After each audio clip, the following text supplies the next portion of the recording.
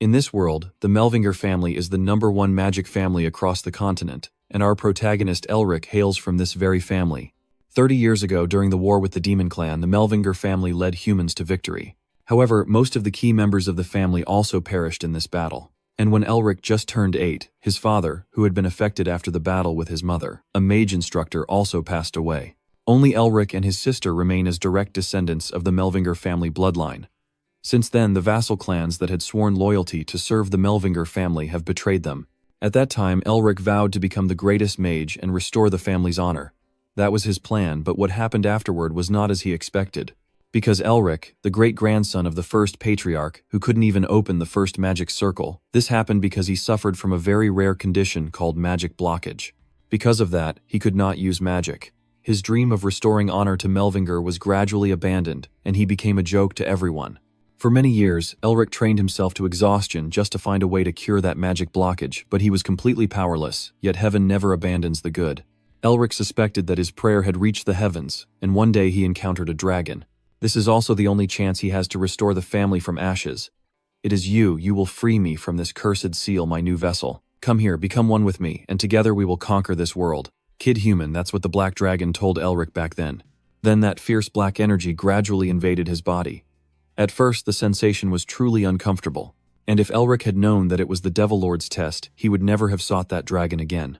But as the last remaining son of the Melvinger family, how could Elric let himself be consumed by this thing? On the opposite side, that cunning guy also sensed this. He doesn't know where Elric's mysterious power comes from, but he can't deny that it's incredibly strong. And then when Elric drew back the curtain of black mist and stepped out, the Demon King could feel an intimidation exactly like in the demon battle years ago. "I hope this voice will reach our descendants in the future." Here, as agreed, the Supreme Demon King will be swallowed whole. Elric's voice echoes, but it seems as if that voice does not belong to him. And then with just a snap of his fingers, the game was turned around. Elric, who was once being consumed, became the one consuming. And the Demon King, who was once very pleased to have found the vessel, now looks weak and pitiful, only able to scream helplessly as Elric's power consumes him. After that snap, the sky and sea fell silent, and then a dark blue dragon tattoo appeared on Elric's arm. Still, it seems Elric isn't entirely clear about the situation he's going through. The proof is that he doesn't even know where he is or what he's doing anymore. Then, in a daze, Elric suddenly saw a shadowy figure. Although the face was unclear, he felt that person was very familiar. Then, the voice of this seemingly extraordinary man echoed. "We are the first scholars to pursue the pinnacle of magic." This voice only made Elric more confused, as he felt like he had heard it before, but he couldn't figure out who this voice belonged to. However, there are those who jundo power even greater. This person then continued. "They have brought misfortune to the world because they were corrupted by demons. We have decided to correct this. And to correct the mistakes of our past, we have created an opportunity in this world, a chance to purge the demons at their root." When that voice rang out, Elric seemed to see a colossal demon, or rather the Demon Lord. What is slowly passing before their eyes feels like a reenactment of the demon battle from years ago, and the mysterious voice's master has also firmly declared that eradicating all the demons is their mission. Nevertheless, the demons will never disappear completely, they will always resurface. He also said that someone must constantly destroy them again and again. Until then, the entire council could not disperse. The fierce battle was unfolding right before Elric's eyes. Although the entities before him do not touch or injure him, they feel incredibly real, so real that Elric doesn't realize he is only lost within fragments of memories. And when he saw an impending threat to the master, the mysterious voice heard, he didn't hesitate to reach out. "Careful," Elric shouted, and at the same time stretched out his hand to grab the man's, but all he caught was empty air. Then the illusion disappears, the Demon King is gone, and neither the man nor the mysterious voice remain. Elric has returned to reality. What just happened was only a dream. Now Elric is lying on a soft bed in a sunlit room, perfect for recovery. Someone is sitting by the bed turned away, but with that familiar red hair, it could only be him. Shin called out to Elric asking what was wrong, and the other person probably responded. "You're crying, I wouldn't cry myself." Shin still stubbornly replied, but his shoulders were trembling violently, his voice shaking so much that Elric almost thought he was crying. "It's okay, you can cry. I just remembered you also cried inside the cave." Elric wanted to target the opponent, but unexpectedly he only hit Shin's weak spot more. Until he half-turned his face, his eyes seeming to want to kill you on the spot. Elric tentatively said, "Oh, sorry boss." The scolding scene was over, and Shin told Elric to stand up and get off the bed. "I originally thought he was going to beat me up, but Shin just wanted to confirm one suspicion, which was that after leaving the dragon's cave, Elric had grown taller. Before he was half a head shorter than Shin, but after a certain incident they are now of equal height. Even Elric didn't expect this to happen. Looking at myself in the mirror, I was stunned to see how much I had changed. Elric never expected his body to transform after leaving the dragon's cave. Wait until you calm down a bit, Shin then asked what happened. Tell me what happened, and what about the dragon? Well, I'll tell you first when the time is right. I promise. Elric scratched his neck. Though he really wanted to tell Shin, he felt he wasn't ready to share these things just yet. Shin looked at Elric for a long time, then exhaled heavily. Although the uncertainty about the truth made him uncomfortable, he trusted his core, and guessed that he had some idea or plan. So Shin just patted him on the shoulder to encourage him. Honestly, even though Elric kept secrets from him, it still made Shin feel a bit insulted. Ice, don't be mad. Elric tried to soothe Shin like a child, then smoothly changed the subject to ask how Sansal's merchandise was doing. Shin just opened a mana stone and said that his family would take over that place. Elric felt it was fine, at least it would fall into Shin's family rather than someone else's. You thought that after taking over the Dragon Cave, the Narester house would be busy excavating it. Who would have expected Shin to casually say they just guard the entrance to prevent anyone from going in or out? Because it belongs to you, the one who found it. They can't just let anyone do whatever they want. Let me add one more line with a tone of utmost trustworthiness. Truly, what you said is right. According to the law, the Dragon's Den belongs to the person who finds it. But normally, large academies can take advantage first by requesting permission to excavate. Of course, after this dragon's lair is discovered, the magic tower and the academy will surely go crazy trying to claim it. Eric understands this very well, which is why he appreciates his true friend even more. You also know the Narester family really wants to get permission to excavate that cave, but Shin did this for you. He's truly a great friend. So why are you laughing? Stop laughing, you crazy bastard. Shin shivers at Eric's sharp and cold smile. Thanks a lot, hee. But aside from Shin helping Eric, suddenly a name pops into your mind. That's right, and the old fake barracks too, isn't it? How could you forget the bastard who dared to plot against you when exploring the Dragon Cave? Thinking of barracks, an evil smile appeared on Eric's face, making the hairs on Shin's body stand up. Hey you, what stupid stunt are you planning to pull now? Whenever you smile in that dangerous way, something's definitely going to happen, Shin Ninstong-wen guessed. Shin, I need to ask you for a favor. Eric's sudden arrival, and this expression of yours only makes Shin feel more uneasy. Who would have thought that Eric's request was so simple, just to announce that you were seriously injured? Shin didn't understand what you were planning, but he still agreed to fulfill his friend's wish. So, immediately after the Royal Magic Hospital became Eric's healing place, a heavily injured and unconscious man who had just returned from the Dragon's Cave. When Barracks and his subordinates arrived here, he was informed of this, and the doctor at the Royal Dark Magic Hospital also politely asked him to leave. I went out of my way to come all this way just to be told to go back. And what about the excavation rights? Are you planning to leave that cave untouched? Someone among Barracks's followers whispered. Then these questions immediately became more intense.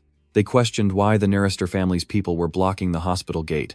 But even if they ask, there's no way to get in anymore.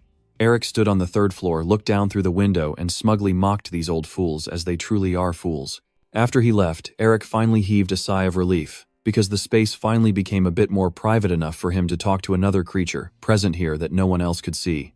Hey, why don't you stop staring with that pointed finger? How long do you plan to keep scrutinizing me, Mephisto? Facing Eric now is a tall face.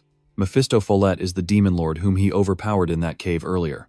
Not only did he lose the container he struggled to find, but he also lost his freedom. How could he not be proud? Hey, why doesn't my show some respect to the honorable king standing right before him? Mephisto Follett gritted his teeth. He is the great demon king who once caused the entire world to tremble with danger and chaos, full name being Mephisto Follett. However, now he is just a wicked spirit trailing after Eric and suffering from his contempt without any way to fight back. Soon after waking up, Eric vaguely sensed that he had changed, and just as he thought, he wasn't imagining it. Everything that happened in the Dong Cave was real. The proof is the dragon's heart inside your inverted cage, which holds the absolute power of the ancient dragon. That dragon clearly died after being pierced by the Demon King's red spear. But now, inside your reverse world, there is a flowing heart still beating. Eric isn't sure if it belongs to that line creature, because he still senses something different. But your vague memory only goes as far as the Demon King trying to take over your body. That's why Eric wants to extract information from this name Mephistopheles. In ancient times, there was a deity called the Demon God, representing darkness, accompanied by 4 attendants: Finis Annihilation, Insanity, Madness, Nikkei Mount, and Lust, and finally Esther Regina Lepek, Kadam, the source of sin. And this last name is also the origin of the Demon King, the supreme and most powerful Demon King in legend. I already told you not to call me Mephisto. My name was given by the great god, but Mephistopheles went crazy, yet clearly his rage has no effect on making Eric afraid. Anyway, this name is now just a noisy evil spirit with no power to oppress. Does the Demon King usually act so stupid?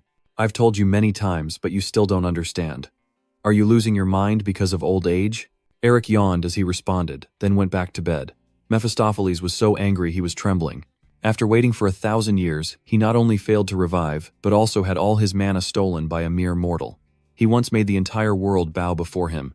That is also the reason why Mephistopheles exists. Then he faced a formidable foe, the evil Dragon King.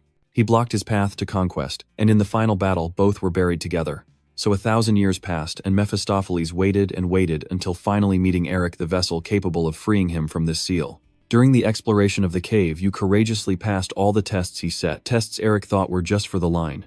And then, as Mephistopheles was nearly successful in taking control of your body and soul, as everyone saw a tremendous surge of power suddenly erupted within you, and all of Mephistopheles' plans have failed.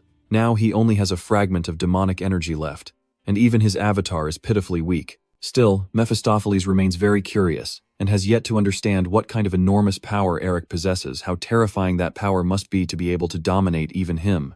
Most importantly, right now, Eric shows no respect at all for a legendary Devil King like him. This only makes Mephistopheles' life harder, because he cares more about his dignity than his life. But Eric remains completely indifferent to the name of the Demon King that keeps echoing in his ears. At this moment, he kept thinking about the mysterious voice he had heard before waking up. The person said he hoped that the threatening message would reach his descendants someday in the future. After regaining consciousness, Eric seemed to realize that the voice belonged to his own grandfather, and here, according to the agreement, the #1 Demon King would be swallowed. This sudden thought suddenly popped into Eric's mind, making him startle and sit upright. Does this mean he has absorbed the power of the Demon King? So the pendant, the family heirloom of the Melvinger house, is actually a tool to devour the Demon King, or in other words, a tool to swallow the demons. In that case, it could devour other demons besides Mephistopheles too. If there's the first demon, then there will be a second, a third, and many more.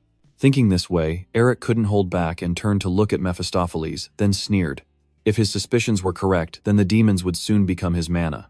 But Mephistopheles, unable to guess what he was thinking, was already stunned just by seeing that smile, and immediately ordered his entire spine to tremble. So Eric left right after. Mephistopheles kept asking why he had come here, but Eric had no intention of answering this noisy evil spirit. Before figuring out how to use the power of this pendant, he needed to verify a few things first. So Eric sat cross-legged and began channeling mana within his body. It was truly miraculous. Even with his eyes closed, he could clearly sense everything happening around him. For example, a ladybug fluttering its wings or the sensation of a gentle breeze passing by. Eric can see and feel everything to verify if his suspicions are correct. Eric instinctively reached out and used burning magic, and a fierce flame erupted before him.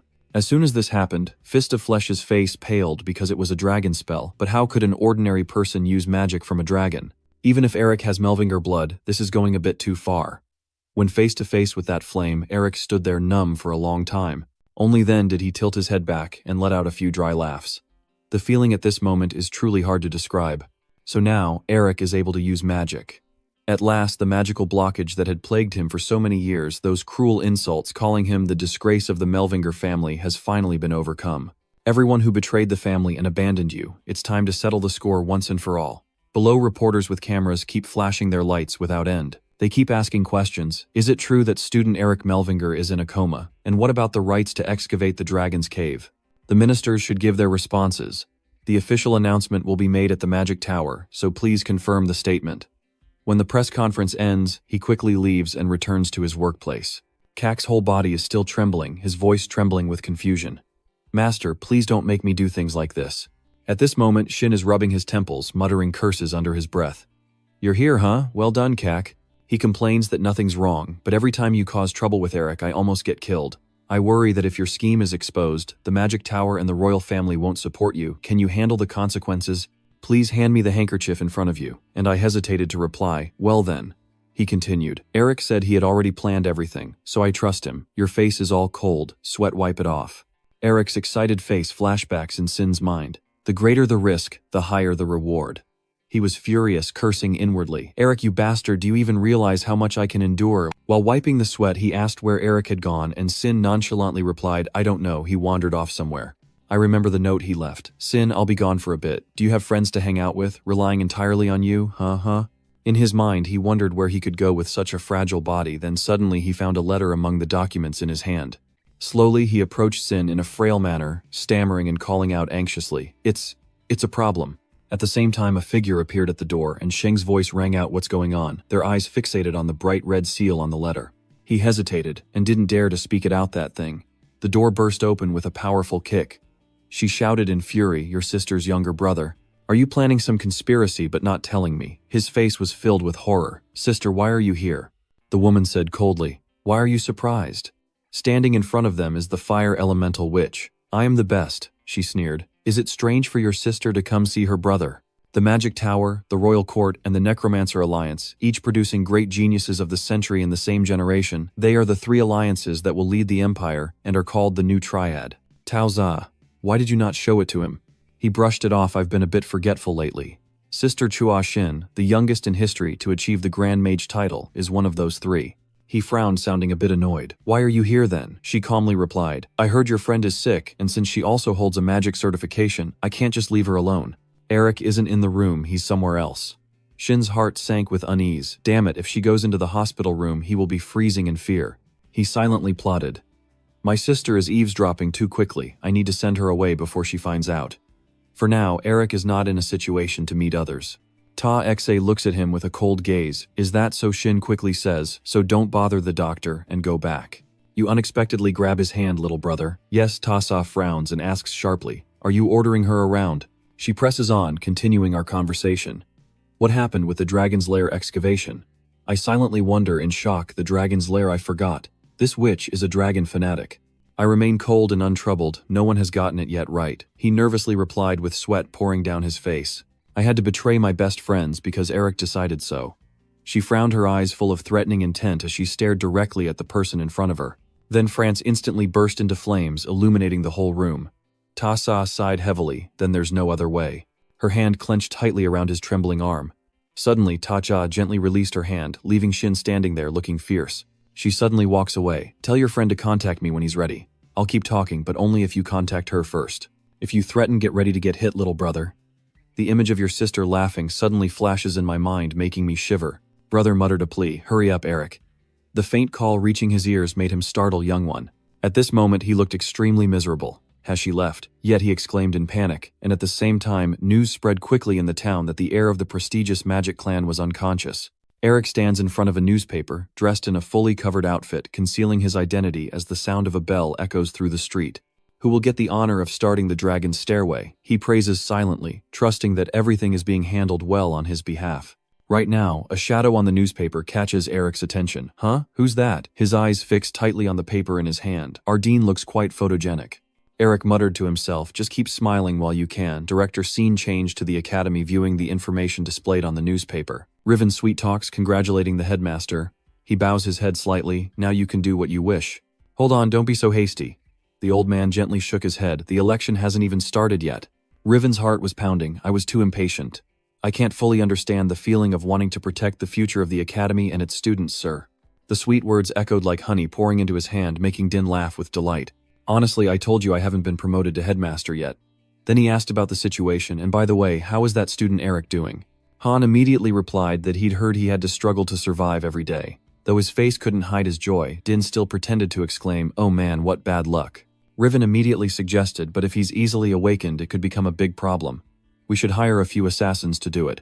The old man's face darkened grim, as a stormy night magic flared wildly around him, ready to explode. Din shouted fiercely silence, his eyes blazing with a sharp sword-like gaze filled with deadly intent. He trembled, sweat pouring down like a shower, his face bloodless. I'm sorry. Suddenly, the magic disappeared as if it never existed, and Din calmly said there would be a position for a professor after the election. His words were full of hidden meaning. I wonder who will take that spot. Riven adjusts himself. What do you mean? Din continued. I am only the director. I don't know what is happening outside the academy. He seemed to understand, and lightly nodded. Then Riven bowed deeply in thanks, saying he would not let anyone down. The old man remained silent over a sip of tea, but behind his calm facade, there was a deep, ominous look and a cunning smile. At the same time, the whole town was plunged into darkness. Only the light from the windows seeped out, creating a vivid yet quiet night scene, while in a dark alley, a shadowy figure in a black cloak silently hid in the shadows. That person gently removes the hood and hat, revealing Eric's face in the faint light. He looks up at the building ahead and thinks, all right, let's get started. Eric, contemplatively, with a vision that can see beyond this world, a thought arises in his mind. What if I find the hidden space? Eric suddenly raised his hand, silently thinking and channeling the dragon's heart mana into it. At that moment, the blood in his veins seemed to burn, surging fiercely. Eric froze his eyes wide with shock, his mind blank as strange energy surged through his body like it had awakened something long forgotten. Immediately, a surge of magic erupted, propelling Eric into the sky, leaving his tattered cloak lying on the ground. It shone with blinding brightness, waves of fierce energy swirling around violently, showing no signs of stopping. Suddenly, a loud explosion echoed, shaking the ground and sending shockwaves like a tsunami. Everyone heaved a sigh of relief, thinking it was over for now. Under the bright full moon illuminating the path ahead, you walk slowly, quietly, thinking that you are finally back at the starting point. A bright smile spreads across Eric's face, as if all troubles have vanished. At this moment, Nephi appears, sneering contemptuously. Truly pathetic. Even with the power I possess, all you can do is simple jumps. Are you using tricks or something? These words like salt in the wound. He is right. I need to be faster and stronger. Seeing you remain silent, he grew angry, pointing and shouting, you little bastard, how dare you ignore me when I'm talking? In my time, humans, demons, and dragons all had to tremble when they saw me whenever I spoke. Eric pondered quietly. There is a thing called consciousness seal in the ancient dragon magic of their species. He slowly raised his left hand forward, gathering magical power, as his intent began to be guided and shaped. Eric also quickly gathered magic power, and then spoke aloud. Then he swiftly formed hand signs to activate the spell. Nephi straightened up, watching every movement, a sense of unease creeping through each breath. Now, sensing the moment had come, he shouted loudly and jumped. At that moment, Eric's foot lightly trembled, and in an instant he floated in midair. The scene before his eyes made him gasp in amazement, unable to believe it. Eric's scream echoes as he forcefully launches into the air. Gliding through the layers of air, he instinctively glances down, startled and trembling, exclaiming in surprise. Then Eric started to fall freely, screaming in panic too high. His heart was filled with excitement, wonder, simple, yet incredibly effective. Then Eric activates his magic and charges forward again. Nephi rushes right behind him, feeling anxious inside. He frowned, and a thought arose in his mind, an ordinary kid, just learning magic, who can use mind seals and double magic. Nephi recalled the beast of the Nando tribe, the Mo Bin Go family. He silently thought that even the most fearsome Mo Bin Go might not be able to compare to him. Nephi stared intently at the person before him. A fleeting thought flashed through his mind. No, there must be. Long gradually affirmed only one person. A familiar face with a proud smile on his lips and eyes that challenge everything before him. Nephi was startled. Oh my God, I shouldn't think like that. He silently calculated, no matter the cost, before he becomes stronger. I have to take over that body and crush this dangerous seed. Nephi's face darkened, anger boiling inside him. Is there any way? At this moment, Eric's mind was terribly confused, completely unaware of the deadly intent radiating from him. He remained silent, lost in thought, focusing his mind. It was amazing, but still difficult to harness it on his own. Eric clenched his fists.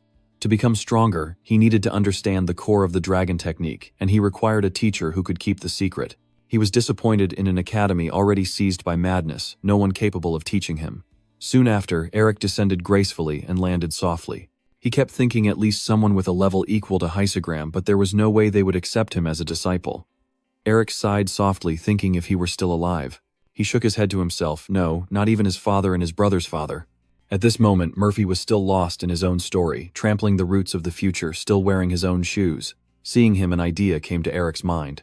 Wait, you didn't hesitate at all, and called out loudly, Hey Murphy, Eric asks if you could teach me magic. Thoughts echoed in his mind. Now I see this way. Murphy must be the best to be my teacher. Murphy cried out in surprise. What the hell are you talking about? He immediately spun around, looking cold. But when he heard Eric's cry, a faint, smug smile appeared at Murphy's lips. He pretends to be indifferent, but what's in it for me? I will create a new container for you using alchemy. Murphy sneered, pondering whether an ordinary person could create a container for me. Eric continued, then make me strong enough to do it. Those conditions are still not to his liking, still not enough. You fake a smile and say, what can you do if I can't become stronger? Eric raised his hand and suggested then make another proposal. Murphy's reply made him stand still in shock. I refuse. He continued, why should I enlighten that one? I might consider it if he becomes one of us. Seeing that Eric remained silent, Murphy subtly glanced at him with a scrutinizing look. At this moment he felt extremely triumphant, that confused face satisfaction barely hidden daring to play tricks on him all this time. A plan formed in his mind. Even though I'm still too weak to devour him, maybe I could secretly cast dark magic on him during the invasion. Murphy thought that he would become stronger, and his linked soul would also be invaded by the dark magic, and then I could devour him. He bit his lip, eyes full of superiority. Now kneel and beg me to accept you as my disciple. Know your place and obediently become my vessel. Stupid damn fool, dreamer, oh my god. Suddenly Eric shouted out, get the hell out of here. Murphy's face turned pale. Every muscle in his face twitched, a calm aura radiating from his gaze. He stops dead, unable to speak. Hey Murphy, listen up. Demands have their limits. Eric snaps in fury, still doesn't get what kind of situation he's in. He stared at you with wide eyes, stammering, why the hell? The sinister chuckles echoed, making Murphy furious. Damn that bastard. Immediately afterward he stormed angrily towards Eric. You didn't dodge, just calmly said a word, holding him by the throat. In an instant his mouth was completely covered.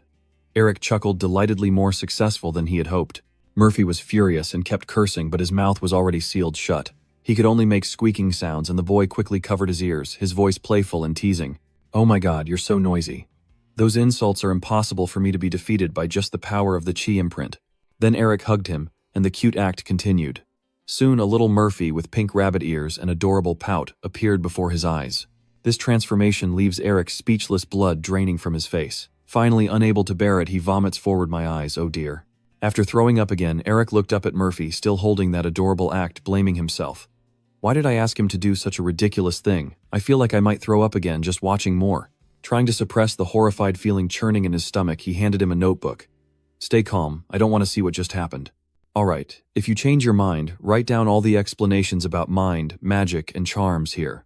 I will dispel them for you after I finish reading everything. Blocked from speaking and forced to endure those adorable acts, Murphy was at his wit's end. He yelled inwardly, thinking, you think I'll compromise just like this? Huh, not a chance with me. The one who endured being sealed for 1,000 years.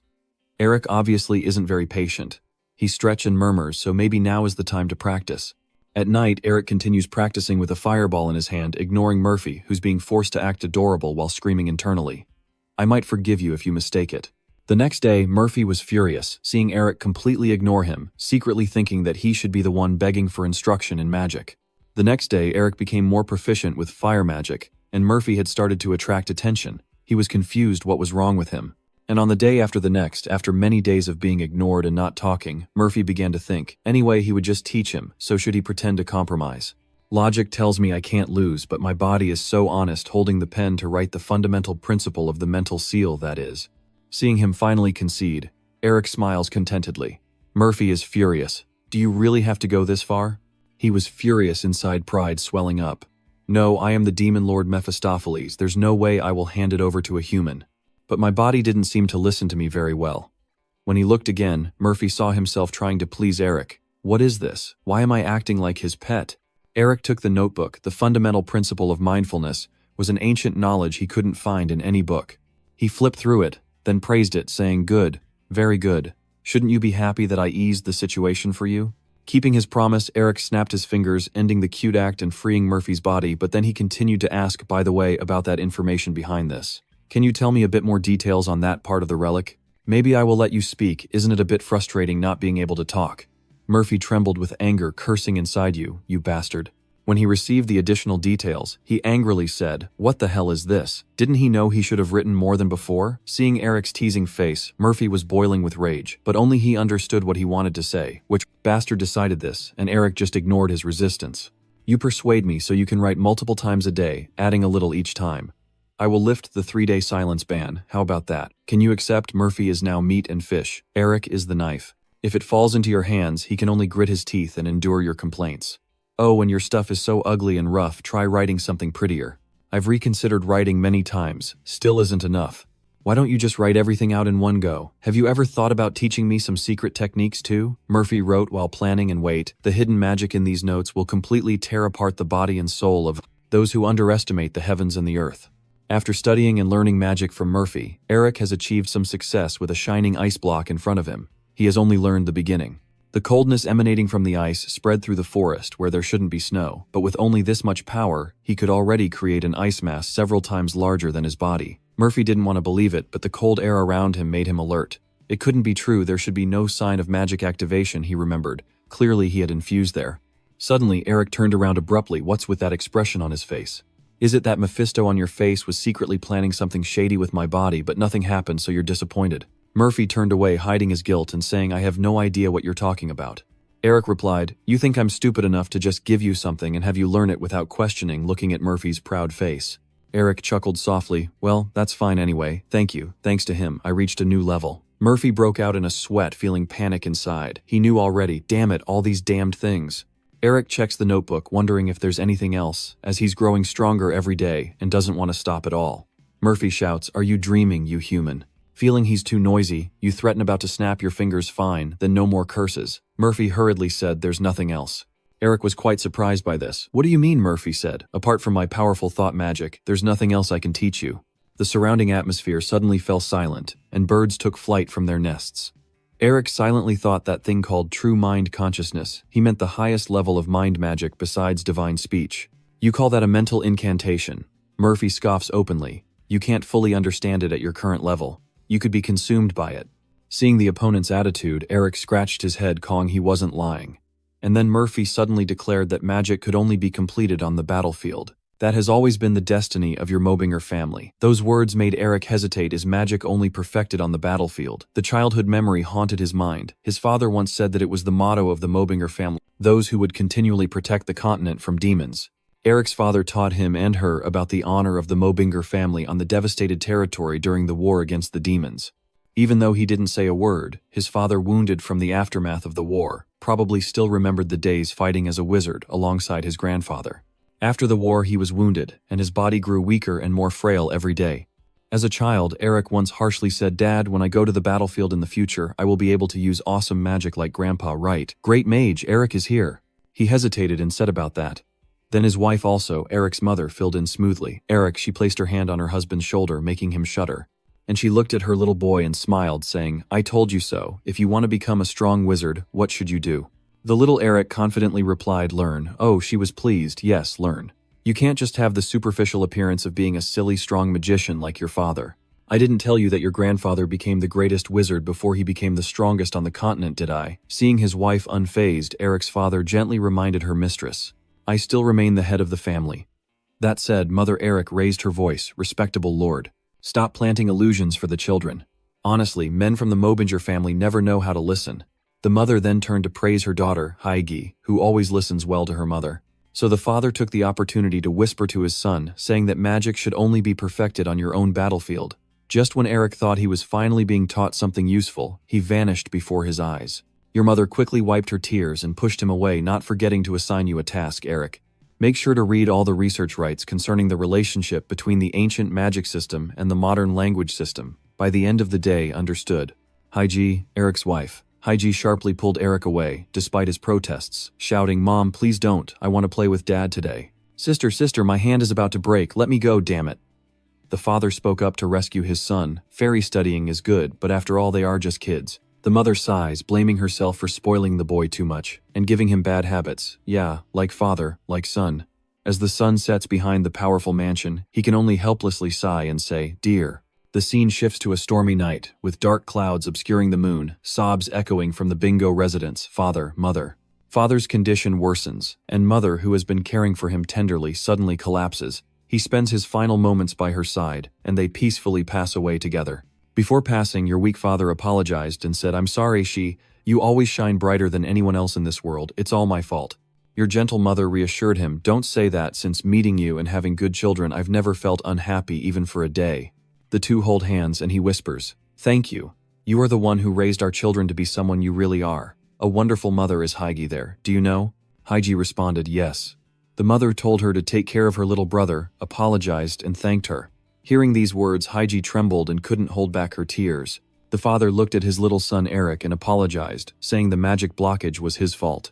Eric was now crying, intensely sobbing. Dad, I'm so scared. Why did you have to leave if you're gone? What will happen to me and my sister? Suddenly, the father's thin hand touched his face, wiping away his tears. He whispered, looking back on his life compared to the days fighting as a mage on the battlefield. I am much happier being your father during these victorious days. You don't have to become a mage. He smiled one last time and whispered, I just hope you'll live happily with those around you.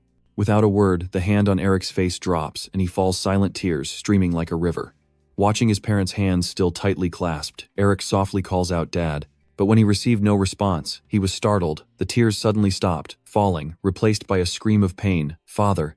Ending his painful memory, returning to the sunlit primal forest, Eric quietly sends a message to his late father. "But father, you were wrong to tell me I didn't need to become a mage. If I wasn't strong enough, I would be abandoned in this reality.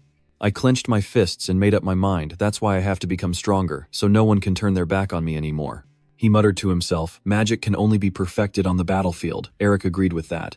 "Yes, what I need most now is real combat experience." He is considering where to go, avoiding the blood spirits beneath the ghosts, which are too dangerous, maybe the goblin cave. But it's already crowded. Where should I go now? Suddenly, Eric remembered his father's words. "Listen carefully. There are secret chambers of enlightenment across the 6 realms where our ancestors once lived," and he found the right place. That's right, it was that place. Then he summoned his demon companion and said, "Let's go, Mephisto," who folded his arms and asked where to. Eric replied, "I will go to the territory of the Snow People." His eyes flash green as he heads to the snow plateau. Warm golden sunlight drapes the forest, gentle wind sways the branches. At a cool and fresh stream hidden among the trees, Eric is bathing and thinking that it could be a problem if his identity gets revealed, so he needs to change his appearance. Without hesitation, Eric uses magic to spray the stream high into the air, water tears pouring down onto his head. When his hair was wet to a certain extent, Eric suddenly ordered, and in an instant the water transformed into a sharp blade, cutting off his long flowing hair. Eric's magic control has become more proficient, with water flowing as skillfully as a seasoned barber's hand, quickly trimming his unruly hair. In just a moment, the long hair was neatly cut. But cutting hair alone can't hide your true identity, he muttered to himself, transforming. Eric became a charming, handsome young man with stylish, neat brown hair, except for his unchanging green eyes. Looking at his new appearance, my second brother smiled to himself, seeming to be fine now. Eric headed down to the city at the foot of the snowy mountain. At the guide branch, someone said, "There is a team ready to depart, so you're lucky." The guide mentioned that no one is heading to the snow plateau anymore, so it's a surprise that suddenly many people want to go there. "My team just said over there." Eric looked towards the hand he pointed to. The door creaked open and the guide said, "They're here just in time." Leading the group is a lively, cheerful boy in thick winter clothes. "Looks like we have a newcomer." Eric glanced faintly at the team he would be traveling with. This group was quite large, including 4 herbalists and 3 demon hunters equipped with weapons. And there are 5 people hiding their energy. All of them have anonymous identities and no faces shown. The boy is probably the team leader, always radiating positive energy, so I will introduce myself again. Our team has a tradition of naming everyone based on their birth date. My name is Manhwa, which means Monday morning in the week. You're probably wondering what this has to do with anything. Today is actually the second Monday of the week, which is normally considered Tuesday, so as long as you keep close, you won't be in danger. Since he's a spirit, no one can see Nephi, but he is affected by everyone around him, making him irritated and complain. That bastard talks a lot while hushed.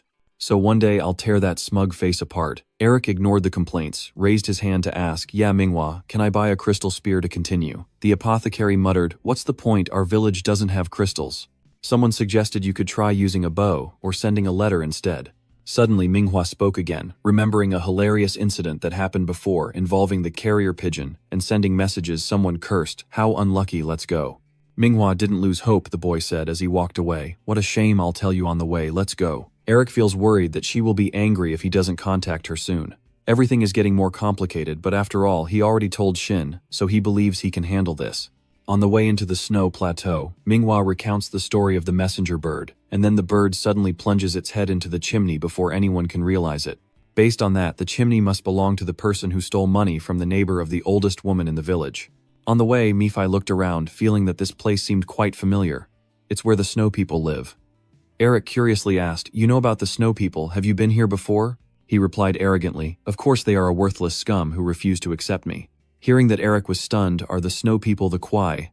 Nephi shouted in frustration, "Don't compare me to that worthless trash." Eric silently thought, "I only thought they were monsters. Who would have guessed they are connected to the Kwai realm? Truly astonishing." Nephi walks ahead without turning back, but the former king of their kind was truly effective. He must have received the blessing of the Lord of the Kwai, although his fate wasn't as fortunate.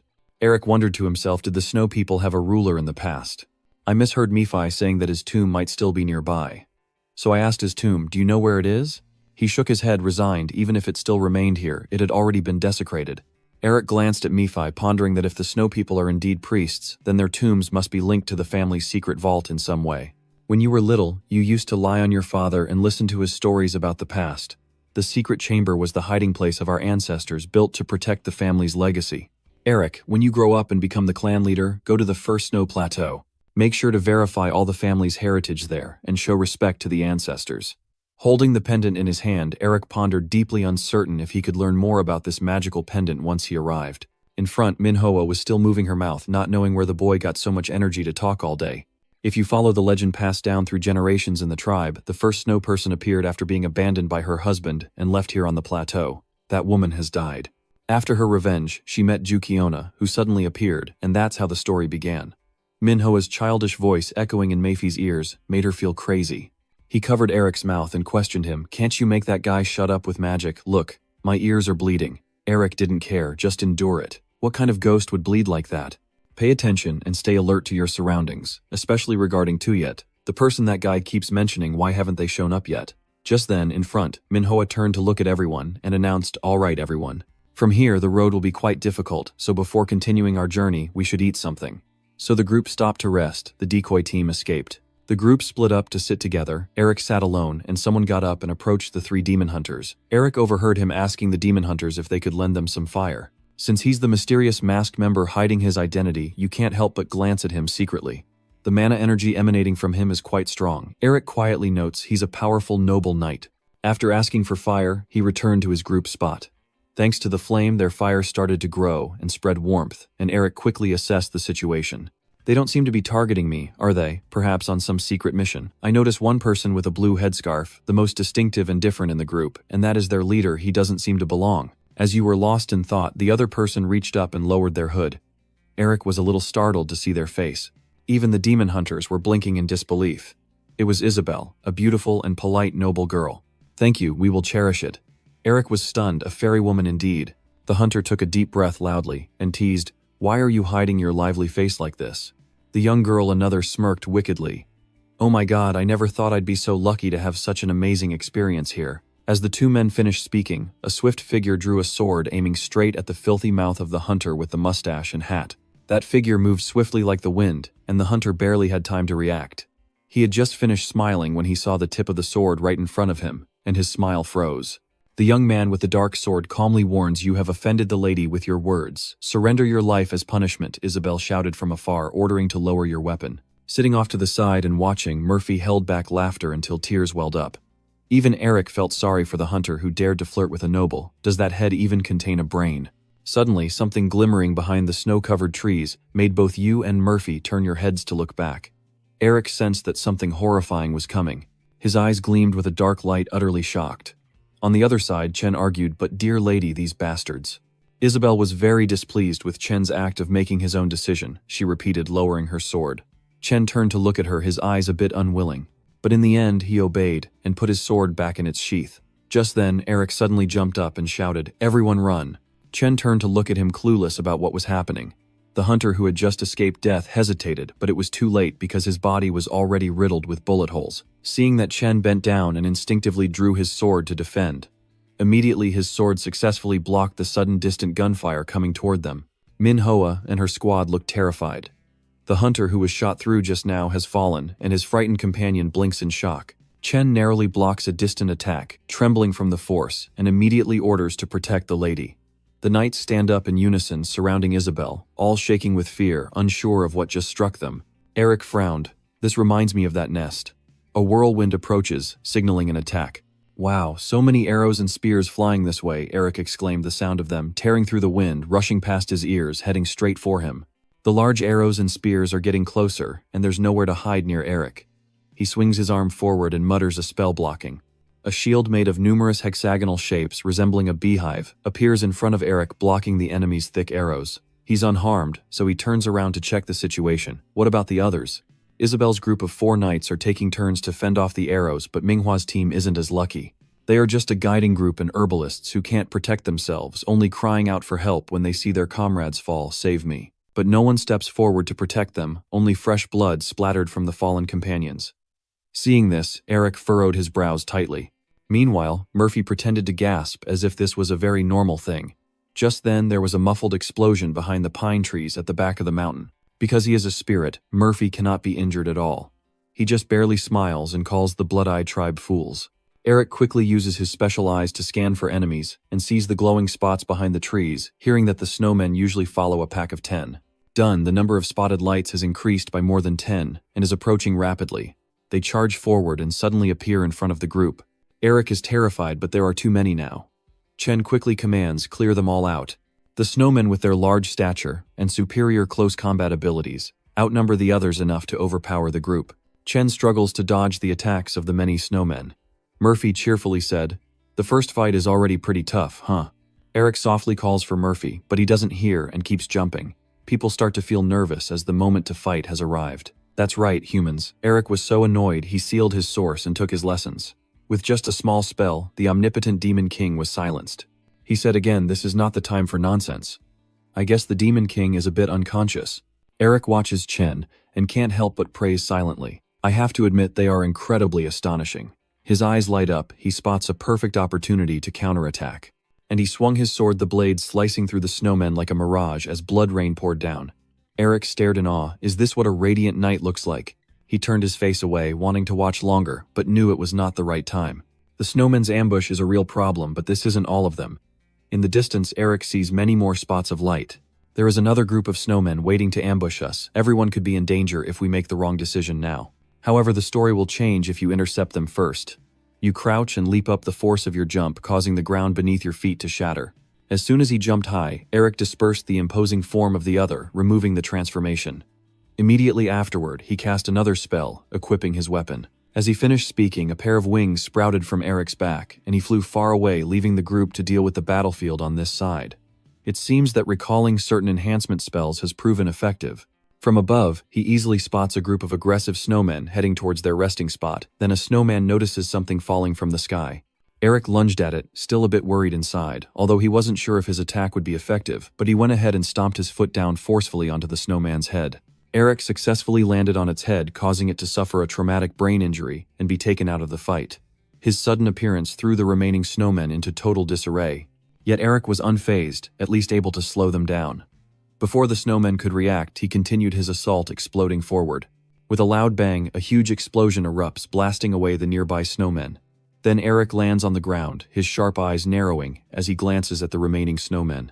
Seeing them approach, he recited a spell and set them ablaze. Flames erupted from beneath his feet, destroying the snowmen in front of him as crackling explosions echoed in his ears. Immediately after, the air froze, solid and sharp ice shards formed continuously, multiplying as if alive. Eventually, those shards turned into sharp ice swords that rained down from the sky at Eric's command. The remaining snowmen, unprepared, had to face his attack again. Eric lowered his hand, controlling the ice swords, and let them penetrate. The clash resounded loudly as countless ice swords flew in and stabbed the snowmen. Eric moved like a shadow, leaping from place to place, causing the snowmen to fall wherever he landed. The sharp ice swords pierced through the snow monsters' bodies, causing them to die incompletely. When Eric's feet touched the ground again, only 2 trembling snow creatures remained, and he let out a breath. "Only 2 left, huh?" Seeing them creep backward, Eric turned his head and sneered. "What do you think you're doing, trying to run away?" Hess smiled slyly, flicked his fingers and bound them. After defeating countless snowmen, Eric knelt on the snowy ground, gasping for breath. "Well, not bad, right?" He bound one snowman to question him. "But since we're talking, let's have a chat." He turned to call the kneeling one to follow him. Mephi. Eric forgot that he just banned your speech. He's so angry he can only mutter to show he's still here. You smile and snap your fingers to cast the silence spell. It's still active, let's talk a bit. As soon as he gained free speech, Mephi started swearing, "This damn dog, the guy is really can't even let him finish cursing." Eric had warned him, "Shut up." Mephi really wanted to keep scolding but had to swallow his anger. He pointed at the bound snowman and told it that if it told him where its tribe was, he would spare it. So Mephi feigned friendliness with the snowman and told him to laugh brightly. Eric replied with a chuckle, "I guess I believe him." Mephi looked seriously at you, advising that in this situation, it's better to negotiate through dialogue rather than threats. Eric snapped his fingers, laughed at the snowman, then said, "I've let him go, so tell him to talk." Then Mephi continued speaking in the language of the snowmen. The 2 sides exchanged clandestine words for a long time as if plotting something. Then both of them turned to look at Eric with no friendly look in their eyes. "Tell Nona Mephi has bad intentions, translate his words, and we are having a one-sided conversation like this. Now let's pretend to cooperate with this filthy guy. Eric feels something's off. Just one call, my dear." The snowman betrayed us, it roared and tried to attack you, so with a loud bang, Eric raised his finger and shot an ice shard into the snowman's head. His finger was hovering in the air, completely instinctive. Eric let out a sigh of relief, almost causing a big problem. You and Nephi both looking guilty as if you just did something bad. Eric smiled innocently with a warning in his eyes, so let's talk again. In the snowy mountains, the sun gradually rises, signaling a new day as the voices of the snowman and Nephi echo through the forest. Finally, the snowman leaves half of its body dazzled with Eric, following and criticizing Nephi. That gullible snowman kept dying because of that person all the time. You turn to thank the snowman, thank you for guiding me. Nephi outwardly smiles warmly, but inside he curses, may you all perish. The snowstorm blows past Eric's body, shivers, and he places his hand on his chest. Inside the heart pounds fiercely, a dragon's heart infused with the magic of dragons and demon kings. I can only release 3% of that strange magic from here. If I unleash all of it, my body won't withstand it and will shatter. At this moment, the chained snowman in front signaled that they had arrived. They stood before a snow village with enormous doors. Eric hesitates, knowing that continuing to fight at his current level is truly dangerous. He clenches his fist, but he cannot step back. With great ambition in his heart, Eric bravely steps forward. If that was all it took to give up, how could he build his family's legacy? He glances back at the clear blue sky, wondering if that noble young lady will be safe. Meanwhile, blood splatters everywhere. Chen gasped for breath after a long and exhausting battle. Not only he, but also his teammates, had just defeated a group of snow demons, and were now standing to rest. Isabel hurriedly runs over. Chen, did you see someone just here? Chen wiped the blood off his face, and thought to himself that he probably died trying to escape alone or was hiding somewhere. But when he turned back to answer Isabel, he smiled. Maybe he had escaped safely after all. The girl furrowed her brow, her gaze distant and unfocused, perhaps so ignoring Chen's affectionate stare. Isabel's violet eyes shimmered with worry, sadness, and concern. She remembers the young man's green eyes, and prays that he is safe. Right now, Eric has entered the Snow Tribe's village, and is being blocked. He is a little shy, but still clearly demanding, "Don't look at me with such bloodthirsty eyes, let me meet the chief of the Snow Tribe." I don't know if the Snow people understand, at least they haven't attacked, but their hostile look still remains. Suddenly there was a loud roar behind. Move aside, the Snow people listened, and obediently made way, clearing a path. Heavy footsteps echoed from behind as a large figure approached. Eric looked up unconsciously, swallowing hard. The snow leader was taller than the others, like a small mountain standing before Eric. Trying to stay calm, you say, "I have a few things I want to ask." The Snow Tribe leader growls, but does not reply or attack. Eric's hidden hand inside his jacket was always ready to deliver a fatal blow. It would be better if he didn't have to resort to this, but if talking fails, it's the quickest way to take down this tribe leader. Amidst the tension, you hear the Snow Clan leader speak with green eyes. It looks at Eric and asks for your name. What is it? Suddenly it spoke so kindly that you reacted a little late, making Eric quite surprised. The Snow Tribe leader looked quite fierce, with scars all over his body. After hearing your name, he fell silent for a moment before saying, "Follow me," and this unexpected friendliness left you amazed and puzzled. A moment later, the Snow Tribe leader led Eric ahead, while the Snow Guards followed far behind. As they walked, he told him that his tribe has a legend. Eric asked curiously, "What kind of legend is that?" It explained that long ago there was a great king who ruled this mountain, and those words suddenly made Eric recoil with a fever. He immediately turned to look at Nephi and nodded slightly. The Snow Tribe leader paid no attention to his small action. It continued, saying that only one person is recognized as a friend by the king. The one with blue shining eyes, and Melvinger is that person. Eric moved from one surprise to another, thinking to himself that his ancestors and the Snow King were friends. The Snow Clan leader continued, saying that our clan leaders continue to manage their houses according to the king's wishes. Eric squinted and asked where that house was. The Snow Tribe chief stopped, looked to one side, and pointed in that direction. The two of them arrived at a cliff overlooking an abyss, and the Snow Clan leader gestured for Eric to look down. He looked down and wondered to himself, is there really a house beneath this rocky precipice? The mountain wind howled from below, and the abyss was dark and creepy. Eric squinted, trying to spot the shape of a house. Down in the abyss, there were no lights. Only when looked closely could he see a tiny little house, insanely small. There really was a house down there. Suddenly, Eric became alert as he sensed something. A freezing cold wind blew up from below the abyss, astonishing him, and the air around him grew thicker. The Snow Clan leader shared that once a year, when the wind dies down, they go down there, but no one has ever returned. Phi hovered nearby, teasing with all their magic. How come they can't break through at all? And Eric remained silent. He silently looked down below, and Mayfi jeered, how so no one has enough skill yet. Eric muttered to himself, yeah, my skills are indeed quite reckless right now, but if I just stand here now, I won't be able to take another step forward. As he spoke, he took a few steps forward, and it seems the ancestors want to see the skills of their descendants. The Snow Tribe leader looked puzzled. What do you plan to do? Eric jumped confidently into the deep abyss one after another. Smiling brightly, I have no choice but to comply with their wishes. Seeing Eric falling one by one, Mayfi shouted, Crazy man, you just jumped down like that. The cold wind blew into his face, making Eric unable to smile anymore. Damn it, the wind here is stronger than I thought. Mayfi can even fly normally, so he's not afraid. In fact, he can even act pretentious. This crazy guy, focus now or you'll die. Eric started to put his foot down, changing his fall position. Okay, just one more step. He grit his teeth and focused, almost touching it. Looking at the house below, he thought to himself, go ahead, descend. With lightning-fast speed, the house gradually disappeared into the fog, but before crashing face first, the floating magic footstep was activated. Immediately after, Eric skillfully leaped down in a Z-shape to gradually reduce the falling force. Finally, he landed on the snow-covered ground, causing a slight shake that made the thick snow burst upwards. Eric landed in the snowfield looking super cool, snow gently falling around him. But right after his badass image shattered, he leaned back, fell onto the snow, and sighed, honestly, I thought I was dead.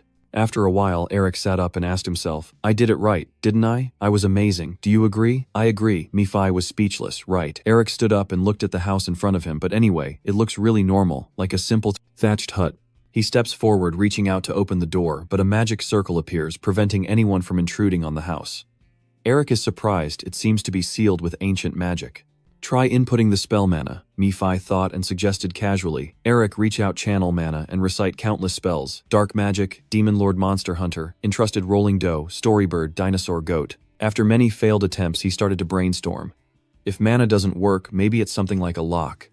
Suddenly a thought crossed Eric's mind. Could it be? He carefully holds the four-petaled flower pendant up to the door tense. As the pendant nears the magic circle, the barrier begins to spin. A flash of light nearly sucked in the protective barrier surrounding the house. The door suddenly opened with a creak, and Eric sighed in amazement. What a convincing deception. He stepped inside the house, which looked small but wasn't truly small, and was almost overwhelmed by the treasure of books left by his ancestors. He wandered around, reaching out to pick a few books to skim through. But just looking at the book titles, Eric's eyes widened. This guy. He excitedly ran around the library, much to Mayfi's disapproval, as he studied the basics of magic theory. Are there also books on fairy magic and monsters and dark magic? All kinds of books are here. Mayfi looked around and assessed a bit. It seems this is the residence of the great ancient wizards. Hearing that, Eric peeked his head out and asked the legendary of the East. Mayfi felt a bit speechless because of his cluelessness. But he doesn't know that I am secretly thinking that this person and the Snow King know our ancestors, and there seems to be a hidden story behind it. Suddenly, Eric's eyes are fixed on a book. Oh, this book. He takes out the book to look at the cover, The History of Melvinger. Curious, he opens the book to read, and our family's mission is to eliminate demons. A fleeting image appeared in his mind, exactly matching what Eric had seen in his dream. He ignored the dream and continued reading, but the book had become old, and some parts were hard to read. What is this? It must require some conditions. The mission that heaven has given our family can be accomplished.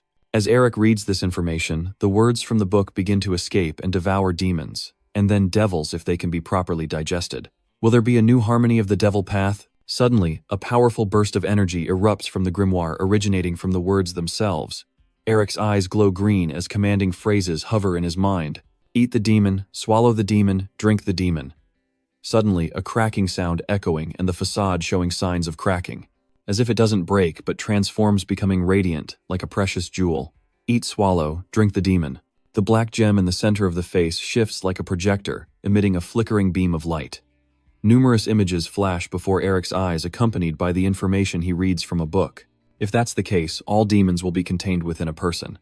In this way, a new sorcerer will appear, the heir swallowing the first demon and fulfilling the predestined fate, as well as passing the demon realm's test. From now on, it will all begin. Eric lost consciousness, and when he woke up, he found himself lying on a lush green meadow. He stared with wide eyes, trying to find a familiar feeling. Where am I? Eric sat up suddenly when he heard a voice from behind, seemingly implying he is a future descendant destined to accept our plan. A man with his hands clasped behind his back stands behind Eric, his blonde hair blowing in the wind. He turns his head back softly, smiling, wearing sunglasses and a mustache. Eric hesitated to act hastily and cautiously asked, "What day is it?" The other person placed his hand on his chest and introduced himself as Otto Han Melvinger. He said seriously that the family patriarch and the guardian are me. Otto Han Melvinger is the one who established the Melvinger family's demonic system hundreds of years ago. For many generations, only a few ancestors could be known as Jamin, and he is the ancestor who made that name famous. Otto smiled kindly as if he knew I was aware of it. Eric hesitated and asked, so the ancestor was actually a legendary hero. Otto was surprised. None of my descendants knew about this hidden identity. Where did you hear that? Eric looked to the side, but didn't see any trace of Mesfi, then honestly replied, that was what Demon King Mephisto said. Where did that name go? Otto was surprised. So Mephisto is the Demon King of Original Sin. Eric nodded. Yes, just an idiotic demon name. Otto laughed heartily and patted Eric on the shoulder. So the first demon you swallowed was Mephisto Follett. He was very pleased, truly talented. Descendants are coming. Should I raise the difficulty of the challenge? At the same time, Mephisto Follett was still in the library, flicking his ears impatiently and swearing angrily, who dares to curse my lord? I must cut off their tongue. Turning back to Eric, he courteously extended his hand and asked, what exactly is the plan? My lord, do you have any instructions? Otto tousled your hair and said you're curious about many things too. He smiled kindly and told you to write everything down comfortably and leave the rest for later. Why rush to learn such complicated matters? Eric shyly nodded his politeness, making Otto feel even more affection. Why be so hesitant? He extended his hand, condensing magic. A white circle that looks like a wheel appears. Otto says, we have prepared something similar to the magic wheel. He begins to use magic and explains that once it starts spinning, it cannot be stopped. So I won't give it to anyone casually, no matter how long it takes. I must thoroughly verify the post-ceremony. He said, because you have passed my test from now on, it will be your decision. Otto holds up the magic wheel in front of Eric, offering two choices to stop the wheel or let it spin. Then with that, the wheel is suddenly placed in Eric's hand, surprising him. He doesn't know what Jamin's plan is, and if he steps onto the wrong path, his life could disappear. Eric clenched his fists and crushed the magic wheel, so this was his last chance to escape. Otto thought you would choose to stop. He looked a little disappointed but politely said, all right, I respect your choice. But unexpectedly, Eric said, I will rebuild Jamin. Hearing these words, Otto was a bit stunned as he listened to the boy say he would carry on the legacy of the great ancestors and heroes to leave his name on this land as a great wizard. Eric remembered the ancestral monument he had seen. His eyes shine with determination as he raises his hand holding the magic wheel, the dream he has cherished for a long time. He begins to turn the wheel, letting it roll freely and move forward. A rumbling explosion sounded each time the wheel collided and changed direction. Dazzling sang suddenly appeared before the two of them. Otto watched this scene deeply moved. He patted Eric vigorously on the shoulder excitedly, praising him. Well done. Oh, this boldness. If it were our heir, he would succeed. Eric protested. Oh, that hurts on the green field. Why is the wind so fierce? Otto said precisely then. He reached out his hand, and the lush green spring meadow suddenly turned into a cold winter mountain of snow. Seeing the cold wind whistling, Eric quickly turned around and looked behind. The weather changed, suddenly freezing wind, making Eric tremble. So this is where the first trial of acceptance takes place, Otto said. The teeth clashed and snapped a puff of breath, turning to mist. Eric sorted his thoughts. So this means he will have to face the test here. Suddenly, Eric felt excited and smiled. If that's the case, he might become much stronger than he is now. Otto also smiled, still smiling, which is a very good attitude for someone about to take the test. He pointed far away. So look there. Eric didn't understand. Hey, look at what Otto guided him farther away, deeper. Eric followed, focused on the distance, gradually seeing in the darkness some teeth-shaped shadows hidden far away, with a pair of sharp horns barely visible in the shadows. Those shadows became clearer, revealing a creature with two pointed horns and mottled white fur stained with blood. Eric wondered, what could that be? Otto explains that the Snow Mountain King is the first and only character to unify the Snow tribes, and he is the ruler who aims to lead the exiled Snow people back to the demon race. But ultimately he is devoured by his own ambitions, left behind like a wicked spirit. Eric turned pale when he heard Otto say that the Snow Mountain King is the second demon you must swallow. He turned to look at him, pointing his shoe in that direction. So, does that mean I have to face it? Otto corrects himself. No, rather you have to swallow it. Are you afraid now? From now on you will have to swallow demons and take their root cause, the mark. Otto reveals the raw, dark emotions like fear, depression, and rage, emanating from beings created by the very essence of their own black thoughts and twisted minds. These are the demons. That's why each demon harbors its own dark thoughts. It's their nature, their essence, and their symbol. The heart where those dark thoughts are kept is called the mark. The mark of original sin, Mephistopheles, can be seen. In Elric's hand appears the demon's mark, and only now does he realize this is the mark of the demon lord. While Elric was still examining the mark of Mephistopheles on his hand, Otto's voice echoed in his ear, saying that from now on he would go to conquer the demon clan and seize their core marks. He approached and patted his shoulder, saying that if he could swallow a demon, all their power would belong to him. This words like a boost of motivation for Elric. He looked at the Snow King in the distance, thinking how powerful he could become if he gained the strength of such a terrifying monster. Elric silently swallowed, and decided he had to try first to find out. So he began to chant a mana spell and soared into the air. Otto's words kept echoing in his ears. Remember this. Elric continued to activate his combat skills and prepare his weapons. Otto reminded him not to defeat him at this moment. Elric was already flying towards the Snow King, his fist clenched and ready. Otto's words echoed in his ear, swallowing them down. These words made Elric feel a bit annoyed. No, but what does eating and swallowing mean here? What's going on? Deep within the dark fog, the shadowed figure of the Snow King confidently spoke. This magic power must be from Mephisto, isn't it? It remembers Nephi's face with a little anticipation. Prove it. Meanwhile, Otto frowns slightly as he sees Elric's action come to a halt. In the distance, as he charged forward, someone's voice rang out, "Marshal from us." Elric saw clearly what was ahead. He hesitated for a moment, dodging countless surprise attacks from the enemy, then a loud shout to kill them all. A muffled sound echoed as a foot appeared amidst the white snow. From the dark fog, a foot emerges, freezing the white snow. Countless horned warriors with iron masks, wielding spears and dark steel shields appear blocking Elric's path, the soldiers defending the king. Just by looking, I can see dozens of them. Somehow they're different from the snowmen I've faced before.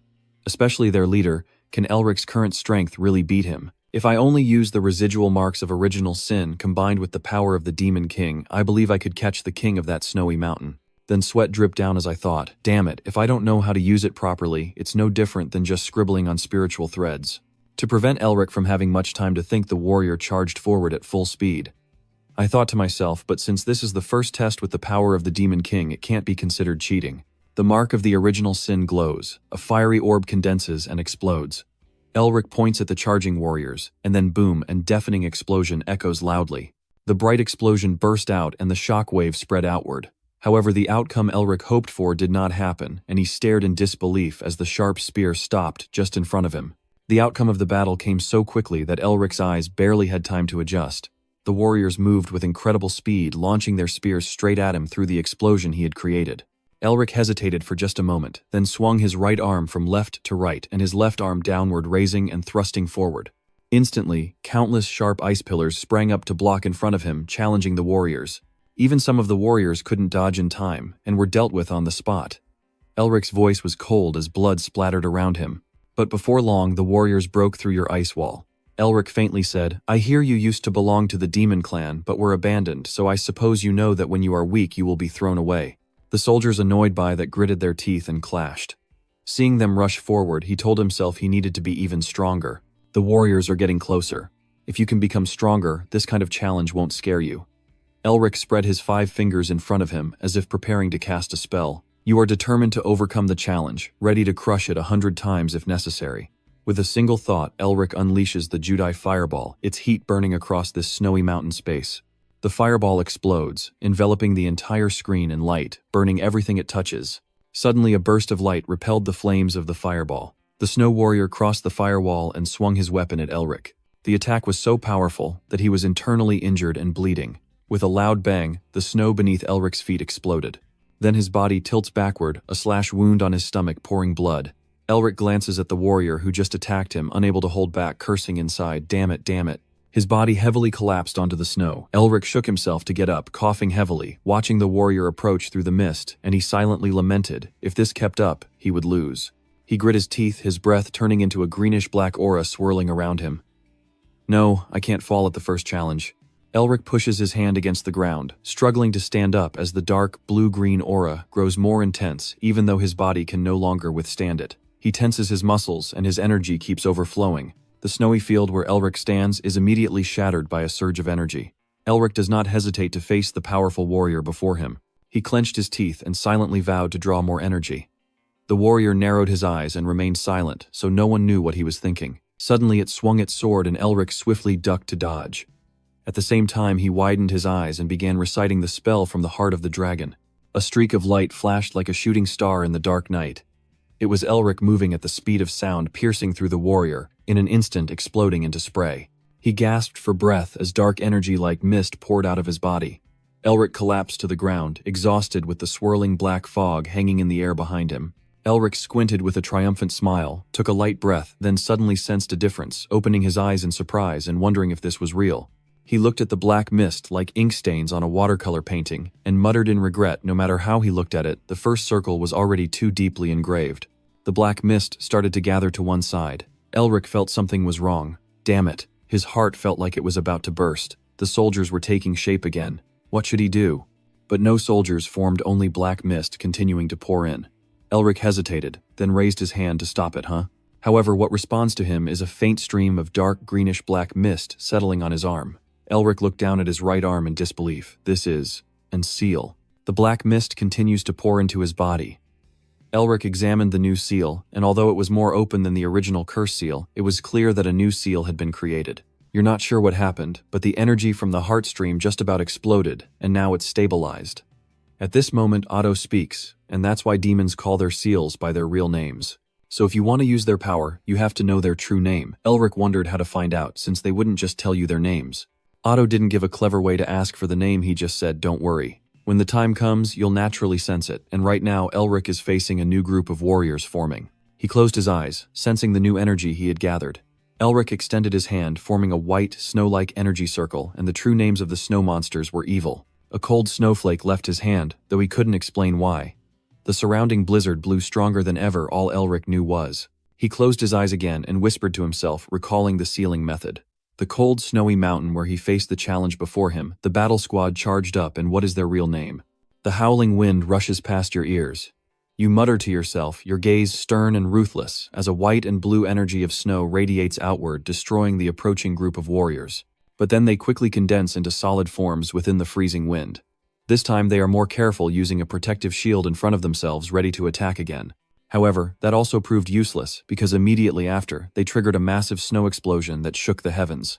Standing on the snowflake-shaped ice, Elric puffed, heavily exhausted, using a little too much energy. Yet he can still smile, but the snow beneath Elric's feet is like a protective barrier around him. Any creature that tried to approach was blown apart by the snow and ice. He was surprised to see this was the power of hiding in the snow. To test further, he enlarged the snowflake beneath his feet, and the icy power responded repeatedly, shattering several warriors. Countless warriors have fallen, and Elric's breathing is heavier. He looks at the remaining warrior on the battlefield, now only one left. As he was about to speak, the teleportation happened suddenly. Without warning or sign, Elric suddenly spit out blood and collapsed. Before losing consciousness, only one question filled his mind: why? A deafening scream echoed through the vast space, and Elric clutched his neck, gasping for breath, sweat pouring down his face. At this moment, he has returned to the book library in the building, left by his ancestor with books scattered all over the shelves. Elric, horrified, recalling what just happened. Nephi appeared beside him, praising him. "It seems you have overcome quite a tough challenge." He looked at him, teasing Nephi. Elric sat up, still dazed, and Nephi continued. "I hoped the mission would activate because you fell asleep when your pendant was shining, but it seems it's not that easy." Hearing that Elric was stunned, so the mission means he didn't actually die. He touched the tattoo on his arm, realizing he must have fainted after absorbing all the mana due to rushing and trusting the seal too much. Remembering what happened, Elric marveled that its power was stronger than he had imagined. If the incomplete curse of evil was that formidable, how powerful must the curse of original sin be, and how should he use them? Suddenly Nephi spoke, grabbing his attention, perhaps related to the cursed seal. He furrowed his brow, crossing his arms, and the wise Zhang had devised a rather strange plan.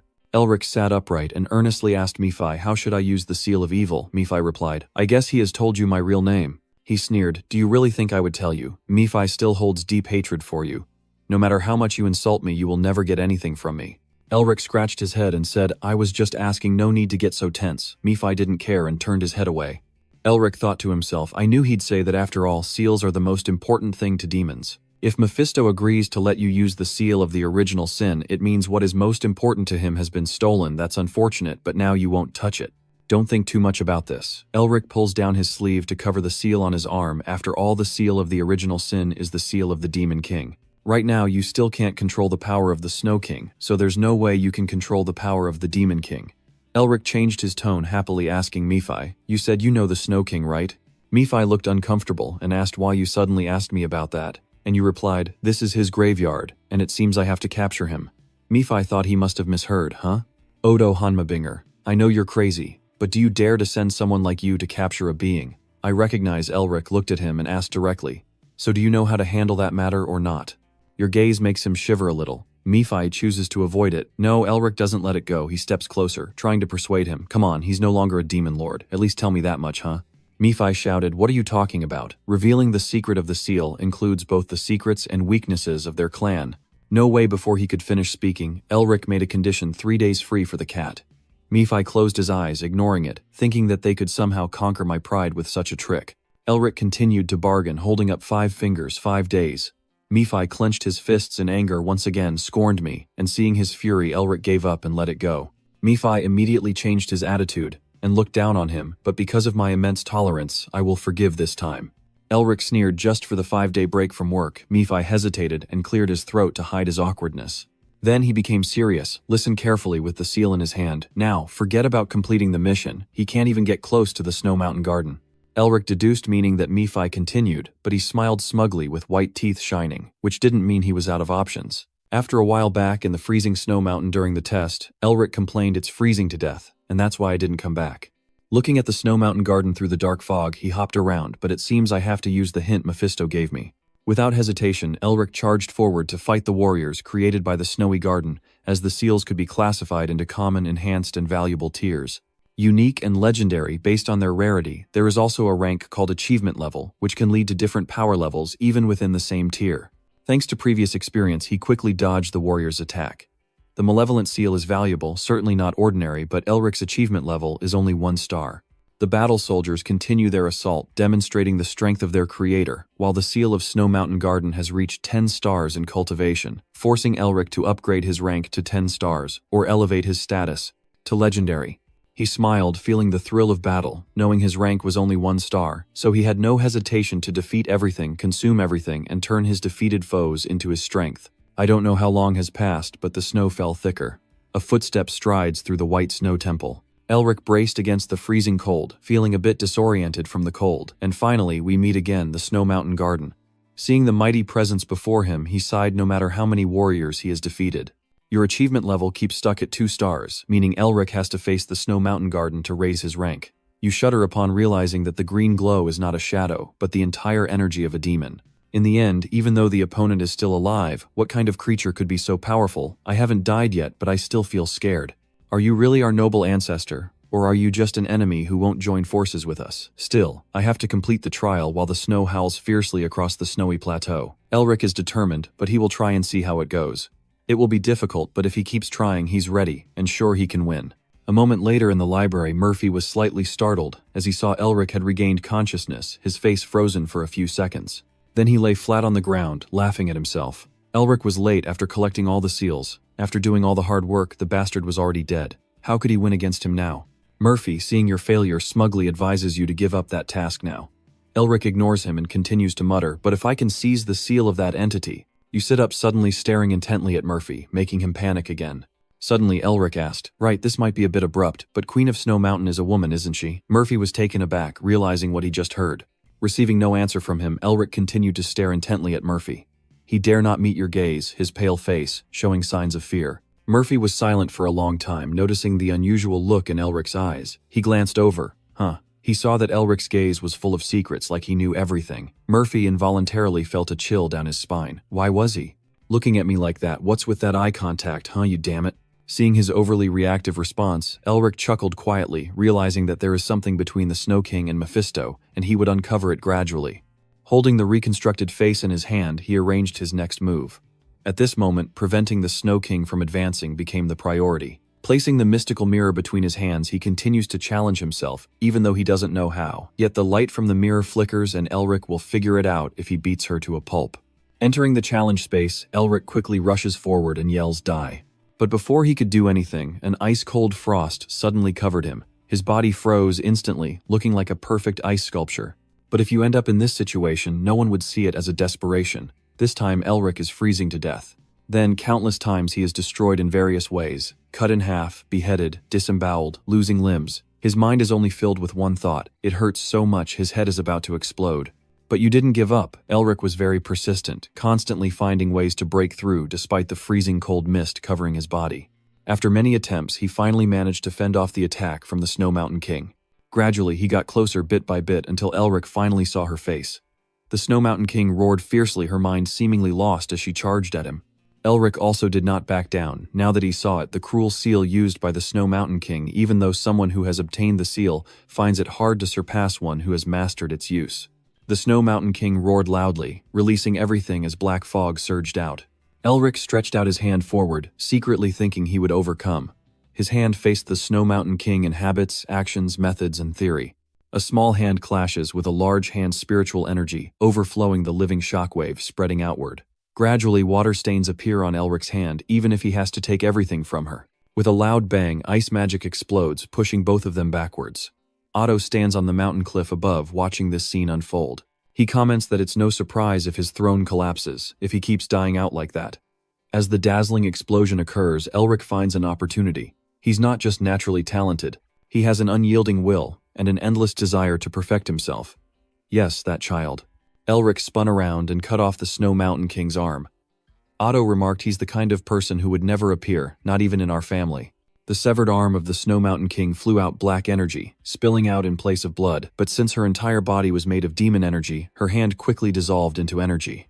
And taking advantage of the opportunity to absorb, even Otto has to marvel at him, a person with no ambition. Elric laughs loudly, extremely proud he has now reached 3 stars. But you were a bit too confident, because just a small mistake allowed her weapon to swing right in front of you. He struggled to defend himself, as she didn't even give him a moment to breathe, damn it.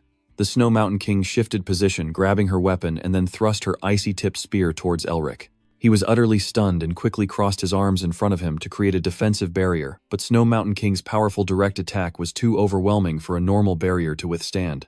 With a loud crash, the barrier shattered. Enduring her relentless assault, Elric gritted his teeth and cursed. Damn it, is this my limit? Just stealing isn't enough anymore. Watching her brandish her weapon to strike, he thought, I have to understand her to defeat Snow Mountain King.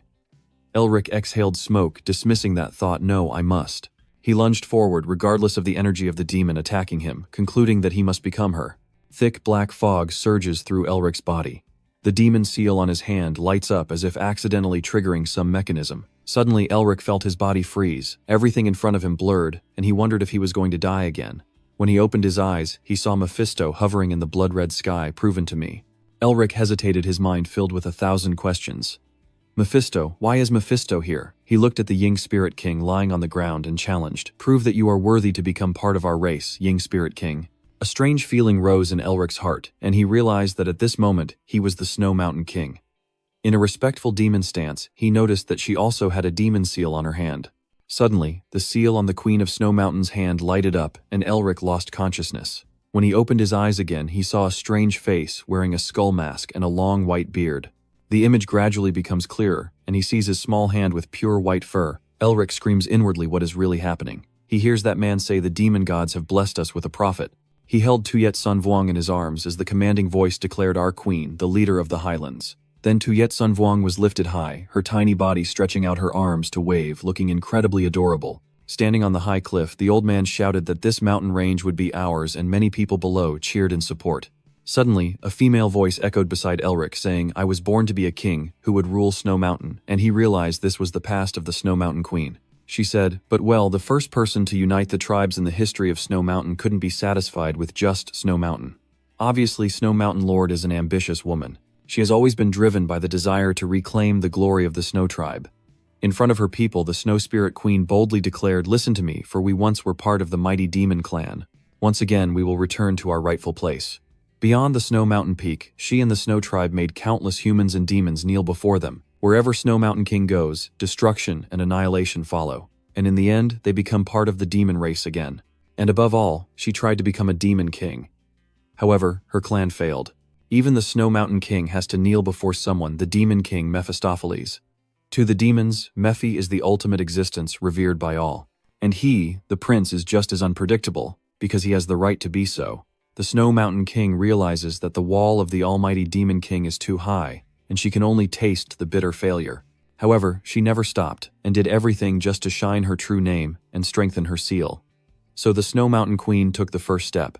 Just a little more, and she could gain Mephistopheles' recognition, but her memory shifted to a towering wall and a warm, familiar voice, to Elric Vanglin resonant. The Snow Mountain King faced off against the great mages and warriors of humanity. She was stopped by a wall even taller. Anything she once faced and defeated before. In her memories of invading and spreading fear across Snow Mountain, there was a time when she ordered her clan to unleash all their energy and fire. But as she finished speaking, the person right behind her exploded into a spray of blood. The Snow Warrior died unexpectedly, a surprise no one saw coming.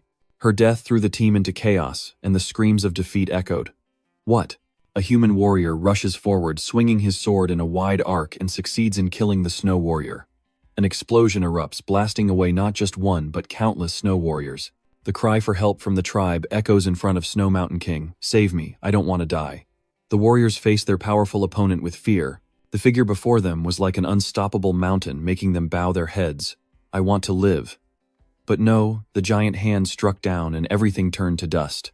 The surviving warriors scatter in fear deep within their hearts. Then a carved axe of the Snow Tribe rises high, stirring hope within them. Yue Shanwang bravely grabs her axe and marches forward. She shouts, "Stay calm, we belong to the demon tribe and there is nothing we cannot accomplish. Let our enemies see the terror of our power." In response, there were the sounds of weapons piercing flesh and blood spraying everywhere. Snow Mountain Queen staggered, her face covered in blood. Beside her, there are desperate cries, as her warriors have been almost completely wiped out. Only Snow Mountain Queen remains, with the blood of her tribe smeared across her face. And the one who struck first was Otto Han Mervinger. Snow Mountain King and her Snow Tribe lost the battle against humans led by Otto and were forced back to Snow Mountain. She couldn't accept it and kept shouting loudly. Why? Why? Otto expresses deep sympathy for the Snow Mountain King even as she screams and blames. "Humans already have everything they want, so you mean you won't let us have even one thing?" Tears stream down the determined face of the Snow Mountain King. She cries, crying for her people's fate, and also because her ambitions have been thwarted as the seal on her hand glows. Tuyet Sanvuang then transforms back into a demonic energy form. Eric pulls away from the memory and faces her. His face shows understanding. This is him seeing his own reflection in her, his mission. Eric, like a lost boy, worried with each step despite feeling hopeless. Yue Shan King also lost herself in her own ambition even though she had to endure it. Eric remembers his childhood when life was still difficult. Like returning to childhood facing countless hardships, you reach out with your small hand to reclaim the glory for your people. Two people connected by a shared fate found each other supporting one another in a great mission. After that day, Han stayed in Tuyet-san to guard Tuyet-san Vuong in the two, and after countless battles, they gradually developed mutual respect and stayed together for a long time. But despite that, the Snow Mountain King still couldn't let go of his attachment. "I must reclaim our past glory." She was unable to fully escape the temptation of her ambitions, and ultimately became a monster. Otto had to step in to stop them, ignoring the long-standing rivalry between the two sides. And the Snow Mountain Queen died at his hands. Finally, her memories truly come to an end as Eric slowly opens his eyes. Then he hears a woman's voice echoing, surely a descendant from a distant future. The Snow Mountain King spoke, saying, "Han said so." She gently smiled, holding her previously severed arm. "Seeing that the person had drained some of my mana and cut off my arm, it seems he has no mercy." Eric hesitatingly pointed at her broken arm and apologized, startling her a bit. Queen Snow Mountain laughed suddenly, then moved vigorously, causing her to wince in pain. She said that even though I ended up like this because I couldn't abandon my ambitions, I am still a king and a warrior leader of my race. Snow Mountain King said coldly, "I don't need any pity from the enemy."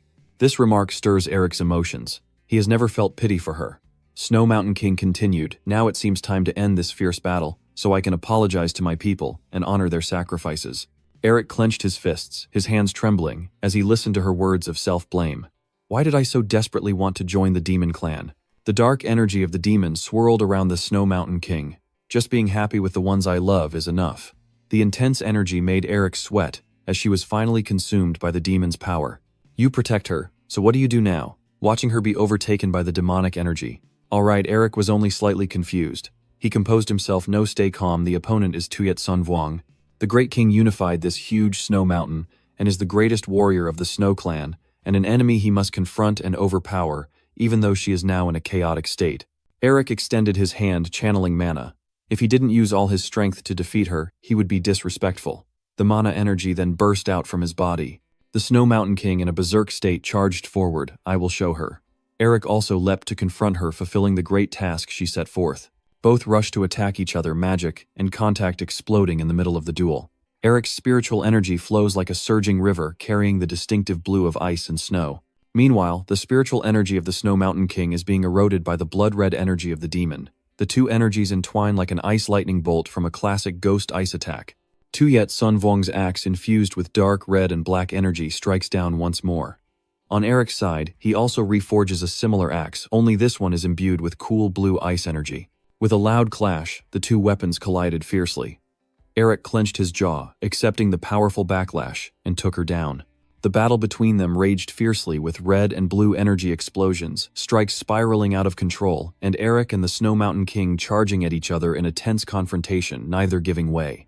Both were giving their all in this fight, fighting more fiercely than ever, and Eric thought to himself, it's strange. Tuyet Sun Vuong stomps on the snow-covered ground and spins around.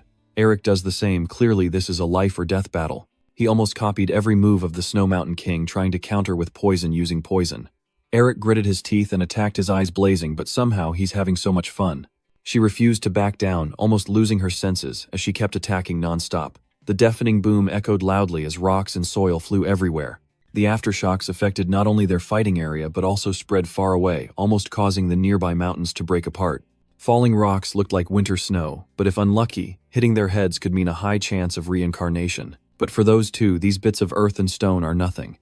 As Eric strives to become Snow Mountain King, he can feel the happy days she shared with Otto, an equal clash of skills, give and take, fight and be fought. When the Snow Mountain King swings her axe, Eric also raises his axe to defend. As he uses the force from the rocks to leap into the air, she does the same. It can be said that the two fought tirelessly, exchanging martial arts until exhaustion. After many clashes and energy explosions, one foot jumped back to the left. Similarly, on the opposite side, one foot jumps back to the right. The shockwave spreads out, and both temporarily step back a few paces, assuming a defensive stance. Eric is exhausted, breathing heavily, trying to grit his teeth to stay alert before the fight ends. Queen Tuyet Sun is no better, biting her lip to endure the violent energy within her. Both of them have reached their limits. So the battle will be decided with this final strike, as both of them leap into the air once more, aiming to settle the outcome with a technique that has made countless races bow before them. Tuyet Sun Vuong's secret technique concentrates energy into her hand, turning it into a spear. Eric swiftly follows suit, also transforming his hand into a spear. And moistening the two hands face each other, one large and one small. The ice-breaking spell, as effective as an arrow attack within its range, shatters the snow, and then the shockwave spreads far away. After a moment, as the dust settles, two figures stand in place, a tall one, Snow Mountain King, and a shorter one, Eric. In the frozen world of ice and snow, this battle has come to an end.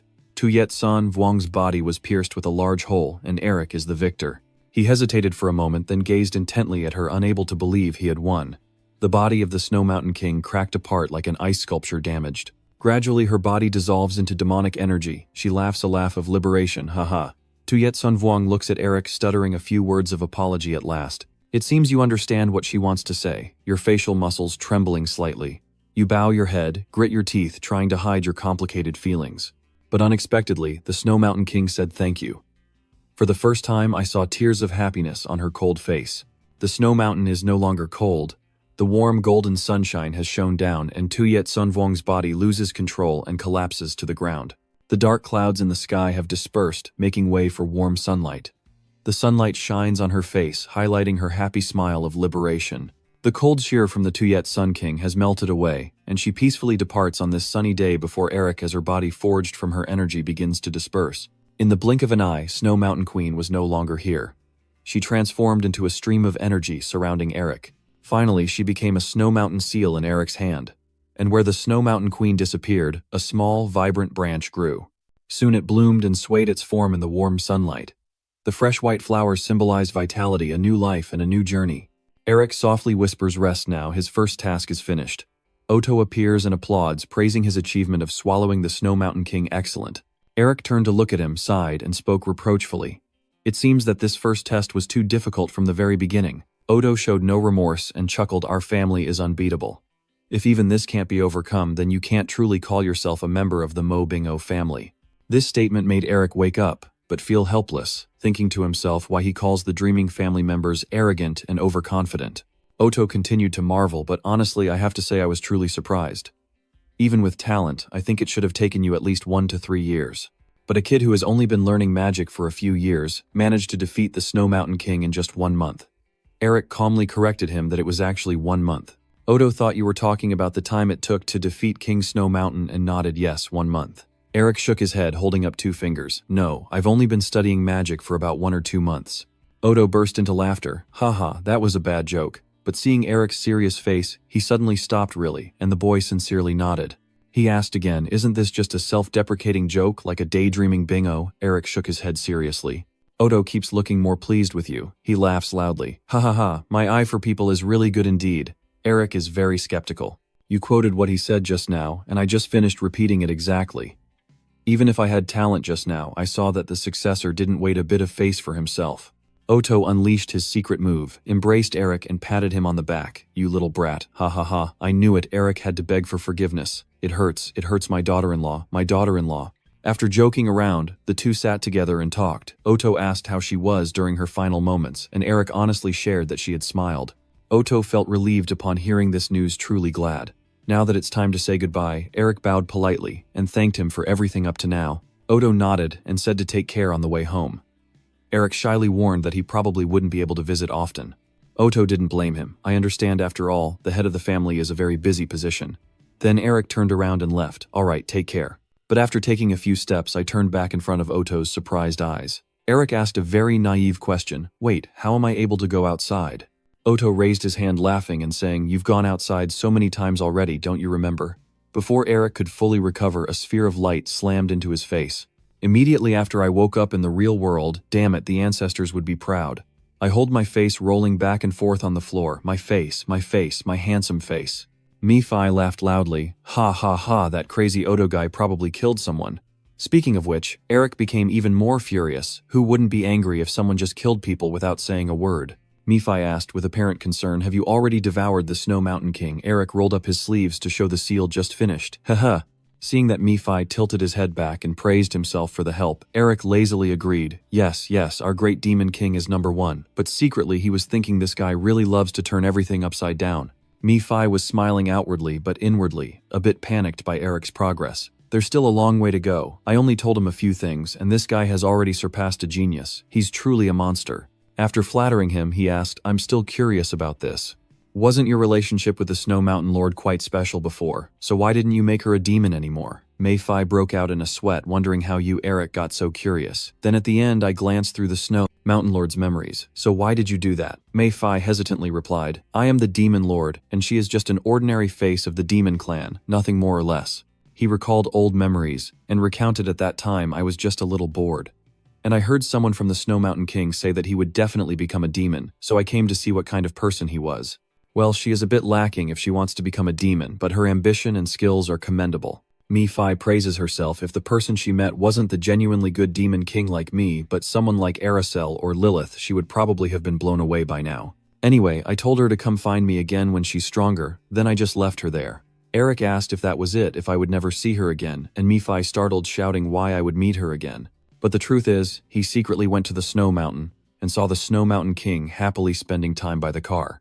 So our Demon King had to turn away silently, not wanting to be the third wheel, truly considerate to the point of heartbreak. When he left, he still smiled and wished the other person well, and even now, thinking about it makes him blush and smile. Eric's mind was racing quickly, and he slapped his hand and shouted, I get it. Mi-Fi wondered a knife. "You look like a mischievous cat, bullying a lovesick mouse. You know those scoundrels who bully the girl they secretly like, right?" As expected, Mi-Fi got so mad he turned into a rabid dog, growling, scoundrels secretly liking her. Eric mocked him calmly. "This is why after thousands of years you're still single, Mi-Fi." He's furious but can do nothing but grit his teeth. "Damn this bastard, how dare you mock me." Eric, on the other hand, keeps pushing and gets more cocky. Mi-Fi is a lonely dog, and he's so mad he could explode. Screw this die. In that challenging space, Oto's fist was still steaming. It was this very fist that sent Eric away from that place, and he smiled, saying he's really an interesting junior. The wind on the mountain stirs the leaves, blowing a few green ones into the air. He suddenly feels a bit sad, muttering to himself, "Does anyone think the same?" The car closed its eyes as if searching for an old friend who has gone far away and mumbled, "Does he not hate me?" A cloud of painful memory appeared in the car's mind, trembling hand holding the snow child's breathless body, voice shaking no. Yue Mountain King kneels on the ground, her body covered in the blood of her tribe members, blaming herself for her own actions, unable to accept the painful truth that her ambition has caused harm to her people like this. Oto appeared at this moment, calling softly, "Tuyet San Vuong." She suddenly became berserk, her cold eyes staring at him, but mostly it was self-hatred. Tuyet Sun King looked up to the sky and cried out in soul-wrenching pain. Oto stood with his arms crossed, watching the energy of the queen violently surge around her. In the end, she reached out to him with tears streaming down her face, begging Oto, please. Before being swallowed by the energy of the Kwai, she begged, please kill me. And Tu Yet San Vuong saw Oto tremble with his lips moving. He said, I am sorry. He did not kill her but raised his hand to seal her with magic. When Oto finished sealing his hand, King Zhushan had already planned to become a test target for the next generation of Mo Bingo clan, but Oto couldn't be happy because he had forever lost a friend. Back in the present, he opened his eyes, whispered softly, and said, thank you. Don't let the spring morning sunlight fall, the car said. Throw away regrets and responsibilities onto that child and rest in peace. He shed tears, bade farewell, and said, see you in the next life. He looked up at the sky, hoping that it would be better than now. In the library filled with books left by the ancestors of the Mo Bingo family, Mifai asked Eric confusedly what he was searching for, but he didn't stop what he was doing and kept flipping through books saying, I need to find something. But Mifai didn't understand what he was looking for, just something that made him rummage through the entire library. Suddenly, something shining inside Eric's coat caught his eye. He reached in and took it out, and Mifai exclaimed in amazement, wait, isn't that? He pulled out a small blue egg, and Mifai hesitated, freeze crystal. Eric remembered Oto's instructions to take this ice crystal and find the goddess Camellia. He was very astonished at that moment. You were so surprised. What did he just say? Give it to Camellia. He means a camellia. And he replied, yes, that person will become your new guide. Eric scratched his head and asked, is this a mission? The car nodded and confirmed yes. He then looked at the ice crystal, which resembled an egg in his hand, and asked tiredly, how long will I have to do this mission? In this time I will become a bent old, gnarled old man. Carr squints and answers seriously until you reach the level of our ancestors. Eric whispers, repeating ancestors superior, and Carr reassures him, I'm sure you have many questions, but they will always be willing to answer given enough time. The ancestors have completed their tasks and left many things on this land. We have prepared numerous missions to guide you to him, so all you need to do is diligently walk that path. Eric put the egg into his coat pocket. All right, I just want to make sure I have this egg with me. Karos expressed regret for putting this burden on you. He entrusted hope to you, but this path can only be followed by you, Eric Mobinger, the Lord of Mobinger, so go now. He said seriously, step inside and complete the winter. Back to reality, Eric gazed at the ice crystal and summarized for Mifai, all it is that I was told to deliver this ice crystal to the god Camellia. Mifai then burst into laughter, ha ha ha. He struggled to hold back his laughter, the god Camellia, I guess he's trying to create winter. Clearly Eric has no idea what's going on. He asks, winter, do you know what that means? He nodded sarcastically, of course, those terribly destructive four-season people. His brows furrowed with hatred, haunted by demon kings like us. Hearing that, Eric suddenly felt intrigued. He got up and asked, please tell me more in detail, but Mifai turned away and asked, why should I tell you? Eric holds up 4 fingers and proposes a condition: 4 days off. Mifai looks him over and asks, what do you think you can do in 4 days? Eric relents and says, fine. Then as long as I'm not banned from speaking, is that okay? No more than that. Having achieved your goal, Mifai smiled, satisfied. Haha, very good, listen carefully. He began to explain that 4 subordinates supported our ancestors to create the foundation of the Binger dream, spring, summer, autumn, and winter, because their personalities and traits matched each season, so we demons often call them the 4 seasons. One of them, Otto Han, corresponds to winter. Mifai said that in any case, the truth is that someone staying behind just to guide such missions means he's trying to pass on the power he possesses to others. Hearing that Eric couldn't help but think so, if this mission is completed, he might also receive missions from the other 4 seasons. Gaining the power of the 4 seasons also means you can acquire the strength of an ancestor, someone they will support. If Eric can continue to devour strong seals, like the seal of cruelty, or even stronger ones, he smiles. The possibility that he will successfully rebuild his family clan is quite high. So what makes this Falabang so important to the god Comedia, that he needs it so badly? Since the camellia is a winter-blooming flower, no pot of flowers is better than the Falabang.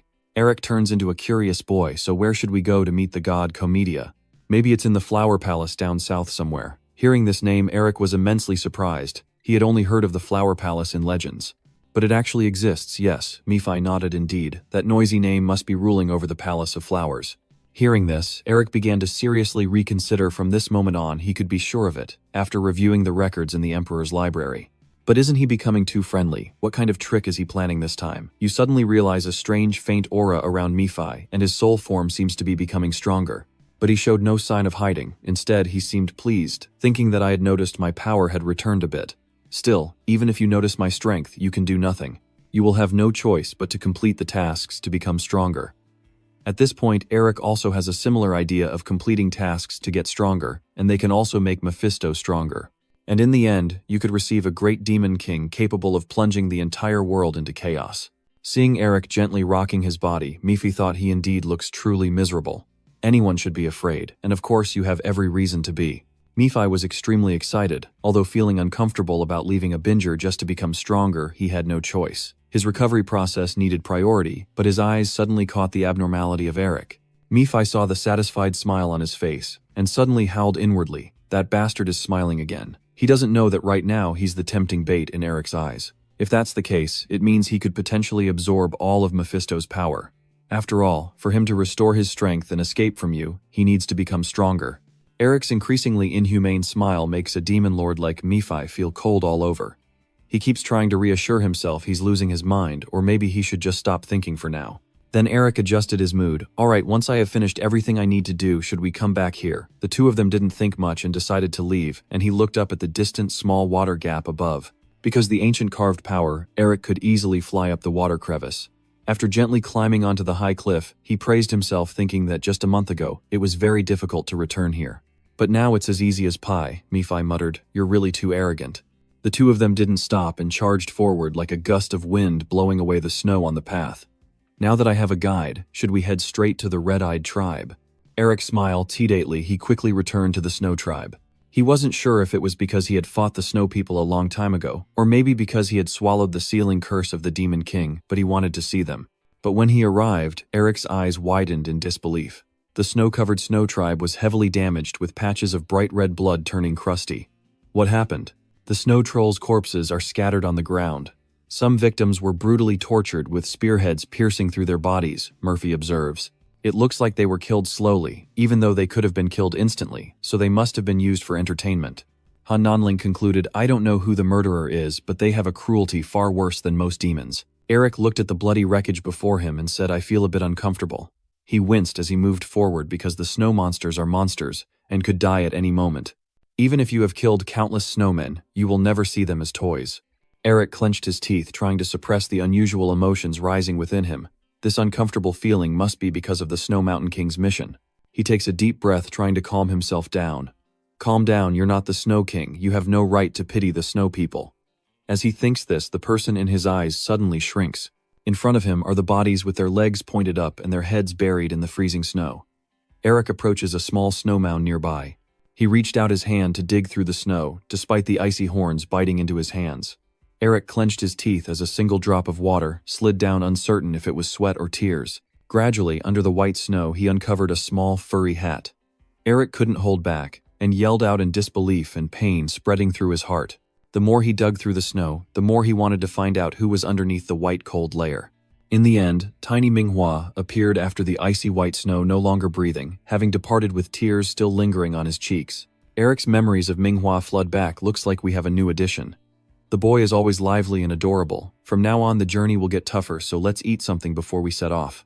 Eric's face darkened silent. The surrounding air suddenly grew colder. Even Mifi furrowed his brow. He looked at the victims buried headfirst in the snow, the chill deepening. This was what that bastard had done earlier, wasn't it? Mifi replied, "That's right." The deep-seated hatred of the demon inside Eric was activated. He whispered densely, "Isn't it making us feel even more uncomfortable?" The scene shifts to a snow-covered forest, blanketed in thick snow. Jen grips his sword tightly, silently, taking the last step even though he has sustained a serious injury to one arm. He still perseveres, walking heavily behind Isabel, who continues to hurriedly wipe her way forward. Isabel kept running, panting heavily as her warm breath condensed into white clouds in the freezing air. She quickly wiped at the thick white snow, but the icy surface caused her to slip and fall suddenly.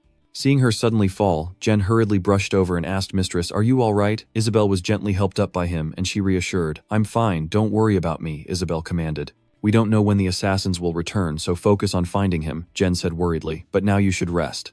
Isabel's eyes grew very determined. "I am the child of the Blue Lion. I don't want to be a burden to everyone again." He really wanted to stop her, miss. Isabel clenched her jaw tightly on the map in her hand, silently thinking that the assassins chasing after them had caused many deaths, and with their sacrifices, she couldn't fall here. Just like that, Isabel, Jen, and Ed continued forward. She looked at the map. Doubts filled her heart. It's already been a month. We've been searching for Ngiachang for a month, but Isabel couldn't help but feel helpless. She frowned and wondered where it was in this world. Her eyes blankly looked up at the sky. At this moment, Isabel was almost at a dead end, and could only call out desperately from the bottom of her heart, "Dad."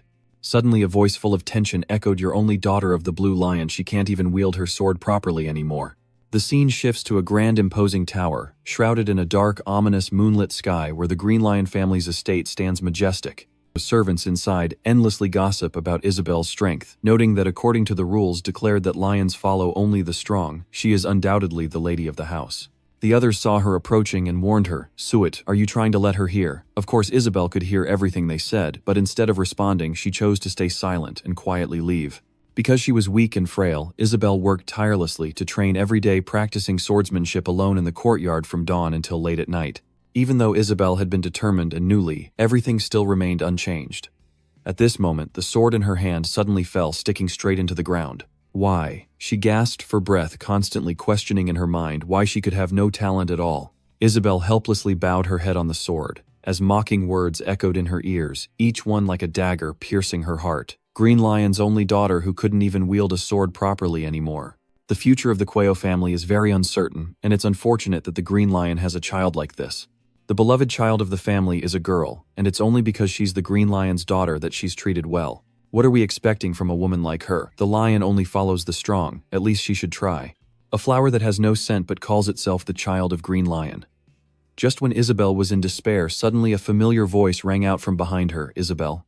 She was surprised, and quickly turned around to call out, "Dad, it's him, Green Lion, Herman Quio." The father and daughter sat together chatting under the bright moon. Herman sorrowfully apologized for making her carry all this burden. Isabel shook her head and replied, "Not yet, I just haven't been good enough." He smiled gently and said, "Girl, you don't have to follow in my footsteps and become the Green Lion." Herman gently reassures her that she is not naturally talented but still a proud member of the family.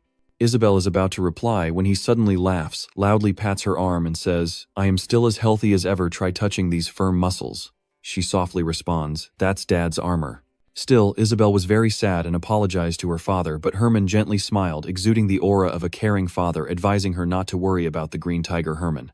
Isabel's indifferent eyes gazed towards Herman, silently listening to what he said as usual. "I will continue to pursue my dream of becoming the greatest swordsman on the continent." Although tears still streamed down her cheeks, Isabel suddenly smiled faintly. Ironically, not long after, Herman suddenly fell gravely ill, and Isabel's tearful voice echoed through the corridor, "Why isn't Father waking up?" Isabel gently clasped his weak hand.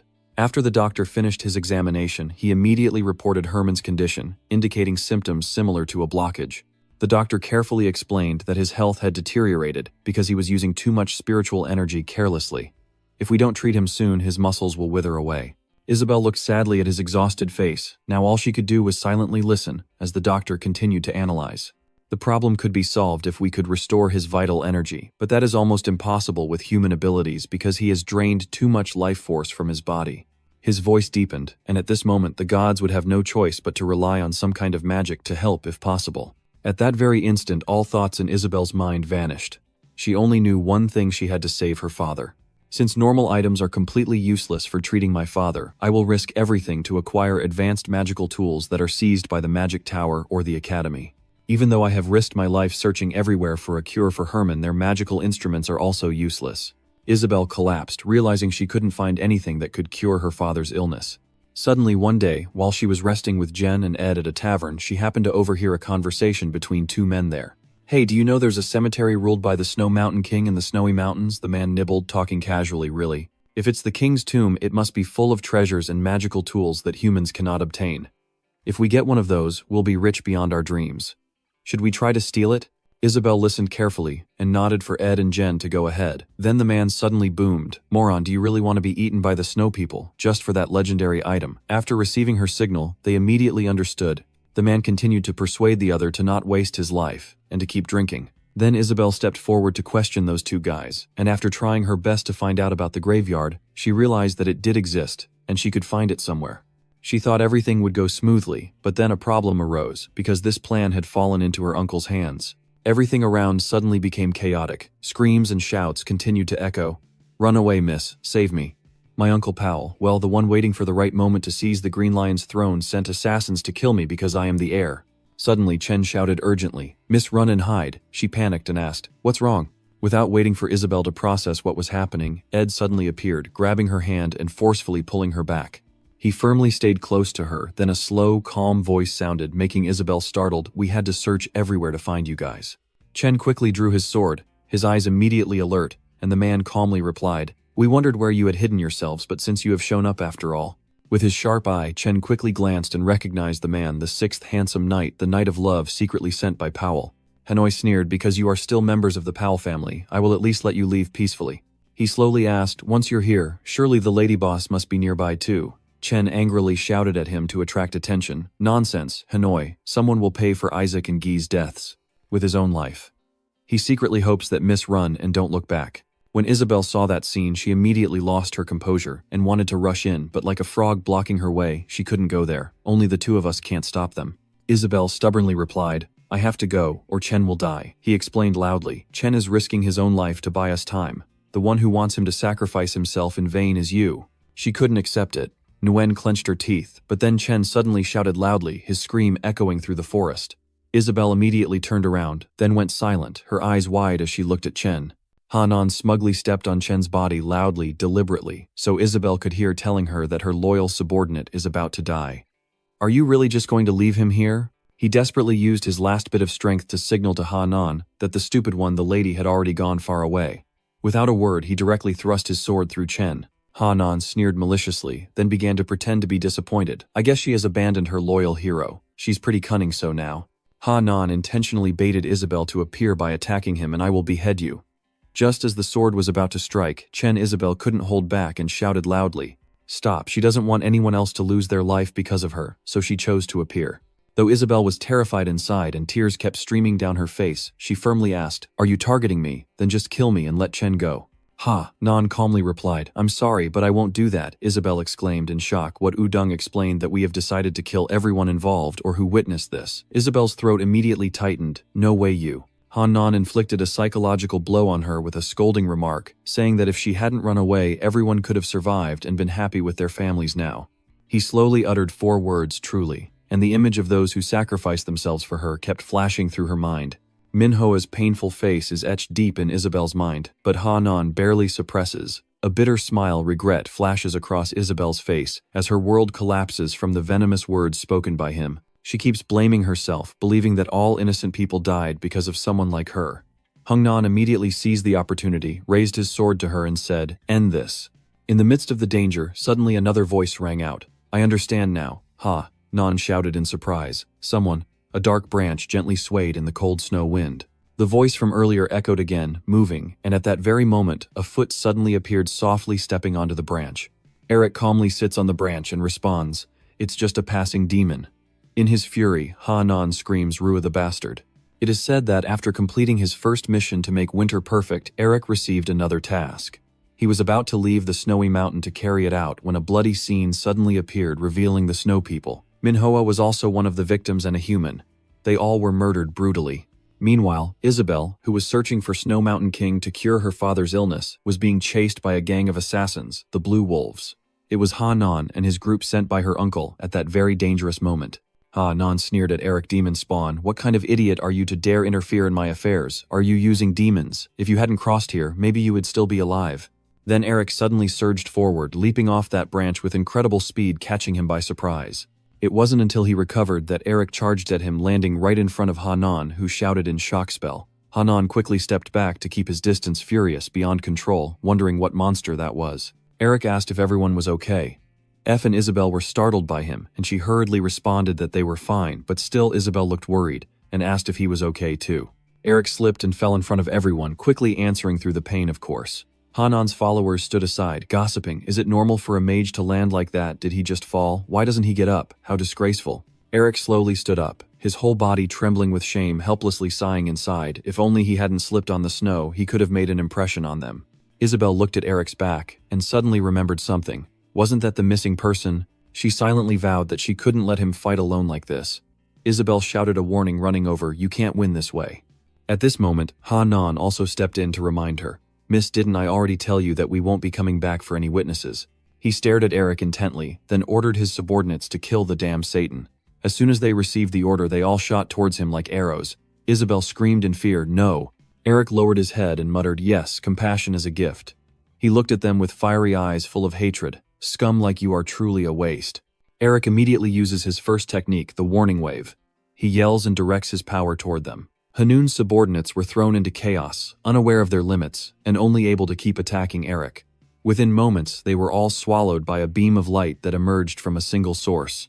Then Eric clenched his fist tightly and decisively punched the joint, and the cracking sound marked the moment they were all defeated by Eric. Ed just managed to stand up when he was stunned by the scene before him and shouted out, "What the hell?" Even Hanun couldn't believe his eyes. What is going on? He angrily shouted, "What are you doing? Stop quickly, kill him, and don't give him a chance to attack." The remaining subordinates immediately charged die. Eric moved faster than lightning, arriving in front of them in just a second, and sneered and replied, "Who allowed that?" Eric's eyes shine brightly as he stares fiercely at them with a gaze sharp enough to devour everything. Countless swords instantly appeared, their blades aimed directly at the Hanun followers, piercing through their bodies one after another.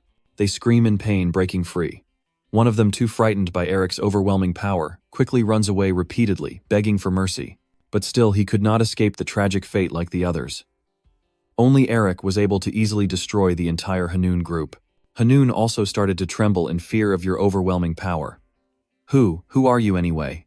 You already know who we are, right? Eric just responded to him with a contemptuous smile. I don't care who you are, so why don't you kneel down? Hanun clenched his teeth in anger, still bravely declaring, "I will kill you." Isabel hides behind a large tree, curious about Eric's identity. Who is that man? Did he defeat the Blue Wolves group so easily? No, that's not the issue right now. Isabel carefully assessed him through her observation, certain that he was a powerful mage, but looking very dangerous if she got closer. Hanun could no longer hold back, gripping his sword tightly and charging at Eric. Hanun seemed to become a madman, swinging his sword wildly and shouting constantly, "At least I have to kill you." Eric is quite surprised by Hanun's quick strike. He's fast. When the situation starts to become tense, Isabel suddenly shouts and reminds everyone to keep their distance from him. He quickly executes a different move to strengthen his weapon. Thanks to his quick and agile reaction, Hanun is soon pushed back, and Eric also manages to keep his distance from him. Hanun was about to swing his sword for another attack, but Eric saw through his intention and swiftly moved ahead of him, creating a wind barrier. Gigantic icebergs keep rising from the ground. Hanun laughed loudly and said, "You really think you can stop me with this kind of magic?" He charged straight at the rising ice blocks and swung his sword to break through everything. Just as Hanun thought he was about to reach, "Eric, you're finished, you bastard." At this moment, he remains calm without hesitation, charging straight at the enemy with a blank expression. When Hanun's sword nearly touches his body, Eric suddenly shouts, "Freeze." A giant ice block immediately appears, absorbing Hanun's attack, and then bouncing the strike back at him. Hanun looks puzzled and wonders why it doesn't shatter, while Eric just smiles softly. "Do you know what's more important than that? You signaled to your head, that means the head of the one about to be buried underground." When he heard that, he immediately panicked, and sweat started pouring down. "What the hell, you bastard?" Then the ice shield in front of Hanun suddenly shot up and delivered a direct fatal blow to his head. The fierce battle finally came to an end. Just as Eric said, Hanun's head was buried deep underground, and after the battle ended, he stood silently for a while in the snow-covered forest. Isabel also agreed, never expecting to find such a mage on this hill. She quietly hid behind a tree, observing him a little longer, amazed that he didn't seem to be her age. But Isabel was very curious about Eric. How could he be so strong, so young, yet so powerful? He could totally match Tasha Neresta, a new star in the constellation, so why hadn't she known who he was? Truly a divine person. Eric still standing there, the boy calmly takes a deep breath, then gently lifts his face to the sky. In the middle of a vast snow-covered forest, only the sound of his deep sighs can be heard, as Eric reminisces about those who sacrificed not only Manhwa, but also other animals. He slowly opened his eyes quietly, wishing for them to be silent. Miffy felt uncomfortable and broke in to cut him off. "Hey, they've been looking at you for so long, why don't you say something to them? They've been staring so much, I got a crick in my neck." "Hello, Miffy, help Eric to speak." "Hello," you're silent and unsure what to do, because Eric appeared suddenly without introducing himself. All three of Isabel, Jen, and S are holding their breath, waiting for him to speak. Eric forced a nervous smile and said, "It's been a while, hasn't it?" Jen clenched her sword tightly. "He's always on high alert, and even if he helps us, he's still a complete stranger. Don't let your guard down so early. If he has no other motives, he's just as dangerous as they are." Just as Jen was about to act, Isabel suddenly knelt down, much to Jen's surprise. She is a princess, yet Isabel kneels before Eric, bowing her head respectfully to express gratitude. "Thank you, our savior." Jen is surprised. Miss Ed also looks puzzled, wondering why the lady is kneeling. Eric hesitated and waved his hand, saying, "No, it's not necessary." Isabel doesn't care, she just called out Jen and Ed. They immediately obeyed, kneeling and expressing their gratitude to our savior. That only made you more embarrassed, Eric quickly explained. Anyone would do the same as I did, so please get up. Nephi crossed his arms, looking very satisfied with Isabel's attitude as if she knew how to behave, unlike those two bastards earlier. She boldly stepped in front of Eric and made a request that sounded a bit awkward. But can I ask my savior for a favor? You look so scared you turn pale. Eric softly asked, should I go somewhere? Isabel firmly took your hand and said no, I want to appoint you, my proxy. Stammering my hand, seeing her determined attitude, Eric hesitated. His face suddenly turned as red as a ripe tomato inside. Eric wondered and as the quiet night gradually falls, the gentle moonlight softly illuminates the towering mountains standing proudly in the sky. The faint clattering of the carriage wheels echoes through the silent forest. Eric sits in the carriage facing Ed, and Isabel resting his chin on his hand in thought. Me-fi, the sighs softly warning them quietly. We can see the sneering person that bastard, hide it now if you're about to do something. Eric immediately raised both hands to cover half his face, feeling very happy inside, just as we hoped. Eric looked at the gold coin in his hand because he was given something extremely valuable. A few minutes before you got on the carriage, Eric was surprised to realize that Isabel had slipped a gold coin into his hand. This is gold. He grinded it in his hand for a moment, and it's also a green lion. Eric curiously asked, are you the young lady of the Quayo family? Isabel nodded and replied, yes, that's right, so ugly. Now I finally understand that's why she is so beautiful. From the moment she was born until now, she has been called a scentless flower. Isabel Quayo, even though her breathtaking beauty made the crown prince fall in love and proposed to her, she was still discarded, simply because she is a scentless flower born without any worth. Since she was young, Isabel has been used to swallowing bitterness in the face of such ridicule. If a lion's flesh and blood don't have fangs and sharp teeth, they deserve the same fate. Eric feels a bit sorry for her. I heard that after the divorce she lived alone in her homeland. Isabel's face was covered in various sized wounds, and she could only silently bow her head, waiting for his response. To break the awkward silence between them, Eric quickly introduced himself. My name is Rick. It is an honor to meet the only daughter of the Blue Lion. She asked shyly why it was an honor to meet someone like me.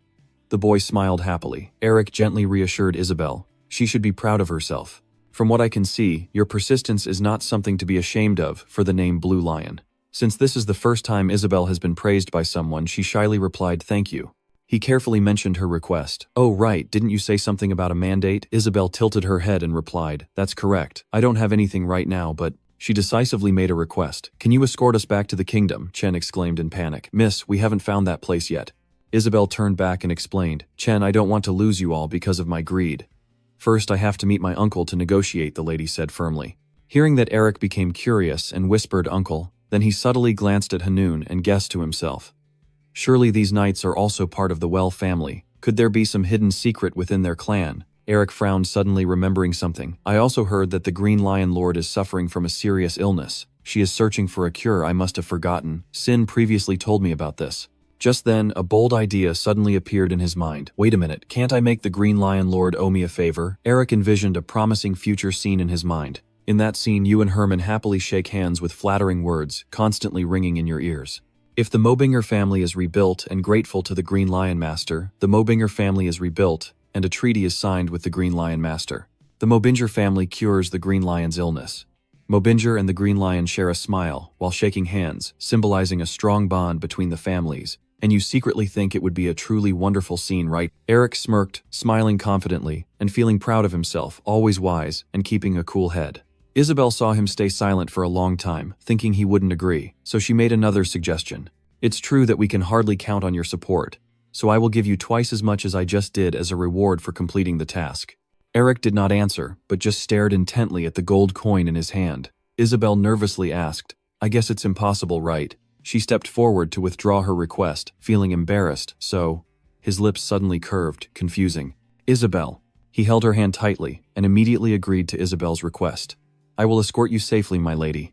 Returning to the present, Eric was sitting in the carriage with Isabel, Jen, and Ed heading back to Kindle. Nephi asked curiously, there's a treasure trove in Cynade's nest, so why do you still need money? Eric used his telepathic thoughts to respond. I've calculated everything, plus… He pursed his lips tightly and silently cursed. Don't say that if you've ever experienced hunger before. He silently looked at him, and Nephi showed a confused expression. Eric scowled and glared at him, then quietly explained that what should I do now when I have no money in my pocket? It might not matter to you because you're a trash monster, but humans need money to eat and sleep. You think you understand what it's like to be lacking me? Phi replied calmly. That's a human issue. Eric's face showed interest. You cover your mouth with your hand and whisper, but still. This telepathy thing is pretty handy too. With just a little energy, I can talk to whoever I want. Nephi sneered and said, I teach you because I find it very uncomfortable when someone close to me is wielding divine power. Eric couldn't help but tease him. I know why you hate being silenced. You do real things. Nephi is too stubborn. How dare you? He changed the subject. Forget about it. Do you plan to sit still like that all the way? I hate you even more than you think. What should I do now? This is so boring. Throughout the journey, Isabel kept watching him intently, wondering why he didn't say anything. It wasn't because she trusted him. Was it Isabel had to tighten her lips and let Eric do as he pleased, but now she needed his support. She thought to herself, if the Lord keeps sending stronger assassins, the three of us won't be able to outsmart them. The scene shifts to the majestic tower of the Isabel family looming under the dark night. Sitting casually on two chairs, he listened to his subordinate's report. He was surprised and exclaimed, the bad team has been wiped out already. The spy, trembling all over, bowing his head in apology. I'm sorry. Bao slowly approached him, coldly drew his sword. If you apologize. Bao, in a sudden burst of anger, swiftly drew his sword and drove it through the kneeling subordinate's body, his head immediately severed from his neck. The other henchman appeared to clean up the scene. After dealing with the guy, Bao casually turned and asked, brother, where do you think Isabel will go? He carefully analyzed because the traces of her leaving the snowy mountain have been confirmed. Huyn guesses based on what he's observed that she is probably heading back to Kingdom. Bao wonders if she's heading back to Kingdom, does that mean she wants to negotiate with me? He smirked and replied, very likely. He dismissively said, such a child of nobility. How could such a useless girl dare to negotiate with me? Bao drew his sword while shouting his brother's name, Huyn. The man sheathed his sword and threatened Huyn, who had only one chance. The clopping of hooves gradually faded until the forest was completely silent. Isabel had just woken up on the horse. He immediately informed her, we have reached the center, miss. Isabel, feeling refreshed from a good sleep, stretched and said, we arrived in just 2 days of non-stop travel. Nephi suddenly hugged her waist and groaned. My whole body hurts, Eric replied, surprised a flying demon like a human. You scoffed with a mocking smile, not knowing that the correct, relaxed posture is for nerve relaxation, so why is the person upside down? Eric hadn't finished speaking when he was already drawn to the scene before him. I'm curious, what are they? Inside the castle, Huyn shouted orders, calling the second Greentide squad, but his clueless subordinate asked confusedly why the fuss. He hurriedly explained, is it really necessary to mobilize the strongest team for such a small matter? The princess's return to the capital means she's surrendering. That traitor hasn't finished speaking when Huyn quickly decapitated him, acting according to his position. Huyn calculated Isabel's route. She would need to cross La Center to go from the snowy mountains somewhere. He then ordered to destroy that place. Eric's face suddenly turned grim as he stared ahead, his voice trembling. The green cloaks immediately caught Eric's eye, adorned with lion head patterns. The subordinates all turned their heads to look at him, their eyes seeming to swallow everything. They obeyed Huyn's orders, absolutely marched to their graves. Isabel was not too surprised. I had anticipated that the journey wouldn't be easy because the Lord was ruling here, but I didn't expect it to be this bad. She hurriedly asked, should we turn back, miss? She firmly refused. No, just then their carriage caught the eye of one of them. He patted a few men next to him and pointed at the carriage. Isabel carefully explained, we're drawing their attention. Doing this will only make them more suspicious. She came up with an idea to leave the carriage behind and escape secretly to find another place, but Eric suddenly interrupted, not necessary. Isabel panicked. Die, what are you saying? The young boy said, calmly disguising himself. Immediately, Chen skillfully drives the carriage past the guards without anyone questioning him. He remains unusually calm as he quickly leaves the place, Isabel sitting inside, trembling with fear. In just a few minutes, all 4 of them had safely escaped from that deadly trap. Chen continued driving the horse through a large tunnel. After leaving the tunnel, a bustling neighborhood suddenly appears before their eyes. Eric quickly steps out of the first carriage. Isabel asks curiously, what magic did you use? And Eric calmly explains, it was just a simple illusion spell to change our appearance. It's like a kind of hypnosis being broken with just a gentle shake, so we need to be careful. She really resents Eric's talent, and once again Isabel bows her head to express her gratitude. Thanks to Lord Eric, we are safe inside the city. I truly am grateful to you from the bottom of my heart. Before leaving, you need to carefully tell her to stay here for the night. I will come back after I take care of a few things. Isabel agreed, fine, returning safely. Mei-Fi leisurely followed Eric, feeling very curious. Why did he have to use magic when he could just kill them all? He calmly replied that he didn't want to start a fight without knowing anything about the enemy, and that he needed to save mana for emergencies. Mei-Fi glanced around, and he casually said, what's the purpose of swearing oaths and soul contracts? Isn't it simply because you're lazy? Mei-Fi suddenly remembered that. Anyway, you need to get to the academy or whatever, quickly, right? Eric nodded and replied, yes, but I need to find out something. Your smile suddenly curled and Eric asked Mei-Fi something. It's been a while, but you surely still remember, right? You told Han your plan, and I need to know Din's situation to prepare for dealing with that old man. Mi-Fi shrugged and said, I don't know who that is, but it's unfortunate to be targeted by someone like you. He suddenly got attracted to a group of children playing in front of him. Mi-Fi notices something unusual when looking at the children. I have a question. I feel something like mana from that night. What is it? Eric immediately understands Mi-Fi's meaning. I guess that your era hasn't seen the spirit energy chain yet. He finds it confusing, the spirit energy chain. Seeing that he didn't understand, he briefly explained to me, Fi, that mana is originally a blessing for mages, but over time, even warriors can develop methods to use mana on their bodies. Eric explained in more detail, so he would understand that a wizard uses magic by creating a magic circle in the heart, while a warrior enhances their body by accumulating mana chains around the torso. He also continued providing additional information similar to the classification system for wizards. 6 circles of magic are sorcerer, 7 are grand sorcerer, and 8 are saint fallen. Sorcerers are divided into 1 beginner chain, 2 primary chains, 3 master chains, 4 strong chains, and 5 martial chains, making it easy to understand, like Sir Isabel's night level being at the beginner stage. Mi-Fi continued to ask, there are only 5 levels. Eric nodded and replied, usually yes, but there are exceptions. Only one person can transcend more than 5 tiers. He then asked curiously who. Seeing Mi-Fi's curiosity, he just chuckled softly. Eric quickly responded, the Golden Lion. He is recognized as the strongest person on the continent. He appeared confident when receiving the answer, a smug smile according to human standards, but Eric shook his head, immediately contradicting him. No, this time is different. He can even match my grandfather, one of the strongest in Mo Bingo history. Mi-Fi whispered softly, I see you both can keep moving while translating until we arrive, then suddenly stop and say we're here. Mi-Fi was very excited and immediately revealed a sinister smile on his face. I can't wait to meet him. Eric sighs tiredly. This old man is so stubborn again, then reminds himself not to care about him. The important thing is, Eric cheerfully asks, can I buy all the newspapers for a month? And he quietly ponders to understand what happened. During my absence, the scene shifts to a breathtakingly majestic tower under the blazing sun as the relentless voice of madness echoes.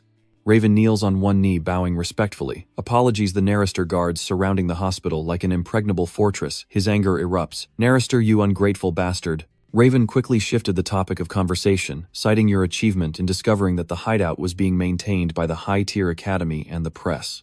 He has an advantage over other candidates in the race for the position of principal. Dean sighed and said that we cannot know what will happen if we do not gain the excavation rights to the hideout. I want an overwhelming victory. He looked very confident, as if he was ready to do anything. The old man ordered, please give the command. Dean chuckled softly, and at this moment he already had a plan in mind. Cut to kneeling with face hidden on the table, he made a demand to the others, increasing pressure on the Narrator group. He calmly reported the current situation. Moreover, transferring the excavation rights of the high-tier academy's hideout, and the press faces enormous pressure. Furthermore, this situation is no different than betraying the senior professors. The senior figures at the academy are very angry, suddenly breaking into tears, which caused some confusion among them. Please cry, vent all my frustrations on him. My sister torments me every day, and that damn Eric never contacts me once. His hands gently trembled as he reached for the papers on his desk, but I had already warned myself. Then he suddenly jumped up from his seat, gritting his teeth, and saying he would continue to endure until Eric returned. Cutting to the next scene, Eric quickly grasped the entire situation from a month ago. By reading the news, Dean remained as cunning as ever, while Shin was still facing his own hell for my sake. You unknowingly reveal a contemptuous expression when commenting on Dean's actions. The more experienced he gets, the sharper he becomes. The old man Dean knows how to manipulate public opinion. He quietly assesses Eric and I am getting used to that expression. You clench your fists tightly, then confidently say that if you keep climbing higher, it will only make my debut even more dazzling. Eric pauses to think for a moment. After all, I do feel some pity for Shin. Is there anything I can do for him?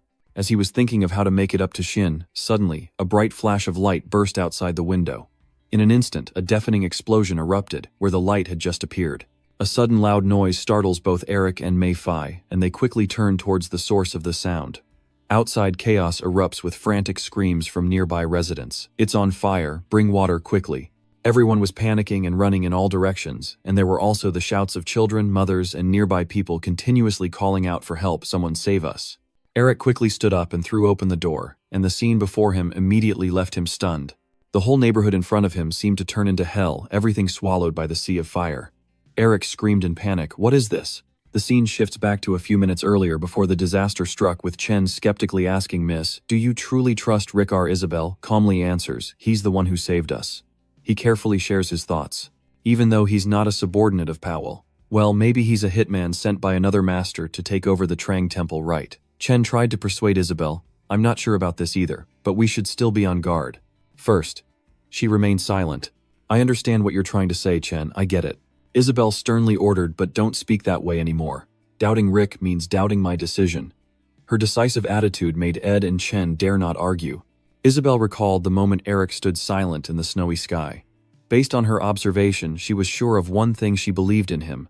Only honest people reveal their true nature. Chen helplessly continued, "I see, but isn't he just a mercenary who only cares about money?" Isabel only laughed softly, shook her head in denial. "Not at all. He genuinely wants to help us."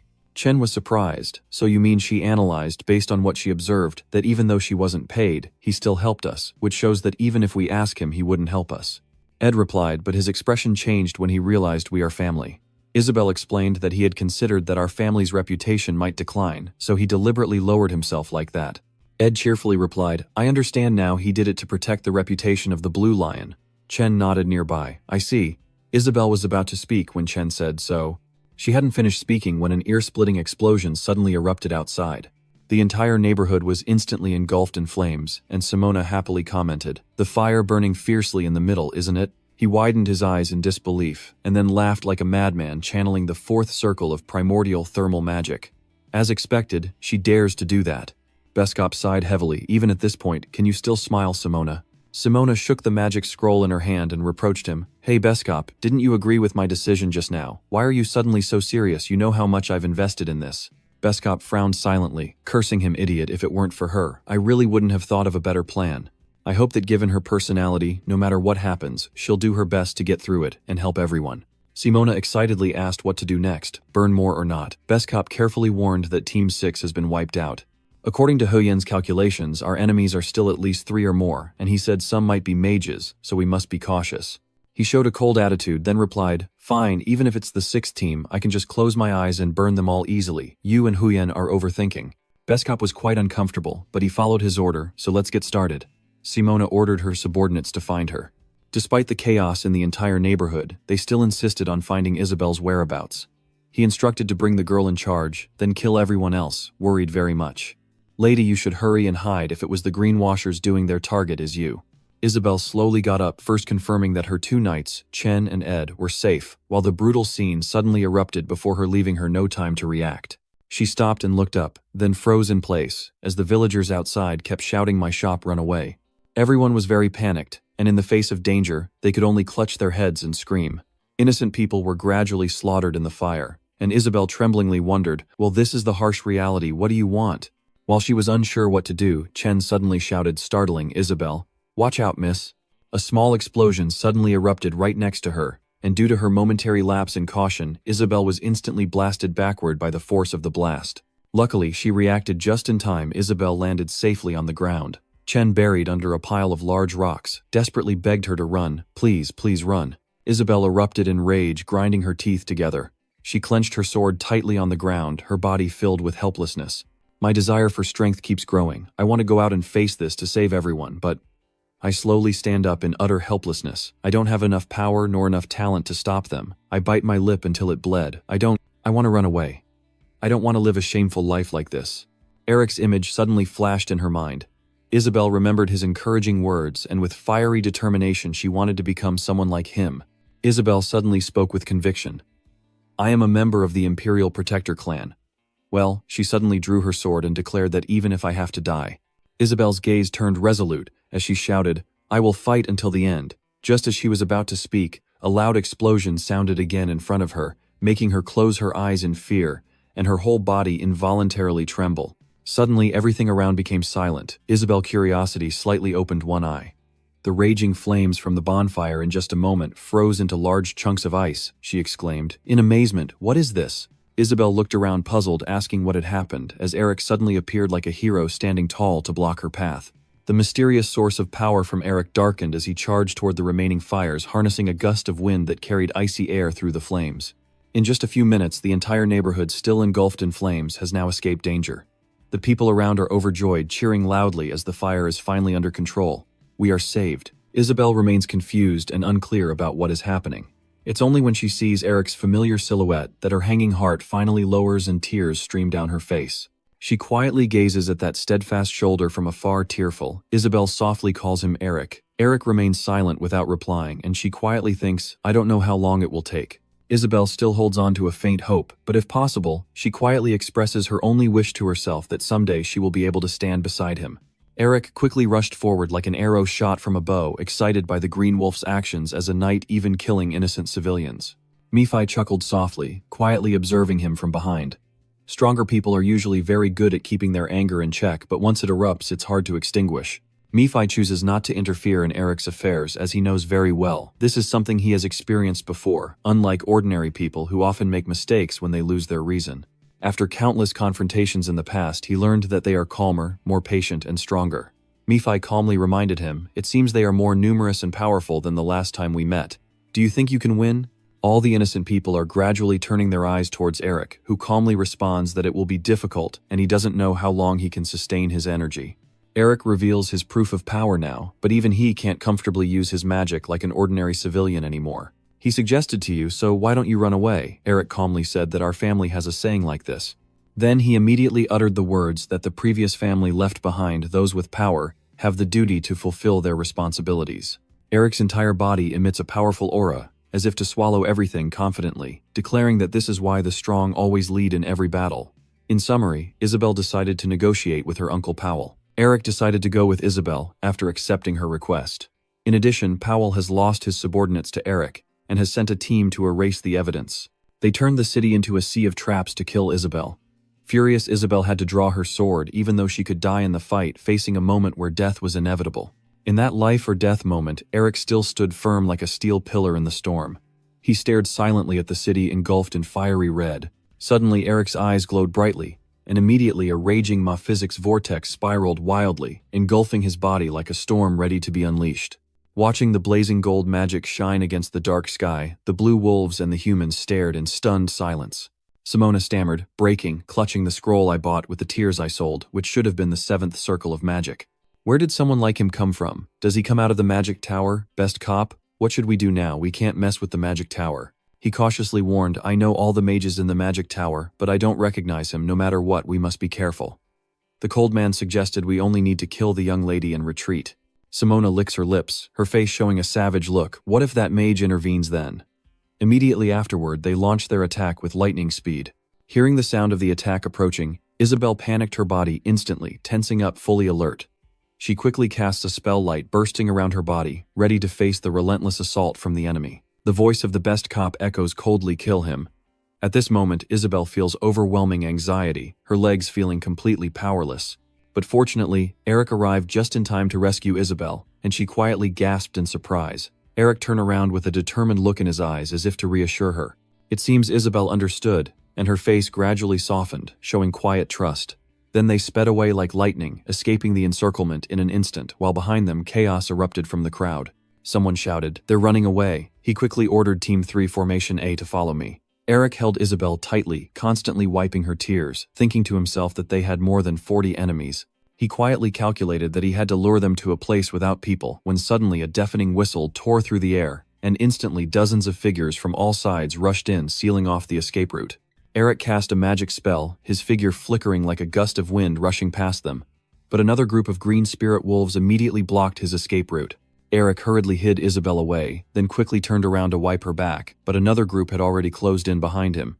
He had to stop the sound of footsteps scraping the ground, kicking up a cloud of dust. In just a moment, there was no way out from the blocked area. Behind Eric, an excited voice rang out, I see you now. Simona casually slung his sword over his shoulder, a smug smile playing on his lips. First time hunting a mage, he's a bit excited. He frowns, where have you hidden the young lady? You shrug and reply, indifferently, do you really think I'll answer you? You're all so stupid. Of course Eric knows, since all you do is chase after me like a pack of dogs. Simona grits his teeth and growls, you guys want to find death. Immediately after, he commands again, kill him. Instinctively, he raised his hand to cover his eyes from the blazing flames, secretly thinking that he had used up a lot of mana to extinguish the fire across the city. Eric frowned worriedly. The team's mana has increased significantly after absorbing the seal, but his body won't be able to withstand it again if he pushes beyond his limit. He pondered that he could restart then, but now everything will fall apart if he dies even once. A constant stream of thoughts raced through Eric's mind. There are 30, no 4 of them. I heard they're planning to come out even if they only face one person, just as Isabel said. The axe instantly appeared in his hand. Eric quietly rushes forward, secretly planning to kill their commander first, but as soon as his body touches the light created by the Green Mind System team, Eric senses that something is very wrong. Inside, he was panicking. What's happening? My body doesn't move as well as when I fought Tuyet San Vuong. Mifita sneered. Are you sure you beat Tuyet San Vuong? Then Eric countered, no, I am certain my body moved exactly as I wanted back then. At that moment, he suddenly realized something was off, still shouting, curses, you idiot. In an instant, a sword shot straight at him with terrifying speed. The attacker's face hidden beneath a heavy cloak, only cold eyes revealed through the wind. Mi-Fi, annoyed, continued speaking. Do they really think the moves on the chessboard that the car set up for them could be used in real life? Eric snorted angrily. If you're not going to help, then just take it. I'm so angry I scream, everyone get lost. Immediately, a huge beam of light exploded, fiercely attacking the enemy, and Simonon instantly raised his shield to defend. Then he charged forward, wielding a mighty sword, a mage known for close combat. Why don't you use your full magic powers? Eric is furious, grinding his teeth, with eyes flashing a cold, piercing gaze, as if to tear the opponent apart. He immediately launches an attack, shards of freezing cold ice, shooting straight ahead. Simonon sneered, is that all you've got, little brat? Eric's anger burned each heavy breath he exhaled like he was about to explode, his eyes blazing with wrathful orange flames filled with hostility. He continues to attack his sword, whistling through the wind with each move. He also swiftly blocks with his sword to respond, just to entertain me a little more. Eric panicked and quickly bent down to dodge. The continuous swings of swords collided with a storm-like force heading straight for him. Simonon's excitement fuels his relentless attack. He fights on, fiercely refusing to retreat, charging headlong into a life-and-death confrontation. In an instant, 2 spells collided, and a thunderous explosion lit up the sky, illuminating the entire corner of the heavens as he slowly dragged his sword and stepped forward. In the thick dust and smoke of the village, Simonon glanced around disdainfully, running away like a little thing. Soon the green wolf pack had trapped Eric, now he's caught in a trap. Suddenly a spear of fire flashes soaring into the sky, blending with his cold voice, and it's over. The cannon fire roars through the sky, and the light will pierce the darkness. It burst into radiant colors like giant flowers on the dark sky lanterns. Simonon startled and turned around, face filled with amazement. What is this fire? Seeing the opportunity, a smug smile appeared on his lips. At this moment, Eric's spiritual power erupts, enveloping his body. You guys are done here. Seeing the glowing circle appear beneath his feet, they tremble in fear. The magic circle. He couldn't believe Eric possessed such tremendous power, and quickly turned back and shouted loudly, "Stop washing the dog." But the scene before his eyes shocked Simonon, his eyes filled with horror. He muttered, how can a human have such eyes? Simonon roared, kill him before he activates it. He sneered coldly, every line of his face exuding cruelty, as if he had foreseen the fate of these people. He was furious now, drawing his sword to stop them. At this moment, the magic circle blazes brighter and brighter. Eric shouted, you want to kill me? He remembered the conversation while holding Isabel and running away. Eric asked, what is their fighting style? She replied, they always fight in groups, even if they are just killing one person. Isabel added, true to their name, they are like a pack of wolves. Eric quickly moves past the pack of icy wolves, softly whispering his next plan, so I just need to lure them to the square and eliminate them all. Her suggestion surprises him, and if there's a trap, even better. An idea suddenly flashed in Eric's mind, and he whispered, trap her. Seeing Eric, silent Isabel softly called out with concern. Eric after a moment spoke seriously, and said, Isabel, I'm sorry, but can I ask you for a favor? Then the plan was announced as scheduled. A spark shot straight into the sky. The thunderous sound of fireworks exploding and blinding flashes of light tore through the quiet night, blooming like a fiery red flower, illuminating Eric's figure, heralding the beginning of an imminent storm. His instructions are firmly etched in her mind after she evacuated the civilians from the square. Eric continued tear this magic signal scroll. His cold gaze flashed as he boldly declared, I will kill them, all kill. Now the raging magic spell surges through the space like a raging storm. Eric's voice continues to echo through those in the square. In just a shrinchin, everything was frozen in ice. The blue ice wolves turned to stone. He nodded appreciatively. The magic circle indeed held a lot of mana. Below, Simonon is frozen in a block of ice, stammering in amazement. No way. Eric stands in front of him, sarcastically saying how stupid he is, not to see the magic circle I drew. Seeing your command, hand close to his face, Simonon panics and yells to get away. Eric, you won't die peacefully. Suddenly, someone rushes into your planned formation. Beskop coldly said, "Not bad, but your luck has run out." Eric's eyes instantly fixed on him, tensed all over with vigilance. Under Beskop's order, the henchmen swiftly rushed in, forming their formation, and preparing for battle formation B, as he secretly calculated in his mind. He had drawn us close to kill us all with a magic circle, so we must be confident and plan thoroughly to succeed.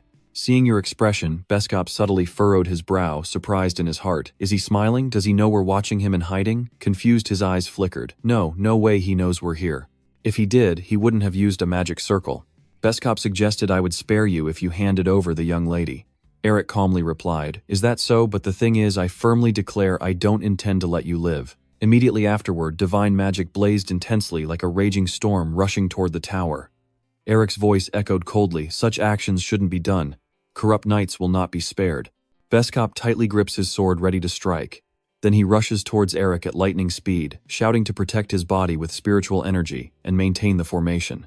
He quickly launched a counterattack, causing his sword to whirl, but the enemy's blade remained sharp and unwavering, slicing through with overwhelming force. Eric quickly crouched down to dodge, thinking to himself, doesn't the curse of the blade have no effect? Beskop kept swinging his sword, determined to fight to the end. He also quickly moved his hand, gathering spiritual energy at his fingertips, and rapidly cast a spell to blow them away. But it was all pointless, leaving Eric momentarily startled, feeling even weaker than the wind. He wondered if it was because of the curse seal that all non-ice magic was weaker, and that he must obtain the seal of the same system to use them. Eric silently thought helplessly, even if that's the case, would it be easy to use? The curse seal. No, it's very difficult. You muttered. Unlike the ice mountain filled with ice energy, it can't unleash its full power in the city and consumes too much mana. At this moment, Eric's hands clenched together, focusing his mana, his thoughts racing, but suddenly unleashed, charging straight at his opponent, who quickly raised his sword to block the attack. The magic flow on the sword rapidly weakened the light, dimmed and faded. Suddenly he clapped his hands together, his eyes shining with joy in his heart, realizing there was a way. Almost instantly hearing Eric shout, he backed up and ran away. At the same time, a surge of magic shoots swiftly toward the enemy. Seeing the danger near, Beskop roars in anger and blocks them. His sword clashed with the ice bullets, the deafening sound ringing out continuously, and suddenly he appeared to be at a disadvantage, repeatedly launching magic attacks. He couldn't dodge in time, and blood immediately splattered from his hands. Beskop gritted his teeth, his eyes blazing with fury. You once again raise your finger, preparing to strike the next blow. Eric closes his eyes tightly, his whole body focused, inner energy suppressed and ready to burst. The guy and his minions quickly wipe their eyes, his voice full of anger enough playing around. I'm busy, so I'll finish this now. Beskop's voice continues to say, I'll kill you all. But after a moment, when no teammate made a move, the trembling man turned back terrified.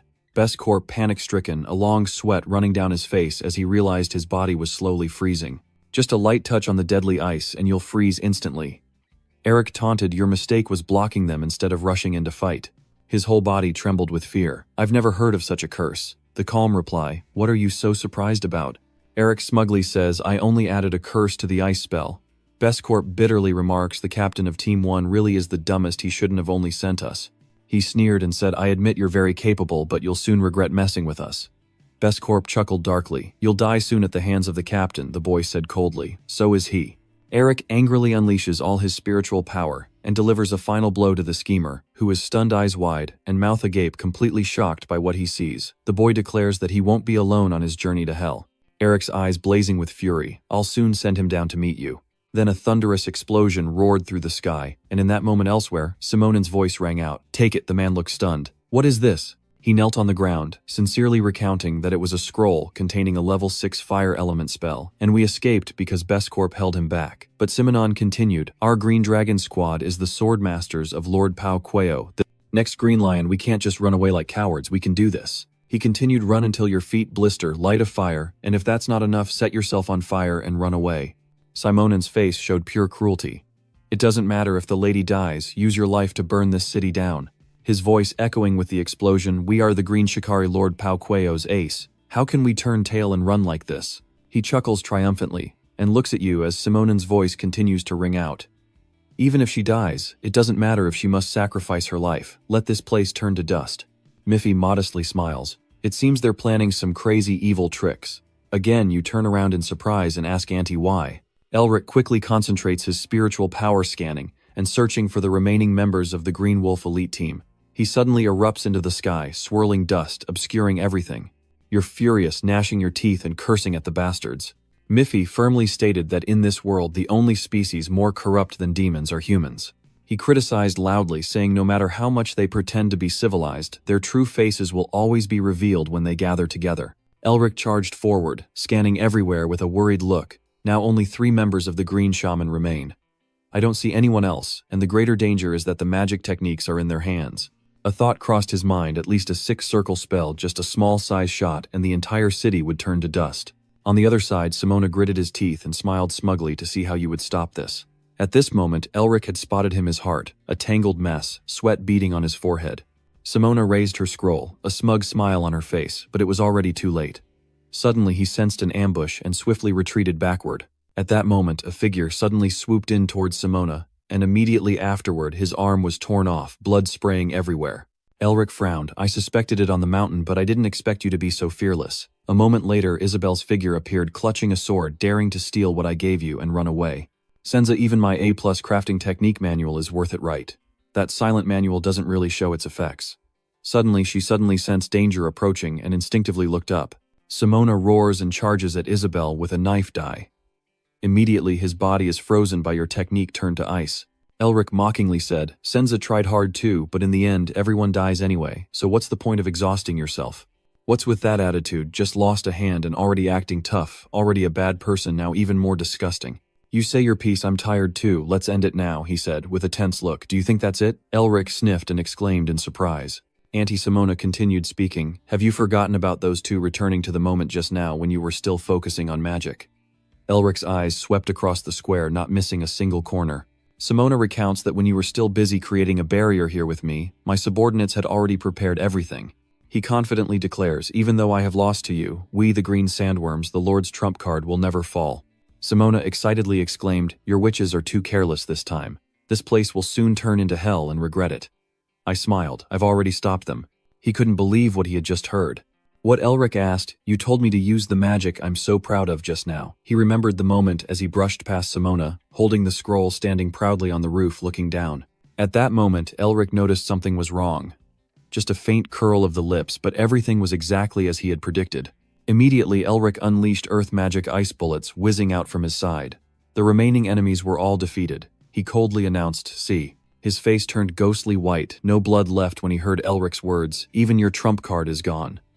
Simona collapsed, muttering impossible, a joke, it must be a joke.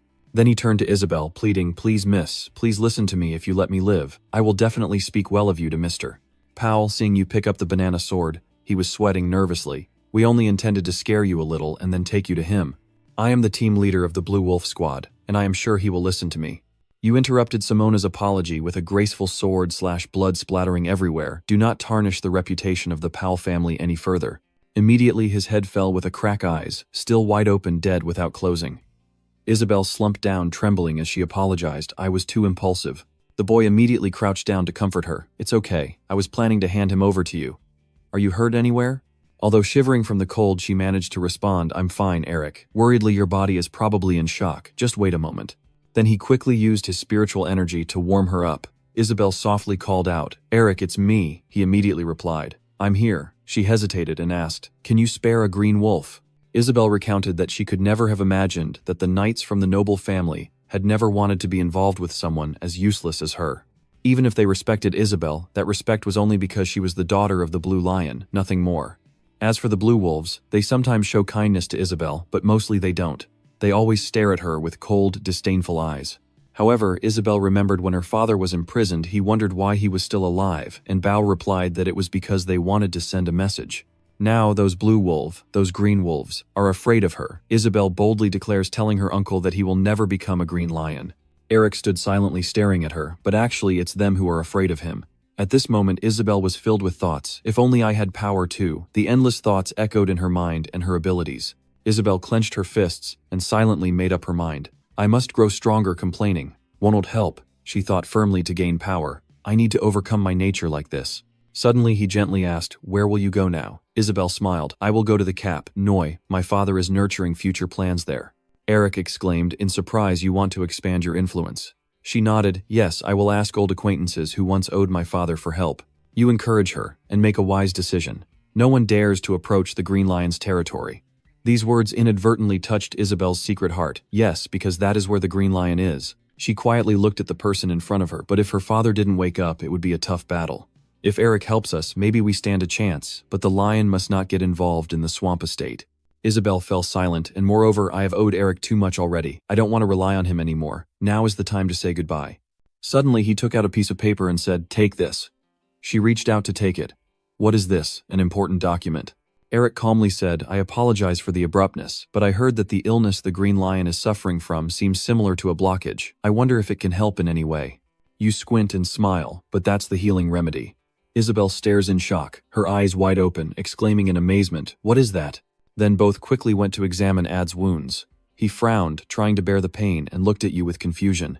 Eric raised his hand, a warm spell emanated gently, flowing through S's body to heal the accumulated injuries, and he introduced himself, causing Isabel to be stunned and to introduce herself. Eric calmly introduced himself as Eric Melvinger. His subsequent words surprised her, her eyes widened as a member of the Melvinger clan. Eric proudly raised his head and clearly stated his identity, the arcane aura of the Law King. Isabel gasped, the Law King aura, a gift bestowed upon Ewarden Melvinger, the Law Druid King, a blessing granted after his great victory over the demon race, symbolizing his shining bravery in battle. Though an aura is just an aura, his very name is enough to embody a regal symbol of glory, the Law Druid King. Are you curious and asking if the person's still unconscious in the Royal Magic Hospital? But I've heard that they are not, he interrupted. I can't explain everything, but I did suffer from an obstruction disease before, and now. Isabel looked panic-stricken at the paper in her hand, and now Eric calmly continued, "What you're holding is the medicine that cured me. The green lion's condition seems similar to this ailment, so it might help a bit." Your voice continues to echo, "Isn't it true that you want to repay Namsu's revenge, because it would be a pity if the green lion misses that moment?" She touched herself, her heart heavy, silent, and speechless. Suddenly, tears welled up, flowing down her cheeks, and Isabel whispered, "How could I possibly repay this kindness?" Eric gently caressed her head with a reassuring look. "It's okay." He shyly smiled and said that in the future, I will again ask her to reciprocate this kindness. The sunlight shone brightly over them, like a beacon of a new hopeful beginning. He gently looked at the girl in front of him, his eyes filled with affection. Tears streamed down her cheeks as Isabel looked at Eric with a peaceful and warm heart. Suddenly she blurted out, "Well, to repay a little of your kindness this time, I will be a little shy of Rick, no Eric." Isabel offered, "Would you like me to help you become a hero?" At the same time, in the ruined square filled with chaos and tension, one person hurriedly shouted, "Move aside for the patient," while another called out loudly, "Hey, come help out here." Maipilo asked cautiously, "Is it okay to reveal my identity like this?" He answered nothing, only remaining silent, thinking that guy named Pao would do anything to find out who he is. Eric ponders that he has killed many of his blue wolves, so he must be an extreme sore loser. A sense of unease rises in his heart, plus his magic is very special. Once he overturns the academy, his identity will surely be exposed. It seems you understand Eric's feelings, so just prepare the act because it will be exposed anyway. In his mind, he thought about how his effort to pull out the lamb lion was a good step towards restoring the Dream Bingo clan in the future. Mephilo was unimpressed. Not only had he made a big splash, but he had also paved a solid path for the future. People thought he was only good at magic, but everyone's calculations turned out to be on point.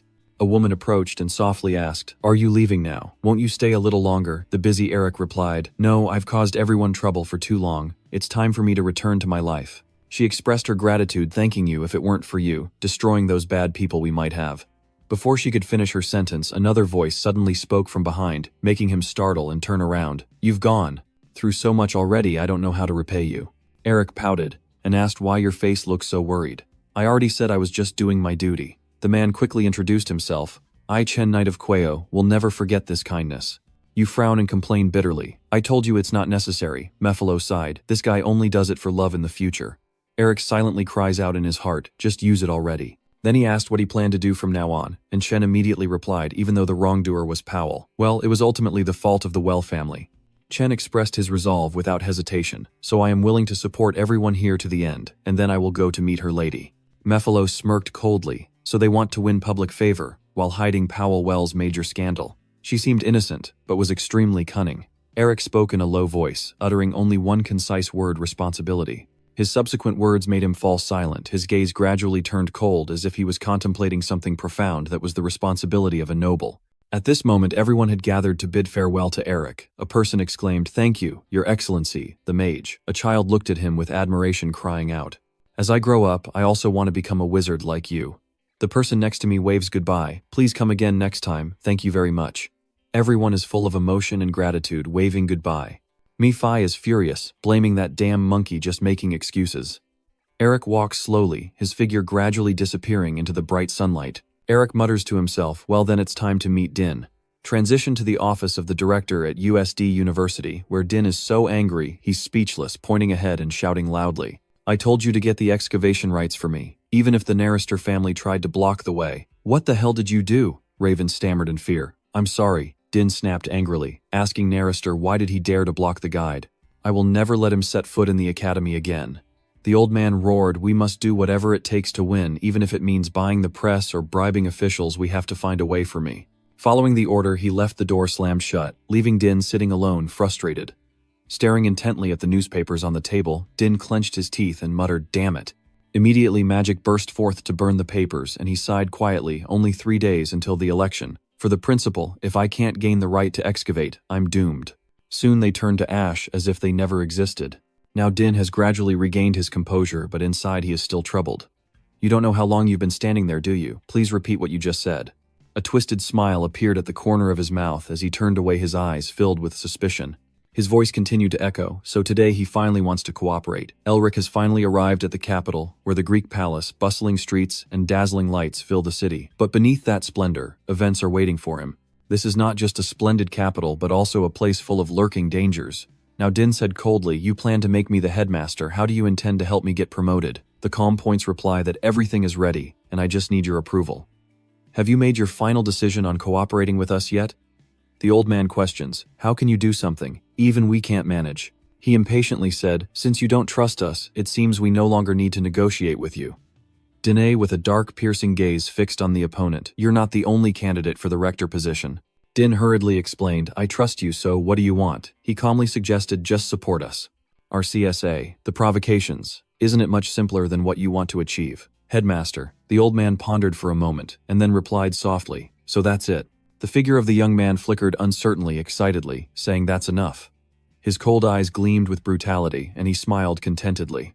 At the same time, whispers began to spread throughout the capital, and Kim asked in a low voice, have you heard? Chip responded in surprise, heard what? He hurriedly continued, don't you know that little city is the center? I heard that recently the Green Lion family caused a lot of chaos. Chip frowned. Is it just because of the internal conflict? Well, the Lions using violence openly and not caring about ordinary people isn't exactly rare either. Kim whispers, you don't know yet this time. Many people died and houses were burned down. He widened his eyes and exclaimed, that's so cruel. Kim excitedly continued, but then a wizard appeared and wiped out all those bastards. Chip was stunned. Is there really such an amazing wizard? That's strange. Eric sat between the two, his limbs stiff and sweating like he'd been showered, and he eagerly continued according to rumors. That was a pretty handsome young man back then. I heard he's now called the hero of La Center. Felix's mother scoffed, we've only been hearing about him since we arrived in the capital. Those people really go crazy over these hero dreams. Eric chuckled softly and said, I'm just hungry after being in the capital for so long. Why are you talking like that? I already told her to keep this quiet, but she keeps causing a fuss. Do you want me to make you a hero? You're shocked and blurted out. She has intentions, her voice continues to ring, nothing better than having a heroic story to boost the public's goodwill. Isabel firmly assured me that this will help you. That reputation will benefit you greatly in the future. She smiled confidently, raising her thumb in a sign of commitment, and of course it will also help me establish a solid position to put pressure on my Uncle Powell. Back in the present, Eric wondered silently, will this help me? Is this really helping, young lady? The whispers and rumors continue to spread, leaving him speechless and stunned, and I heard that day he even saved that fragrance-free flower. San's lion girl has finally become a crown princess. Oh, I wonder if those two are dating. What will happen next? I heard the crown prince still likes her. What about the Western Star? Have you all heard about the hero of La Center? I heard that they are heading to the capital that day. I wonder who it will be. I've heard it's a disgrace to a prestigious wizard family. Eric silently sighed. They're turning a hero story into a love story. He quickly got up and left, secretly praising her for being truly skilled at sensing the right moment and setting the stage. Whether it's heroic deeds or romantic stories, it all helps to boost her reputation. Eric muttered to himself that he should find another place to eat. He relaxed his muscles without worry, unaware of a figure watching him intently from behind. Eric thought to himself that it would be great if he could rise to the occasion like Isabel to rebuild the family. He wondered if she had reached a safe place yet. He turned back to Kay and called out, "Wake up, Mi-Fi, let's go somewhere else." Before he could finish his sentence, the man charged straight at Eric. He was stunned, his heart pounding. The attack was coming. The magic flared up brightly, stunning everyone and causing chaos. What's going on? On the other side, a sinister voice asked, has a fight broken out? Someone exclaims in surprise, no way is that Powell guy really daring to cause trouble in the capital of U. Then he shouts everyone back off. In the smoky, gloomy village, the man threw a punch directly at you. Eric ducked down and looked up, his heart tightening. It's that mana smell. His eyes cold, his voice rising, stop avoiding. Looking at the opponent's fist, Eric said in a cold voice, it's been a while, hasn't it? It seems you've been pushing things a bit too far for fun. The angry man yelled, do you know how many terrible things I've gone through because of you? If you still have a conscience, you should have gone to the capital and gotten punched at least once. He gritted his teeth, his voice filled with hatred. Do you not think so, you damn traitorous bastard?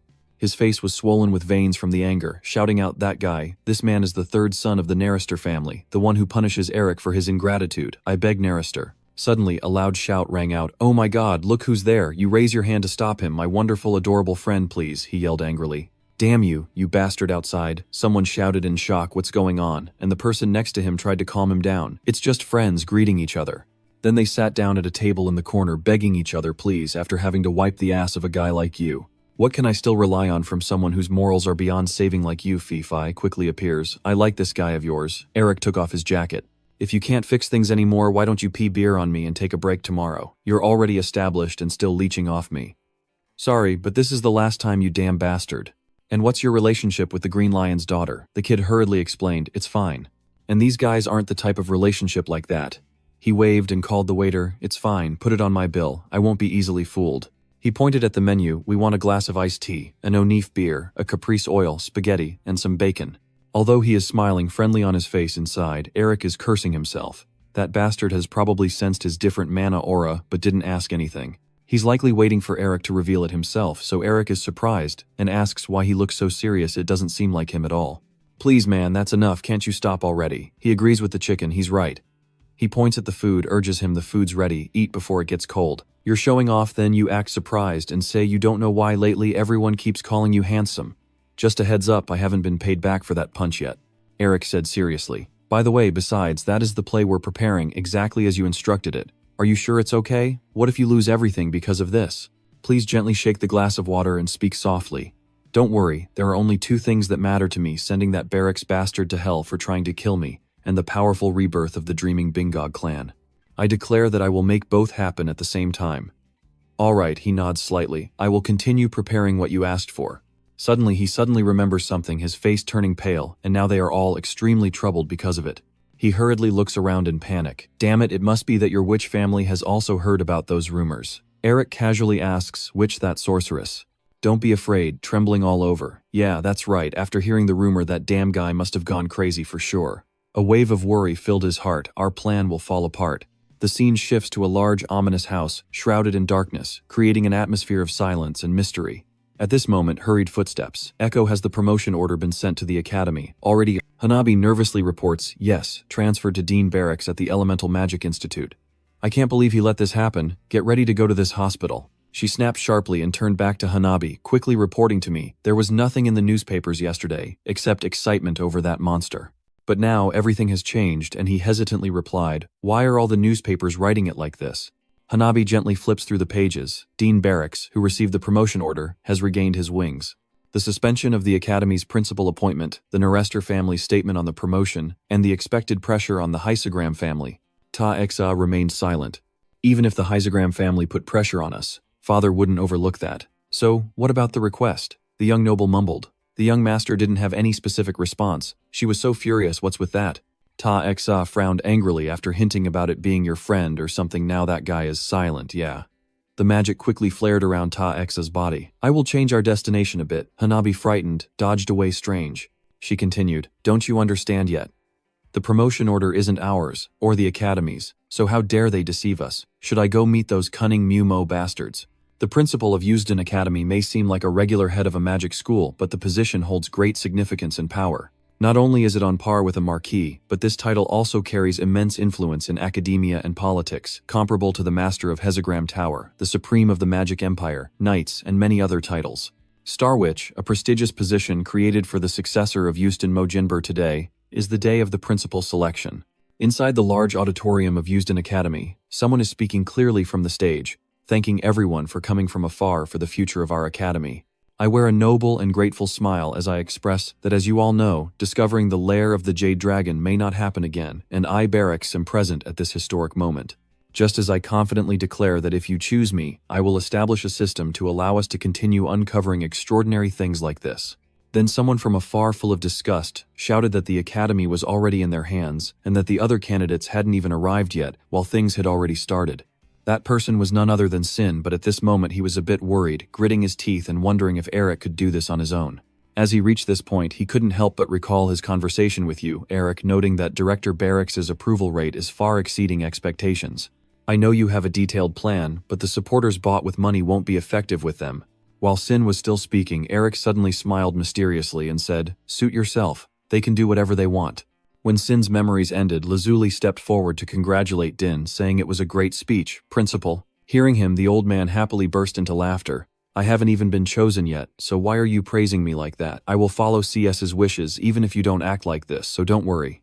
Saying that, he quickly excused himself. "The other candidates are giving speeches, so let's talk later." Lazuli also didn't stay long and said, "Then I will trust you." As soon as he left, Din revealed his true boastful face, muttering in his mind, "That's right. I who will become the principal. I have nothing to worry about. I didn't even intend to help you from the start, my heart full of contempt. Mockery. I will soon stand shoulder to shoulder with the owner of the Hexagram Tower. Why would I help a group without any foundation like our CS?" It was Din unaware while the old man was lost in his thoughts. Lazuli was now glaring with a dangerous look, ready to crush you all easily once I become the headmaster. The smile on his face grew wider, full of hidden intentions. Returning to Shin as soon as the host announced, he immediately fell into thought.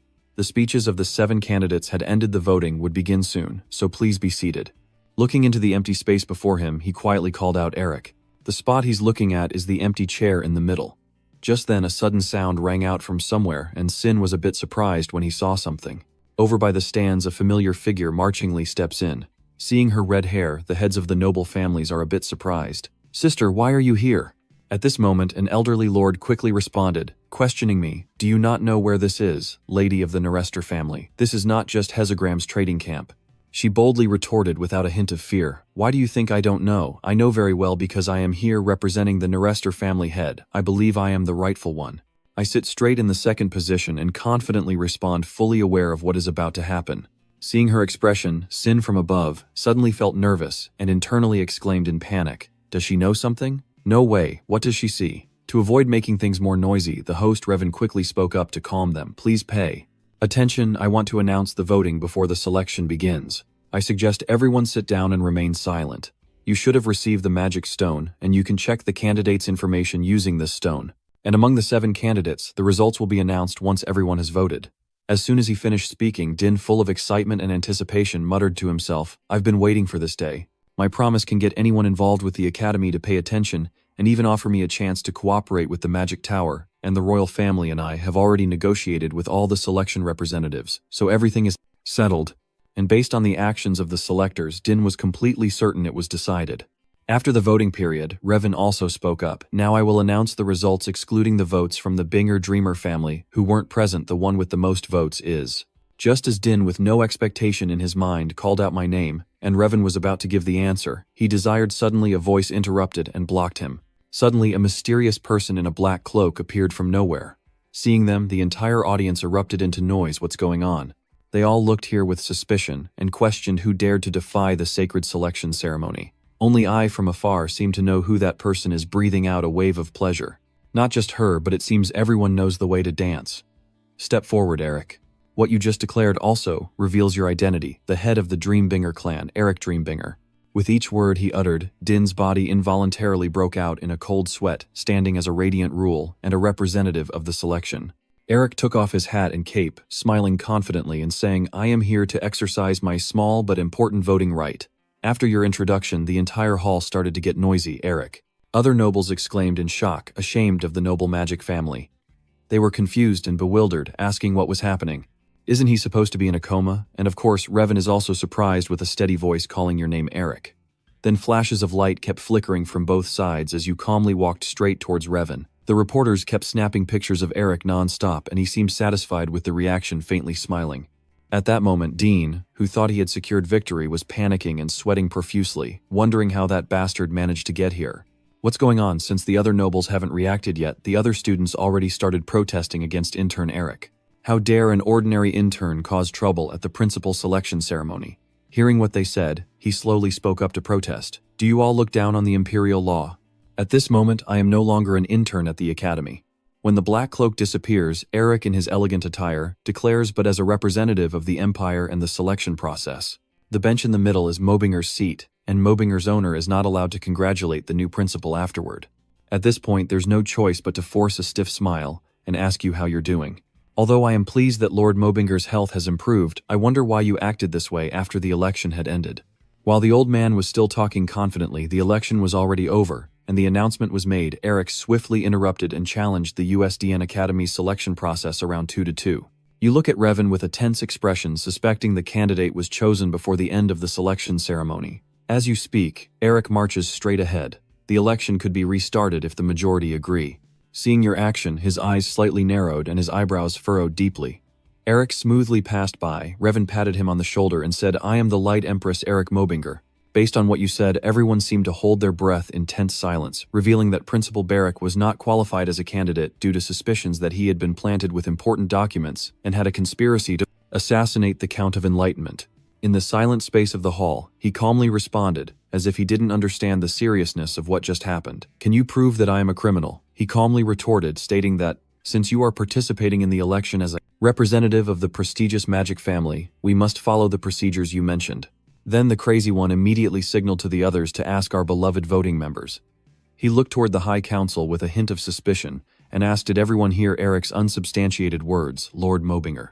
Although outwardly he tried to appear calm inside, Eric Melvinger was now extremely agitated. He seemed to have something to hide, but no matter what he did, the outcome would not change. Go and observe the calm and confident state of the council members and think to yourself, who dares to touch me, kid? I will show you what true politics really is. So you're in such a hurry. It's not too late to decide after hearing what I have to say. Hearing your words, the old man chuckled and replied, hesitant to keep spouting such insults during the sacred election. But just as Din was about to finish speaking, suddenly his voice echoed from somewhere, causing him to freeze in place.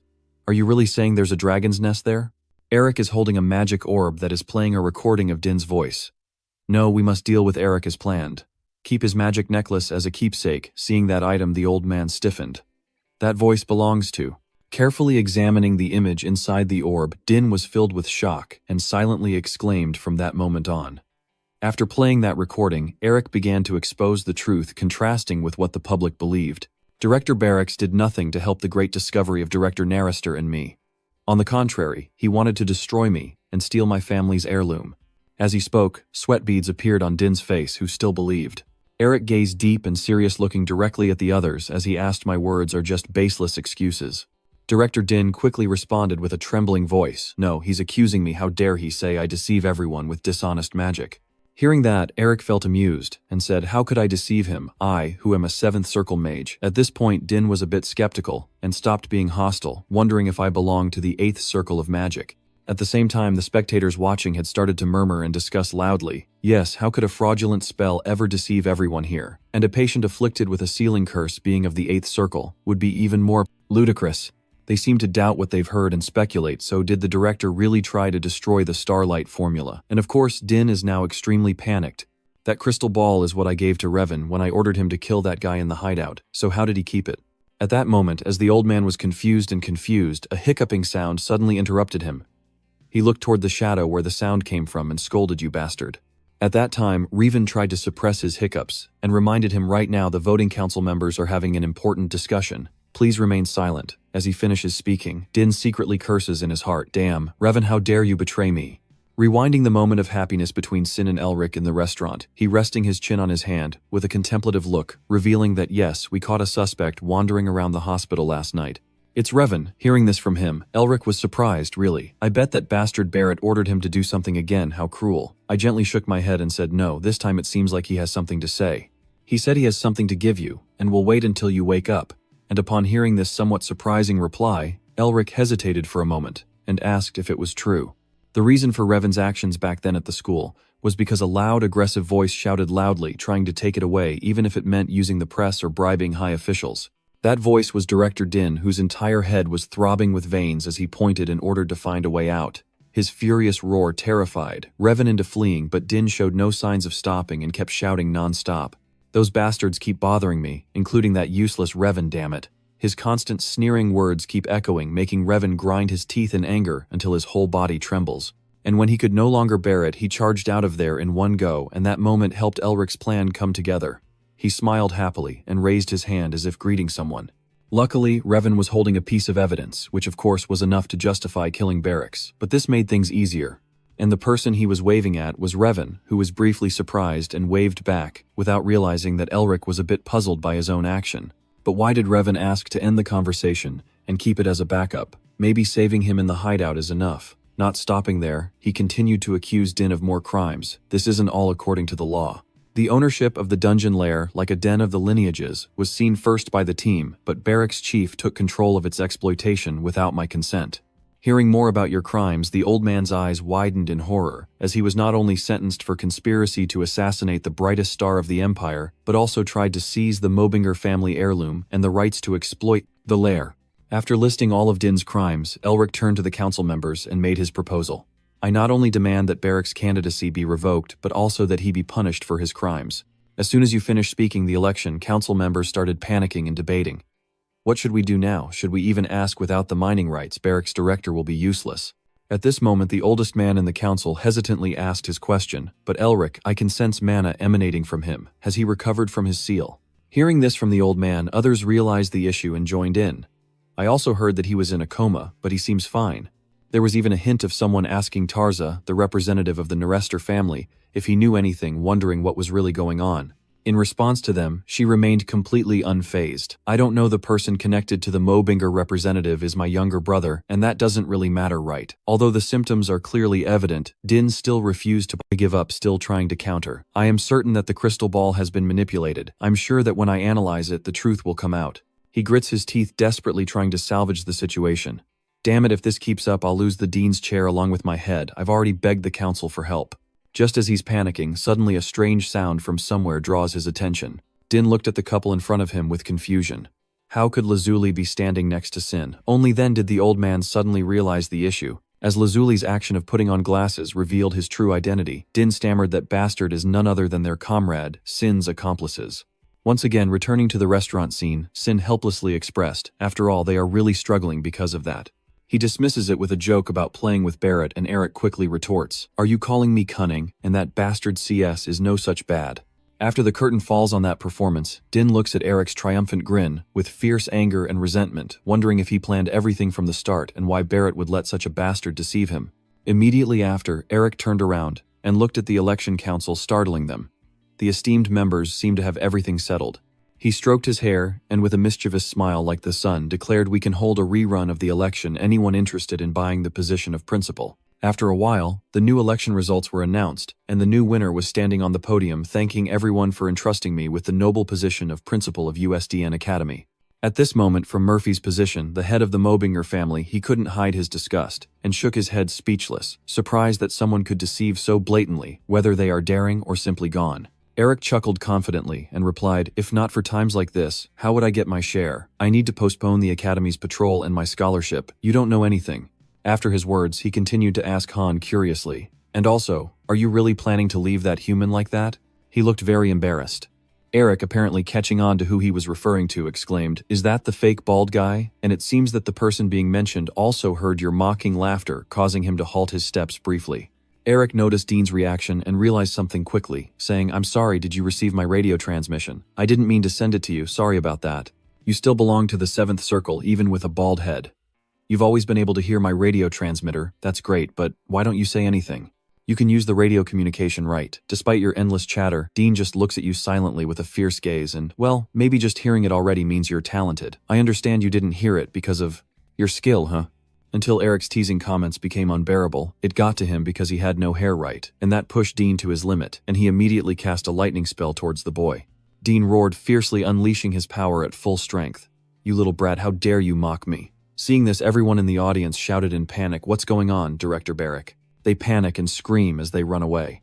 And Dean, the director, seems to be so consumed by hatred that he wears a smug smile on his face. "Die." Faced with this dangerous situation, Eric remained calm and softly smiled at the lightning bolt above him, which then struck directly down, causing a deafening explosion.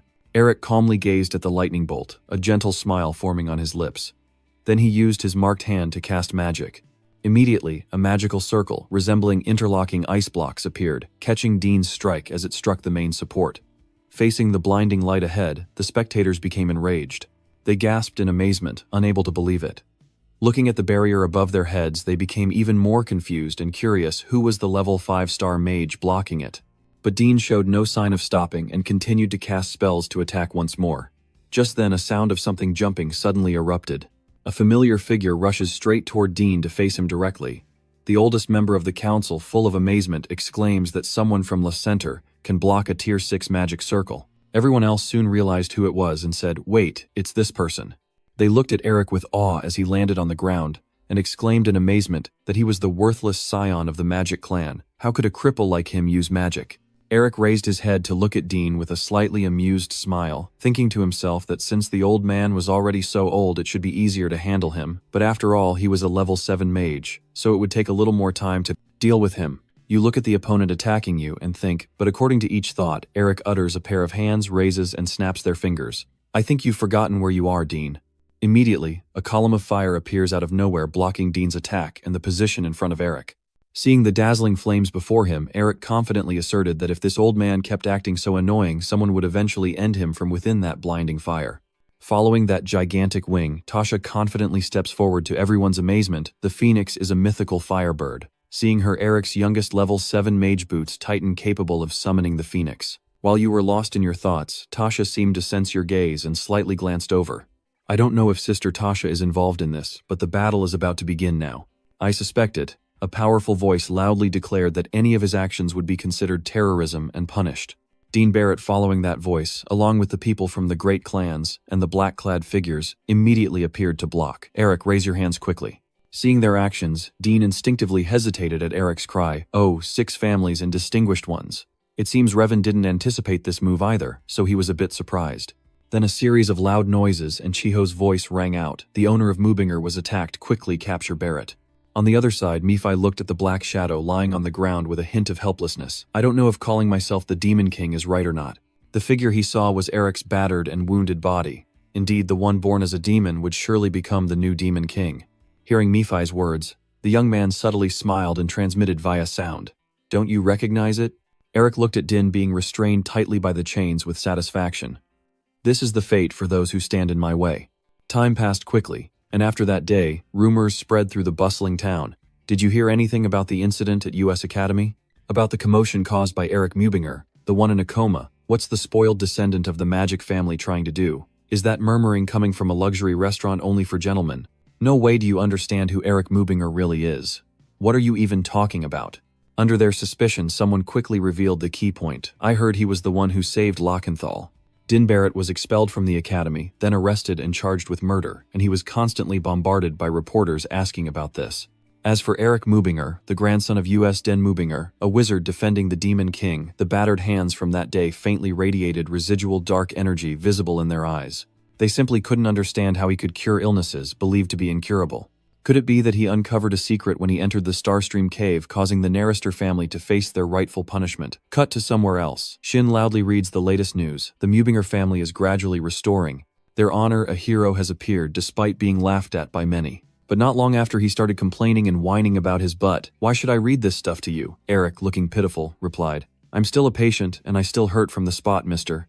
Barracks hit, and hearing the butler immediately got angry and scolded him. "Damn it, you're just a skilled pretender, pretending to be a hero. Don't you see my home's guards are suffering a lot?" Just as he said. Outside, Sin's mansion reporters push and shove him. "Please let us meet Eric Melvinger, Narrister. Open the gates, we have the right to know." Look at the person stretching casually in front of them. Those reporters should learn the truth about this con artist. You're only playing trivial games now, but you've already become a legend in people's lives. "Where did you learn all those things?" Eric carefully stepped down from the bed and calmly replied. "Do you think I've just been toying around these past few months?" At La Center, the lady of the Great Lion family. As he spoke, he involuntarily flinched, and his face gradually turned red. Immediately afterward, Eric suddenly refused to discuss this anymore, making Sin want to explode. He didn't care anymore. But he set that aside for now, and asked about something else. "And furthermore, You have no intention of causing more trouble, right? Without much thought, Eric replied, I don't know, feeling a bit helpless and saying I don't know what you're planning to do. When he heard his next words, a flicker of emotion crossed his eyes, but he let it go. My father wants to have dinner with you. Shin's father, Winterester, is a level 9 mage, a grand mage with enormous power, and the head of the Narester family that rules the top of the magic tower. Even Eric's grandfather wants to take him as a disciple. This person is a genius among geniuses, and this place is… I have no idea what Eric and Murphy saw, but they were both stunned, trembling, and stuttering. Damn it. You're really a bastard, but only pretending to be calm and clueless because you seem used to it, huh? No way.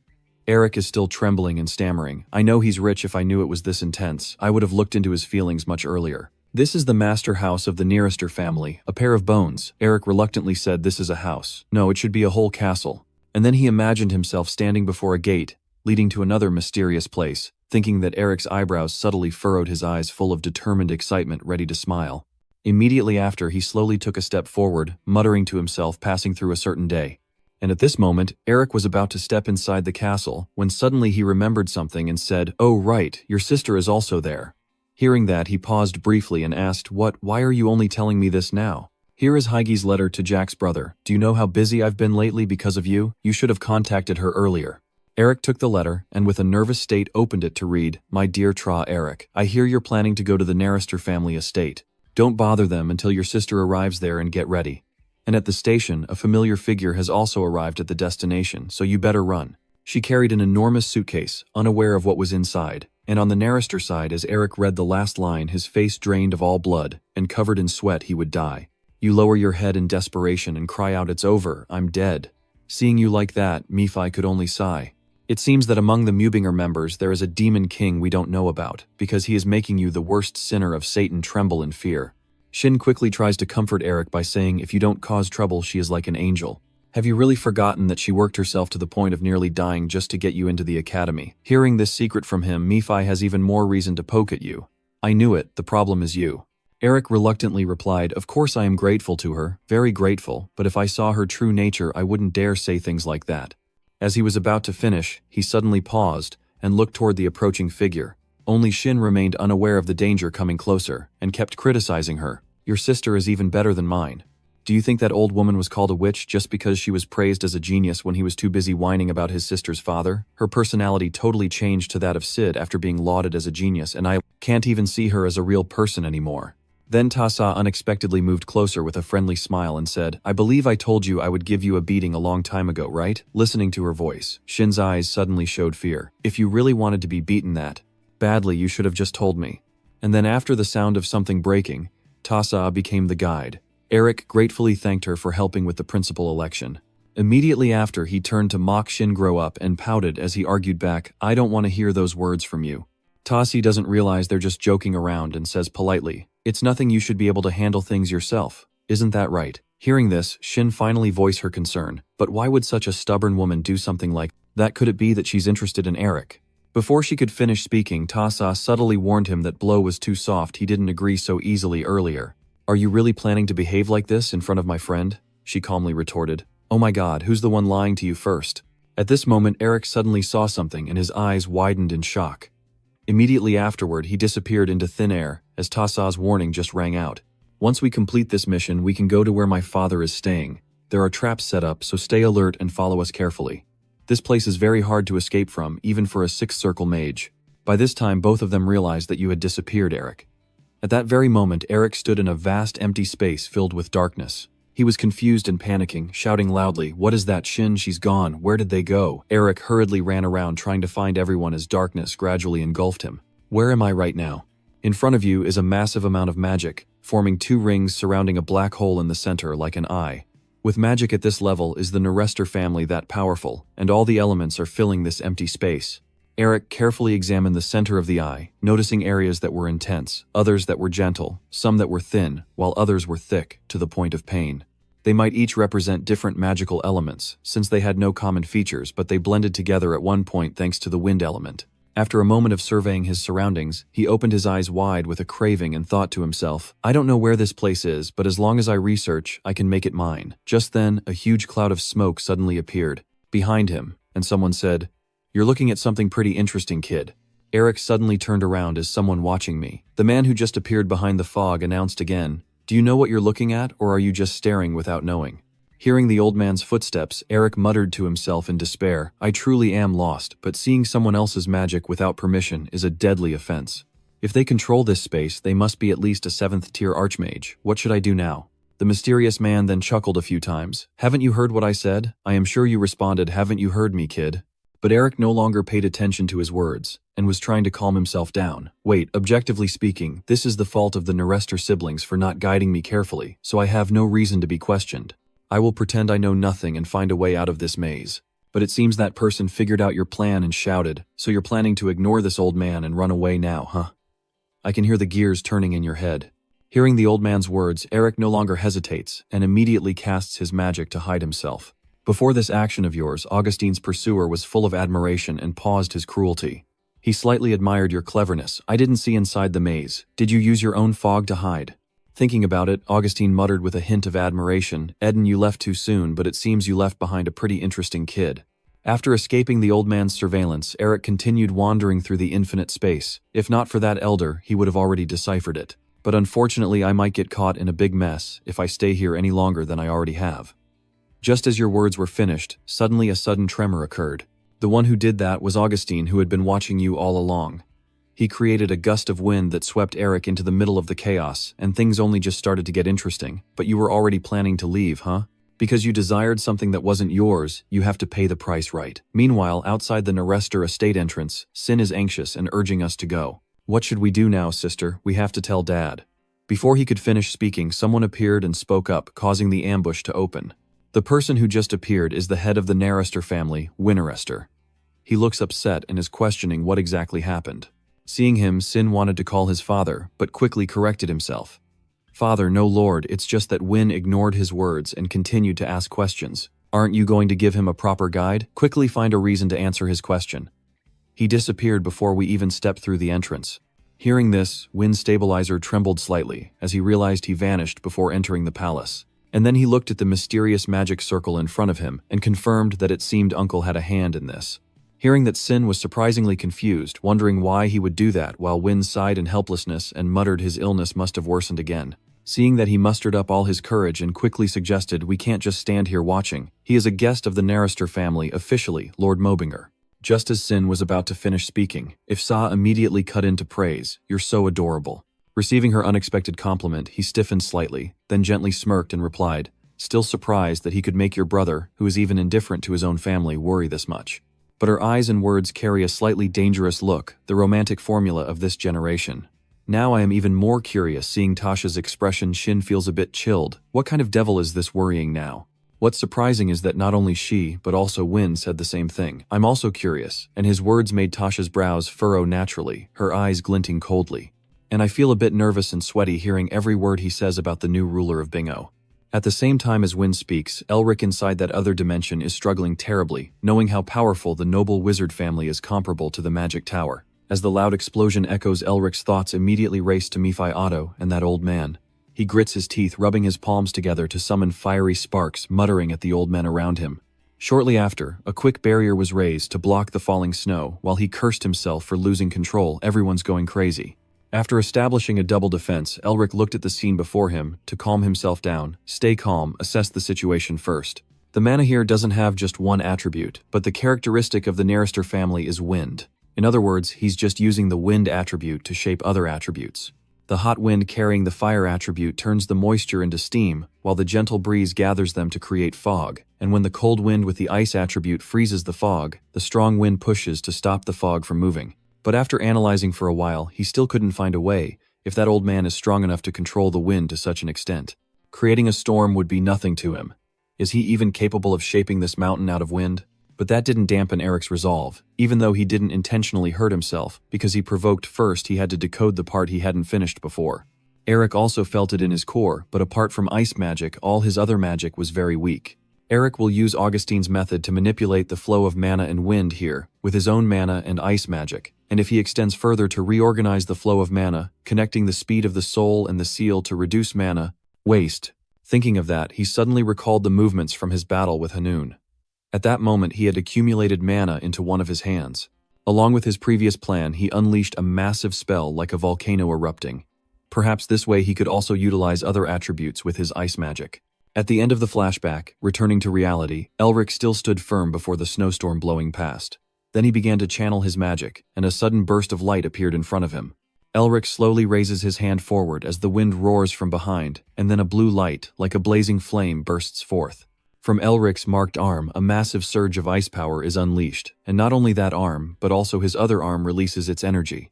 Along with the energy from both of his arms, a continuous force forms the shape of an 8, resembling the infinity symbol. The light emitted by Elric's magic illuminates the entire area. Not only that, it also dispelled the faint black smoke. Then a mark identical to the one on Elric's hand suddenly descended from the sky. During that moment, Augustine eagerly called out, in wonder, and as the darkness gradually disappeared, the radiant light and a proud silhouette slowly appeared. And then Elric returned to the real world, surprising the Narester sisters. They both stammered in unison, calling out his name in amazement. Elric. It seems almost impossible to believe that a 6th-tier mage would need at least 24 hours to escape. Tassa quickly added, even I need 4 hours and 52 minutes, but you only need 46 minutes. In contrast to the astonished faces of those two, Nephi's expression looked a bit scared. Not only that, but his brutal ceiling rank also increased to 5 last year. His eyes widened in disbelief as he muttered, it's a high-level magic that impressed me. But he not only deciphered it, he stole it and developed it further. Seeing them like that, Elric felt a bit disappointed and sighed. What's wrong with everyone? Why didn't anyone ask if I was okay after I collapsed? Just then, someone stepped forward and praised. That's amazing. Weeday exclaimed excitedly. I should go to the new principal election. I only heard a few days ago that your clogging illness was cured. He saw the large amount of mana flowing through your body, but you've already completed the 6th magic circle. Hearing that, he exclaimed with joy and amazement, the 6th magic circle? Really, Elric? And I'm far away feeling heartbroken. Shannon said, has my record been broken by your younger brother? After a moment of reflection, he approached to shake hands with Wee, and greeted him, apologizing for the delayed introduction. I am the host, Melvinger. Elric Melvinger. He also cheerfully responded to his greeting. I am the host, Narester Wee Narester. Please forgive yourself for what you just had to go through. I am sorry you encountered such misfortune suddenly. Hearing this from him, Elric politely replied, no need to apologize, it was a good experience for me. Hearing this from Elric, we expressed his gratitude for understanding, and although a bit messy, welcomed him to the Narester family residence. Noticing the warm reception, and hearing the urging words, he gently smiled and said, let's go, Elric, your mother and sister are waiting. But then suddenly he bowed his head and muttered family. That expression was not one of disappointment or sadness, but the emotion shining in Elric's eyes. Immediately, he cheerfully responded, yes, I am here. Meanwhile, at the Quayo family's castle, Isabel looked at the man sitting on the bed in shock and exclaimed, Dad. She joyfully ran over and hugged him tightly, crying happily. Dad. He held Isabel in a gentle smile and comforted her. So a noble young lady like you still behaves like a child. He helped me, if not for him. Hearing the name she mentioned, Herman exclaimed in surprise, Elric. After Isabel recounted everything, Herman happily laughed out loud. Truly a noble mage family. She agreed with him and added, that's right, the Melvinger family has always been a light shining through the darkness. But then suddenly she panicked and shouted, where are you planning to go? You need to rest more. Herman calmly fixing his outfit and saying, how can I prioritize my health right now? If I have such talent, I must find him no matter how far across the continent I have to go. As he spoke, he donned his formidable armor because in this decaying world there is a child so upright. Herman's smile like a blazing sun declared that perhaps that is even more reason for me to go. In just a moment, the scene shifts swiftly to a high place where someone is sitting and looking at the body before them. Then the man on the ground calls out to Huyn, who is kneeling about Lam Lam's murder and Isabel's escape. He leaned on the lion head carved armrest of the chair, healed, and Lam Lam returned to life, then exploded before my eyes. Was it all caused by that wizard? Huyn hurriedly spoke. Sure, he had hidden a spell on his body, and the mysterious person who seemed somewhat familiar continued to question him. What about him? He quickly responded, his body slightly healing that day. He was traveling with Lam, and it seemed he was trying to contact Eric Melvinger, who was currently at Narester's residence. Receiving the answer from Hun, he felt a bit amused that the griffin didn't attack me immediately, but instead quietly took his brother away first.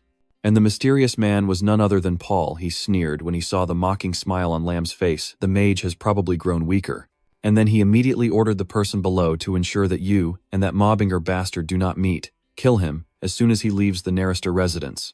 Paul's sharp eyes seemed to bore deep and warned the brother not to forget that I haven't killed him because of the petty trick the owner possesses. Following the subtle hint from him, he clenched his fist until the mark on his palm lit up with magic, responding, I will remember. At the same time, Eric stood before a magnificent and towering building, the bright sun casting its glare over the walls and spires highlighting the authority and grandeur of this place. Please move in slowly. I urge you, let's go, Eric. Your mother and your brother are waiting there. He responds softly, okay. Behind Eric, Nephi walks with heavy steps, as if these legs are still unfamiliar to him, muttering curses and insults. It's a pain. Nephi roars loudly, is he even human? Hearing this, Eric quickly asks in a lowered voice, what do you mean, is he a demon? Nephi shakes his head, no. He wondered, but if he was just an ordinary person and not a monster, how could he reach that level? Nephi continued, and it had nothing to do with any non-human creature. You sigh in relief and mutter, the one who scares me. Do you think humans just sit around for thousands of years being sealed? Eric then points out other rulers of the Magic Tower, the Great Scythe family, the intelligence agency of the Royal Family, the Revolutionary Army Beastmen, the Opposition Alliance. There are many, so why do you think people say this era is full of monsters? He hesitated. So you're saying that not only the expert in metal magic considered the strongest on the continent, but there are also many powerful people like him, and even stronger. Nephi chuckled with amusement. So it seems there's an additional reason for me, the great Nephi, to awaken in this era. At this moment, magic slowly emanates from him, a wild life, where countless monsters devour each other to become kings. Then that power erupts fiercely, and Nephi continues to speak about the chaos and suffocation they bring. His voice continued to ring out, filled with joy at having defeated everyone, and walking in victory. Ah, Nephi will. Very quickly, they stood in front of a room, and he kept speaking passionately. I must push you as hard as possible to regain your strength as soon as possible so that... Seeing Elric ignoring them completely, Nephi got annoyed, and said, hey, adults are talking to you. As he stepped inside, he saw his mother and two younger siblings waiting there. Suddenly, your little sister points proudly at her brother, and shouts, Mom, that idiot. Dropped his food again because he was looking at Elric, and the boy angrily yells, what idiot? How dare you call my brother an idiot in front of Elric? And he frowns, displeased, raising his voice. Can't you two be quiet? Mom gently smiled and reminded them, why are you two so noisy in front of the hero? Center, don't I say that good children should be quiet during dinner? The obedient girl replied. Mom, I promise to be good. The boy agreed and said, me too, I will be good as well. The scene in front of him made him recall his childhood. Haiji's mischief made him wonder why he kept mimicking her. Did he want to get scolded, Elric? He got angry and ran to tell his mom, Mom, this stupid girl keeps bothering me. His mother gently scolded him, didn't I tell you not to fight during meals? Elric's wife defended him, kids will be naughty sometimes. You keep saying you'll be the first to be scolded when you become a grand mage, little sister, he warned Elric. Today you must read 100 mage thoughts. You must have. Elric protested. No, today I will play with Father Haiji today. We'll also let Elric stay with you. Elric silent, deep in thought, his eyes filled with profound sadness. Suddenly, Mother's voice echoes, pulling you back to reality. Is the food not to your liking, Elric? Surprised, you quickly reply, no, very delicious. I'm just a bit dizzy from the delicious taste, she said with a caring tone. I'm glad you like it. I was worried we wouldn't be hospitable enough because you seemed so sad. You quickly scooped a big plate of noodles into your mouth, of course not with a look hiding your joy. Having dinner with others is a very enjoyable thing. After the meal, they moved to another room to talk, where the fragrant steam of the hot chamomile tea filled the air. Hui spoke. I heard you would hand over the exploration of the hideout to us. Elric nodded gently. Yes, I have owed a debt for a long time. He quietly took a sip, his mind filled with countless thoughts, his scrutinizing gaze fixed steadily on the man in front of him. Finally, Hui revealed long-kept feelings. Do you not hate me? Hearing these words from him, I froze in shock and felt pity. Frowning, I remained silent, just took a small sip to hide my embarrassment. Elric understood clearly that Melvinger's downfall couldn't have happened overnight to a family with a history of victory and war over thousands of years. That truth was deeply embedded in his mind, the pressure from the royal family, the political manipulation of the 6 Hezagram clans, and the betrayal by trusted people, all happening under political pretense. If he asked whether I hated them, I didn't know. I don't. Everyone has their own circumstances. You know that the Narister family simply couldn't help due to political reasons. They didn't contribute to our family's downfall. I can blame their vantage point, but do I have the courage to do anything if I were in their place? Nephi sneered, as if after Melvinger, a Narister was just an ordinary person 1,000 years ago. The 6 Hezagram clans were no different from flies circling Melvinger's tail, and both being house owners meant they were equals. Elric whispered to himself, selfish and arrogant, don't feed me, nor is it his fault. Melvinger lost power a long time ago. He was surprised, genuinely taken aback by someone who lives for power. Was there any reason for him to walk this long journey? You expressed your feelings, saying that even though it's your friend's family, it will be a place you will overcome someday, and you need to confirm what kind of people the mages and their family heads are. Then Hui suddenly suggested, tell me what you want. That statement made Elric become guarded with a wary look. Hui affirmed that the Nerester family would fully support the Melvinger family. You are stunned and shout out what the voice of the old man continues to echo. Don't worry too much about it, it's for the right to explore, and also a gift from me to my son. Mei Fi sneers. He's a formidable guy too. Is he trying to use this opportunity to get close to you, or to help the struggling Melvinger family? Elric retorted, that's good for me. My foundation will be stronger if the Nerester family supports me, but I'm sure the other members of Heisegram and others will try to correct the Nerester family if they back me up. The boy continued, why does he want to help the weak Melvinger family, even if it might be at a loss? I have no idea what he's thinking. I hesitated slightly, my eyes slightly widened, Lord, but at this moment a powerful aura of magic burst out from an unfamiliar person outside. In just a shrenchen, a massive explosion echoed, and the ground suddenly caved in a large hole. They looked up stunned by the sight before them. Golden rays shine through the hole, illuminating the entire room. Elric couldn't help but be stunned. What the hell is going on? Which madman would do this to the Nerester family's house? Very quickly after that, the stranger slowly approached you. Seeing that name, he was filled with horror and rage. Elric's mind was racing, unable to believe it. He gritted his teeth in fury, silently wondering who that person was. His eyes flashed brightly, voice coldly declaring, I will make him my disciple. Elric recounts that he once heard that his father was so greedy for wealth that hundreds of people were living in the main house as guests rather than servants. And the true strength of the Nerester family lies in the Elder Association standing together with those monsters. That explosion drew the attention of the people in the tower, and they quickly gathered looking at the figure in front of them. They all shouted loudly, Elder, this is the family head study. This action is very disrespectful. Please step back immediately. Your voice continues to echo, and the leader of the Elder Assembly is the Great Master who taught all the wizards of the Nerester family. Fake Augustine Nerester. Elric is a user. He is very strong, maybe even stronger than the true Nerester. Augustine admits his mistake. Oh my god, that old man is too reckless. Please forgive me, master. Nguyen An maintains her composure and calmness, asking what brought him here. The old man pointed at the boy and said, as I mentioned, I came here to make that bastard face become my disciple. He calmly introduces himself, saying that the one standing beside Shin Sao is one of the 4 formulas of the Empire, the Melvinger formula, and I think it will be quite difficult to make him become one. Elric interjects politely and introduces himself, the Melvinger formula. He reaffirmed his origin as Elric Melvinger. Elric bowed respectfully and greeted the head of the Nerester clan, Master Augustine. I stammered, Elric, still frowning in confusion, asking what you are doing. Augustine spoke up, recognizing me as the old man, so how could I not recognize the great elder of the Nerester clan? My late father used to often speak about before he passed away. He said that if our family had a pillar like anyone, it wouldn't fall so easily. The old man wondered, but your father has nothing to do with me. Elric replied casually, there's nothing strange about that, he's quite famous after all. Augustine mockingly said, with your sharp tongue, little trickster, you smile faintly, but isn't that the reason you want me to become your disciple afterward? I'll take it as a compliment, thank you. Then the old man once again made an offer, clever boy, now that you know who I am, talking becomes easier. Will you become my disciple? Elric refuses. How could Lord Melvinger become a disciple of the great master of the Nerester family? I truly do not deserve such an offer. Please kindly withdraw it. Augustine is infuriated, demanding, isn't it true that the one appointed as my deputy official will decide you speak up? That's just something I learned by chance when I escaped, so please understand. Elric, don't pretend. After taking my magic without permission, and wasn't it you who caused me trouble first, Elder Yuan? These words made the fire within him burn hotter, so please continue speaking. Unable to listen any longer, Augustine roared in fury, be silent. Immediately, magic burst fiercely beneath him, illuminating the entire room. Augustine is too important, you must listen to your elder. His words make Elric furious, you talk too much. In that moment the light shone upon Sang, making Augustine's body look serene and majestic. The scene before his eyes stunned him, what a night after all. Then Elric slowly realized that no, it was too white like the night sky. Suddenly a surge of spiritual energy from somewhere shot straight into Elric's neck. He was stunned, thoughts racing through his mind, moving so fast. No, Elric muttered, it's just physical movement, this isn't a speed a mage could achieve. In a split second he lost all awareness, as the old man swiftly grabbed Elric tightly.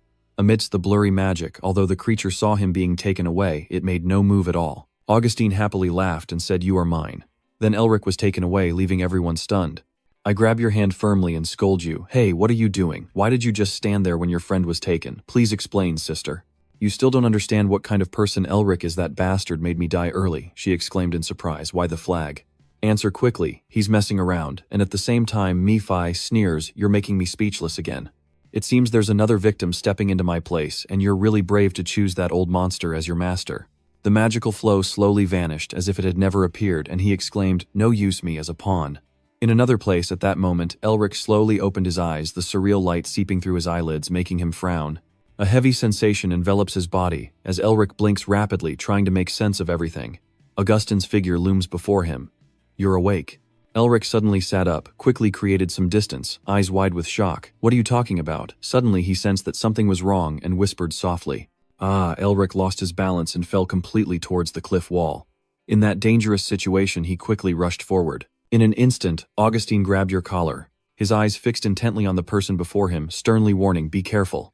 Augustine calmly said, "I was almost losing my first disciple in my 95 years of life." Elric glanced at the deep cliff behind, silently thinking that he intended to fight to exploit him thoroughly, because he was the great master of the Narester family. "But I can't believe he's cornered me while I'm just messing around making him find a reason for me to become his disciple. I wonder, did I somehow mess with the wrong person?" Elric's whole body trembled uncontrollably, calming himself and focusing his mana. But after waiting for a while, nothing happened. He wondered in surprise why his mana wasn't moving at all, like he had returned to the time he was paralyzed by illness. "Old man Tanduang, it seems you figured it out. Your senses are truly sharp." Elric, furious, "What have you done to me?" Augustine gently reassured him, saying, "I'll explain everything when I go, don't worry. Do you see anything down there?" As he finished speaking, he let go, and I saw nothing. Augustine stands above his cold gaze, looking down, "So go see for yourself." Things happened too quickly for Elric to react. It is only now that the prince realizes he is falling freely, this damn old man. In that life-or-death moment, Elric tries to stay calm. Dark magic immediately gathers in his hands. At this moment, the swirling dark magic beneath his feet helps Elric float in midair. Finally, he lands safely, but Elric's story is far from over.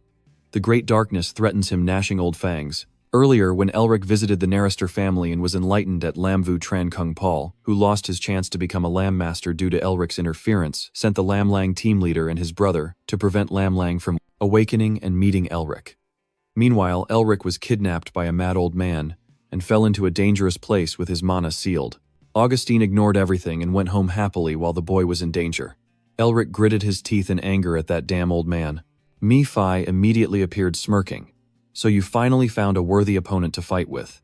You're amazed and ask Mi-Fi, how did you get here?" He straightforwardly answers, "Finding you is as easy as flipping my hand. Do you realize how important I am?" Yet Elric desperately begs for help. "Forget about that, save me.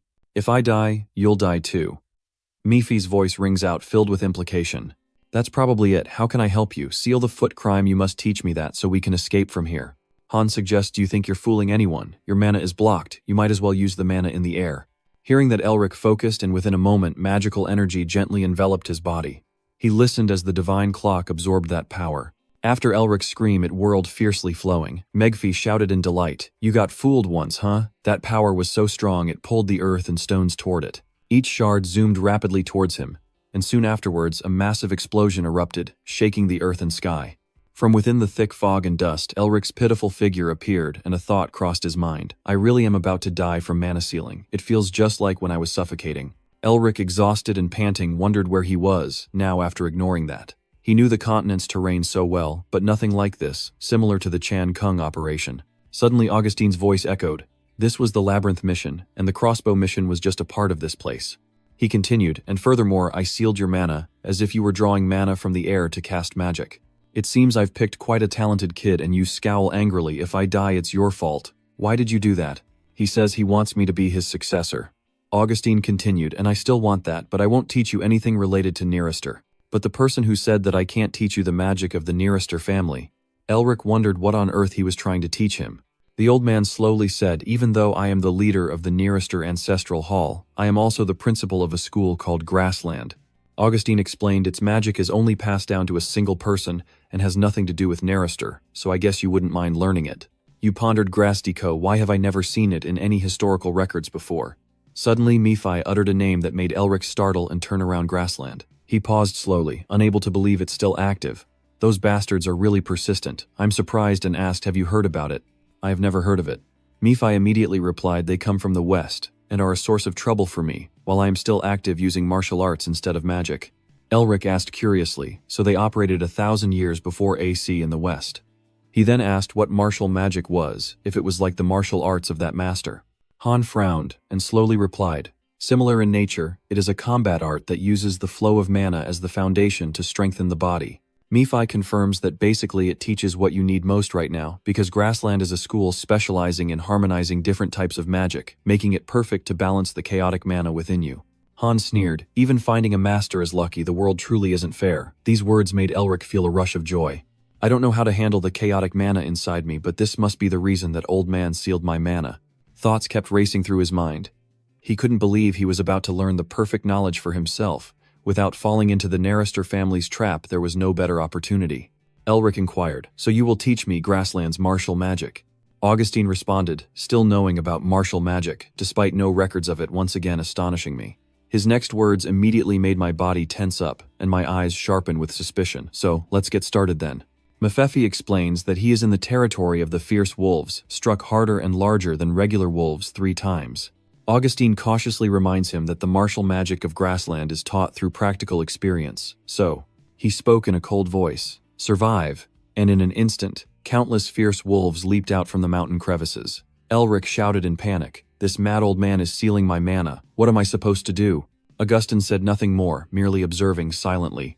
At this moment, behind him, a man had been standing there for some time. "Well, judging by what I heard, he's just a rookie, who has only been learning magic for half a year." Augustine confirmed, "You have arrived. He's indeed a rookie in experience, but not in skill." "Oh, thanks for lending me those brutal ones."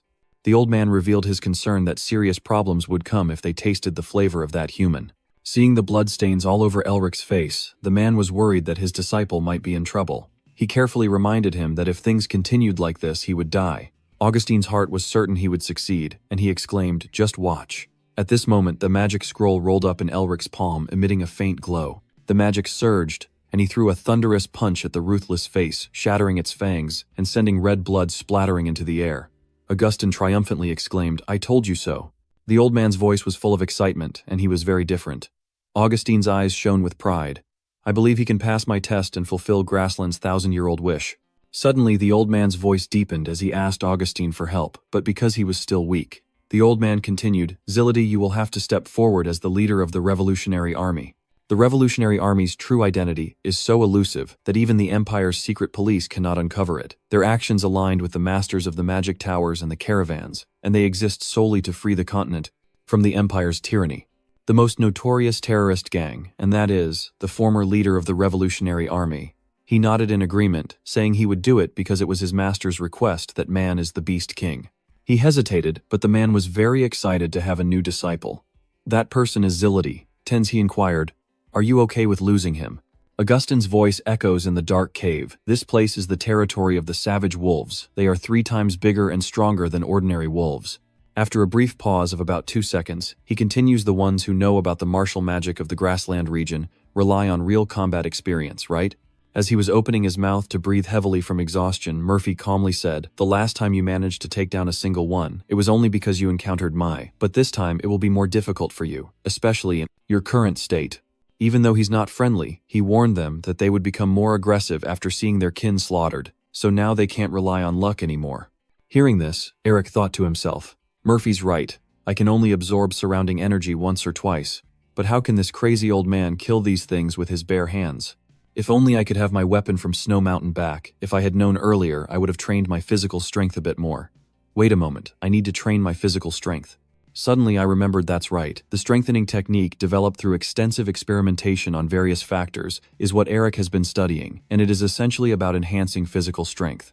It seems you found a way to win, so Eric just needs to imitate it right. The body technique passed down by the descendant of the Toad King is a fighting move that makes the master as tough as steel, increases strength many times over, and guides the user on how to fight using those abilities. The Tiger Man, the king of monsters, once said that the body is a miniature version of the world created by the creator, just like the flow of water in nature, breathing and blood circulation reaching every corner of the body, and the human body changes based on how they breathe and think.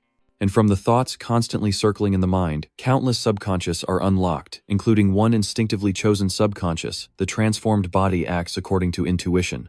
After mastering the strengthening technique, Eric thought to himself that he didn't expect anything, and just accepted this world. Instinct and intuition, a combat skill based on the balance between those two. Thinking this through, Eric attentively watches the fierce beast in front of him with no plan or reason. All he knows is that this choice is right. The next moment he launches the decisive attack, utilizing the combat skill of the beastman. This terrible scene leaves Maffy stunned. After a moment he keeps watching Eric closely, and speaks this crazy bastard. While Maffy was still pondering, his terrible instinct charged straight at the beast. Then Maffy continued to marvel, how could a human want to fight like a monster? The savage beasts also got angry and started rushing to attack Eric. Just as he was focused, Maffy suddenly realized, wait, but he couldn't believe it, and muttered, how could he do that? As Maffy finished his sentence, the remaining beast was completely destroyed by Eric. He kept panting exhausted after the bloody battle. Seeing that Augustin slowly spoke, just as I expected from my evil plan, you've taken down 2 of them, so I think I should increase the difficulty of this challenge. But since you're messing around too much, I'll give you a hint. You'll see some moss growing in the shaded parts of the cliff. Pick them before the old man finishes speaking. That old man is crazy too. He must be so excited seeing your current state. Hearing that, Eric angrily told him not to put him in the same group as that old man. After resting, Eric calmly moved forward. Damn it. It seems he's ready to continue the battle. Does he want me to hunt down all the wolves? With a very confident tone, Eric challenged, then see who will win. In a flash, he rushed like a lightning bolt into the dark tunnel. The fierce wolves also quickly started their battle. The confrontation between Eric and the fierce wolves continued non-stop, and so 10 long days and nights passed. Suddenly a question he had asked, Maffy flashed through his mind. This is a flower containing demonic energy, right? And then his past answer also appeared. Yes, I don't know why it's here anymore. Eric softly complimented, so beautiful red moss. Hearing that, Maffy slowly explained that it is a plant from the demon world, a revival herb. While actively fighting, I kept wondering if it contained demonic energy, would eating it restore energy too? He hesitated, and replied, for humans, it has no effect, except a bit of spiritual power, but for others I'm not sure, since you are the one who possesses the seal. No, perhaps it will help you strengthen the resistance of the seal. I bet that old man didn't bring people here for no reason, but why did it appear here? Maybe this place is connected to that demon, Eric thought to himself as he held the magic flower, realizing it was a rare opportunity. But he still doesn't understand why that old man would put me in such danger. But thanks to him I was able to strengthen the resilience of the seal and recover my energy significantly. After defeating all the death wolves, he continued to think that Eric still trains his body technique. Although it has cost quite a bit of energy, he still presses on forward. Eric in a low voice said, this clown show is finally over. When he saw the remaining beast, he curiously asked Han, are you the last one? Suddenly, a curious sound echoed from its back. The next second, Eric saw something, the woman, her feet. While you were distracted by something that caught your eye, Jilly T's voice suddenly rang out and you surprised me once again. I heard from Big Brother that you are the strongest in US Den Academy, but I didn't think you would show such a terrifying expression. As soon as he finished speaking, he leapt powerfully down from the back of the fierce wolf directly in front of Eric. Still confused, Eric watched as Jilly T decisively spoke. I have made my decision. If you can take down this fierce wolf, I will accept you as my disciple. From above, Augustine's furious voice echoed down, you crazy bastard. I don't know when the old man appeared out of nowhere in the chaos. Augustine shouted angrily, you know I worked hard to find that kid, and you still try to take him from me. Seeing this familiar figure, Eric was surprised and called out Master. In the next second, Jilly T also refused to give in and spoke even louder, saying it was I who was right. Do you know how hard I had to work to raise those rampaging wolves because of you, and then see them slaughtered? I will have to go find the wolf pups from the southern part of the land within 5 years, only feeding them with revival herbs for now. This scene made Menfi cover her face. I am not that ugly, right? Eric was also speechless, unable to deny that person, and immediately tried to stop their argument, feeling annoyed. Shouldn't you ask for my opinion instead? Before Eric could finish speaking, Jilly T eagerly rushed over. Sorry, I saw such great potential that I got a bit hasty. You probably already know who I am from the official announcements, right? Do you want to become a disciple of this Beast King? Hearing that Eric's immediate refusal surprised him, didn't it? Then he calmly explained that although the master was a bit strict, he was already a disciple of Lord Augustine. Eric's kindness surprised Menfi. What's wrong with him? Even Augustine was deeply moved. You. Ignoring their attitude, Eric continued talking, so I can't become an object.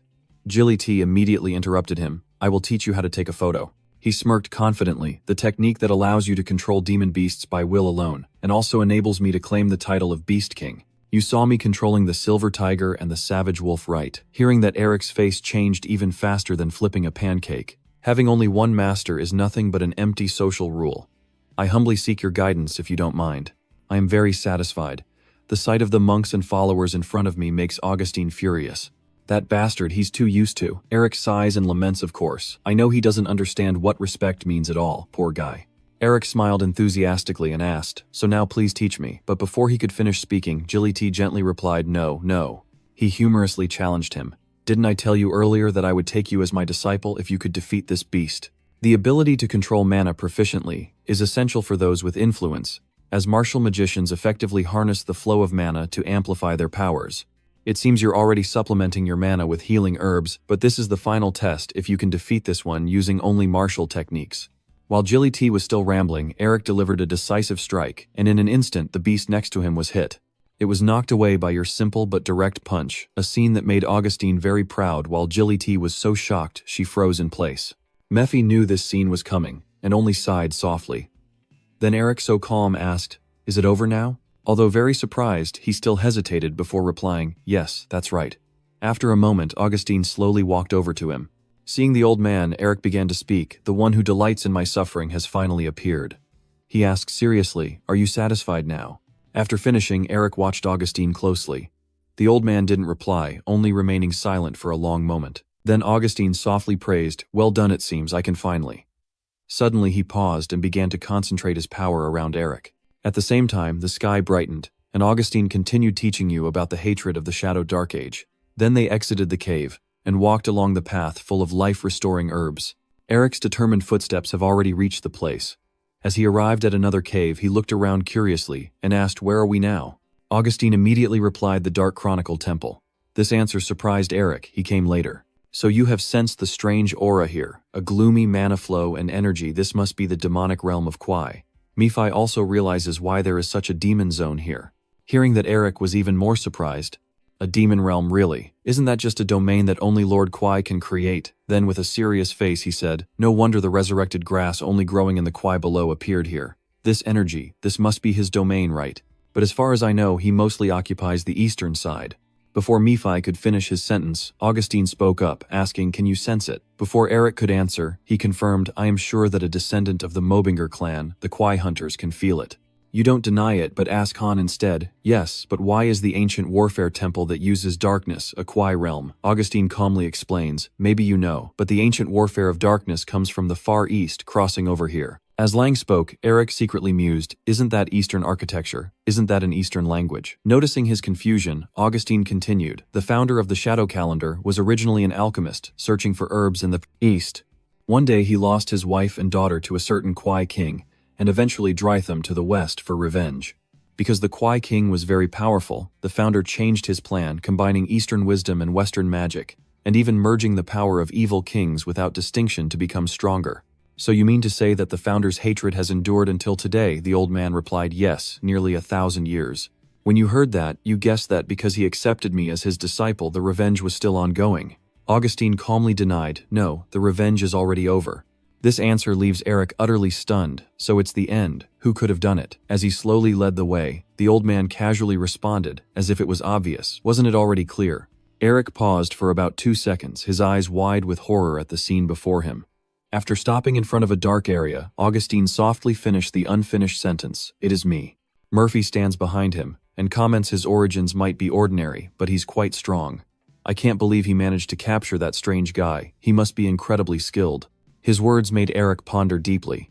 If even Murphy couldn't recognize the Demon King, then he must be incredibly strong. "So Master, how powerful were you to have defeated him?" "It seems Augustine has figured out your concern, but this isn't something I should boast to my disciple about. The battle that day had countless possibilities, so it's impossible to determine who would win. So just like our founder, I have set a new goal. I will determine the winner of that battle through an apprentice who will someday succeed my position." Amid Eric's shattered eyes, the old man calmly responds, "My disciple, you will be the one to determine the winner. Will he be stronger, or will my long teachings prevail?" "Are you saying I have to fight that thing?" Augustine calmly replied, "Yes, exactly. I want you to fight its seal, because you can take the monster's seal even if you are human." The officer's excessive honesty made you extremely cautious. How could he? Without hesitation, Augustine gently reassured him, "I understand what you're worried about. No need to worry. Why would Master reveal his disciple's secret?" But still, Eric kept a close watch on him, and Mephi pondered silently. Seeing that Augustine slowly unwrapped the bandage on his left arm, "All right, since Master and disciple must trust each other, take a look." This action of his immediately made Jilly P panic and shout out, That's what." Immediately after Augustine calmly spoke, "Every mage has a secret technique that cannot be revealed to others, and so do I." As he spoke, he casually threw his cloak aside. "I have it." In an instant, Augustine's strange arm was fully revealed before them. The old man introduces himself with an arm of dark elf flesh and blood. Dark elf, unlike the elves living in the light-filled forest. They live in the dark underground and are the followers of the Kwai Guard. And because they are considered evil Kwai, they have become extinct due to the Empire's destruction. As Eric remained stunned, Augustine calmly said, "You know that grafting parts of other creatures is illegal, dark magic, and even more so when it involves evil Kwai." Then I put my cloak back on and no one except Jilly T. Day, not even Lord Narrister knows this secret. We now know each other's weaknesses. Are you at ease? I discovered your secret while searching your body when you fainted claiming it was for teaching purposes. If you dislike this, I apologize. But now that I know you can absorb the evil moss's seal and activate it, I definitely can't let you go with this hatred. As a true gentleman, Augustine calmly leaves the decision to Eric. This is just the greed of an old man, so from now on, do as you see fit. Hearing that Jilly T and the Silver Tiger both turn their heads to stare at him intently. Even Nephi is curious about Eric's response. At the same time, Eric fell into deep thought. Greed may just be a desire to satisfy what has been lost for that old man. But is greed a sin? Or is it having a goal just like you? Your master also has their own purpose. How can Eric refuse someone who is pursuing a goal? As soon as he finished speaking, he naturally took a strong step forward. Eric solemnly clasped his hands together. Without hesitation, he bowed and made his decision. I, Lord Melvinger, Eric Melvinger, respectfully greet the heir of the ancient history, Lord Augustine Narrister, as his disciple. With this choice, Eric's face looked very relaxed. Augustine quickly responded with a satisfied smile. Thank you, my disciple. Then I just need to absorb the Demon King's seal, right? What's his name? After a moment of thought, the old man replied, I don't know exactly anymore. On its journey from the western shores to the Empire, it takes on a new name each time it appears. But we call it the Blood Beast. Right at that moment, Augustine spoke Blood Beast Duel. Eric calmly repeated the name and prepared to act Blood Beast. The scene before him moved Augustine to tears, and in that moment he was ready, so let's begin. He thought to himself, do as a demon lord acknowledged even by Mephisto. If he can absorb the seal of such a creature, he will do it. As he thought this, Eric hesitated. He will do it, but the next second Eric asked, how does Mephisto absorb the seal? Mephisto, surprised, responded, saying that he didn't know how to do it, unlike his confident tone earlier. I worryingly replied, if he asks that, how dare I refuse, right? You said that demons become stronger by stealing each other's seals, so how do I do it? He grew even angrier at Eric's innocent softness before eating. Does he even know how to eat properly? Stealing seals is like eating with us, so how could I teach you? Eric's mind starts to stir. Oh no, this magic isn't reacting at all during the brutal sealing process. It happens naturally because… Suddenly, an idea crosses his mind. Could it be? Without hesitation, Eric immediately executes his move, absorbing. Just as he finished his attack, Ju's eyes suddenly flashed with a strange light. Then the patterns on its body glowed brightly, causing the entire temple to shake. Despite their completely opposite moods, Augustine and Jilly T both watched the scene unfold intently. The power emanating from Ju causes the charms to fly chaotically everywhere. The dark magic quickly approaches Eric and surrounds him. Eric remains calm, and thinks that the skill he prioritized during the training week is not only the magic combat technique, but also controlling various types of mana in his body. With a very confident look, Eric tells himself that he has tested it by connecting his seal with the law spirit, just as he imagined. As soon as Eric finished speaking, the scene around him changed.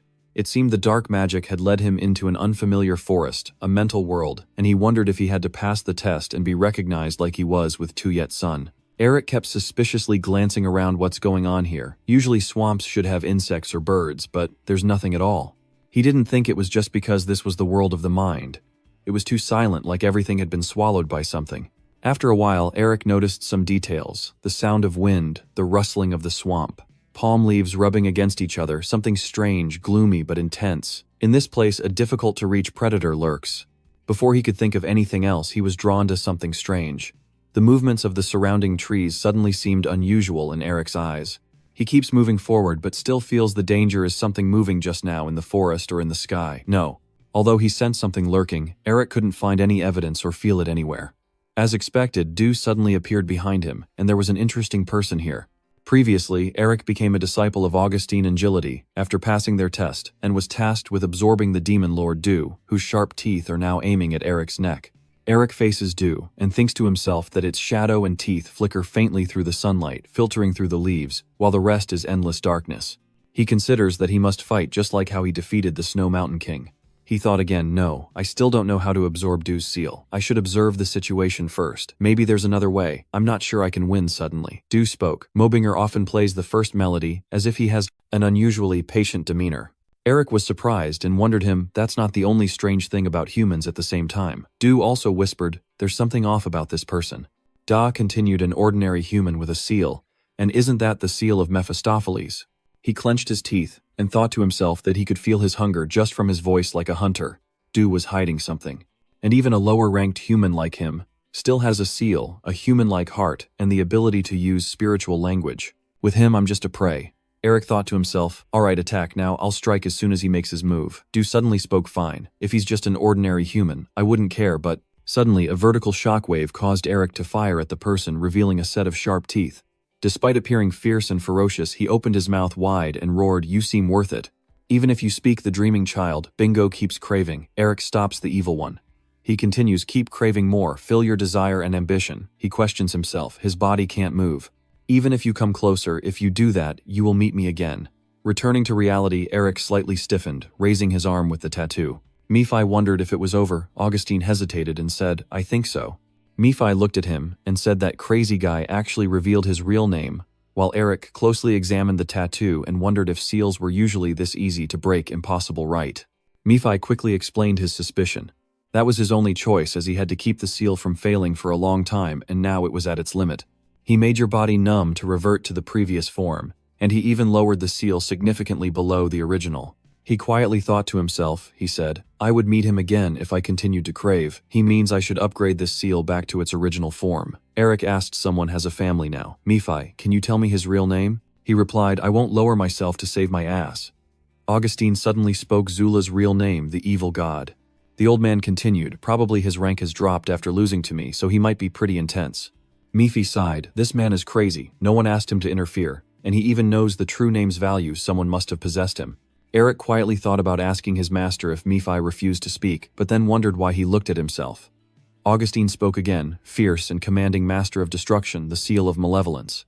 Zula originally was an evil spirit called a ghost demon. They are demons at the bottom of the food chain and are always afraid because they could die at any moment, but they are still always greedy because of their innate hunger. The elder explained that this is why one can sense danger like a ghost when possessing Zula's seal, and can discover the enemy's strengths and weaknesses faster to oppose them. Augustine, tears in his eyes, said that the awakening of the sixth sense through mana circulation, something martial artists and mages always strive to imitate, was the key. The old man hesitated, his heart pounding, and all his senses heightened. Augustine emphasized, we call it the demon's sixth sense. The last of the Dark Chronicles has finally obtained Ju's seal, and the demon's senses. Now all that's left is to upgrade this seal and face Ju. The importance and how to use this seal are details you cannot find in any book, and you don't know how hard the ancestors of the Danyan Su and your master worked to obtain this knowledge. The knowledge and dreams of the Danyan Su for thousands of years have been to achieve this single goal. Eric uses his power and shouts, fiercely overshadowed by shadows of himself and Ju above, wrapping around his body as he ponders. Now it's his turn to bear this responsibility. Suddenly there were violent movements in the distance with swooshing sounds and small sparks of fire. Eric turned and asked, Master, you said the demon's instinct is when the heart pounds wildly, and the naive instinct is what? He wondered why it suddenly got activated. Suddenly Shin appeared out of nowhere and called out to you, Eric. Are you amazed and confused? How did I get here? It doesn't matter, a bigger secret has emerged. Tell him tiredly that Eric is asking happily outside. The scene shifts to the villa. Hanabi calls out, Lady Tasha, you need to go outside and see this. Tasha asks again, what's going on? Is the training complete? Her body trembles restlessly. Tasha orders them to stop her first. I will go see her myself. Elsewhere, Higgy is carrying a book and a glass to meet Eric. She softly spoke, asking if my younger brother Eric Melvinger was here. Eric and Shin sped past like the wind rushing over the rocks. Eric said, you should have tried to stop Tasha earlier. Instead you question me, how can I possibly stop that witch from coming? And why do you blame me when it's actually your mistake? He muttered to himself, the situation is really dire. Her aggressive nature has flared up again because of you. They continued rushing away, and as he thought of Tasha's image, he hoped nothing would happen. Meanwhile, Tasha was also gliding through the wind, pondering silently, and asking to say that the divine light of her sister had sacrificed her very life for him. In other words, her sister lacked the magical talent like her brother, who was suffering from a blockage disease, and ultimately, it was hard to create a prodigy from a fallen family. Tasha wondered further, is the person most terrified of the Princess of Light actually her sister, so everything must be more complicated than just her being the elder sister. She questioned herself, I don't really know what kind of person she is. Switching scenes, Higgy picks up a glass and walks over. She gently smiles and says, excuse me, is my little brother Eric Melvinger here? The guards responded that the divine aura of resentment is here, and another person spoke, but she cannot participate without an invitation. Higgy hesitantly asked, "Why not could you call the third young master please? I am sure he knows I am here." The two guards replied again no, and additionally we received a request from the lady of the house that you are not allowed in. Hearing that she was surprised and asked Shin's sister why is she. Then suddenly Tasha, appearing from above, said very pleased to meet you. Higgy slowly turned to look, and Tasha confidently introduced herself. "I am the daughter of the Narraster family, Tasha Narastor." Higgy bowed to her and said, "My name is Higgy Melvinger. I have heard many things about you from Elric and your younger brother. But I must ask, why did you block me? I can't think of any reason for you to do so." Tasha quickly responded that this is the main residence of the Narraster family, the leader among the 6 families managing the magic tower, and this is not a place where anyone can come and go freely. She then added that blonde hair and blue eyes are characteristic features of the Melvinger family, but she might be disguising herself. Moreover, if you truly are the sister of the Formula Spark, then you still have to follow some procedures. Higgy asked, "So in that case, what do you want me to do to prove it?" Tasha narrowed her eyes and said that if she really was the sister of the luminous formula, it meant she was also a member of the Mage clan, so she would only believe her if she defeated her in a magic duel. Higgy frowned and replied that unfortunately, she couldn't use magic, to which she laughed and said then, Higgy asked again, "So what about the spirit? She warned that you might get hurt." Tasha confidently replied, "I wonder about that." She snapped her fingers and said it's simple. An explosion erupts, and Tasha announces her identity verification procedure. They both fly away, and Tasha briefly smirks. Meanwhile, Higgy held a large hammer and asked, "Are you sure you can stand firm against something so big?" She then continued, "Have you ever played tag when you were a child?" Splinters of earth and stone flying everywhere from the hammer's blow, they soar fiercely toward Tasha. She easily uses magic to burn them, saying it's been a long time since I last played, but Shin and I have played together quite a lot since we were kids. Tasha casts her magic, calling their names and hurling fireballs at Higgy before saying, "I've never lost track of it. What about you? Are you skilled at this game?" Higgy remains unfazed, gripping her hammer tightly and swinging it powerfully, replying, "I've never failed before either, but that's because my relentless desire to win always courses through me." She threw her arm forward and hurled the hammer with terrifying force toward Tasha and Higgy, said, "I've always caught Alec every time." Tasha leaned back to dodge the hammer as she looked toward Higgy shining in the light. Tasha quietly pondered how surprising it was that a member of the Arcanist family was also a martial artist, but she couldn't imagine that she could wield a 100 kilograms warhammer as lightly as silk without using spirit energy. She looked at the hammer and thought that truly as a member of the Melvinger family, the sign was there, and she quickly realized a truth through the symbol on the hammer's handle. Her tone makes it clear that the sister of the Light Marquis is actually a member of the most powerful mercenary army. The hammer strikes forcefully, causing a massive explosion. Higgy asked with a smile, "So the score is 1 for this, right?" Tasha confidently replied, "I won't hold back this time." Suddenly, a magical wind was created, and a voice called out, pushing her back. Tasha was surprised and asked, "What's going on?" Higgy calmly said everything is just getting better, then suddenly she reached out and grabbed Eric's neck, shocking everyone. Eric struggled to say, "You look as healthy as ever, sister."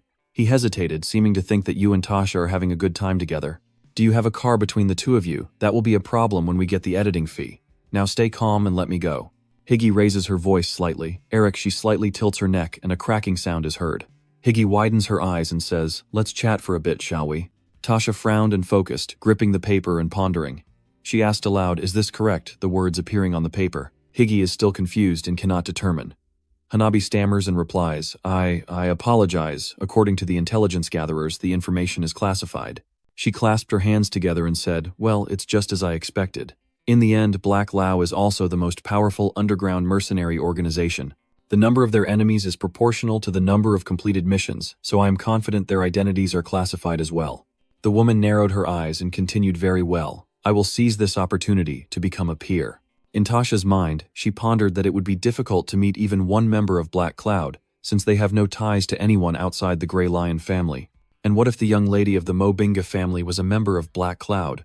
She smiled and thought to herself that now there was enough reason to establish a close relationship with the Melvinger family just because of Gideon Starr's merit. In that way, Narraster surely had nothing left to lose. "Looks like we've made the right choice." Transition scene. Higgy jumped up while saying, "All right," then she swung her hammer forcefully. Tasha said those two are still playing tag while Eric was running and saying, "Sister, please let's talk." Higgy sharply responded, "You seem to be doing very well with that fame. Now you can use magic too, huh?" She continued, "And I've also learned how to resist." Higgy slammed her hammer down where Eric was, and he quickly jumped away, shouting, "Sis, seriously." Eric seriously thought if it weren't for Britta, I would have truly lost my life. He kept thinking she has been like this since she was a child. She would break my leg every time I caused trouble, so I wouldn't break the rules again. Nephi also had to marvel, I've never seen you struggle like this. She truly is a Melvinger family member. He then added, but I also feel a noticeably different aura from a Melvinger clan member. Eric was startled and looked to the side. Higgy leapt high with his hammer raised, and Nephi commented, this is the first time I've seen something so interesting. She asked, offering her naive sibling for you to see if you can dodge this time. Eric cast a spell and shouted, stop. Higgy violently slammed her hammer down, but luckily the defensive barrier protected him. Her power makes Eric struggle and grit his teeth. Serious, huh? He scoffs through sweat and says, how can you expect me to dodge a move like that? Eric tightly closes his eyes, trying to endure, then opens them to see Higgy holding her hammer in front of him, standing still and unmoving. Eric gasps, sister. Higgy spoke up, and when she heard that you've achieved some basic accomplishments, she felt a little relieved. She continued, but what about now? I threw myself into danger and couldn't control myself. I lost consciousness for several days, and when I woke up I had disappeared for months without a word about where I was going. Higgy asks you, when was the last time you contacted her? Half a year. She hasn't been in touch with you for half a year. Higgy questioned him in tears. Do you know how worried I was? Eric quietly reflected. She always protected me too much. She scolded me for everything I did, saying it was dangerous, and she was always by my side. I keep thinking that I didn't like the overprotectiveness, but I understand why she acted that way. Eric silently reflected, after our parents passed away to care for someone like me who causes trouble. You recall your past with Higgy. She had to grow up too young. Then Eric quietly comments that her personality might be a bit excessive. Suddenly he spoke seriously. I have found our family's mission even when I lost consciousness in the cave, and when I disappeared after waking up, it was all for our family's duty. Eric told her honestly, sometimes I think that I don't need to revive our fallen family. It has collapsed, and I wonder if all my efforts are worth anything anymore.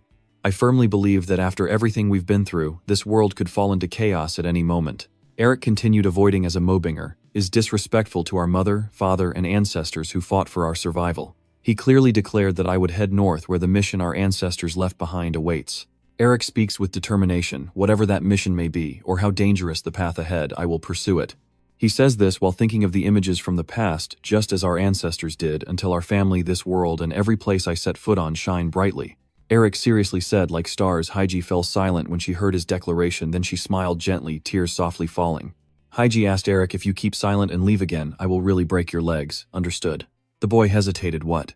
Eric asked her back. Aren't you feeling touched? Yes, Eric, I've grown up. I won't interfere in your affairs anymore. Isn't that what I should say? Nephi speaks up. It's really shameful. She should have hit him a few more times for me. Luckily, the scene changed. She still has a way to escape my control. So how many good things can you say now? But how can I trust after everything you've done? Han replied, I was just hoping that this time next year would be the day to cast that curse aside. Humans are truly always moved by the smallest things. Elsewhere, under the night sky with a bright moon in an empty field, Axel gazed at the small red-winged hammer. The talisman in his hand emitted tiny fireballs, as Axel muttered in surprise at the resurrection of Lord Azazel. The eagle's wings spread wide with intricate feather patterns, exuding a majestic beauty amidst the vast sky, only to be echoed by the powerful flap of the eagle's wings. Time quickly passed by, and 3 months later, Elric had undergone a rigorous training on the mountaintop for Vought. That eagle suddenly flapped its wings fiercely, heading straight for him before rushing forward. Elric's eyes are still covered by a white bandage, yet he continues with his task calmly, as a blinding beam of sunlight suddenly pierces through, shining directly onto his bandaged eyes. Then he quickly spread his wings to catch the powerful strike from the eagle. Gility suddenly appeared surprised, and exclaimed, You're learning fast. Gility praised Elric endlessly. I didn't think he would master image recognition so quickly. As he finished speaking, a shadow suddenly appeared behind Gility, then it swiftly darted up like a gust of wind. That person is none other than Augustin. He suddenly rushed out to attack Elric in order to test him. Elric, now more powerful than before, blocked the attack from Augustin with just one hand. He was pleased to see Elric pass the test, and it seemed he was also about to awaken his sensory awareness.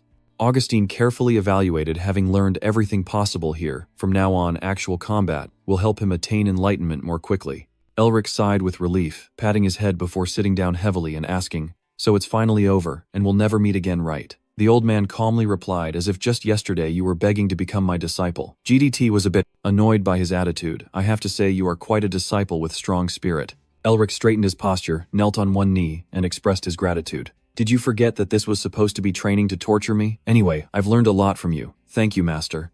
Augustine exclaimed in surprise. Is he really flattering us, gods above? He chuckled and warned. Isn't it what you said about heading north immediately? Remember to bring us gifts? Okay, Elric chuckled softly, and before leaving he didn't forget to tease them what kind of gift never see each other again. Then Elric's voice suddenly grew serious, but he intentionally lingered a little to remember Augustine and GDT's faces. He only gave a few words of farewell, before immediately leaving. Remember to take care of yourselves, both of you. After seeing Elric walk away, GDT finally asked curiously, does this make you nostalgic, leader, for the days when we roamed everywhere with Seth? Augustine slowly replied, every day was full of joy when I was still strong, and now I spend the remaining brief months clinging to this place. GDT wondered what Seth would say if he were still here, guessing that he would honestly criticize us for waiting here to die like old men, even though we're not even 100 years old. He burst into loud laughter, exclaiming, God, we're not even as old as him. GDT nodded in agreement. Yes, compared to him, we're just middle-aged men. Augustine expressed regret, saying that regardless, how could he abandon these great teachers? He guessed that he would go to the north alone, and the old man cheerfully replied, leave that guy there. He needs to be taught some manners. Tassa, holding the papers Eric gave her, looked surprised and said, so you're assigning me to directly excavate the hideout. Thank you so much. Eric calmly replied, I've handed it over to you, and he wondered why his sister suddenly sounded so polite. He then informed her of the arrangements he made for Tassa, that a carriage was prepared to take her to the north right at the entrance, while she was still engrossed in the paper in her hand. The above content is about the agreement on excavating the diamond hideout between the Fireburdress family and the Melvinger family, Eric Melvinger. The Fireburdress family, Tassa Narister, seems unconcerned with what was said, and Eric loudly reminds her that he will arrange her studies at the academy, so she should be careful. He secretly thought that he gave it to her, because she was known to love the stream, and Tassa was so excited she kept her eyes fixed on the lines on the paper, pretending to be teasing. In the end, I finally got to touch some real stream items. All of them were good things. I was surprised by Tassa's expression, which exceeded my expectations, but I didn't think she would be this happy. Eric quietly stared at her, her thoughts drifting. Anyway, I think our relationship with the Narister family is growing stronger, so perhaps everyone shares the blame. Come to think of it, there's someone still owing me. Eric suddenly remembered Isabel's promise that she would contact him after reaching her destination had she forgotten her debt. He quickly pushed the matter aside as I am heading to the royal carriage now. The situation is tense. Herman slowly withdraws his sword, shouting loudly, that bastard really hurt me. Herman coldly looks at the subordinate sent by Pao, no matter how weak I am. He looked down on him with disdain, unable to believe he thought that was enough to kill him. At that moment, Isabel's voice suddenly rang out as she relied on her thoughts to analyze. Maybe he was getting impatient. He had weakened after losing too many green stones. As Isabel slowly approached Herman and explained, he realized that if he joined the Melvinger's forces, he would be in danger. Upon hearing his daughter's voice, Herman turned around to look and saw her walking with 3 others, and Vex, hearing this, happily reached out to ruffle her hair. He hesitated for a moment, then replied, our granddaughter is really smart. She's right, brother. Vex wondered why we don't stop this game and just go kill him at Pao.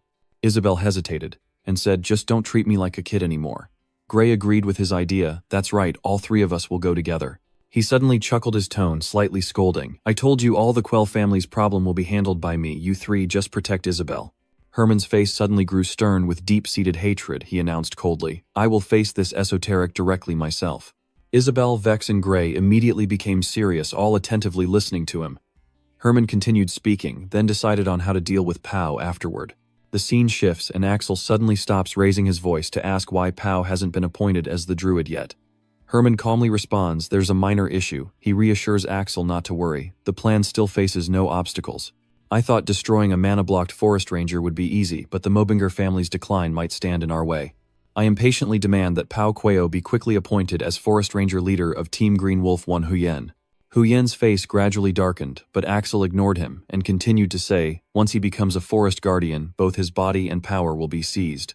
He furrowed his brows tightly while Huyen looked at Axel with piercing eyes, determined to quickly accomplish his own goal and contribute some effort to Lord Azazel Anbet. Suddenly, a loud noise echoed through the area, startling all the birds into frantic flapping and scattering into the sky. He impatiently replied, I told you not to worry. The scene shifted to a vintage carriage, slowly stopping at a clearing near the bustling city. Eric's scream suddenly echoed out. No, this can't be my mission, was to head north quietly. Helplessly, he muttered, I appreciate the effort to prepare such a large carriage, but I don't need a coachman. They all reminded me that my name is not the coachman's but theirs. Eric was about to continue and even apologize, but then he changed his mind and decided to move on to another topic. It's not bad to go out with friends once in a while. I'll show a tough attitude. He reluctantly replied that he only came because his father asked him to, okay, and besides, Eric's sister Heisey is also on the carriage. The boy sighed heavily, saying, "Sis, you should go home and rest. Why are you here?" She smiled softly, not teasing. "What, you don't want your sister to come along?" Eric hurriedly explained. "No, I do want her. I was so happy I wanted to jump for joy just to be with her." "What makes you even more confused is the presence of Augustine and Agility Master. You old folks should just stay seated and stay still." The old man muttered angrily, scolding, "Come on. You won't let the elderly go out and have fun." Augustine took a deep breath and said, "I should teach you how to behave better while we're still on the road," breathing in some northern air. Agility sat cross-legged and calmly accused, "Eric, you upset our feelings by leaving us behind." Mei Fai clenched her teeth, showing signs of discomfort. "This will probably be a noisy trip. I hate being bothered the most." Eric helplessly sat there laughing like an idiot. "Wow, this is really fun. 7 people, the perfect number for an adventure." He looked up about to speak, thinking this was just a family trip or something. So Augustine interrupted him kindly and said, "Looking back, I haven't introduced myself. I am Augustine, Eric's master," and Hizzy happily introduced herself as well. "I'm Hizzy. Thank you for taking care of my younger brother. The little boy loves you so much that he needs an adorable creature like this to help him," and he looked up in surprise. "She thinks the Monster King species is adorable and interesting. Please stop being annoyed with Eric. Am I really the one who wants to go?" Eric notices and watches as he raises his hand to support his chin, then quietly turns his gaze away. His gaze immediately shifted to Hizzy, who was happily playing with the tiger cub and the 2-headed giant. Then Eric turned to look at Master Joliti, who was smiling and chatting happily. Not only that, Augustine is also smiling at him. Eric suddenly paused, instantly realizing something. As he looked at the scene before him, Eric couldn't help but be surprised, his eyes wide with clear delight as he watched the horse slowly roll along under the sunset. Then Eric suddenly pulled out a shimmering blue gem, a smile forming on his lips to show his happiness inside. Perhaps a family like this is not so bad after all. Cut to scene. Hui sits comfortably in a chair, casually stirring his steaming hot tea. After sipping the hot tea, he gently placed his cup on the table and asked broadly. So he looked at the butler standing beside him and inquired about the situation. Everyone heading north now. He respectfully bows his head and answers, "Yes." The housekeeper looks a bit worried, as he cautiously asks if there's good news about the clan. Through the window, Hui silently gazes outside. "Isn't it quite interesting? Look." He's referring to Eric and the others, that ridiculous bunch. Huidi softly reminds him with a smile that makes others feel touched. "Eric, you should pay attention to etiquette in front of elders." Huidi took Shin as a standard to learn from. "Look at Shin, that's a real man." Eric crossed his arms and looked back with a calm attitude, saying, "The standard is a damn joke," which made her angry. Huidi politely asks the bystanders for their opinion, saying she plans to gently persuade her younger brother to fight soon, and asks if they mind. Augustine immediately replies, "No, just leave us, BGT." Agrees loudly, saying, "That's right, discipline should be handled by the family." She shyly bowed her head and expressed gratitude for everyone's understanding. Eric didn't realize he was about to face a danger. "Really? After all this time, I still have to relearn discipline." As soon as he finished speaking, Huidi forcefully slammed her hand onto the chair he was sitting in. She smiled wickedly, her fiery eyes seeming ready to swallow Eric at any moment. "Eric, take a walk with me for a bit." "Huidi, if it's just a walk, then drop that terrifying weapon and leave." Huidi didn't give you a chance to regret. She immediately pinched Eric's arm and dragged him away, causing him to cry out in pain. "Huidi, let me go." Mifai stood to the side watching the whole process, sneering with a smug smile. "Never thought I'd see the day Eric would be taken away." Mifai laughed heartily, feeling delighted as he focused on controlling the carriage with confident movements. After just a short distance, he suddenly noticed something ahead and quickly brought the vehicle to a halt. After the carriage came to a complete stop, Eric found it strange and poked his fuzzy head out to ask what was going on. "Why are you all here?" The village chief, along with Gie and Ryu, stepped forward, all three blocking the carriage with each holding a sharp knife in hand. He roared loudly, "You are so brave to step onto our territory." The village chief, along with Gie and Ryu, all shouted together, "Hand over everything here."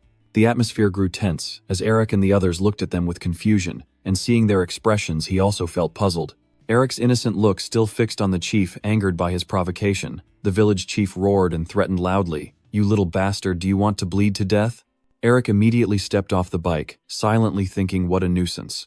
A large hand suddenly rested on his shoulder, and Agility confidently said, "Leave it to me." He assessed the situation and silently felt pleased. This was his chance to show Eric how skilled his master truly was. Agility brought the white tiger out, causing the village chief Gie and Ryu to back away in fear. "Are they really tigers?" Agility exuded a fierce aura and told Eric to watch carefully. From now on, he would show him why they call me the Beast King. Eric raised his hand and muttered the incantation to summon ice. An enormous ice block suddenly fell directly on his forehead, knocking the village chief Gie and Ryu backward with its overwhelming force. The three of them are all so scared they're turning pale, only able to sit on the ground trembling. Agility looks a bit disappointed and softly says, "Eric, I can handle them." "Why do you interfere?" Eric could see Agility's intentions and scolded him. "Are you planning to turn this place into a sea of blood?" After a quick observation, Eric concluded that those guys were definitely not bandits, just some poor wanderers from a nearby village. The village chief knelt down directly in front of you, then Gie and Ryu followed suit, begging and pleading for mercy, saying they have families at home and asking to be spared. Eric spoke slowly. "If by chance we are just powerless good people who cannot resist," he looked at them with an intense gaze, and then asked, "Would you choose those who still beg like this?" The village chief silently glanced at Ryu, and Eric also remained silent, patiently waiting for their response. Without much thought, he immediately struck his head to the ground in apology. "Your Highness, you are right," Gie and Ryu anxiously called out village chief. He struck so hard that blood flowed from his nose, and the village chief begged Eric to forgive them, "But they came here because I forced them. So please punish only me." Ryu quickly spoke up. "Village chief, why are you saying that you only did it for this village?" And Gie agreed with him. "That's right, it's not your fault." Then the two of them also stepped forward to admit their guilt and asked to be punished along with the village chief, but Eric raised his hand to stop them and said, "Let's see if what you're saying is true." Under the scorching sun, Eric, along with Heezy, Jin, Augustine, and Agility, followed the village chief back to his home. The chief explained once again the events caused by the drought and the famine that have made our lives very difficult over the past few years. "We thought that anyway, a hunger ghost would just become an enemy later on." Mei-Fi looked around and suddenly sensed something. "Wait a minute, this energy." The old man painfully recounted all the hardships the villagers had endured over the years. "It took us 5 days on horseback to reach another village, and we couldn't leave our own to find work because our livestock would die of hunger." Suddenly the village chief broke down crying, blaming himself and saying it was all his fault. Augustine stroked his beard and said, "Unfortunately, the laws of the land don't reach here. Eric, even if these people commit crimes or I forgive them, they are acting for a good cause." Eric remained silent for a moment, then suddenly brought up something, "Taking care of the people. Isn't that also the duty of our nobility?" He nodded in agreement. "Yes, this isn't entirely their fault either." The village chief, hearing this, immediately bowed his head to express his gratitude and to thank you. Murphy kept flying back and forth above Eric's head, making him dizzy and disoriented. The village chief took Eric's hand and promised that they would never steal again, and he smiled reassuringly, saying it's okay. Eric couldn't take it anymore and shouted loudly, "Murphy, why are you just flying around like that?" He carefully explained, "Even though it was faint, I can sense evil aura here." Eric was surprised. Evil aura. After hearing that, he instantly became alert, with Eric using all his senses to feel. He frowned and focused on scanning the surrounding air. After focusing on sensing the atmosphere for a while, Eric pondered and explained that this land is too desolate. Indeed, all they see before them is an endless vacant land with no grass growing at all. Augustine, the disciple, is curious. "I can't sense anything. Is there something wrong here?" Eric felt a bit confused. "That's definitely the place," but Mephi cut him off, stating he was sure he had buried it nearby. He demanded, "Since I helped you, you must give me the magic potion as soon as you find it." Eric, annoyed that he's fallen into Mephi's trap. "I knew it, fire person." He raised his hand to conjure a source of energy and announced, "I need to dig the earth first. Everyone back off." He shouted, breaking through. Eric frowned, his face suddenly turning serious.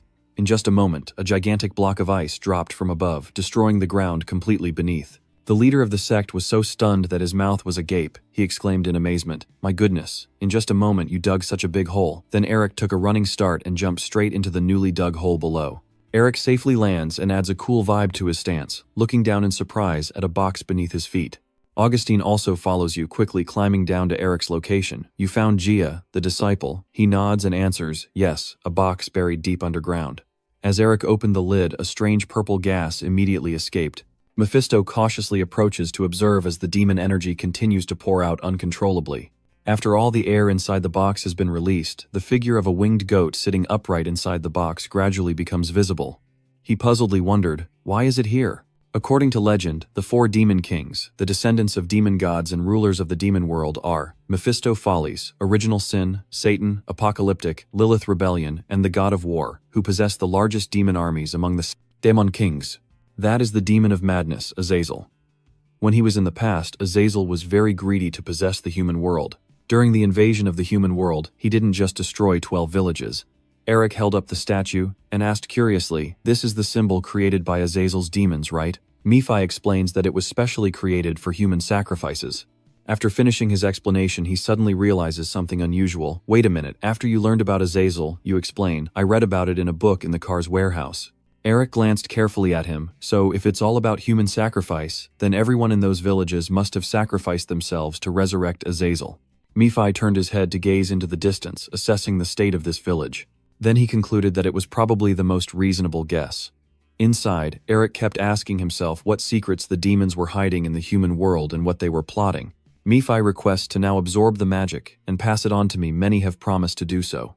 Augustine immediately stops him. Disciple, investigating the traces of the demons that were eliminated 30 years ago is very dangerous. He gave his opinion. I think we should give it to the members of the Magic Council, he sneered dismissively. Nonsense. Eric surprisingly agreed with Augustine. That's a good idea. Nephi hurriedly asked, Hey, didn't you promise to tell me? He sighed and explained that he said he would give it to the Magic Council, but if I absorb this demonic aura, how am I supposed to explain it to them? He hesitated, unsure how to respond. Eric tempted Nephi. If you tell me how to use the seal, maybe I will try. He was so angry. No way. Augustine approached to take the box and ordered, Send this to the Magic Council immediately. Nephi was alarmed and pleaded, You have no other requests, just tell us how to use the seal and everything else is fine. Eric still politely asks Augustine to do it as soon as possible. A strange voice suddenly whispers in his ear, Sounds delicious. Immediately after, a strange blackish-green aura burst out from Eric's arm. Once it fully escaped his arm, it swiftly lunged toward the box that Shin and Augustine were holding. That mysterious airflow opens its vast mouth and swallows the box whole. After devouring it, the black mist immediately gathers together and forms Ju's body. My master has stolen what I needed, Nephi exclaimed in panic. No way, my magic. Augustine, confused, asked Disciple, What's going on? Ju once again turned into black mist, then slipped back into Eric's arm. He patted his head and said it seems like this thing tricked him. The evidence he had been searching for all this time was gone. Nephi's anger immediately erupted, cursing, How dare you steal what belongs to me? Eric didn't care about him and hurried to explain. It seems this village won't turn into a desert just because of one nest, so let's look for something else to be prepared. The scene shifts to the rough stone wall of the cave, illuminated by a faint flickering light that darkens the atmosphere further. There are several burning candles on the ground, their small flames casting a dim glow inside a part of the cave. Damien, along with his followers, prepares to conduct a dark ritual before the giant archbishop statue. Damien kneels respectfully, and then bows his head toward the archbishop statue. Suddenly he sensed something unusual during the ritual. When the followers saw Damien stop, they asked him after the great priest. He calmly replied, There are some heretics trying to disrupt your resurrection ceremony. Damien's followers immediately grew angry, and they all shouted together, Which heretic dares to do such a thing? Damien's face darkened as he raised his head to look at the statue. Then Damien suddenly went berserk, shouting loudly in front of it, High priest, we will deal with those heretics, please don't blame us. Damien and the followers all declared together, We will certainly carry out your great plan on this continent, we will resurrect you. He turned and ordered an adherent to deliver my command to Giordani before heading north.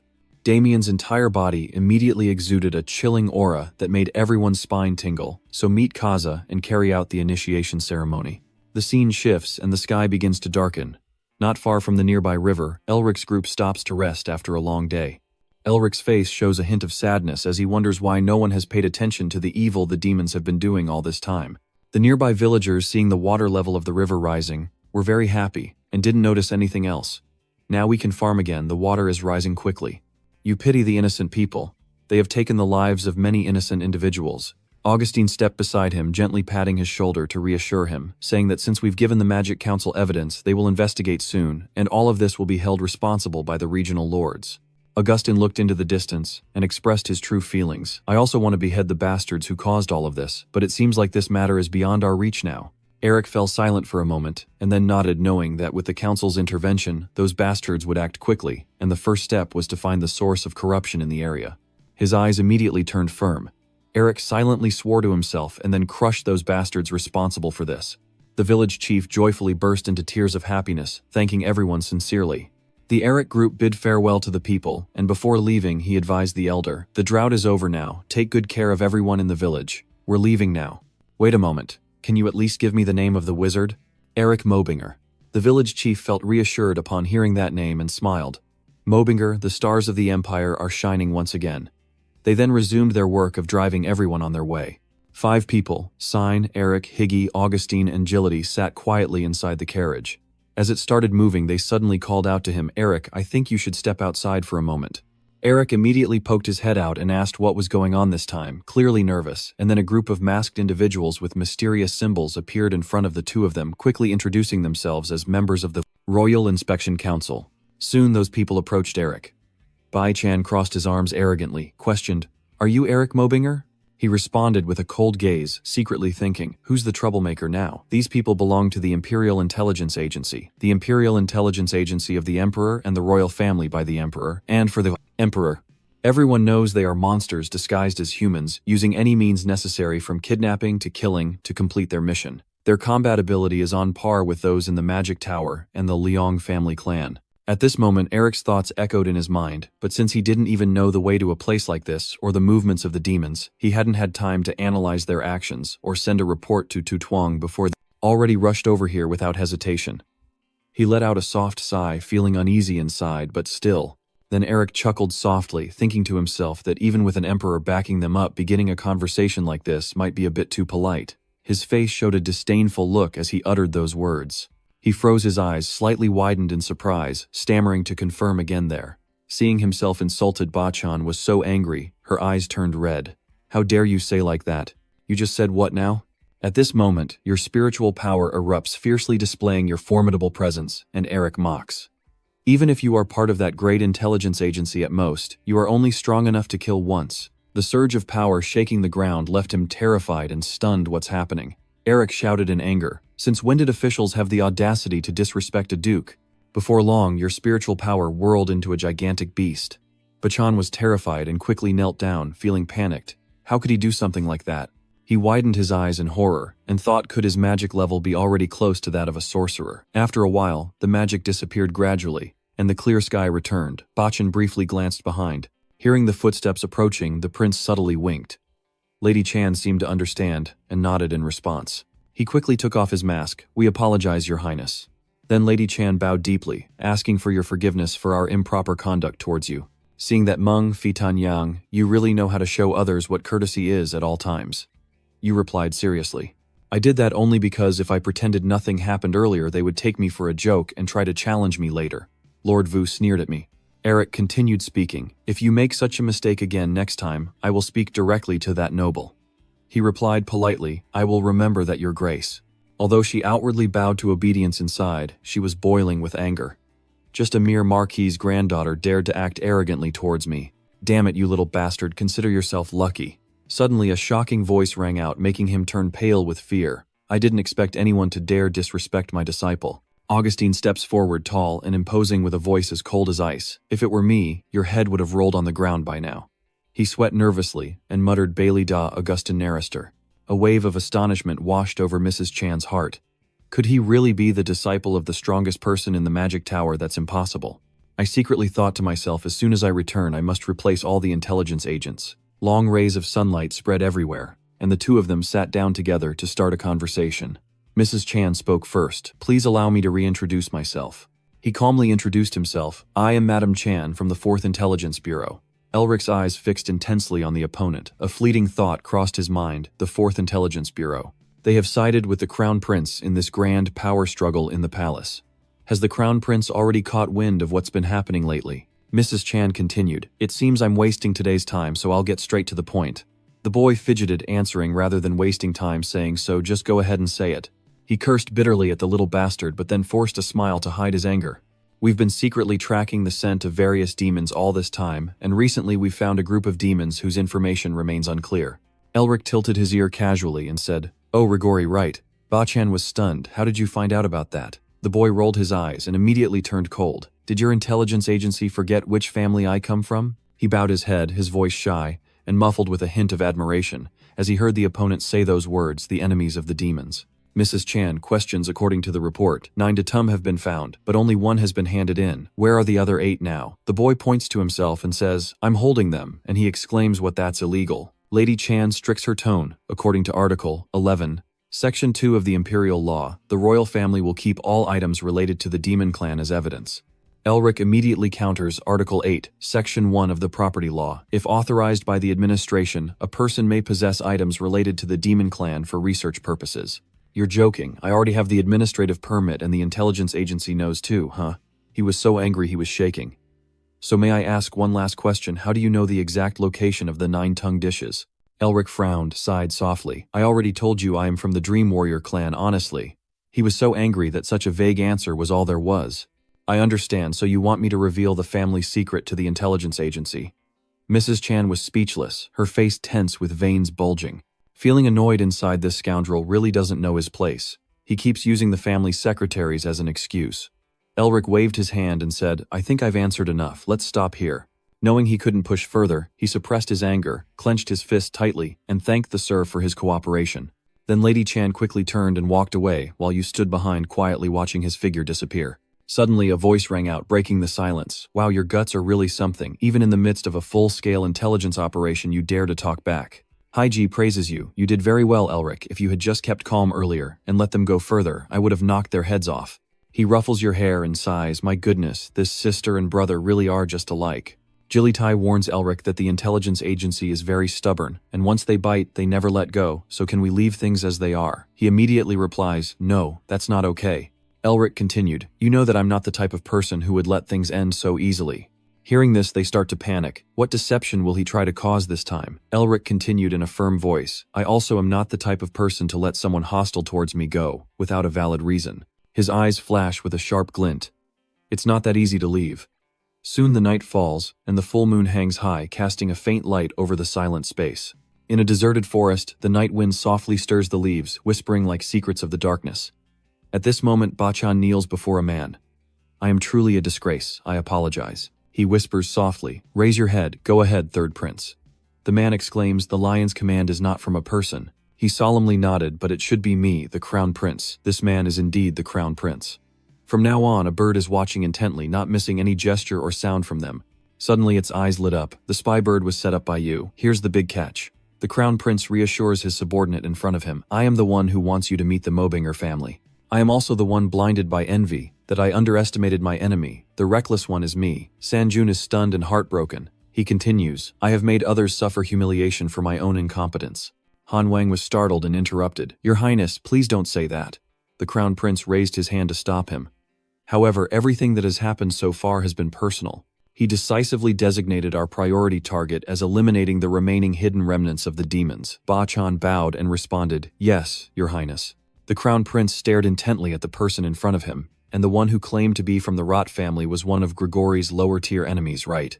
Han carefully reports, yes, we have confirmed that they are all demons, and everything related to the ancestral ruins involves them.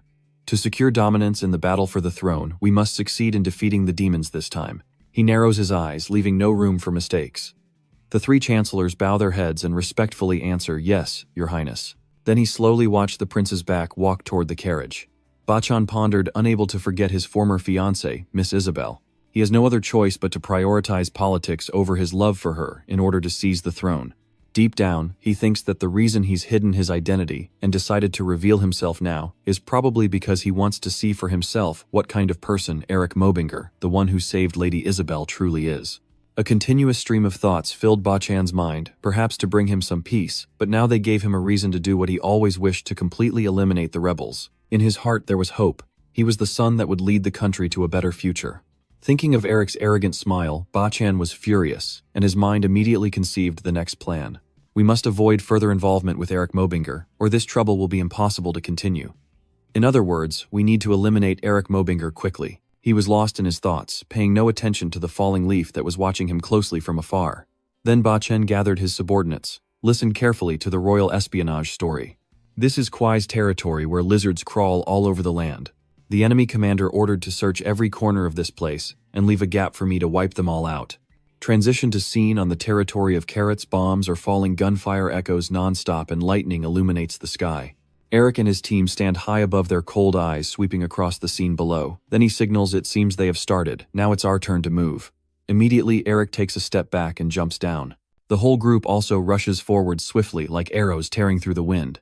At this moment, a thought arises in Eric's mind. Sending someone to scout the intelligence operation was indeed the right choice, because it allowed me to gather more information than expected. He thought to himself, well, although finding out that the prince is also hiding among the spies is quite interesting, the most valuable information is actually the location of the demon's base. Before long, Eric landed and fought until the ground was stained with blood, with the spies and the family of the dead, two opposing forces. He stared intently at the white wall in front of him, thinking that he would seize this opportunity to cast his net in troubled waters. Eric quietly calculated as the remnants of the demons and the spies were gradually approaching each other, he would seize the nest and run away.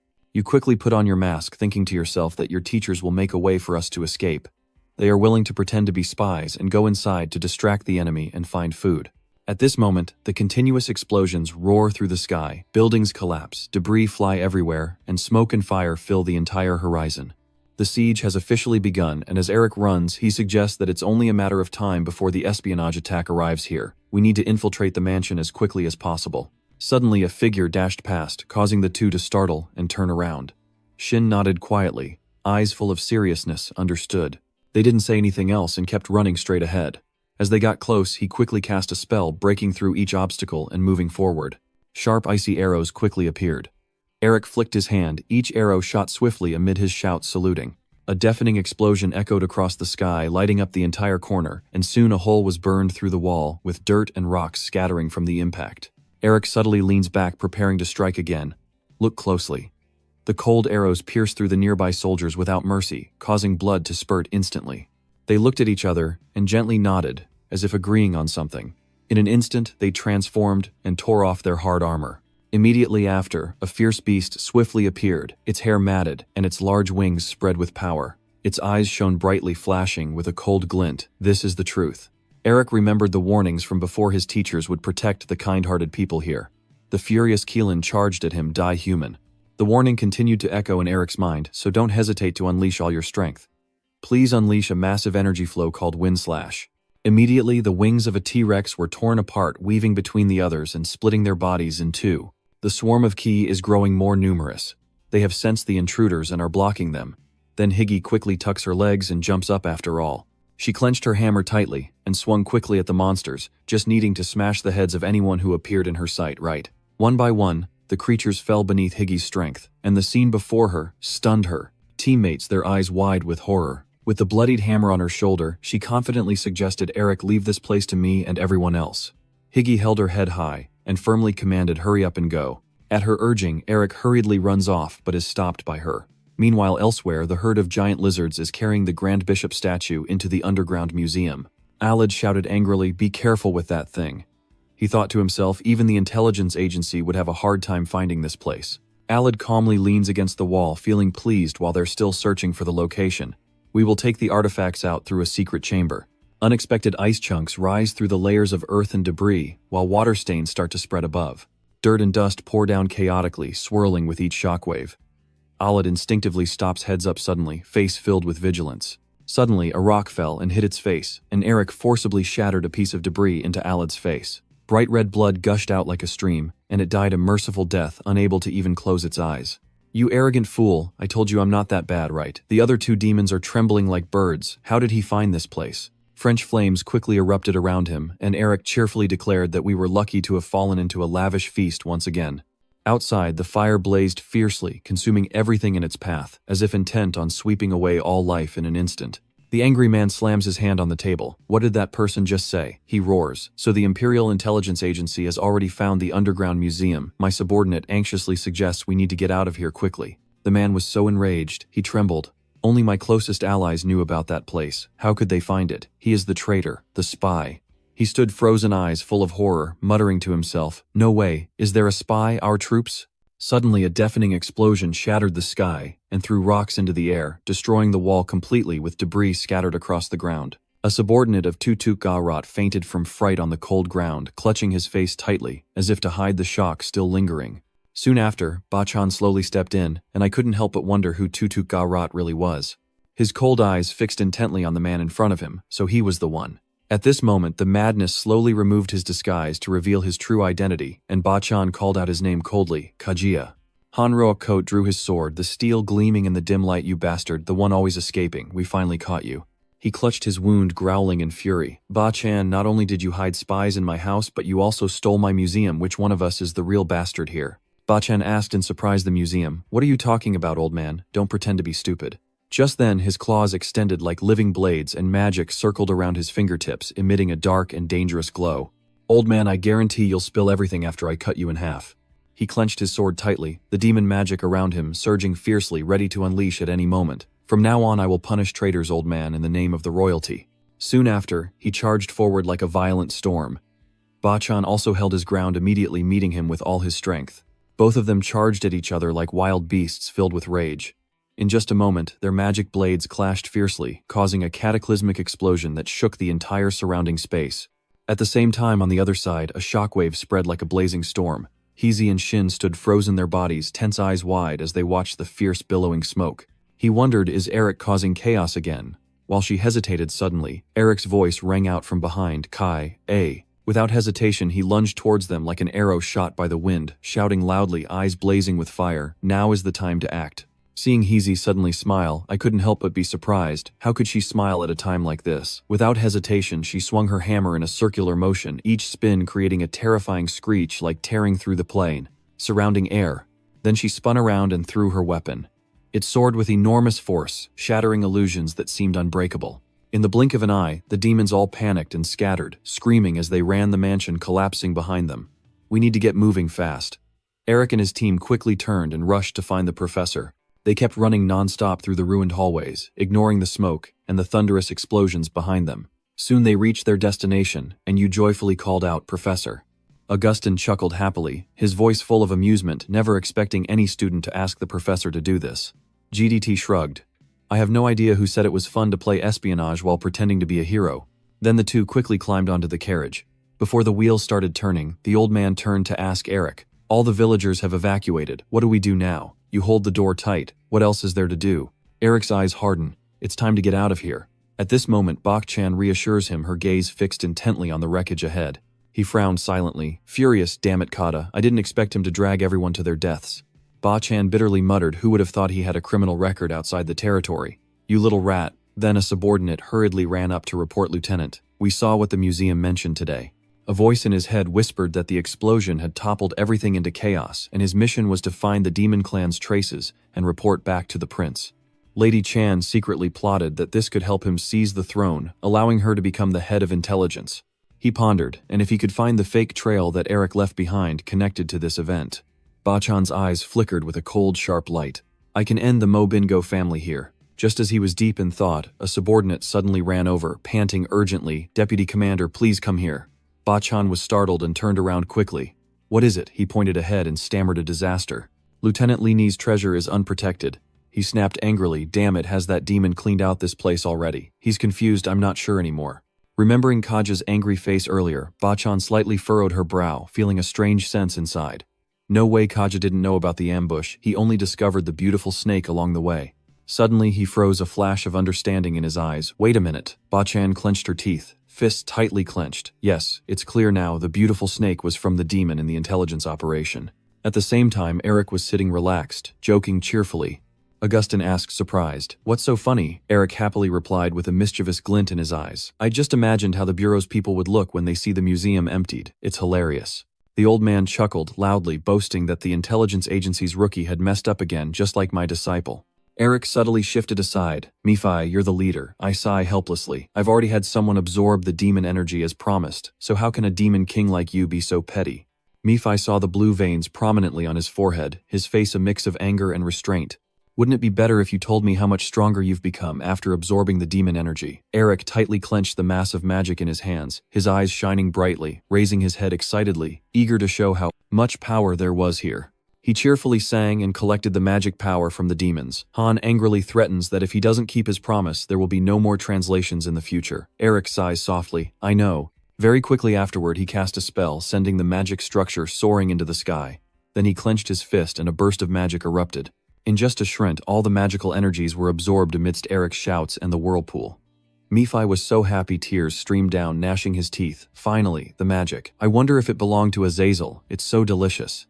But suddenly he noticed something was wrong. Mephi barked in anger. What? Why did you take it back? He calmly replied. Which one? This isn't the first time you've betrayed me. There has to be give and take. Eric sets the condition. Activate the original sin seal and bring it here.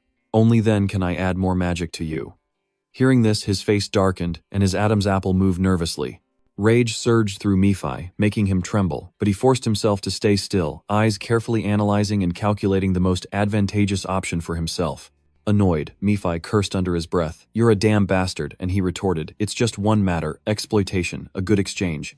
Eric pondered silently. To activate the seal they must prove their ability, and to prove it they must understand the seal. He frowned in thought. If he wanted to understand the original sin he needed to obtain a lower-tier seal of the same type. The problem is that Nephi doesn't know anyone with a lower rank than him.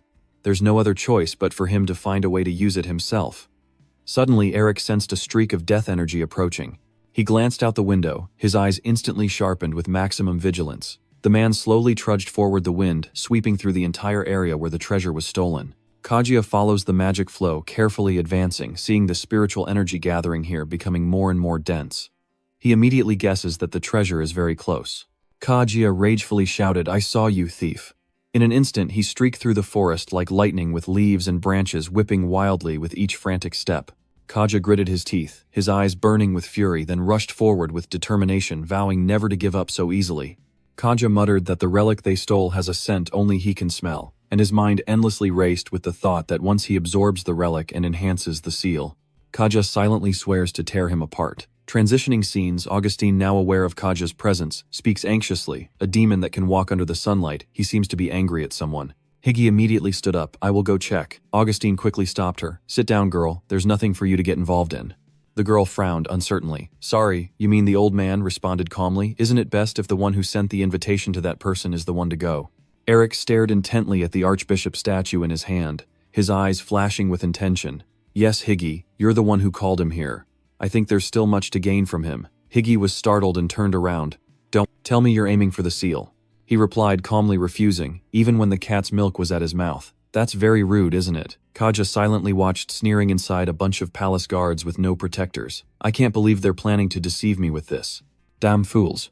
Kaguya sneered. "I will take back the relic." Suddenly Eric's voice sounded from behind. "I was worried you wouldn't come there, but here you are." He clenched the statue in his hand, his eyes full of mockery. "You're here because of this, right?"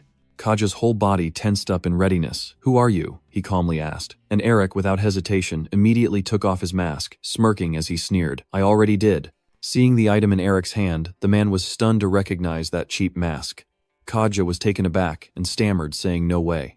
Angrily, his teeth clenched and his voice trembling with hatred. As the rage rises, the demon within Kaguya is instantly activated, daring to deceive us. Kaguya roared with fury, charging like a storm to tear him apart. Mephilion appeared to remind him, "Are you sure you're all right? Provoking him like that, even missing an arm, he's still a demon with a pretty strong seal." Soon he closed in on Eric, growling in fury. "Die."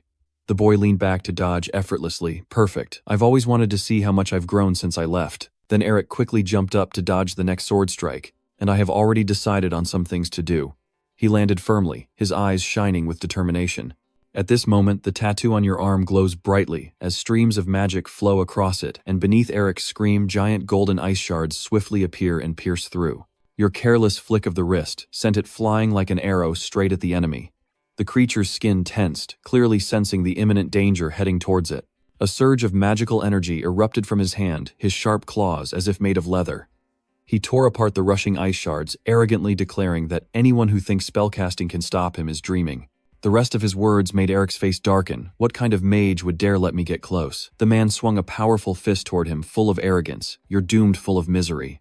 Eric quickly punched out, blocking the attack. Two streams of spiritual energy clashed, causing a deafening explosion with bright light and flying debris. He was knocked back and tried to scratch the ground with his claws to stop himself, confusedly asking how a mage could be so powerful. In the thick smoke, he stood still, staring intently at his hand. Seeing the thick, raging poison on his hand, Eric thought that fighting him could be very dangerous. The poison from his bewitching aura would seep into every tiny opening in the body. Eric quickly cast a spell to stop it, thinking this must be his sealing power. "I will freeze it to prevent the poison from spreading, but this is only a temporary solution. I must be careful not to be contaminated further." Seeing the scene before him, Kaguya sneered contemptuously and thought to himself, "So he's stopping the toxin from spreading by, freezing that hand, clever indeed." Then he concentrated his magic all over his body, the tattoo on his arm glowing brightly, and muttered, "If that's the case." Kaguya's eyes burned red with challenge. "Can you handle this?" His wings flap wildly, mocking you to freeze this kind of deadly wind. In the blink of an eye, streams of toxic gas burst forth, swirling around him with protective charms preventing any escape. Eric felt a surge of fear and anger, realizing that his opponent's poison was seeping into his body, and this was not something he could freeze to suppress. Suddenly, a determined light flashed in his eyes, but I still can do something to break his attack. Eric spread his arms wide and kept unleashing moves, freezing, reversing, and going to the root full of resolve. I will blow this toxic wind back at you. In a blink, the ghost suddenly reverses direction and charges straight at the enemy. Kaja swings his arm to block with terrifying speed, then speaks loudly, "How foolish do you really think the magic I use can affect me?" Suddenly he was stunned, his eyes wide with shock. What? The one who was right in front of him had completely disappeared. Kaja was stunned. Where did he go? At this moment you had quietly appeared behind him without him noticing. Only after a while did Kaja realize, but it was already too late. Eric shouted loudly, "Bound." In an instant, his whole body was tightly wrapped by strong chains, unable to move. Kaja cried out in panic, turned back. Without hesitation, he immediately cast a spell, a face full of pleasure. Come on, ending a person anywhere is nothing special. Eric thought to himself, it's been a while since I used this move. In an instant, a secret technique of the Snow Mountain King was unleashed, filled with overwhelming power. The pain made him unable to stand firm, his whole body trembling and his knees buckled. Kaja gasped for breath, filled with terror. How could a human wield the power of the Snow Mountain King? You clench the guy's head tightly, eyes flashing with a cold glint as you stare directly at him. Eric coldly said, "You don't need to know what to do." Immediately after he activated absorption, drawing all of Kaja's mana into himself. The entire body of the man was drenched in sweat, and he collapsed to the ground in an instant, dead before he could even let out a gasp. Eric remained silent, his cold eyes fixed tightly on the motionless body below, quietly letting out a sigh of relief. Nephi frowned, feeling conflicted inside. How dare he say that to my face? He grinned with pleasure, which means even if we have no choice but to work together in the end, we will become enemies we must fight in the future. In his mind, Nephi thought to himself, this is great, it's exactly what I was thinking. Eric put one hand in his pocket, the other clenched into a fist, his sharp eyes glaring at the body lying on the ground. Suddenly it felt as if something was affecting his body, his eyebrows knitted tightly and his vision became dizzy. Eric hugged himself tightly, losing all strength and sitting down heavily on the ground, spewing a dark liquid from his mouth. Augustine and Higgy, seeing this, ran over from the burning carriage and called out. Eric gritted his teeth internally, sensing the poison accumulating in his body. Higgy holds one of your arms, and Augustine reaches his hand to your back, giving you strength as he asks, "Are you okay, Eric?" He closed his eyes and replied, "Yes, I feel better now." After a while, Eric wiped the dirt off his face with the back of his hand, but then asked, "Are the demons always this strong?" Augustine withdraws his hand and confirms to him, "Yes, that's right, of course. That's the case." Lau remembers the face of the demon they met earlier, and then guesses if he had been in the best condition earlier. A strong wind swept past them, and Augustine interlaced his hands behind his back, concluding that you might have already lost to him. Eric sat cross-legged on the ground, confidently retorting, "No, I think I will still win." Augustine widened his eyes, thinking to himself that the boy was incredibly confident. Lau looked at Eric as if nothing was wrong, and slowly stretched, and Augustine silently marveled. Wow, I guess the boy will find a way to beat his opponent no matter how unfavorable the situation is. Lau's lips hidden behind his beard curl into a slight frown, but Augustine speaks up to remind everyone, "Didn't I tell you not to let arrogance take over? You need to change." Eric pursed his lips and asked Lau, "But Augustine, why are you making that face?" Watching Augustine's expression light up with excitement, he kept praising himself, truly deserving of his title as a master. At night, the sky above is a deep black, with only the full moon shining brightly. The scene below the ground is a pile of ruins and desolation. I don't know either why they kept telling us to find traces of a third party here back then. Wearing a uniform and a mask on his face, he sighed, still believing all day long that he hadn't found any trace, thinking it was just bad luck. Before he could finish speaking, a hand suddenly pierced straight through his stomach from behind. Blood splattered onto the teammate, his face turning pale at what just happened. Lucifer's eyes flickered with a red glow as he calmly retracted his blood-stained hand, and instantly the suited man collapsed to the ground. The teammate stared blankly. Then Lucifer asked him, "Hey, what's going on here?" The teammate responded, his legs slowly moving to the fullest. "Who's that?" He shouted threats loudly, revealing himself, but before he could finish his sentence, a hand reached out and clenched his face tightly. Lucifer lifted his body upward, suspending his legs in midair, and he kept struggling and screaming. The drawings on Lucifer's palm flickered, before he said, annoyed, "I'll find out myself." A shrill scream echoed through the air as the teammate was completely absorbed by Lucifer. His body shattered and disintegrated into countless black dust particles that were absorbed by the drawings on Lucifer's palm. He closed his eyes, looked up to the sky, and said, "Kaza has failed." An image of Kaza seemingly injured and trying to hold his wounded arm appeared in Lucifer's mind. Then came a scene of two men breaking into a room, Lucifer whispering to himself with a third person who was neither a spy nor his ally also involved. Another scene appeared in his mind showing the back of the crown prince walking away.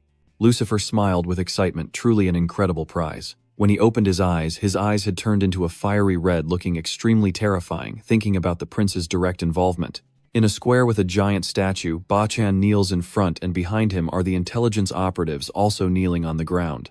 Not sure how long they've been kneeling, the crown prince signals everyone to stop. He clasped his hands behind his back and seriously reminded him to remember the wounds he has borne today for the rest of his life and to reflect on himself. Ba-chan, covered in injuries, bowed his head and replied firmly that he would bear that in mind. The crown prince asked him what he planned to do now that the conquest plan, which had been in the works for years, was completely ruined. Ba-chan lowered his head and recounted some information he knew, reporting that according to his sources, the Gajio Tutuk was not Grigori's only agent. Fortunately, the agents we sent to other branches can gather information about our main camp. After hearing this, the crown prince concluded that the plan for this location still has not entirely failed. Ba-chan confirmed that Gajio's plan was simply a mistake on our part in Team 4. As the prince turns to leave, he orders him to clean up this mess and head to the gathering point. As he sensed something was wrong, he widened his eyes and stopped in his tracks. The surroundings had become chaotic with continuous shouts, ambushes, and demons. Ba-chan immediately reacted, stood up, drew his sword, and commanded the others and the team. The intelligence agents began to coordinate, dividing their efforts to eliminate the flying demons on the horde. Ba-chan stared at the prince, scolding them with a glance. These fools were protecting the prince. All the intelligence team members understood his meaning and immediately ran together to protect his highness, rushing towards him just as a streak of black-purple energy passed overhead at lightning speed. Ba-chan was startled by the scene and thought to himself that was fast. He changed position and used his sword to block the purple-black aura from hitting the prince. Lucifer's face directly faced Ba-chan, praising him not bad chaos. Ba-chan swung his sword wildly, and the beast behind him jumped up to dodge his strike. Lucifer smiles as if he has found his target, and with just a single finger he points at the person. His eyes lock straight on the one standing behind Ba-chan as he utters 4 words. The person is the crown prince. The demons around, upon hearing his words, fell silent and exchanged glances. They all simultaneously charged toward us, the crown prince. He is the crown prince. Ba-chan unsheathed his sword and prepared to fight. I will hold him off and protect the heir. The 2 intelligence agents quickly led the prince away. Please follow them, your majesty. Ba-chan recited the oath, emanating a burst of power within him. I, Arthur Ba-chan, will begin punishing those who dare to harm the crown prince. Lucifer's side reveals pairs of lips with long tongues sticking out and sharp teeth. He clenches his fist. That guy's quite good. I guess it's time for us to act too. They both attack each other without hesitation. Lucifer's like a mouth wide open, ready to swallow Ba-chan. A massive explosion has occurred with the purple and gold energy forces colliding directly. Below ground, demons continue to attack, as intelligence agents fight fiercely against them. The demons are targeting the prince and talking among themselves. We will get the seal if we bring the prince's head to the messenger, right? I wonder if we could get a few more seals by giving the messenger some extra body parts of the prince. Ba-chan, furious, charged at a quiet creature. How dare your lowly monsters insult the future ruler of our empire? Numerous strikes were unleashed, blood spraying everywhere, accompanied by a fierce voice shouting, Your Highness, I will clear the way for you. It's best if you hand over the prince to me. He then raised his sharp skeletal hand and charged forward. The seal belongs to me. The crown prince was so shocked he gaped, frozen in place, unable to react to the dangerous situation. A voice echoed from somewhere, who dares to block the messenger's path? As soon as the words ended, countless beams of energy shot down from the sky onto the winged demons, their immense power forming the shape of a lion's head. That is also the symbol drawn on the flag representing the lion's saber. Lucifer holds an arm, licks his lips. In anticipation, you all will regret this. A member of the prince's intelligence team also recognizes the approaching army as the Lam Su. Herman leads the troops on horseback with Isabel riding beside him, and someone exclaims in joy, Lam Su is here. They stop celebrating Huang Dao and order the army behind my soldiers to destroy the enemies. All the Lam Su soldiers receive the command without hesitation and move to attack. With just one slash they can take down a winged demon. The crown prince stood silently on this side, while the members of the intelligence team surrounding him cheered happily. We're saved. The crown prince's gaze was solely fixed on Isabel, silently calling her name in his mind, Isabel. I don't know how much time has passed, but the sky returned to a clear scene with twinkling stars above. Lam Su's soldiers and the members of the prince's intelligence team faced each other, reports echoing as we had already managed to eliminate most of the demons with Lam Su's help. We dressed in blood-stained clothes and, bowing to the prince, say that we couldn't defeat the demon lord. Homan also bowed his head to explain, I am relieved. You are safe, your majesty. I will escort you back to the palace, but since you already have your intelligence team with you, I will take my leave here. The prince replied with concern, You must be busy, so please continue. Homan once again bowed deeply. "Thank you for your understanding." When Homan looked up again, he suddenly heard the Crown Prince ask, "But may I ask where you are planning to go?" He had no intention of hiding, and glanced at Isabel standing beside him before answering. "I am looking for Elric Melvinger." The Crown Prince also turned his gaze towards her and said, "I understand." Isabel lowered her head, her face slightly blushing, a gentle smile forming on her lips. The Crown Prince calmly turned to leave, only saying goodbye, but in his mind he was secretly thinking the new name he just heard. Elric Melvinger was indeed that name. On the other side, the carriage is moving through the forest in the winter weather, snow falling lightly. Elric sits inside the carriage, cautiously peering his head out the window to look around. The carriage stops in front of a massive city gate. Elric observes the fortress ahead. It's even bigger than what he had heard. He silently ponders in his mind that the flowers must be somewhere behind this wall. The soldiers blocking the gate loudly demand, "Please stop." They told the frontline guards that we are border patrol soldiers and want to cross the border. The leading soldier did not move and raised his hand to refuse apologizing. Elric sat anxiously in the carriage listening to his announcement, "But you may not be allowed through." He got out of the carriage and asked the leading soldier what had happened beyond the city wall. The lead soldier recounted that monsters outside the walls have been causing chaos lately, and unexplained phenomena are beginning to appear, so the guards are in a state of emergency. Elric looked at the black streaks above and thought to himself, "I knew immediately that the energy sensed beyond the wall was highly suspicious." He tilted his head and secretly told himself that still he had no intention of giving up now. Elric signaled to the person sitting at the carriage, handed them the pass, and replied that he understood. Then he quickly reached into his coat to find something. He is holding a rolled-up piece of paper as he approaches the leading soldier without saying anything and directly hands him the scroll. The leader of the soldiers unrolled the parchment and read its contents, a look of suspicion on his face as he wondered silently what this was. When he saw the writing on the paper, he flinched suddenly and muttered the Narrister and Melvinger families. He rolled the piece of paper back to its original form and politely returned it to you. "I apologize. I didn't realize you came from such important families. Normally no one can pass, even with a pass, but I will make an exception for you. Because you come from the Narrister and Melvinger families." The soldier asks for more, and in exchange, requests you to go to the highest safe place if anything unexpected happens. Eric asks him, "If I hide, there will anyone come to save me?" The soldier said nothing but no. His face grew serious, and he continued saying that if that's the case, finding your body would be easier for us. Eric frowned, feeling uneasy at his answer. A giant alien insect was opening its razor-sharp mouth wide. It shakes its head and aims at Eric standing on the ground below. Then it closes its mouth and speeds directly toward him. When it was just a short distance from Eric, the giant parasite opened its mouth wide again, and he raised his hand with the design on his arm glowing blue. Eric jumped into the air, and then a sharp ice spike pierced straight into the parasite's neck, followed by a blood-curdling scream.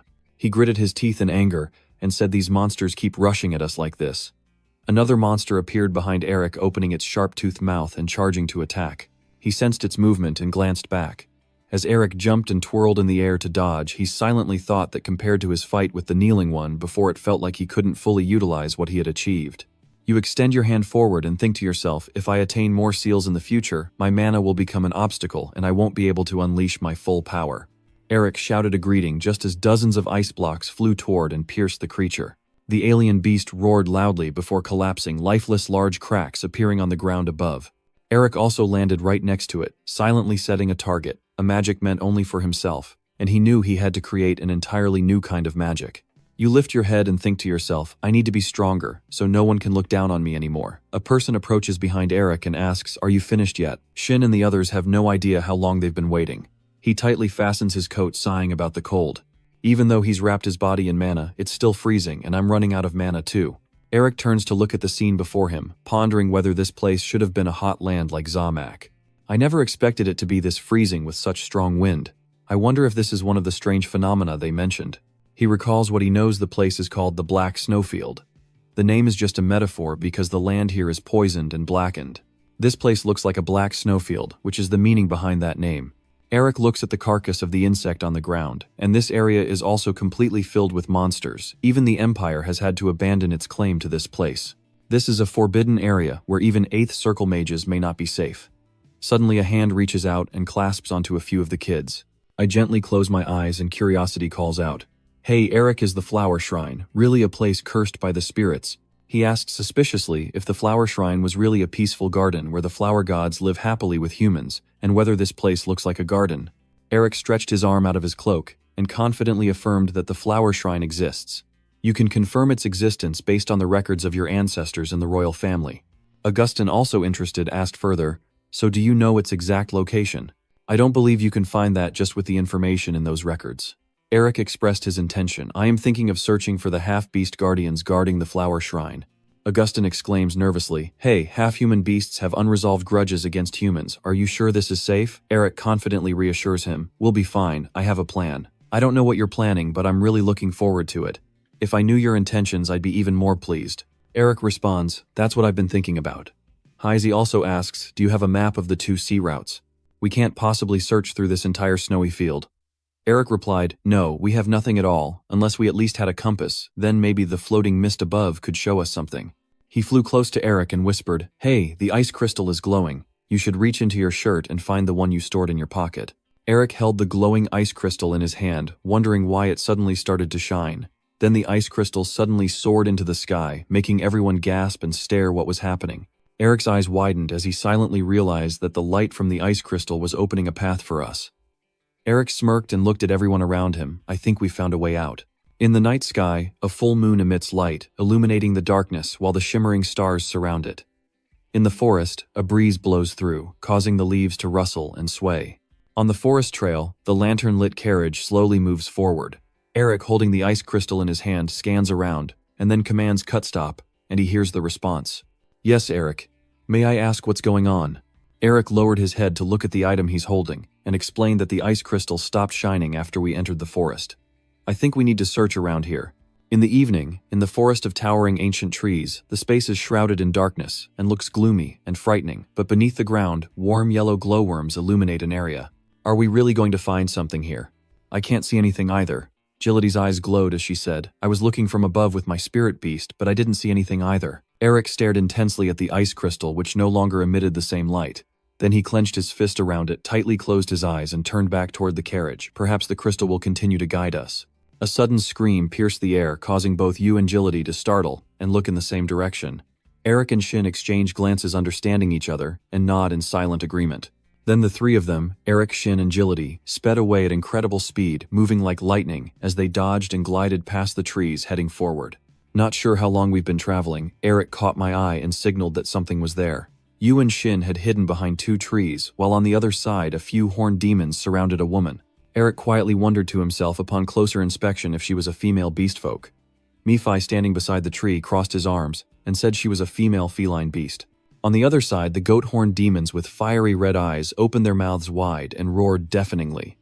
They began to frenzy and rush forward to attack Irina, who was cowering on the ground. She was completely defenseless, only able to close her eyes tightly and scream, for help, is anyone out there, please save me. At that moment a voice rang out, whoosh.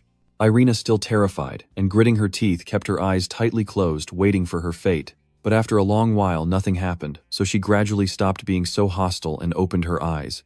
The goat-horned demons are now frozen into chilly ice blocks. Eric from behind a tree raises his hand and snaps his fingers. All the goat-horned demons turned to shards and vanished. Eric approached Irina and asked with concern, are you okay? He runs a hand through his hair, the other reaching out to her. She must have been through a lot. Nephi sneered mockingly, saying he's no good at acting. Eric paid no attention to his taunts. You quietly asked Irina if she was injured anywhere, and whether you could heal her. You reached out your hand to help her up, as if showing friendliness, asking if she could stand on her own. Irina simply looked up silently, glaring at him with a hostile gaze. She forcefully pushed Eric aside with her hand, saying she didn't need help from a humanoid. As Irina's voice suddenly stopped, 2 beastmen from the cat tribe appeared on the branch above their heads, armed with weapons, while below Eric's group was surrounded by a crowd of beastmen in the same tribe. Irina gritted her teeth and threatened, stupid human, if you don't surrender after I count to 3, I will deal with all of you. She counted 1, the beast on the tree already raised its weapon. Shin glanced at the beast man on the tree as Irina's counting voice rang out again. 2, Heezy looked at the figure in front of him, secretly wondering what Eric was planning. A smile curled on his lips as he beamed brightly. Eric raised both hands and declared openly, I surrender. When Eric stood in front with both hands raised, he smiled and said, I surrender. Nephi crossed his arms and thoughtfully pondered, he's really quite cunning. The scene shifts back to a moment earlier when Eric's group was hiding behind some trees. At that moment he glanced and saw Irina, the runaway, being surrounded by a few horned monsters kneeling on the ground. Eric chuckled and said, this situation is obviously a trap, an old trick. Eric curled his lips into a smile and replied to him, what else can we do now? If they want to play, we'll play along. He looked intrigued and said, and let them lead us into their hideout. Returning to the present in the monster kingdom, an old wagon pulling a cage is moving along the deserted city street. Irina leads the way at the front, flanked by beastmen guardians on either side of the carriage, while everyone inside the cage is handcuffed with iron chains. Only Augustine remains drowsy and asleep, and the others stay silent without saying a word. Nephi fold his arms and call out to the person sitting below, "Do you really have to do this?" He couldn't understand why go this far. Eric smiled and replied, "You're too naive." His expression revealed cunning, proving he must be willing to sacrifice that much to deceive them completely. Nephi could only marvel, not expecting those clumsy freaks to be so easily duped by such poor acting. Suddenly, many beastmen appeared on the street, pointing at their cage and shouting insults. Humans are worthless. Why did the search team bring the humans back? Surely they have no good intentions, just deal with them right now. Eric glanced outside, realizing I had already guessed, but their anger towards humans was truly intense. Nephi also looked in the direction he was pointing and said, "Your kind attacked their home and chased them here, so isn't that only natural? Wanting to become the blazing anger passed down from ancestors won't be easy." Eric remained silent, his gaze quietly narrowing as he looked outside the carriage. After traveling for what felt like a long time, the wagon wheels finally came to a stop somewhere. Irina's legs, which had been pointing forward, suddenly turned back. She introduced herself, saying, "I am Irina, the royal guard of the kingdom of Andromov." Irina's warning voice shifts into the prison cell. "If you value your lives, it's best to stay obedient and go quietly." Eric looked up, staring intently at her. In front of the gigantic fortress gate, Irina's threatening words echoed, "Because our great king will interrogate you." The sky above is filled with drifting white clouds as the gate of the fortress slowly opens, with Irina leading Eric's group inside.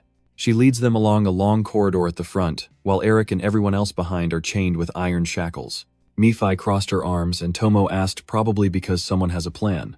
So that's why they are the ones who entered the enemy's main stronghold, right?" Eric smiled and confirmed with him using a private signal only the two of them could read. Of course the monsters wouldn't refuse me. There were already many beastmen standing in long lines on both sides of the path, and Eric casually passed by the royal beastman officials staring at him from both sides, explaining to Nephi, "Because I have the power that they have coveted for centuries, the proof of the Tiger King, the former Monster King. You only need to say 3 words, the royal enhancement technique." Eric calmly analyzes that the Tiger clan has held the throne for many generations, but now they are all extinct. If the body enhancement technique, the symbol of royal authority, appears, what would then happen? Eric teasingly said, "Just try to guess how high its price will go." Nephi looked at him with an evaluating gaze, clearly eager to sell it for an astronomical price. In front, Irina knelt on one knee, placing her hands respectfully on the ground and bowing deeply. She looked at the person ahead and loudly reported, "Your great lordship of Andromov, I have delivered the criminals." A small figure sitting on a chair replied to her, "Well done." Hands resting on the chair's armrests revealed sharp claws. Valence asked, "Why did you humans invade our territory?" Eric wondered to himself, is he a tiger man? The little boy opened his mouth to speak, revealing his sharp, shining teeth if anyone dared to lie. Eric's face went slack with shock, thinking to himself, "No way, the king of monsters, the Tiger King." Valence sat very seriously on the chair, clearly stating that there would be no way for him to leave alive. Eric, standing below, couldn't believe it and muttered to himself, "He's just a kid." He completely froze on the spot while Higgy was standing next to him, trying not to speak, and her face was covered in sweat. She whispered to herself, "So cute, he's so adorable." Maffey also covers his mouth, laughing mockingly. "A young Tiger King, maybe you won't learn much from this as you think." Eric narrows his eyes, thinking that having a Tiger King still around is good, but he's still too young. He took a step forward quietly, calculating in his mind, "Let's try first, and see what happens after all." He could choose to escape if things went south. Eric showed no fear at all, and asked calmly, "So he's the king?" Mouse, seeing your attitude, shouted in anger, "How dare that insolent brat ask our great king like that?" Eric bluntly replied to him, "Hey old man, stay out of this." Mouse lost his temper and pointed at him, shouting, "Old man, you little brat, arrest that criminal right now." Eric tilted his head to listen closely. The noise was too loud. At that moment, someone ordered to stop. Mouse still wanted to continue, but Valence stood up from the chair, his eyes shining with a red glow full of authority. He asked him, "Are you planning to disobey my order?" Mouse had no choice but to grit his teeth and step back, returning to his spot in line. Valence sat back in his chair and asked, "So, is there something you want to say?" Eric smiled to himself, thinking that he had thought the boy was just a useless kid. But the tiger blood still runs through him, so perhaps it will be easier to persuade him than I expected. Then he raised his head to face the boy directly and asked back, "Do you know about the body enhancement technique?" Valence's expression turned serious when he heard the question, and the boy exclaimed 2 words, "Yes, sir." Eric raised 2 fingers and asked if I told you I wanted to sell it, what would be your price to buy? The officials standing on either side started to murmur at his words. What nonsense is this? You bastard, a tiny human like you dares to mention body strengthening skills. Cut this human's head and body in half. Valance must order them to stand down, stay calm. Eric seemed to have lost patience, suddenly breaking the iron bars, restraining him and shouting loudly, "Stop the noise you're making." Immediately, a group of guards rushed to shield. Valance, the escaped prisoner, had broken free and was protecting the king. Behind the guards led by Irina, they had already regrouped, and Eric's team was now surrounded on both sides. The iron bows were gradually shattered by the remaining members of Eric's group, breaking into many pieces that fell to the ground. Augustine rubs his wrist thoughtfully and asks, "Do you want me to help?" Eric confidently refuses. "I don't need your help, I'll handle them myself." A beam of light emanates from his body, and he steps forward a few paces, showing them his true power. Only then will they believe in him, a supervisor shouted loudly. "What are you doing, guardians of the king? Quickly take down those evil humans." The guards immediately rushed to Eric's side upon hearing the commands, and I sighed resignedly since he was very quiet on the way here. I suspected something. Haiji called out, "Eric, if you dare touch my beloved little tiger, I'll kill you." Agility laughed excitedly. "I really enjoy seeing chaos like this." A blonde guard rakes out his sharp claws and lunges toward him. Eric stands still, also extending his hand fingers, slowly curling. You take a few steps back to build momentum before rushing forward at incredible speed. On the opposite side, the Beastman is also flying toward you, and the two are about to collide head-on. Eric gritted his teeth, raised his arm, and all his strength concentrated in his sharp fingertips. In the blink of an eye, he flew past the guard, simultaneously slashing him with countless strikes, using the powerful body technique and fierce tiger shooting kicks. The 2 bladed-haired official gaped at the scene, unable to believe it, and the neighboring officer also looked stunned and asked, "How could a human master beast transformation?" Someone then ordered Royal Guard transform into a beast immediately, and the 2 guards nodded at each other. Their human faces transformed into beast faces with sharp fangs in their mouths, and their hands and forearms became large, furry, and covered in hair. Their legs also turned into beast legs, slightly bent down with muscles bulging so much that their clothes were torn apart. The guards completely transformed into animal forms but still walk on 2 legs. Someone shouted to attack and the beastmen opened their huge mouths, looking incredibly fierce. They all rushed at Eric at the same time, attacking him. Someone confidently declared that his end was near, but Eric remained still, fist clenched. He spun around on the ground and then stomped down with great force. Eric leapt into the air, spinning to knock back all the beastmen surrounding him with his tiger claw technique. The beastman, still unconscious, was struck away and fell right in front of a guard standing far away. He looked up at the shadow that was covering him. Behind Eric, a gigantic black tiger appears, utilizing the tiger assault technique. Its massive paw stomps down forcefully from above, crushing the guard beneath it. Irina's whole body trembles with anger as she sees her subordinates trampled by that tiger paw, unable to move. She pulls out her 2 swords from her hips and rushes forward to attack. So what are you waiting for? Just a few millimeters from Eric's neck, a command to stop came through, causing her to daze and turn her face toward the sound. Irina calls out to Valance, standing before the throne, "Your Majesty." Eric lowers the sword pointed at himself. "I think I have shown you that my strength is real." He smiled and asked the boy, "Do you believe me now?" Valance only stared silently at Eric. Inside the palace hall is a chaotic scene with beast guards defeated and scattered everywhere. Valance glares, gritting his teeth, and asks, "How do you know about the Kwang, the Thuat, something even we can't understand?" A burst of powerful blue light fills the room, forcing the beastly guards to kneel and shield themselves. Eric's tattoo glows brightly as he smiles and says, "That's magic." Valance furrowed his brow, not understanding, repeating the 2 words he just heard, "magic." Eric raised his hand, using his power to draw magic circles in the air. Magic flows through everything always present in this world. It reveals the mystery of nature and unifies all its underlying principles with fiery intensity. Valance looked up at the glowing light before him, so martial arts had always been preserved through magic. Eric smiles and moves his hand, gathering all the magic circles together, closing his eyes to confirm with the boy that's right. All the mystical images that just appeared before Valance's eyes vanish quickly with a flick of Eric's hand. Valance's eyes sparkled brightly as the boy looked at Eric in awe. Mi-Fi behind him folded her arms and exposed the truth again, some tricks with magic, just deceiving people with lies.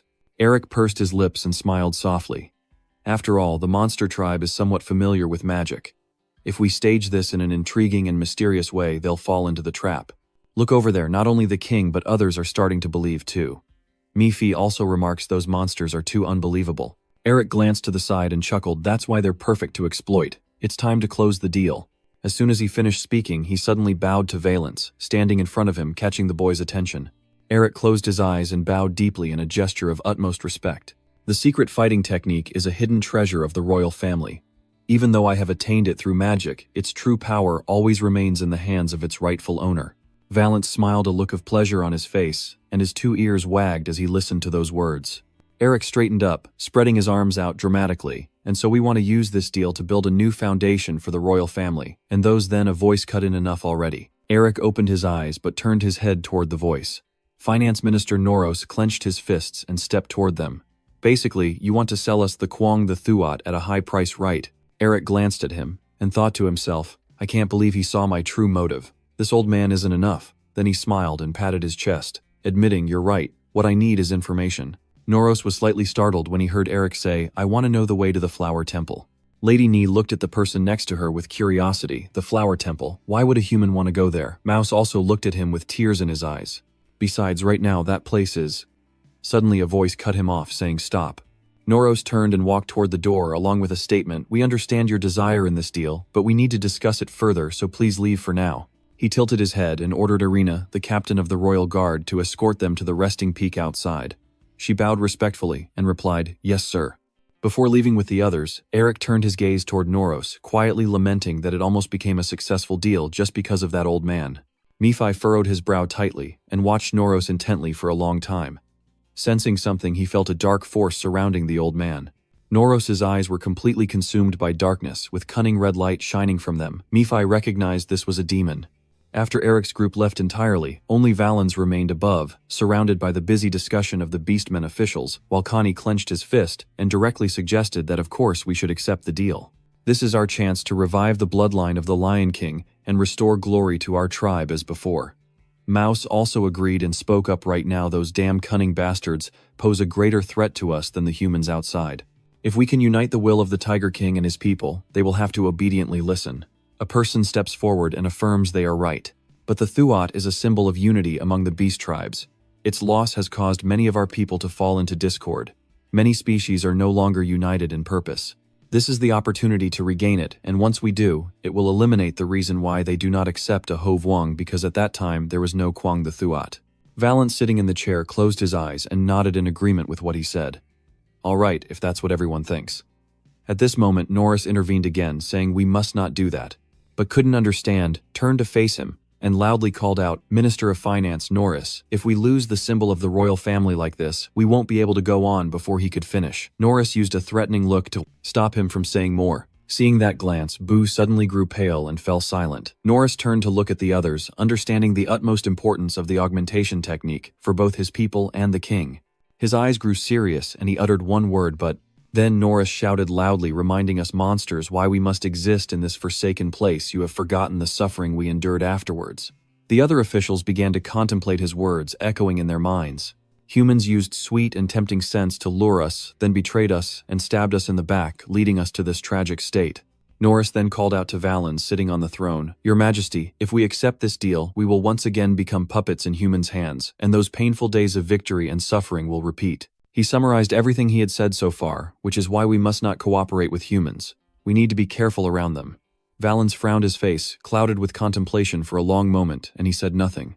I don't know how much time has passed, but inside another room. But Sojut desperately tries to persuade again that our king must not miss this opportunity, the only chance to acquire the secret technique. Valens turns his back to him. The boy silently lifts his head and gazes at what's in front of him. Valens gazed at the tall statue ahead and muttered a few words reconstructing the royal family. Suddenly he said, if we want to fulfill the wish of uniting the tribes of the previous king, we will need the power of alchemy. But immediately cheerfully responded, so we will quickly summon those people here and reach an agreement. Valens clasped his hands behind his back and turned to face him. But we can't do that according to Lord Noros's reasoning, because I believe he has a valid reason for saying so, as humans have deceived us too many times. But he pretended that his judgments could be wrong, and in this situation Valens began to frown angry as he warned him to be careful with his words. He had dedicated his life to the kingdom since the previous king, and I do not doubt his judgment. We must be cautious with his character. But knew he had spoken wrongly, so he immediately bowed very low, apologizing for his improper words, sir. In the end, he could only accept the current outcome and turn to leave.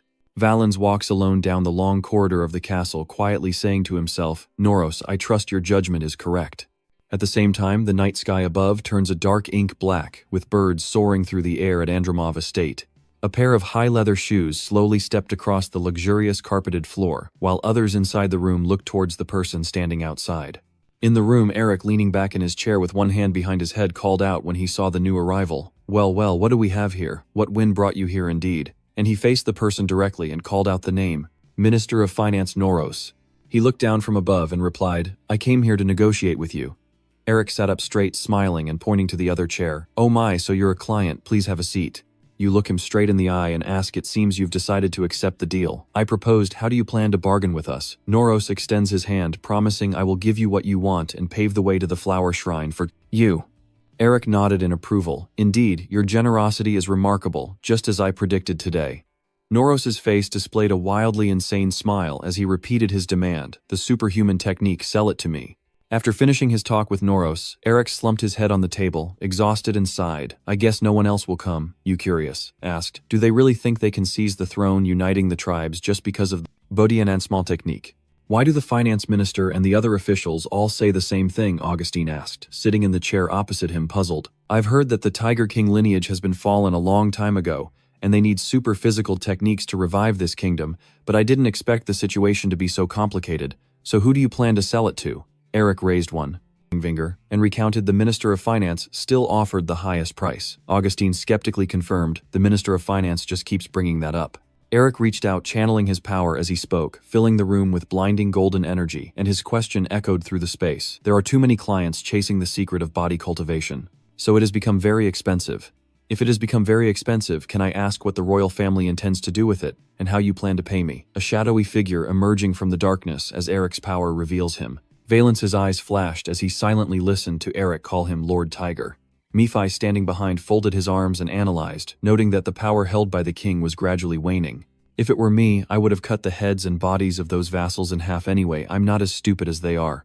Valence's body tensed up and his face darkened as he asked why the finance minister did, that there must be something wrong. Eric stood up, took a few steps closer to the boy, and I already told you before. The boy bit his lip, promising confidently that you would witness something very interesting.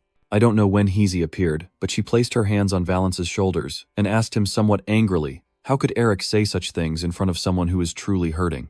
Eric's face became serious as he softly called her name. Heezy, you're not supposed to talk to children like that, do you think? Soothing his heart could change the current situation at all. Both Heezy and Valence were startled by his words.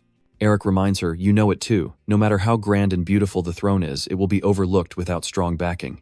Heezy frowns, secretly calling out your name in her mind. Eric. She remembers the scene from when she was young, when they were the two people surrounded by others, bowing their heads from a family known as the Sorcerer family. The image has changed back then, only the two sisters were playing with the old clothes on their bodies.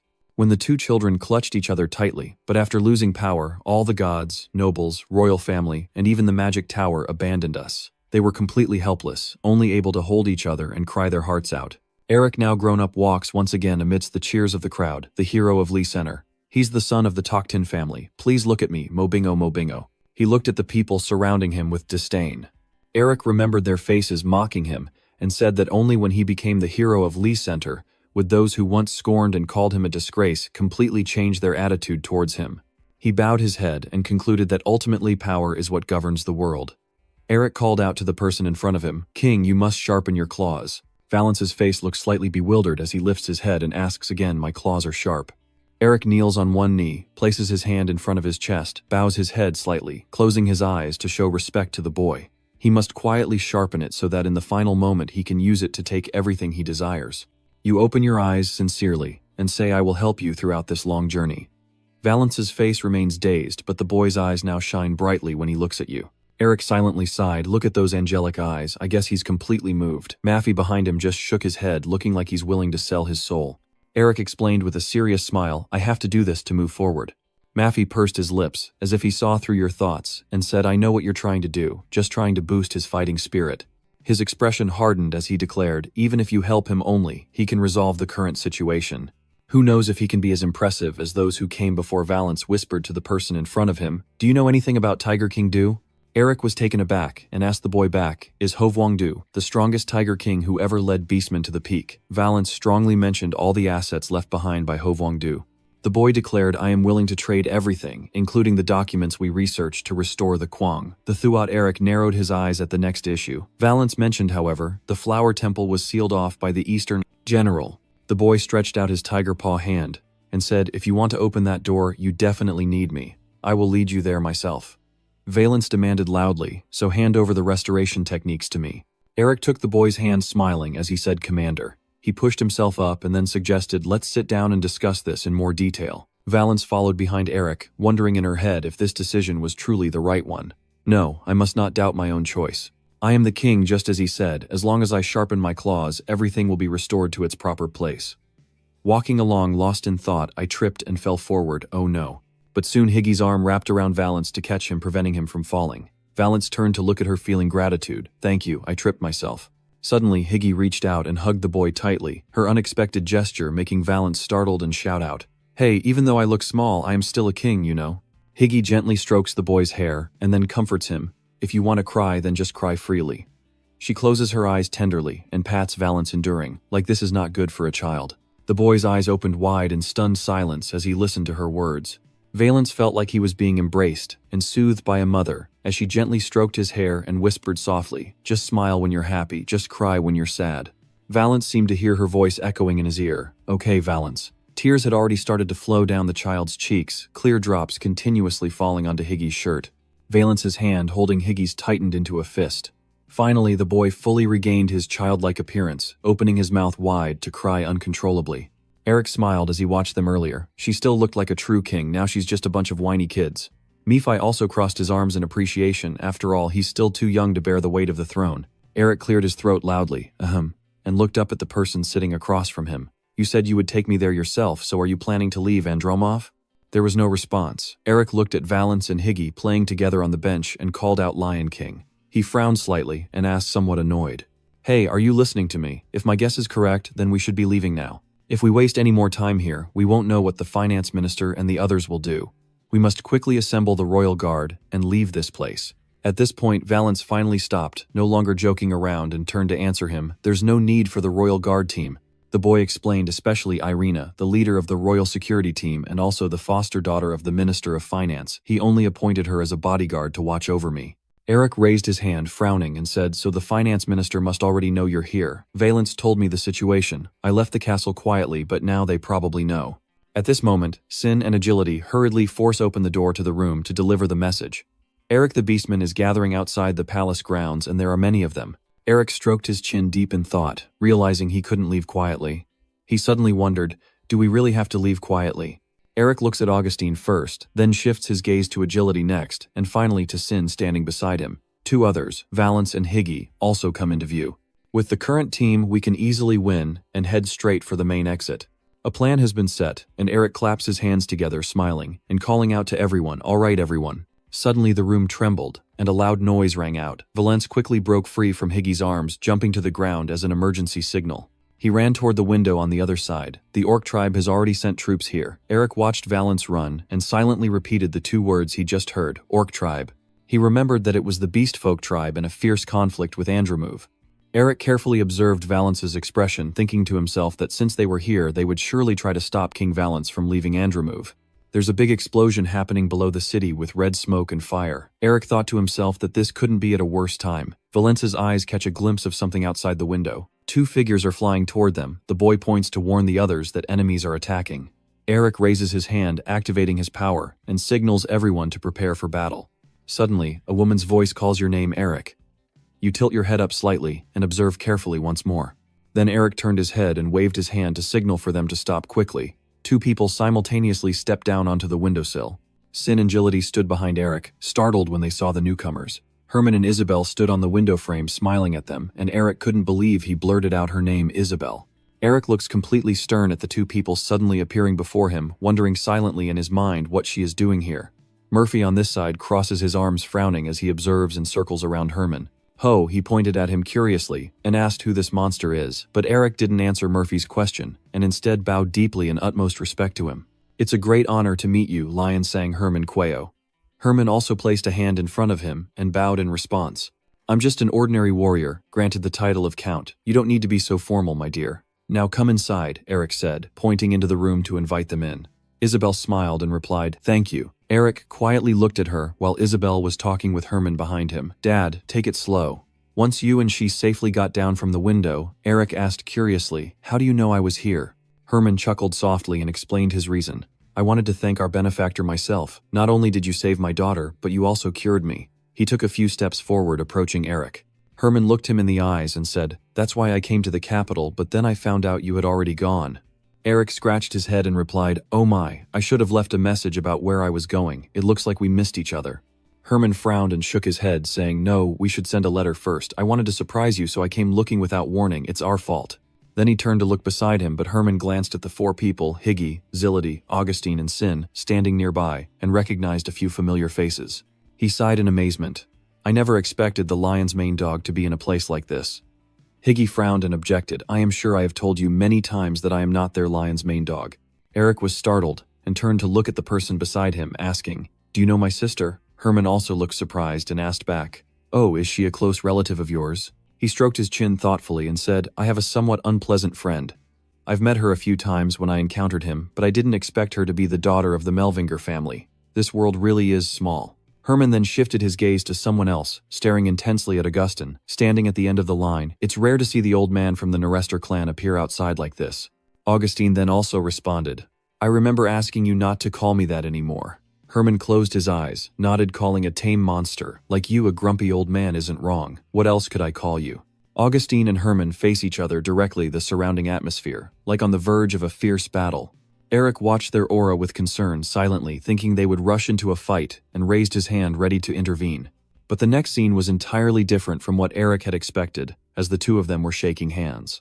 Herman smiled in admiration, saying each member of this group was truly incredible. He looked at Jilly P and Valance on the other side with the leader of the revolutionaries and a freak. Eric turned around and smiled at the others. "Haha, everyone, calm down now." Herman's gaze was still fixed on Eric, as he muttered to himself, "So I wanted him even more." He took in the scene of Eric blending in with everyone else, assessing in his mind that those who attract talent will one day soar high into the sky. Herman glanced at Isabel, smiling behind him, silently thinking that ignoring the hated prince and coming here was the right choice.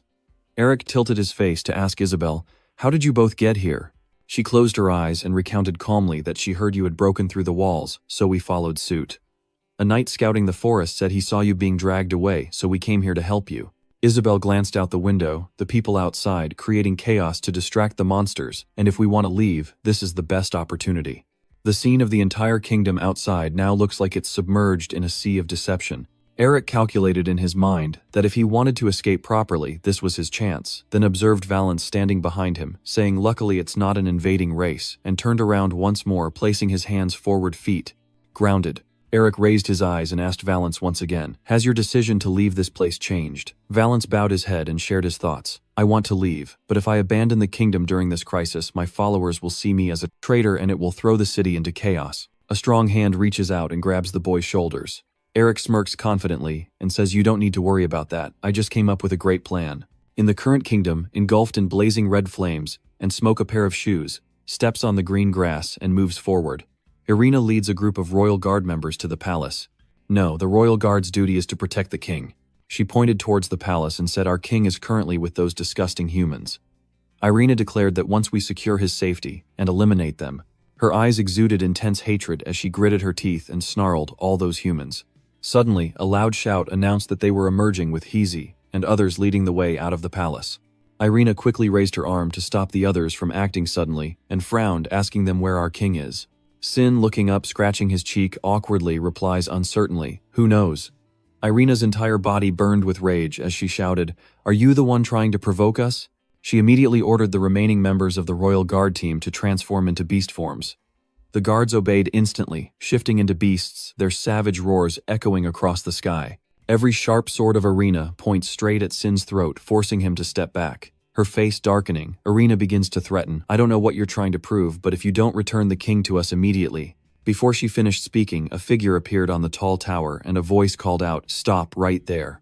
Everyone below looked up and saw Eric and Valance above Irina, shouted loudly, "Your Majesty." Eric chuckled menacingly at the people below and said, "If anyone dares to move, your king is doomed." The officials beneath hearing this became angry and shouted up, "Your Majesty, what is that madman doing, you bastard? Let go of our king's dirty hand." Valens looked up and asked if you are sure this will work, while Eric still kept his smile, one arm embracing the boy, and everyone could now see the scene of the strong man capturing their king. He bit his lip as he watched the situation below. Eric focused on Noros standing beneath him, then confidently confirmed that none of them would be able to do anything daring. Then he waved his hand to activate the power of the tattoo on his arm. A shadow of a black dragon appeared, and Eric loudly issued a condition: if you want to save the king, clear the way for us. Irina's whole body trembled with anger, but Noros beside her called out to her, Irina. He turned around, covering his mouth with his hand, whispering something into her ear. After a while, Irina's hand by her side clenched into a fist. She then ordered everyone to get out of the way for them.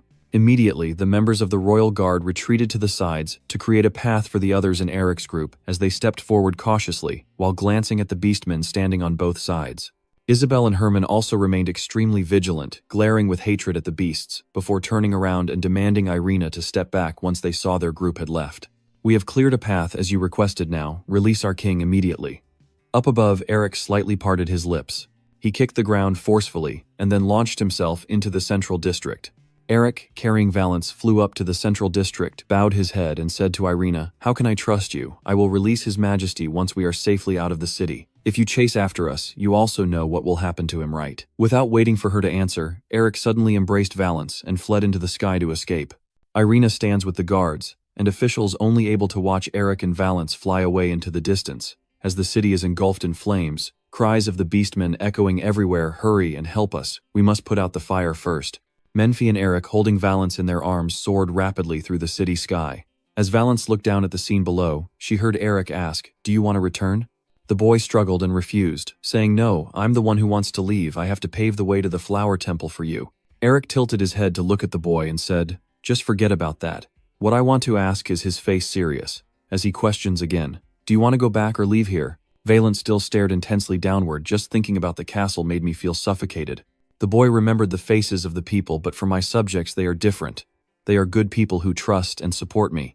Valens's face suddenly darkened. "If I abandon them, the whole kingdom will fall into chaos, especially if we get invaded." Suddenly, Nephi, who had been silent all along, called out to remind us, "Hey, I don't think you have time to chat leisurely like this." When Eric heard this, he paused and looked up, asking him, "Nephi, what do you see?" A golden light shone from his eyes as he gazed into the distance. Eric looked at the huge tornado forming before him and asked, "Is that a black sandstorm?" Valens's face showed horror as the boy anxiously exclaimed, "That's the East General." Eric looked at the giant tornado before him and realized it was a disaster that had destroyed the north. He frowned and thought, "If I get caught in it, I'll be torn to pieces." Nephi called out, "Hey Eric, it's not over yet." He murmured, "I think there are a few troublemakers with that tornado." Eric's eyes continued to glow yellow as he checked the situation ahead. "What's going on?" He was surprised to see the scene there. Below the tornado, a troop of soldiers was rapidly approaching, and when Eric saw the symbol on the fluttering black flag, he recognized them as the Nine-Tailed Clan. A leader of the Ogress tribe shouts loudly to his subordinates, "Ha ha ha, run at full speed." They are also called by another name, the Ogress tribe, the reincarnation rivals of Andromov, led by the Black King. A coalition of monsters that had turned against the Hovwang family had lost their superpower technique, while the Notok longed for control over Andromov. So far, only small conflicts had broken out, and they had never launched any large-scale wars. Valens stared in disbelief and asked, "What are the Notok doing here?" Eric let out a breath and guessed that a few traitors in the tower must have leaked information about the powerful technique to them. "You're still so naive even after being betrayed a few times." Valens roared in anger. "This is so ridiculous. They suddenly want to invade Andromov and right where I, the one with the strong body technique, am." By the time Valens almost understood everything, his face turned pale and lowered his head, unable to protest. Suddenly, Valens's whole body trembled violently, leaving the boy wide-mouthed and shocked. "What are you doing, Eric, looking at the person in front of you? Can you answer the question I just asked you right now?" He repeated his question. "Will you return to the city, or leave this place and go with me?" Valens lowered his head, hesitant, and stammered a single word, "Ah," as memories of worried faces flood his mind. Valens looked up to the person before him and said, "I will return to the city and protect my people." Eric smiled, satisfied with the boy's answer. "I knew you would say that." Valens continued to confess weakly, "But I am really not strong, and I have nothing to give others. I cannot ask for anything more." Suddenly, Eric slammed his head hard against the boy's. Valens rubbed his red-hot head and shouted in pain. Eric also got tired of himself and the boy. "Your Majesty, friends don't care about such things." Valens hesitated slightly, then repeated "friends," and Eric lifted the boy high up. "You just need to ask."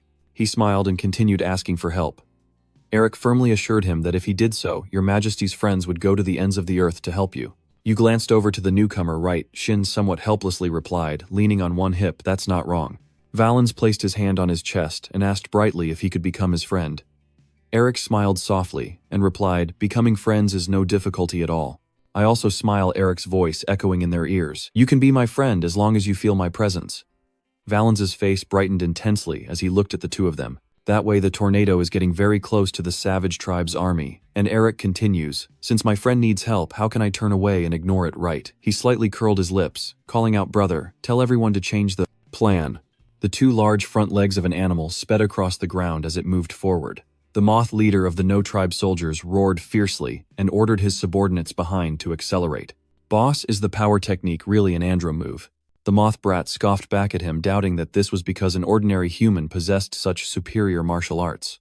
Hugo shifted his gaze in acknowledgement and said, yes, it's hard to believe that a lowly race would possess such an incredible secret technique. Mott quickly pulled the cord and ran forward while analyzing. Even if the information is wrong, we can't miss the chance to seize Andromove, especially given our current defeats, right? Hugo immediately replied, exactly. Mott's eyes revealed a look of longing as he declared, if the news is accurate, we must not let the Tiger Lord family who have lost their divine favor lay hands on the powerful body technique.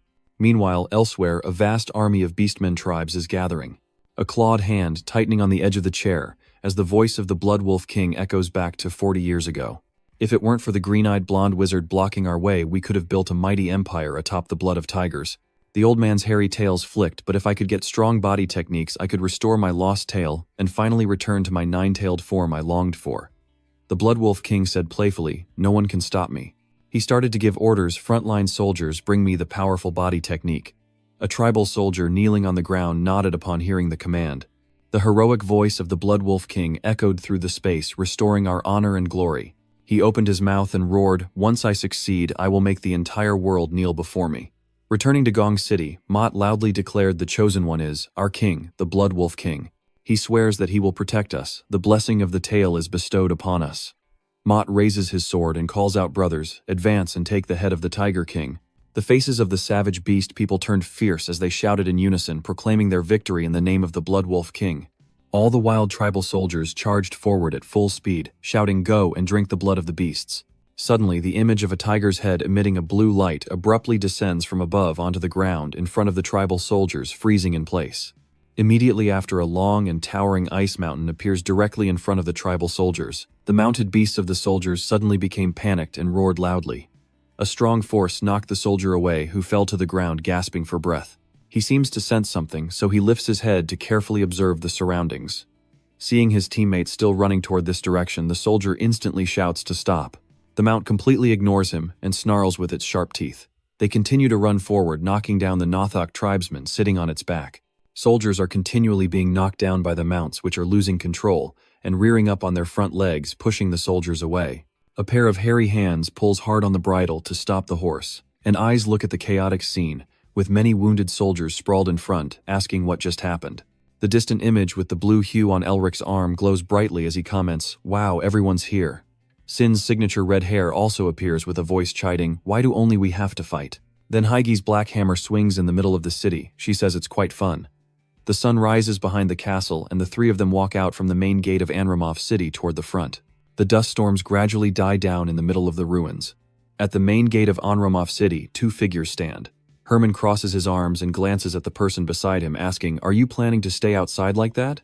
He looked over the bandit soldiers, evaluating them, and said there aren't that many enemies. Augustine stroked his beard and replied, Elric is the one who asked us not to intervene.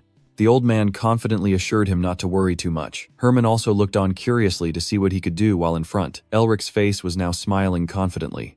Elric, Sin, and Higgy slowly approached the ice bridge over the glacier, while the angry soldiers on the other side of the ice wondered nervously, what's happening? Has the Lord abandoned us? Hugo turned back and loudly ordered his comrades behind to regroup. The Lizard King hasn't abandoned us. This is just human magic. The other soldiers also began to rally, shouting loudly, yes, I heard that the people of Andromove used magic. I can't believe they've allied with the people who trapped us here, those traitorous bastards. Hugo pointed at Elric's group and declared, that's right, they are our enemies. We will eliminate all those disgusting humans and take over Andromove. Elric, standing behind the ice mountain, calmly turns around and listens to what they are saying. All the foul soldiers simultaneously raise their swords high and shout loudly.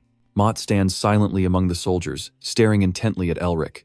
He frowns tightly, quietly saying to himself, a blonde-haired, emerald-eyed wizard. A memory from the past flashes in Mott's mind, he being the only survivor surrounded by fallen soldiers. He recalls the image of the man flying through the air, still unable to forget the appearance of that bastard from 40 years ago. He remembered the sinister gaze of that man, the monstrous human who single-handedly destroyed our entire army. Mott looked at Elric's current appearance and thought, but he is different from the human of 40 years ago. He listens to his sharp teeth and wonders in his mind if it's coincidence or if he's playing with us. Ending his thoughts, Mott shouts loudly to his subordinates, "Hugo, bring their heads to me." Hugo quickly responded, understood, commanding. He raised his wings to signal his subordinates, the demon armies, to advance, and let those insignificant humans witness the greatness of monsters. The demon's eyes glinted as it tilted its head back, crying out loud sounds. A dense swarm of demons flew across the sky in front of Elric, commanded by Hugo, using their weapons to turn them into a shroud instantly. A few of the demons flap their wings and release black feathers, which fly directly toward Elric in attack. You still stand calmly, watching the swift, wind-blown feathers heading straight for you. A loud shout calls out windstorm, and immediately a fierce tornado surrounds Elric. The power of the tornado whirls the demons inside, making them spin around wildly. One evil-eyed demon looks at its fallen comrades being swept away by the tornado and falling straight to the ground. Another demon watching the scene couldn't believe what he was seeing and asked what was going on, and the demon beside him continued, "Is this magic?" Elric praised, "Wow, you're doing so well." Shin raised his arm while controlling his magic and replied, "It's not much compared to you, but I am also the third son of the Nerester family." Memphai crossed her arms and said with amusement, "I don't understand why you brought someone who can't do much like him, even if he has some skills." Elric chuckled, explaining that's why his family is considered the strongest in the magic tower. But the Skybreaker analyzed that more important than their magical element is the wind, and creatures like those birds are nothing but prey for him. "Shin, use your strength and punch with your palm to let me catch my breath." He rushes toward the demons. "Do you understand the pain of being a supporting character?" Shin stretches out both arms, summoning a giant tornado that blasts toward the demons. The demons, overwhelmed by the power, keep shrinking and running away. I frown, displeased, and jump forward, but not so fast. Suddenly, out of nowhere, a sledgehammer is thrown at the enemy's head. It charges forward at top speed, brushing past his shoulder and soaring straight back before exploding. He lowers his head to the ground and sees a group of dark-hearted demons standing below. The commander looked down on him with contempt. "That weak thing is useless against our demons." The surrounding demons, seemingly reinvigorated, shouted and charged to destroy them. Suddenly a hand appeared from behind and touched the demon leader's back, before exclaiming, "Oh my god, Haigi, I didn't know you appeared here," from when I laughed and said it's the first time I've seen a cow wield a hammer. She looked up and asked him, "Are you playing with me?" The demon leader turned his head back, his eyes glowing red. It gritted its teeth in fury, furious that a lowly human dared to speak to it. Before the demon lord could finish, a hammer swung violently straight into its face. The demon commander was struck by the hammer, spitting out blood and being thrown far away. Its head slammed straight into the cliff face. The other demons are stunned and sweating nervously as they watch the scene. Haiji stands here, hand on her cheek, still smiling innocently. "Oh no, I lost control and hit her." Immediately afterward, a group of danger demons charged at her simultaneously. "The damn humans, we will avenge the captain." A giant hammer swung straight toward Haigi, but she gracefully tilted her head to dodge it. Haigi didn't utter a word, just swung her club at them. With a single strike, the evil monsters were knocked down. Eric and Maffey stand outside, watching Haigi handle the foolish demons in silence. Maffey crosses his arms, smiles at Eric's pale face, and knows why you're afraid of her. "I can't believe she shattered someone's skull, while still smiling and chasing after them like that. She has the qualities of a demon king. You're speechless, and don't know what to say." Meanwhile, another member of the Fire Tribe is holding a sword in his hand. He bends down to sniff for an attack. Next, the Fire Tribe swings their swords and strikes the Rocky Mountain range, breaking the ice and launching an attack. Finally, the Rocky Mountains shatter, and Eric looks down at the horde of Fire Tribe running toward the city gate just in time. "I'm tired of waiting." You split up, and the drawing on your arm starts to glow. "I will eliminate all of you." The Noctoks sit on their mounts' backs running forward while singing loudly. Only 3 of you take them all down. Eric unleashes his power, ice swirls around him, forming a fierce blizzard before their eyes.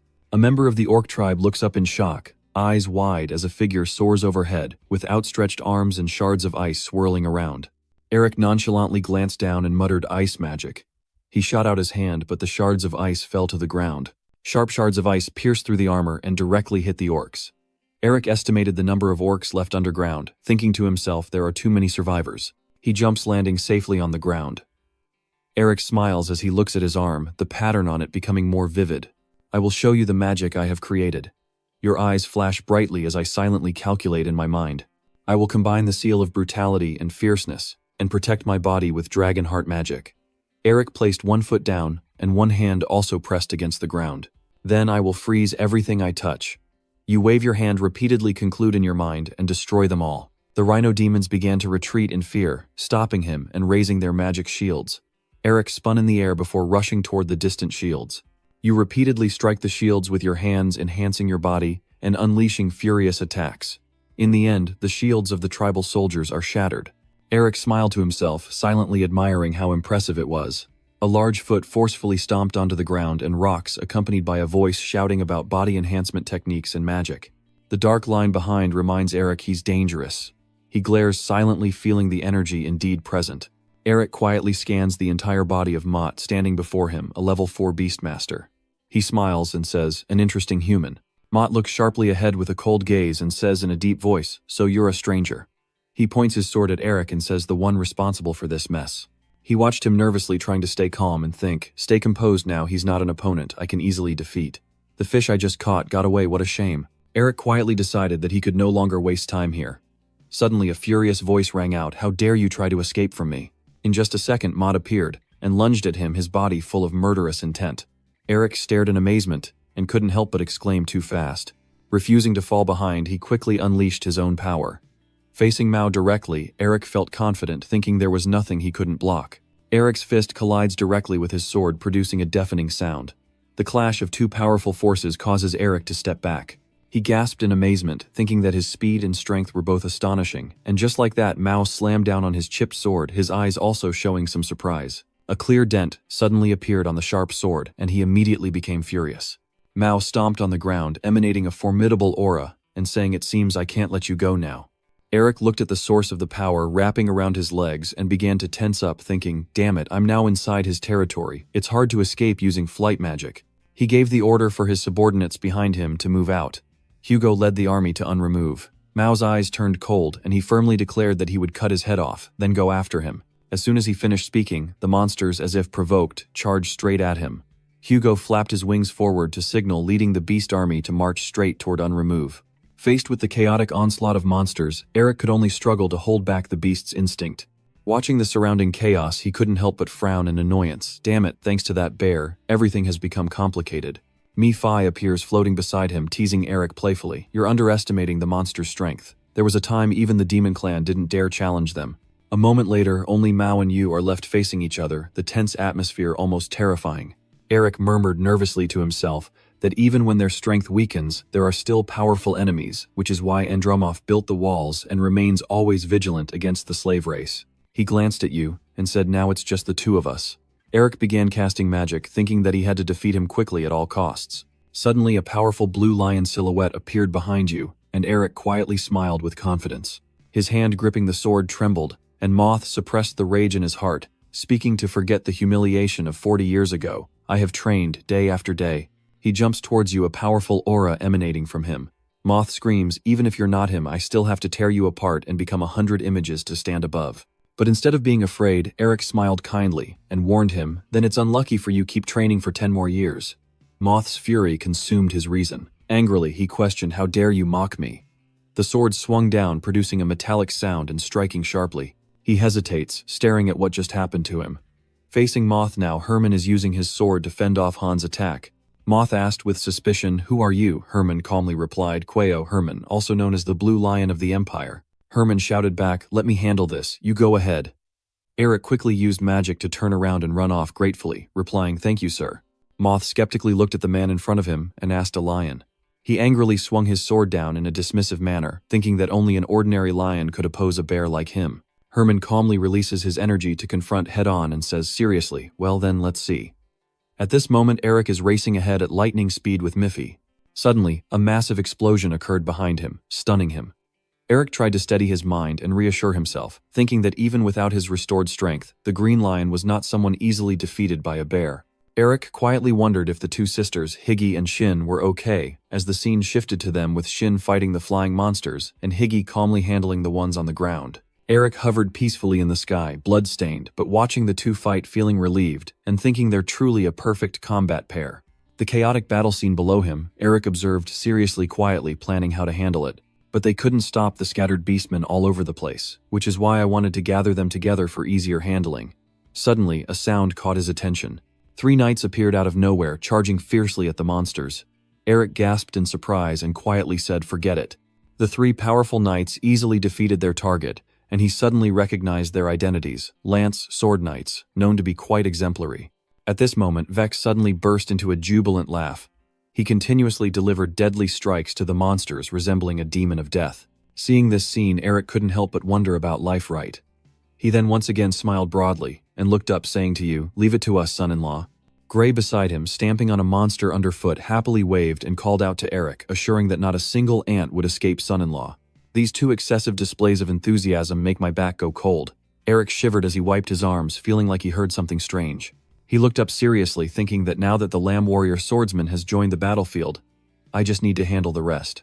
While he was unaware, the monster army was gradually closing in on the city walls. Observing this scene, Eric couldn't help but be amazed and wonder when they had managed to come this far. The city is now facing multiple dangers, yet the walls are eerily silent and unprepared for the upcoming battle. He thought with suspicion what the people inside Anrama Fortress were doing. There are even no guards on duty. Inside the fortress right now, a group of leaders was hurriedly discussing among themselves. Just hurriedly cautioned, "Now is not the time for that, we need to come up with a plan immediately," Connie retorted. "Do you think we can stop the orcs if we go out there and try to talk?" Bush angrily questions, "So you mean we should just sit and watch?" Amidst the tense atmosphere, Mouse slowly steps forward. He slowly made a proposal to surrender. Bush was stunned and exclaimed, "Minister of Finance, what are you talking about?" Mouse, overwhelmed with anger, asked what we can do now. "If you have a better idea, speak up." He steadily refutes his opinion, saying we must risk our lives to fight and defend this city. Connie agrees with him. Mouse calmly responded, "See, the others keep agreeing with him. I feel the same. I don't want to die like this." Exactly. Bush couldn't believe it as he watched the people in front of him scolding, "They are crazy." Noros had been silent all along, listening as everyone else argued. "Look, are you planning to put all the people in danger? Do you think they will let our people stay safe?" The erased mark on his neck glowed with a mysterious energy as the surrounding people kept questioning each other. Bush continued to argue, "If we surrender, we will all become food for those enemies." A deep voice interrupted the discussion and ordered everyone to stop. He calmly stepped forward and said, "I have heard all the opinions." Noros approached Mouse and offered his opinion, and the Minister of Finance was right. Upon hearing his words, Bush was taken aback, wide-eyed and speechless. Noros solemnly ordered, "But anyone who agrees, step over here." He was so stunned and angry that he stammered, "How, Prime Minister, what are you doing?" Noros's eyes lit up with a hint of deadly intent. He reluctantly bowed his head, "The Dark Legion." Bush looked at him in fear and exclaimed, "Prime Minister Noros." In the end, he was overwhelmed and burst out crying, tears falling as he shouted. He truly wanted to abandon the kingdom and his people. Noros's eyes turn a bright, dangerous red, and everyone witnesses his transformation. Noros seriously ordered, "Kill the traitor." Outside the fortress, the monster army was still rushing forward at full speed. Their leader shouted loudly, "Andromov is in sight." One of their commanders ordered, "Continue moving." A deep rumble sounded. Immediately, a massive wall appeared in front of them, blocking the way. The monsters frantically scream and warn their comrades behind, "Stop, stop." Eric speaks to get their attention. You all stopped just in time. He gently jumps down from the cliff, and as Eric lands, a powerful tremor occurs. The wave of gunfire easily scares away a group of monsters. A beastman shaman watching this can't help but feel frightened.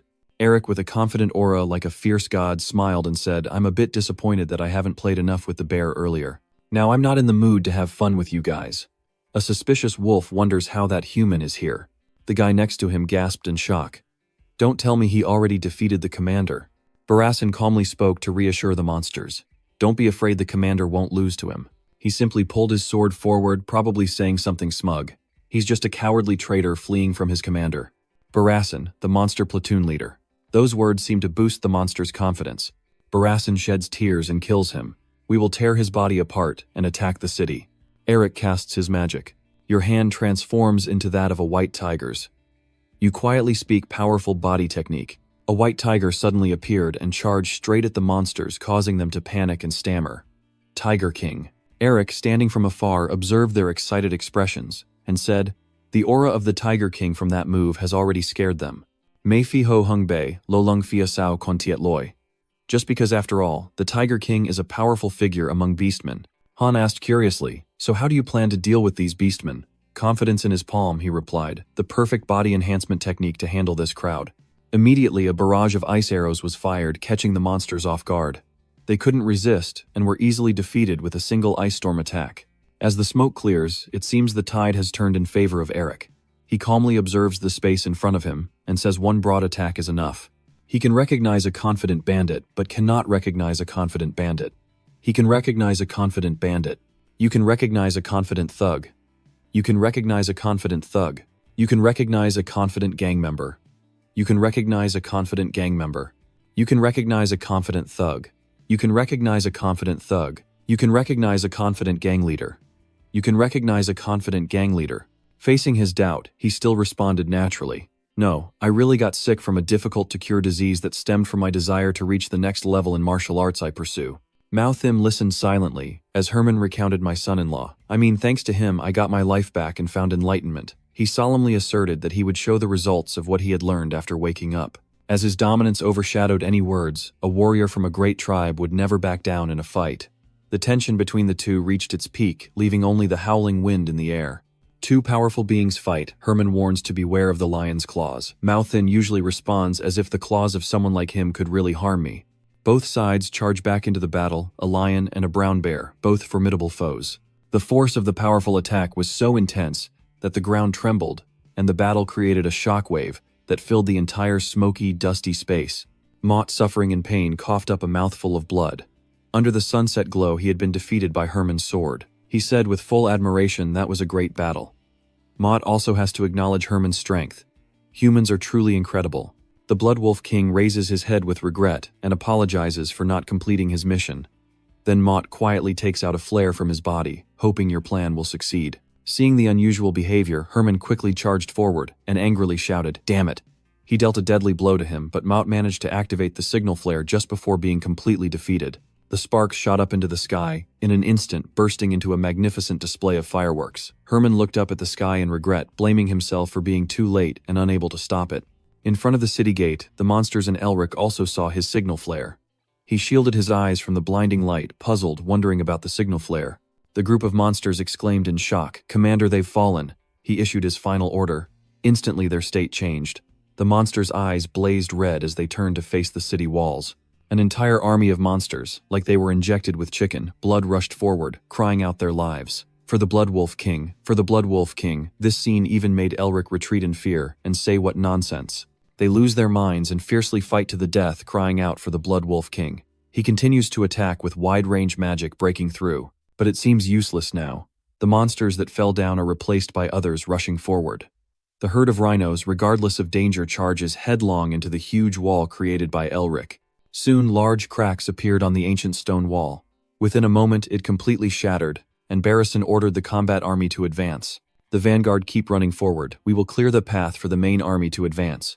The giant wall faces unforeseen danger. The orc boldly declares, "Destroy all of Anramoth. We must eliminate the Tiger King clan, destroy the city, loot everything inside, and kill all the dissenters."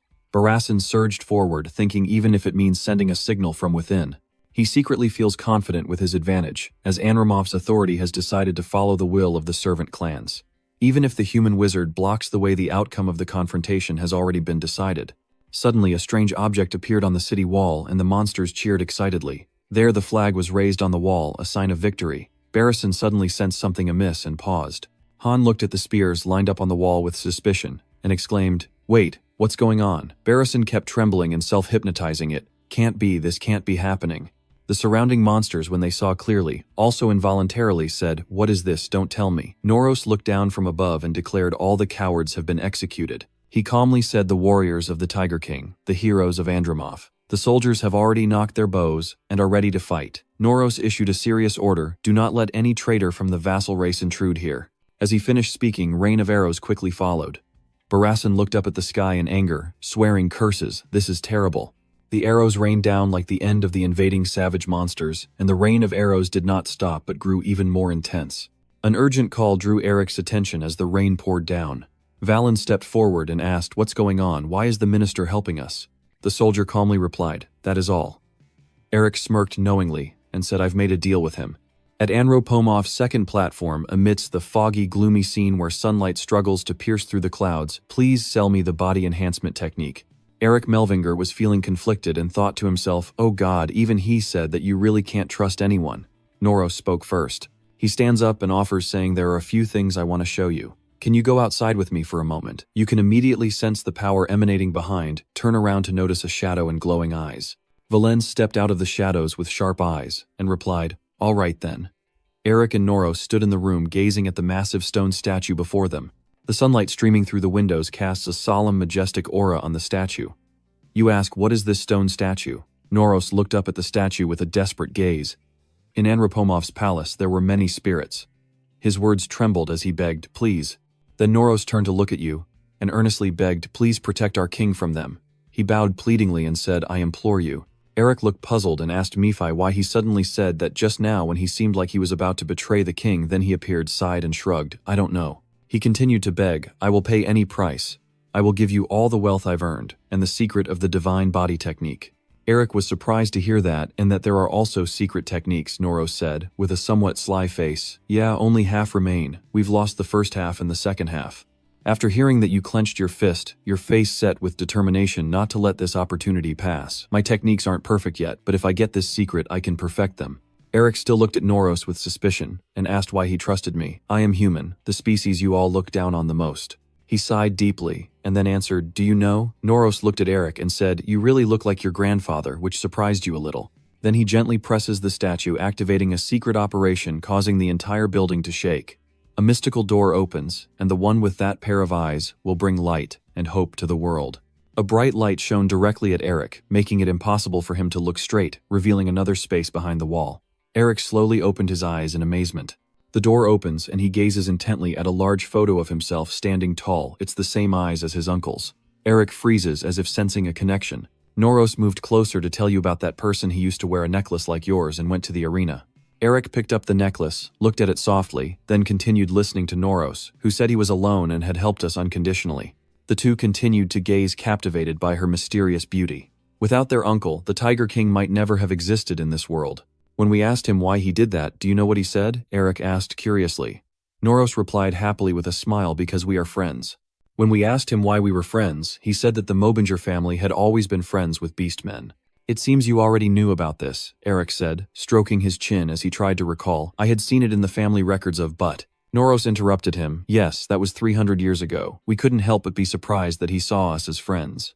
He also once said that Noros recalled a loud voice, rang out, "Retreat, everyone, retreat immediately," from Andromove. US Den Melvinger and Noros stand helpless on the city wall, as an army of tens of thousands advances. He quietly says, "I am sorry." Noros opened his eyes in surprise when he saw him like that. He looked at US Den's face, a deep sadness and regret gradually engulfing himself. That moment is a memory he will cherish forever. Returning to the present, he expressed his feelings to Elric. "So how could I not recognize such a person when they came here? When I realized the problems the Melvinger family was facing, I knew it was already too late to help you." Noros, feeling remorseful, said, "I'm sorry for not being there with you during that difficult time." Elric then placed a hand on his shoulder to comfort him. "I understand what you're saying, and I truly appreciate your kindness." Noros clenched his fists and earnestly begged Melvinger family's legacy, "Please help us once more." Then Irina, Valens, and Elric stepped out of the castle gate. "And you said I will protect the king among the leaders fighting off the traitors inside the castle." Noros stood with his arms crossed behind him, were many spears asking for the heads of the beastmen. The fact that he still stood there fighting against the enemy was the result of what had just happened. Valens tearfully said, "I'm sorry, sir," from afar. A joyful army runs toward the three of them to report Elric. The beastman army has been pushed back. You cross your arms happily, while Valens, smiling and crying, said, "This is good news." Elric smiled excitedly. "So now, Dad, let's finish this battle." The scene shifts to the battlefield as the two wolves escape the explosion, completely overwhelmed, and then they are ordered to retreat. Two figures stand on the mountain of beastmen corpses. They stand side by side fighting. Elric asks Minister, "You're really strong too." He confidently replies, "I may be a bit older, but my claws have never weakened." Irina picks up Valens and jumps towards the two people, calling out Minister on the rainy day. "Bingor," she puts the kid down. Elric and Noros immediately bow respectfully upon seeing Valens. Noros maintains a respectful attitude and calls out, "Your Majesty." Valens nods seriously. Then the boy walks past the two men and steps forward, standing before the city gate and looking out at the people. Valens raised his hand, his face full of authority, and the boy shouted loud, "We have won!" All the warriors and people cheered joyfully, raising their hands together. After saying that, Valens looked at Elric, who approached him. Valens raised his hand, and the boy happily said, "I want to thank you." The two of them shake hands, a rare and beautiful sight, not as a king, but as friends. And that night at the castle estate, the retainers gather before the king, with Noros kneeling and talking to Valens. The boy looked down with tears in his eyes, begging the minister to forgive him for not trusting him, while Noros gently comforted, "It's okay.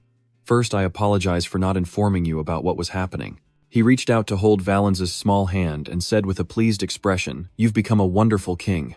Noros continued to encourage, looking at the loyal subjects of the young boy. "You have connected with truly amazing people, and now you can do everything freely without needing me by your side anymore." He let go of his hand and falsely declared that he who was unfaithful today would resign as minister. Immediately, Valens gripped his hand to stop him. "No." The boy with a sad face said, "I still need you very much." Valens clenched his hand tighter and pulled him closer sternly, saying, "Stay by my side for a long time and help me." Noros, feeling joy and eagerness, thought to himself, "I also want to stay beside you for a long time." Recalling the old days, he stood behind Ho Vuong, watching the crowd rejoice and celebrate everywhere. He thought happily that one day he could see Andromov flourish again like before, and the Ho Vuong family regain its glory. Noros was willing to do anything, even sacrifice his life, but by then I would no longer exist in this world. His body emanated a threatening aura, and I was already nearing my limit. The curse-mark scar on Koronos was gradually draining his life, so I better keep this secret from His Majesty. Suddenly Elric spoke out, revealing everything, making him startle. Why did he choose to team up with the demons? Valens looked at him, confused. The light energy formula. What are you talking about, demons? Elric continued, causing the boy to feel a bit worried and confused, as the minister's body would soon be taken over by the demon. He straightforwardly said that's why he couldn't fulfill the request in the presence of the king for long. "The reason you realize it is because Mephi can sense it. He's a demon." Elric, in disbelief, asks, "The minister is a demon." He nods and explains to be more precise. "He is a demon with a ring wrapped around his heart. Mephi can sense Corthanos' eyes with black sclera and red irises emanating dark power. The merging of the ring in his heart was so advanced that he would soon become a demon." Confronted with Elric's correct statement, he fell silent, afraid to speak. You kept asking how he could meet those demons, and with no way to deny it, he had to admit and tell the story. "After the former Tiger King died, I saw no hope left for Andromov." Noros was furious, clenching his fists, desperate to turn the situation around, and I needed strength at least enough to do something to save Andromov at any cost. At that moment, by chance, I discovered the demon tree. Elric and Mephi nervously realized when they heard the name demon tree. A demon tree, isn't that the tree that creates demons? From what I know, my family destroyed almost all of them already. Noros turned around sadly and said, "It seems your family hasn't checked the black snowfield." Elric, terrified, asked, "So you already ate the fruit of the demon tree?" He recalls his past struggle, blood pouring from his eyes and nose, enduring unimaginable pain. "Yes, I ate the entire fruit to gain all its power." Noros' soul gradually shattered. "After consuming it all, I gained the full, terrifying power of the demon, but what dwells within my heart is eroding my life force and growing stronger. I am transforming into a demon, controlled by it, beyond my control. My mind will soon be swallowed and I will become a true demon. So I decided to leave this place and die, because if I die, that damn demon inside me will also die." Valens couldn't accept the pain and cursed. "Minister, how can you say that he has no other choice? Your Majesty, that's the only possible way, if there is a way to save him." Eric replied, "If there's any way to cure him." With a face full of confidence, he asked what you would do. At this moment, Valens was crying weakly, begging you to save Noros. "Eric, can you really do it? I will give you anything, please save him." Noros seems to have given up hope of saving himself, saying, "If you're going to do something pointless, then forget it. If you mess up, it'll only lead to a bigger crisis for us." The reason he is so confident is because Eric was rescued by Mephi. Mephi, the reliable one, responded with confidence. "Of course, if you can manipulate magic delicately enough to cut all soul links with a massive amount of magic to repel the poisoned air in his body." I look at Noros and Valens and think quietly to myself, I could do it if I had enough time. But his body wouldn't be able to withstand it. In that case, there's only one way. You turn to look at Augustin and ask, "Master, may I request something from you?" The old man smiled knowingly and said, "I told you before that you can ask me for anything, so now is the time, right?" Eric bowed respectfully and replied, "Yes, it's the healing method, only you can perform." The old man continued to smile and asked, "All right, just tell me what I need to do." Noros looks suspicious and asked, "Is it really feasible? This healing method will be extremely difficult for most wizards." You smile and say there's no need to worry. Augustin slowly steps forward, and the old man's body radiates countless bright white lights so vast it resembles 1,000 stars in the universe. Seeing that, Eric confidently said, "Even my grandfather doesn't stand a chance against my master now." Noros opened his eyes in surprise. Augustine let out a sigh. "You tell the old man your request. If my master can cut the connection between his soul and heart, I will handle the rest." Augustine quickly understood and warned, "I know what you're planning, but be careful." Eric silently obeys and looks at the master. The old man shouts loudly. A light engulfs the room, the darkness button. "All right, let's begin." A constant radiance of overwhelming power emanates in all directions, forcing everyone around to retreat. But Noros shifts into another space, one covered in power, and gasps in astonishment, "This is Baida." The terrifying amount of power shocked him. Is this really the strength of just one person? Noros widened his eyes in amazement. An enormous figure of Augustine is reaching out with his hand towards Noros, gripping him and pulling him away. Outside, Augustine raises his hand to pull the devil's soul out of Noros's body, revealing the form of a snarling, fang-toothed demon resisting. It is furious, its sharp teeth bared as I am about to take control of his body. "How dare you talk back?" Eric seizes the opportunity to channel his spirit power into his hand, and tear the wolf's neck, gradually absorbing it. Dear God, this demon talks so much. Absorb. The demon is absorbed into your blue spirit energy, and then only black dust remains, Eric contemplated. One arrow aims for 2 targets. With it I can recharge my demonic energy and consume Ramavner's power. The smile on his face was full of joy, and Dude chuckled mischievously. It's been a long time since I tasted such delicious demon energy. Eric smiles, contentedly leading it away. Eat your fill, but remember to leave the seal intact. Enjoy your meal, Dan. Dan fades away. Thank you for the feast. A black seal appears and extends from Eric's hand, releasing energy. The final seal of the curse technique has been transformed from ferocious to ruthless. Suddenly, Eric feels something that makes him fearful. Suddenly, he appears in an endless red space. Eric looks into the distance and sees the figure of a demon holding a sword. What just happened? The demon, standing on the mountain made of countless skulls, gazes proudly before the blood moon. A tragic scene. I gasp in shock. Nephi, he stands atop a high peak, looking down at the demon army. All the mysteries and paradoxes originate from me. I am Mephistopheles S, the Lord of Sin. Eric, floating in the middle of the scene, watched Nephi's back and quietly wondered, are we now inside Nephi's memory? He slightly furrowed his brow in confusion, wondering why this was happening when he only absorbed demon energy as usual. Below, a horde of monsters was heading straight for Nephi. They shouted everything in anger at the figure above, when suddenly a pair of feet gently lifted off the ground. Nephi, wielding the weapon that radiates a terrifying aura, glides over the monsters' heads as a cold, commanding voice echoes those fools and their arrogance. Then he poured all his strength and plunged straight down at the monsters below. Nephi crashed down like a meteor, causing an explosion that blew everything away. The weak monsters are no match for being slaughtered. But it doesn't stop there. Nephi continues to raise his sword and charge forward. He strikes out with a powerful blow at the flying monsters. Nephi goes berserk, shouting at them, "Do you think that's enough to kill me?" Eric witnesses from above as Nephi goes berserk, stabbing and slashing the monsters. He observes everything deep in thought, realizing he has always seen him as a malevolent spirit to manipulate and had forgotten. But this is truly the power of Nephi. Eric watches as Nephi swiftly cuts off the head of the monstrous creature, calling the great and noble demon king. Suddenly he reached out and touched his own chest in confusion, not knowing why, but he could feel Nephi's emotions.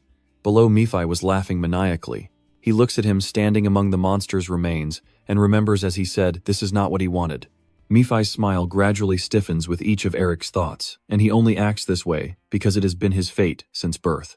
I saw Nephi growl, with a terrifying sound, like an echo of punishment for everything. It's his nature, just as I need to breathe to live. That's why he is known as the only demon king to bear the original sin. At this moment, mighty wings stretched out, and ferocious red eyes appeared, while a soul form of a demon emerged behind Nephi, symbolizing his terrifying nature. Eric calmly said, so that's Nephi's true nature. Suddenly, a terrifying pair of eyes appeared behind him, and asked, what are you looking at? As the mysterious voice finished, Eric was startled awake, returning to the present with the glowing mark on his hand, having escaped from the memory and now back in the grand arena of Lodia. Hut-Tin saw Eric breathing heavily and asked Eric, what's wrong? You don't look well, do you? The people behind also looked worried and asked. Eric quickly shake his hand and respond. It's nothing, I'm fine.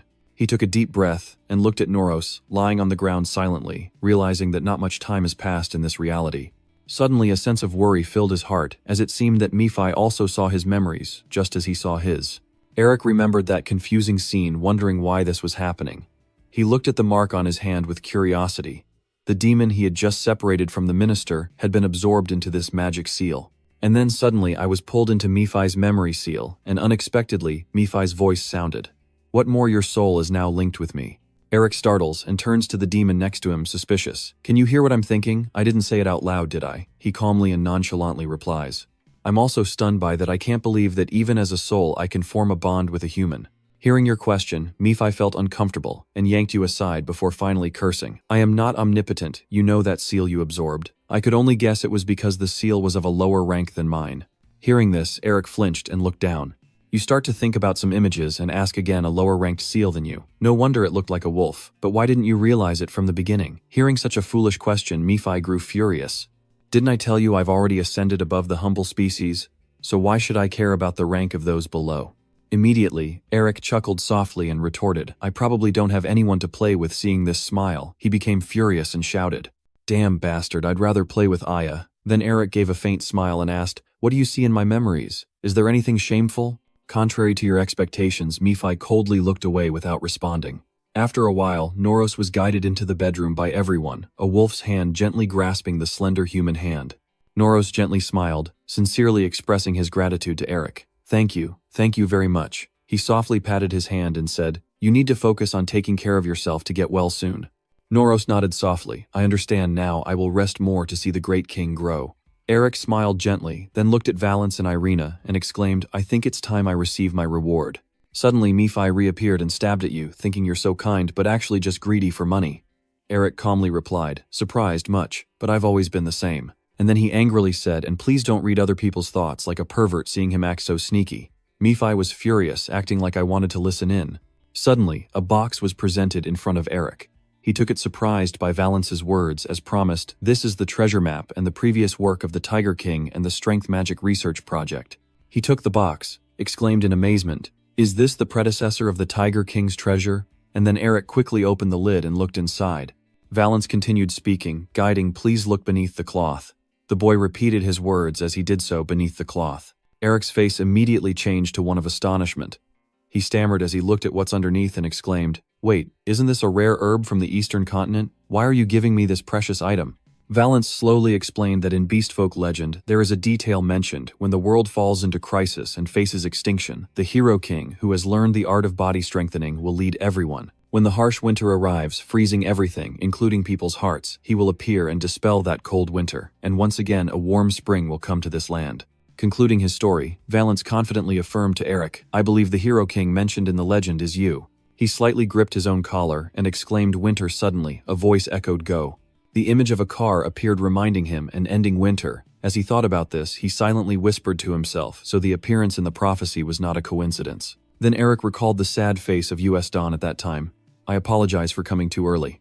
Deep down, he firmly believed that if that's the case, it means his grandfather went there because it was part of the family's plan. Back in the present, Valensque calmly declared that they deserved to receive the crown of the royal family. Eric nodded slightly in thanks to the boy. "Very well, Your Excellency." Then the boy proposed an idea: "Now I will lead everyone to the Peace Temple." At this moment, in a dark and gloomy tower, a trembling bird knelt on the ground as Hugo begged God, "Please forgive me, Blood Wolf King, I won't fail next time." Suddenly his eyes flashed wide in pain as he cried out. Something invisible tightened around Hugo's neck as the Bloodfang King's terrifying voice echoed, "Because you have failed." Then the old man slammed his hand down on the table and coldly said, "I will take my tail back." As soon as he finished speaking, Hugo's head was instantly severed. 1 second later, the Blood Wolf King's tail returned to its original form, just like the fools who sleepwalk through life. Then the old man asked the approaching person, "Where have they gone to?" The newcomer, the Tuatara, replied with a salute, "The Hoa Temple." Having received the answer, the Blood Wolf King withdrew his hand and slowly repeated, "The Temple of Peace is where my trusted one has gone." Immediately, the old man ordered the headhunter to burn them all. The Blood Wolf King loomed imposingly, commanding their fate. He burned them and the temple together. Now, on the black snowfield under the obscured moon in the sky, a lit carriage slowly makes its way forward along the mountain trail. Inside, the carriage fully equipped with furnishings like a real palace, many people are gathered. Valance extends his tiger paw hand, asking, "Come here." The boy, seeing the white tiger in front of him completely ignore his words, got angry and shouted, very furious, then dared to accuse the Tiger King of ignoring his orders. Valance and the white tiger had a chase around the room. Sitting on a chair watching the scene couldn't help but laugh, ha ha ha. Then he shifts his gaze to another direction, watching Eric, Herman and Isabel standing together whispering to each other. I wonder what they are talking about. Over here, Herman sheathes the sword at his side and smiles, then reaches out to ask the person standing opposite, are you planning to learn swordsmanship in the future? Eric, surprised, asks back, swordsmanship, you? Herman had no hesitation at all, and immediately praised you. You can learn various martial arts very quickly, even improving on them. To be straightforward, you are an absolute genius. Herman kept persuading, I think swordsmanship will be necessary when you fight against those with enhanced bodies. I can teach you a few things. Suddenly a voice interrupted him, don't rush off like that. Augustine clasped his hands behind his back and flew in through the window, unleashing a tremendous surge of energy. Zay Gray and the others were startled, raising their weapons to prepare for action. What's going on? Zility looked at them and ordered softly, you'd better stand still there. Out of nowhere, a few beetles flew in and landed on their necks. The bug's body swelled and emitted a red glow. Zility warned that one wrong move would trigger a threat, with his yellow eyes flashing, your head will explode. Zility crossed her arms, but next to Augustine she pouted and asked, should we do that? The wind and snow outside are howling, fiercely perfect for burying someone. Valance sat on the chair, his tail fluffed up in agitation, clutching Hygie tightly out of fear as he trembled and cried. Isabel frowned nervously. Herman stepped in front of her, reaching out to remind her to stay calm. There are children here.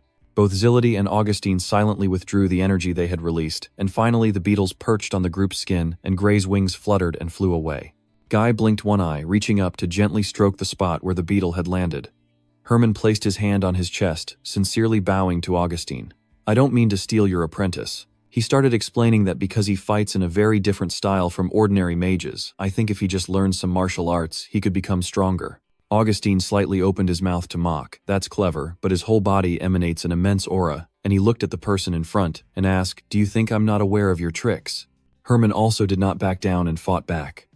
I heard that elders often worry excessively. They fear I will steal away their disciple A. Outside, the drivers controlling the carriage wheels slowly advanced forward, when suddenly the carriage tilted sharply, and a burst of immense power burst out from inside the carriage. Both Herman and Augustine soared into the air, standing side by side. Augustine extended his hand and with a snarl said, you damned brat, I'll make you learn what respect is. A giant hand appeared behind the old man, aiming straight at his opponent.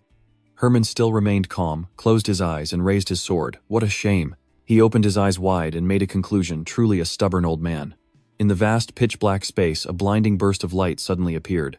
Herman leapt through the air, swinging his sword to cut, as Augustine's giant hand was split into two. Down below ZDT sat atop a white tiger facing Gray's group, tangled with another person. He stroked the white tiger's head, then waved his hand. Maybe the Eagle Squad. I suppose I also need to teach you all a lesson. Both of Gray's people attacked at the same time, and you probably know that hunting monsters is our profession. They have stopped the carriage on one side, and on the other side there is a fierce battle scene. Murphy crossed his arms and looked curious. I don't understand why they are fighting each other to compete for that person. Eric Men brushed his hair and sighed. Well, my talent is just too extraordinary. Sometimes being too good is exhausting. Murphy could only grind his teeth and keep silent. He asked again, are you eavesdropping on them? Eric replied, it would be a bit rude to just read someone's mind directly. Is that true? You overheard Augustine's words? Eric is my student now, don't expect to take him from me. The words of those two stubborn fools are starting to become bitter. At this moment, Herman's voice rang out. He's about to end his life, so why is he still so greedy and selfish? A loud shout echoed full of authority and strength from somewhere, causing the fighting group to freeze in place. Eric addressed everyone present, saying, stay calm, I will learn swordsmanship. The dark sky above, with lightning flashes and faint golden hues, Eric and Murphy sit on the carriage bench facing Jilly T and Augustine, while Herman crosses his arms beside them. Augustine refused and protested loudly, saying, why, we still have many things to teach you. Jilly T, sitting beside, raised her fist and added, yes, we still have techniques even more powerful than the Shadow Eye. Eric bowed his head and replied to them because he wanted to become stronger. He bowed his head, clenched his fist tightly, and realized that without a martial arts foundation, no matter how much he trained his body, he wouldn't be able to get stronger. Demons are very powerful, so if I learn swordsmanship, my chances of defeating them will increase, right? Both Jilly T and Augustine had calmed down and lowered their hands. As Eric continued, learning swordsmanship doesn't mean I will neglect my magical studies. I see it only as a tool to support my magic. I never said I would immerse him in the world of swordsmanship and neglect magic. I just want to help him become stronger. Eric patted his chest and declared sincerely, I won't learn swordsmanship if you two don't agree, because I am your disciple. Jilly T and Augustine remained silent, nodding and exchanging glances silently. Augustine speaks first. There is no reason to refuse this offer after all, since you are still the chieftain of the Melvinger royal clan before being our student. Jility also added after sparring with them, I think their swordsmanship is not too bad. Eric smiled at them and said thank you. Then Augustine turned his head and looked at Herman standing over there. The old man kindly advised, take good care of him. Herman smiled confidently and assured him I will pour all my heart into him. But secretly, in my mind, I'm taking pride. I beat you, old man. Augustine gnashed his teeth in anger and responded in silence. I'll let you win only this once. Eric's eyes were hidden in shadow, as he secretly calculated that this was a once-in-a-lifetime chance to be accepted by the Green Lion, one of the strongest swordsmen on the continent, as his master. He silently determined that he must seize this opportunity fully. I don't know how much time has passed, but Eric was completely defeated, kneeling on the ground with blood continuously pouring from the wound. His face was pale, losing all color, and he thought to himself that it felt like he had just died and come back to life. I didn't expect your stamina to be that weak. Does anyone normal really swing a sword 1,000,000 times a day without using mana? Herman chuckled softly and responded naturally. That's what every child in my family is supposed to do as soon as they learn to walk. Murphy crossed his arms and called out, Eric, I've made up my mind. You're still not paying attention to him and just grinding your teeth, your whole body trembling. Murphy closed his eyes, clenched his fists, muttering to himself, the day I appeared and unified this land. I will treat the Famel team very kindly, letting them sit on my right side. Suddenly, a loud shout rang out, jump now, and immediately Murphy's outfit transformed into ballet clothes. His body spun around involuntarily, making him furious and swearing, stop right now, you bastard, Eric chuckled, happily deserved for being rude. At the same time, the wagon's wheels have finally stopped after rolling forward all this time. The guards at the gate look inside and report Eric is here. Eric decisively stepped down from the carriage, thinking to himself that they had finally arrived at the Flower Palace, but for some reason his legs stopped moving. Eric's face went stiff with surprise, his eyes wide as he exclaimed 3 words, what is this? He looked at the ruined enormous gate and the shattered incomplete stone columns before him, questioning if this was the Flower Palace. Valance looked up at the person beside him, as he recounted currently sealed off due to the crowd, but I told them we would arrive, so the gate will open soon. Mephi folded his arms and nodded. They mentioned the Flower Palace. I wondered if it was the place I was thinking of. So it's still here after all. What do you mean by that? Mephi looked at the front gate and explained the place where the end of the world was born. It's a kind of archway.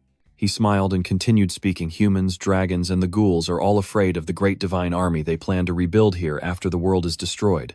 He clenched his necklace tightly, muttering to himself about chaos sorcerers and demons.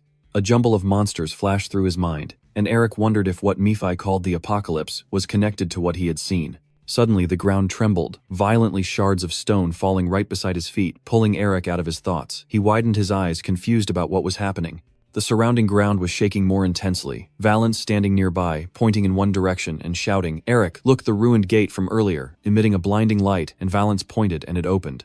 Eric stands beside Mephi, staring blankly at the colorful streams of light emanating from the gateway. Mephi sneers with a sharp-toothed grin, secretly thinking that there must be an incredibly familiar face inside. The front gate emitted a sparkling golden light, illuminating the whole area, as a dark figure slowly approached Eric and Valance from inside. The person's shoes stomp on the stony surface with a hollow sound. The woman clasped her hands together, her eyes closed, and introduced herself. I am the nail in charge of the Flower Palace. My name is Hinyachoka. When she opens her eyes, she politely invites everyone to enter, saying, just call me the nail. Hinyachoka graciously gestures to welcome you inside, as the cold wind blows outside. Eric respectfully bows his head in response, Valance standing beside him watching, then doing the same. Eric's feet lift off the ground and he begins to move forward. Eric, Valance, and Maffei lead the others to enter through the temple gate. Above, sunlight shines down. Below, a lush green meadow dotted with colorful flowers stretches out, and far in the distance mountain ranges connect seamlessly. In the middle of the meadow stands the magnificent Yuan Nya Trangla Temple, introduced by Hinyachoka. When winter comes, the flower temple begins to rest. She led Eric's group toward the temple, while explaining that usually we do not receive visitors during this season. But because of the urgent success of Lord Lake, who has always helped us, you have become an exception. Hinyachoka reminded everyone, please follow my instructions and be mindful of your actions, as the gods have entered hibernation. Just then, a voice caught Eric's attention, making him turn around. Humans. Defor excitedly flapped her wings behind her, seeing so many people. It's been 40 years since I last met them. I'm so thrilled. Eric looked at her thoughtfully, pondering. Elves. Hinyachoka introduced to everyone, this is Dafor, the flower fairy goddess. Eric thought to himself, not only is she a fairy but also a goddess. Dafor flew over to Higgy and enthusiastically praised her. This young lady is so beautiful. Higgy modestly smiled and stroked her cheek. Oh, thank you, you are also very pretty. Defour kept flying over to Augustine to comment on the monster. She was already annoyed again. He didn't hold back and retorted, "You're 1,000 years old, and yet you call me fake." Dafour then flew closer to Isabel, smiling, encouragingly. Unrequited love, gotta work harder, so pretty. The most charming, her whole face, blushing shy enough that it seemed like smoke was rising from her head. Thank you. Eric turned his head to look at Dafour, and Tham judged her as noisy. Dafour swooped over to where Eric was standing, covering her nose with her hand with an annoyed expression on her face. Dafour's whole body trembles as she points in a direction frightened by the dark energy and the strong aura. Eric turns his face away and looks toward where she's pointing. Mephi, standing nearby with arms crossed, teases, "Oh, who's this? With such a terrible face, it must be a pumpkin flower." No, maybe Jasmine, Eric wondered in disbelief. Did she see Mephi? Dafour angrily spread her legs at Mephi. "I'm a lily of the valley, I'm not ugly, and that young lady even praised my beauty." He shook his head mockingly and sneered, "Do you really think they are praising you? Are you a goddess, or what?" Eric looked at Mephi and Dafour arguing nearby and silently marveled. I never expected she would see Mephi. Homung feels curious, what is the fairy lily doing? Gidi and Augustine also noticed Dafour's movements. Is there something going on? Eric silently thought helplessly that the men and women here would discover Mephi was missing. Luckily, Master Hunya Choka explained to them that Dafour didn't have many friends, so she was just joking around alone, and Augustine sympathetically called out, "Oh my god, poor Homung also trusted her. I understand why she's lonely now." Gidi just shook her head in silence. Eric let out a deep breath. Dafour refused to accept her words and loudly denied it. "I'm not lonely, you mean, spirited elf." Hunya Choka ignored her and instead asked Eric why he came to our temple. Eric didn't answer immediately but pulled up his sleeve and looked inside to find something. He took out a glowing ice crystal ball and said, "I want to give this to the flower god." Finally, Hunya Choka led Eric into a circular corridor with stone pillars on both sides covered in numerous water stains that looked old and damaged. This temple must have suffered a lot of damage caused by General Dong. I used to think this place was like a fairy tale heaven.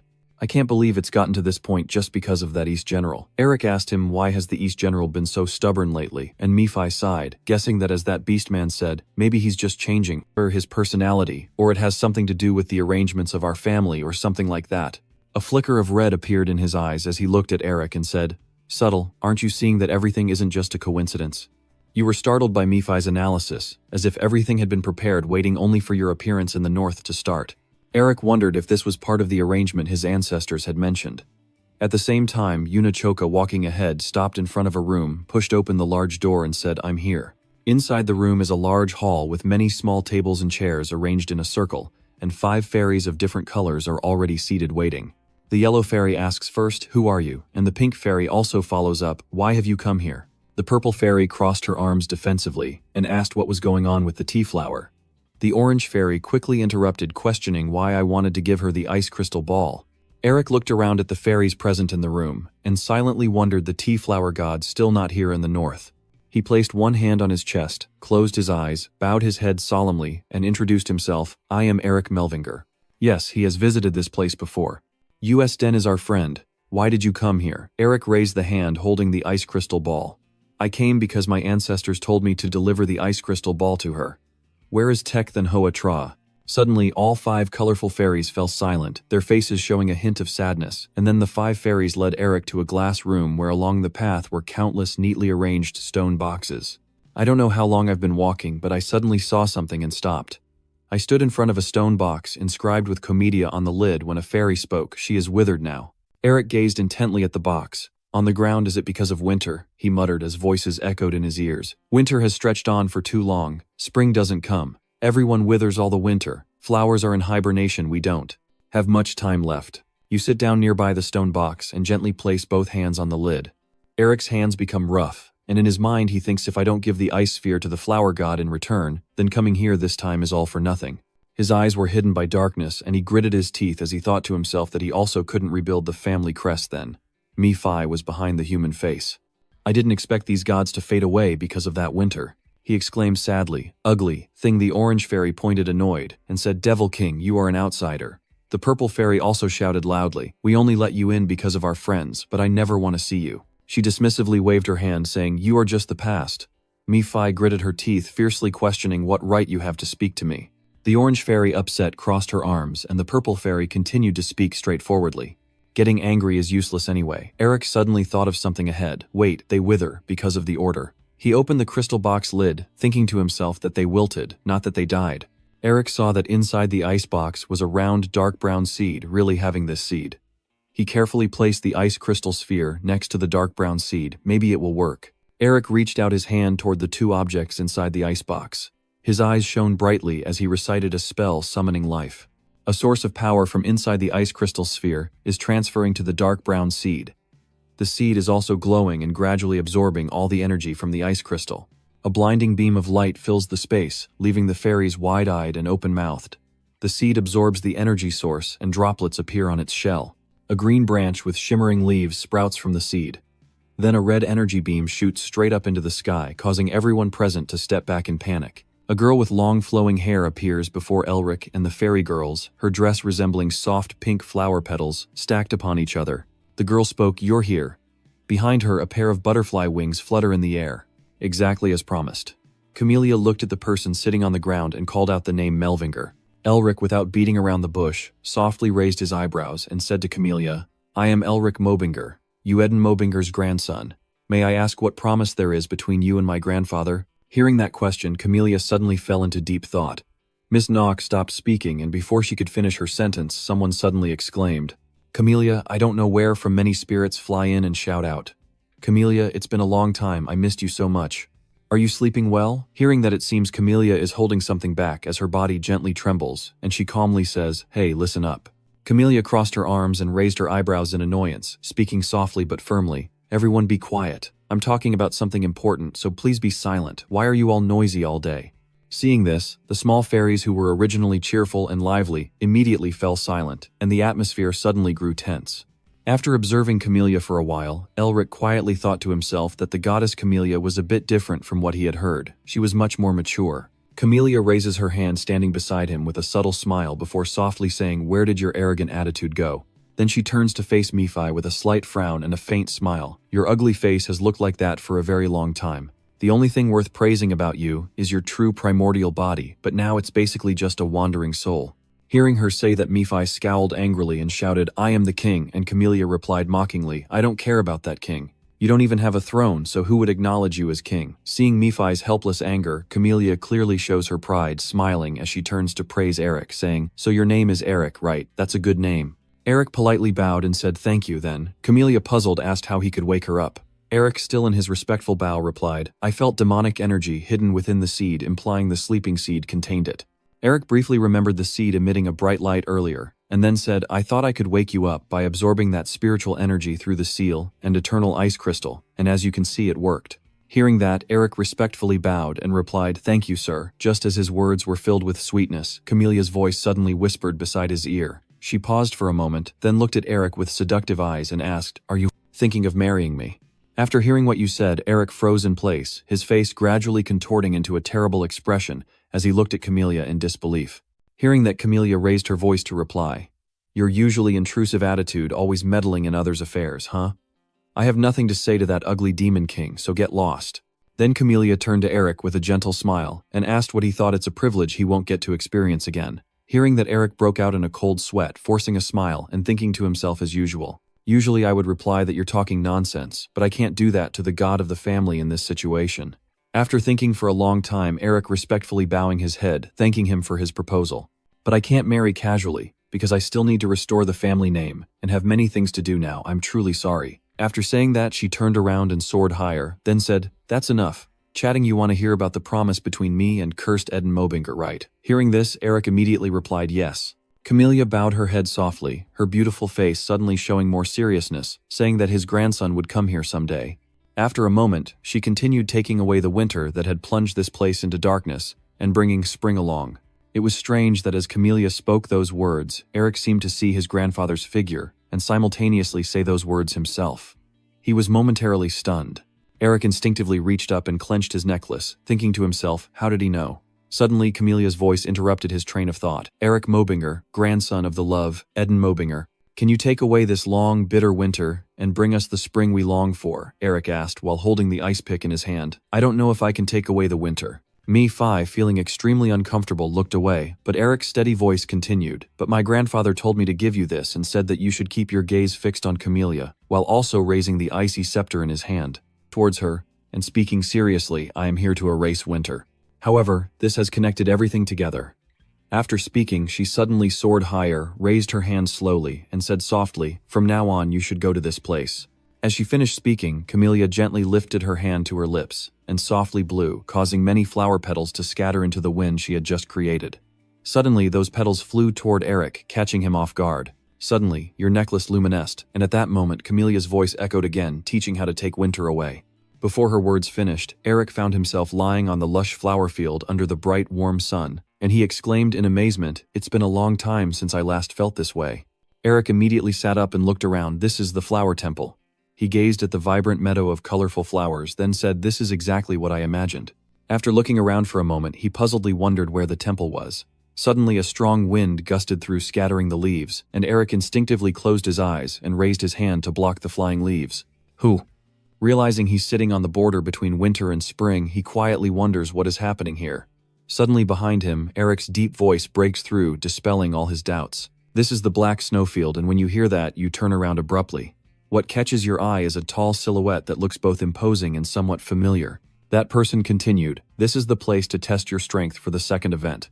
With that voice and figure, Eric seemed to realize who was in front of him. His eyes flickered. Could it be? Otto slowly turned around, smiling kindly, and said, "It's been a long time." Seeing this, Eric hurriedly ran over to him and replied, "Yes, Odo is still watching over me," smiling affectionately. "You've grown a lot since we last met." Then he looked down at the tattoo on his arm. "It seems the seal and bow have found the right place." Eric smiled excitedly and asked Odo, "Why are you here?" Oto responded with a gentle, genuine smile and said, "After you finish dealing with winter, I will continue to follow and watch over you." Hearing this, Eric stiffened instinctively, lowered his head, and softly said, "The painful memories are coming back again." After the brief encounter, Oto shifted his gaze elsewhere and said, "All right, we don't have much time left, so I'll explain right here. Look over there." This place was once filled with blessings, a land of life, but when that appeared, death descended upon it. At this point, Tutu suddenly turned to Eric and looked at him. "So from now on, I will teach you how to devour Dongtung." Hearing that, Eric hesitated for a moment and thought to himself, "Can I really swallow this gigantic disaster? But if I can, I could gain immense power." And after a moment of reflection, Eric unexpectedly chuckled with excitement. Under the watchful gaze of the car, he paid no mind and continued thinking to himself, "I can be much stronger than I am now."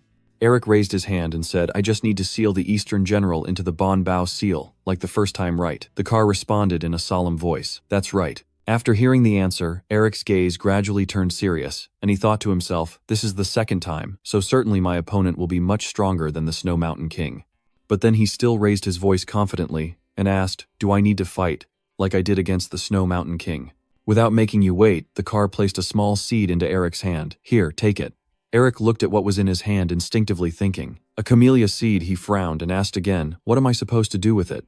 Oto smiles and answers, "Softly plant it into a tree within 100 days, and when it blooms, the test will be over."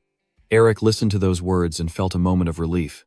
He secretly thought in surprise, "So I have to plant a tree." Okotao elegantly pushed up his glasses and asked softly, "So it's difficult, huh?" Eric hesitantly looked at the small seed in his hand and asked aloud that planting the seed in this ruined land was the first step. "But I don't understand how this is connected to dealing with the winter's eagle ears." After thinking for a while, Oto, smiling kindly, said, "Eventually you'll understand on your own." Hearing this, Eric absent-mindedly raised his hand in boredom and sighed again with meaningless words. Then this brain of mine came up with an idea. Could I scare him into giving a clearer explanation? What am I supposed to do with this little bit of information? Suddenly, the voice of the car interrupted your thoughts. "Don't worry with that," the car snapped its fingers. A complex magic gate system appeared before you, and the car said, "I will assign a perfect guide for you."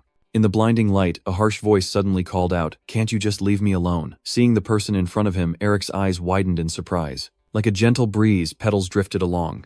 From within this fragrant wind, a beautiful girl stepped out. Camellia said irritably, "I told you many times not to wake me up." Eric was so amazed by her appearance that he almost shouted out, "Goddess Camellia."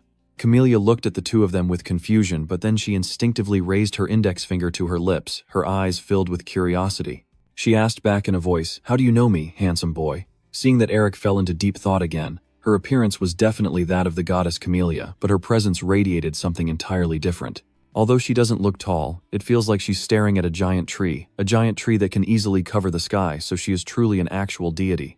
After a brief moment of contemplation, the car turns its front towards Eric and begins to introduce, saying, "Let me introduce him, he is my follower." Hearing this, Camellia, while gently running her fingers through her hair, responds, "It's a pity you're a dream binger, but I will overlook it because you're handsome." Then she winked at Eric and said with a smile, "Do you want to marry me?" Hearing that, he hesitated and thought to himself, but his personality remains the same.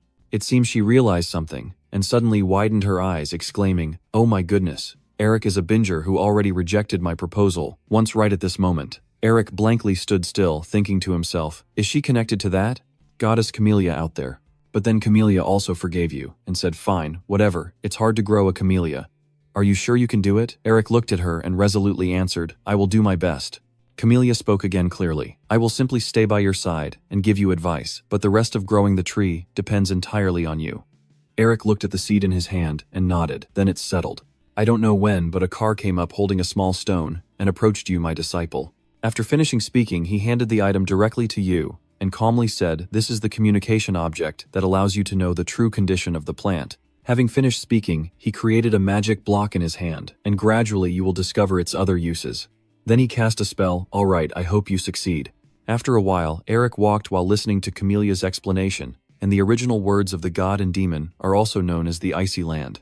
The first time was 400 years ago when people had to gather the materials and items I mentioned and use them. Suddenly, Eric looked worried and thought to himself, "I wonder if the environment of this era is better than the outside world." Then he turned to Camellia and asked loudly, "What should I do first?" She immediately replied, "Find land to plant these seeds, a good place for them to sprout." Then Eric pursed his lips, unsure whether purifying this land would be faster than searching across the snowy fields. Suddenly, Camellia raised her voice to attract your attention, saying, "This is the realm of the mind, so the environment here is truly similar to the outside world." And as she was speaking, she suddenly paused, as if sensing something coming. Eric immediately turned around to observe. A giant monster suddenly flew toward him from somewhere, followed by a series of enormous winged creatures, as Camelia's calm voice continued to ring out. "You warned, and you also need to be cautious of the monsters." Her words immediately caused the monsters to dissolve into leaves. Right after, they suddenly shattered into pieces and fell to the ground, all thanks to Eric. He absorbed all the monsters with the tattoo on his hand, while sneering, not expecting this place to have a feast of monsters for him. After watching for a long time, she suddenly praised you, saying, "You're very capable, truly the demeanor of an environmental guardian." Then she turned her hand outward and said in a loud voice, "Do you think you can find that piece of land in this vast snowfield?" Comedia's words brought Eric back to their main goal. He thought to himself that all open terrains with small trees must be near a water source, a place where he could easily defend against monsters. Suddenly, it seems to evoke something, so Eric turns to Comedia and asks, "If we are 400 years ago, Andromove should be nearby." "Right." Hearing this, Comedia smiles softly. "Are you thinking about Andromove? I think by this time they might have finished building the city. This terrain is very different from what people know, so how are they planning to find Andromove?" Hearing that, Eric smiled confidently. "This won't be difficult. Usually canyons and high hills don't change much in just 400 years. Then he flew in that direction and said that if I used a place like this as a center, I could roughly guess where it is. After a while, the two of them stood in front of a wasteland and Eric excitedly exclaimed, "Here it is, I found it." Comedia folded her arms and praised, "It seems you've paid attention to the surrounding terrain of Andromove and remembered it. That's a smart choice indeed, Reign of Soldiers." Eric quickly cast his magic while starting to speak. "All right, get ready to attack." Comedia was overwhelmed by his magic energy, and under the strange glow of his magic light, she instinctively squinted and looked on. After a long while, Eric exclaimed vigorously, "This is enough to plant a tree, right next to you." Comedia dusted herself off and said with amazement, "I don't think it's enough." Looking at the large land surrounded by many layers of sharp ice fences towering high, Comedia observed the result Eric created and nodded appreciatively. "The soil quality is quite good, and most monsters won't come close to this place." Then Eric started to run. Comedia watched his hurried steps and gradually fell into deep thought. I know he's a war soldier, but for a human to be able to use the dragon tongue so perfectly. She kept watching Eric with a desire-filled gaze and wondered silently, what should I do with him? While Comedia was still lost in her wondrous thoughts, Eric suddenly jumped out of the ice barrier. The stone tablet given by Otto suddenly shone brightly, replacing him as he sang Camellia. After Comedia flew over, he smiled triumphantly and reached into his shirt pocket to take out the stone, confident that he had succeeded. But as soon as he looked at the surface of the stone, Eric suddenly froze. Bright yellow glowing words appeared on the stone: mission failed, return to day 0. Immediately, Eric and Comedia stood at the starting point. Eric sighed tiredly and said, "Here we go again."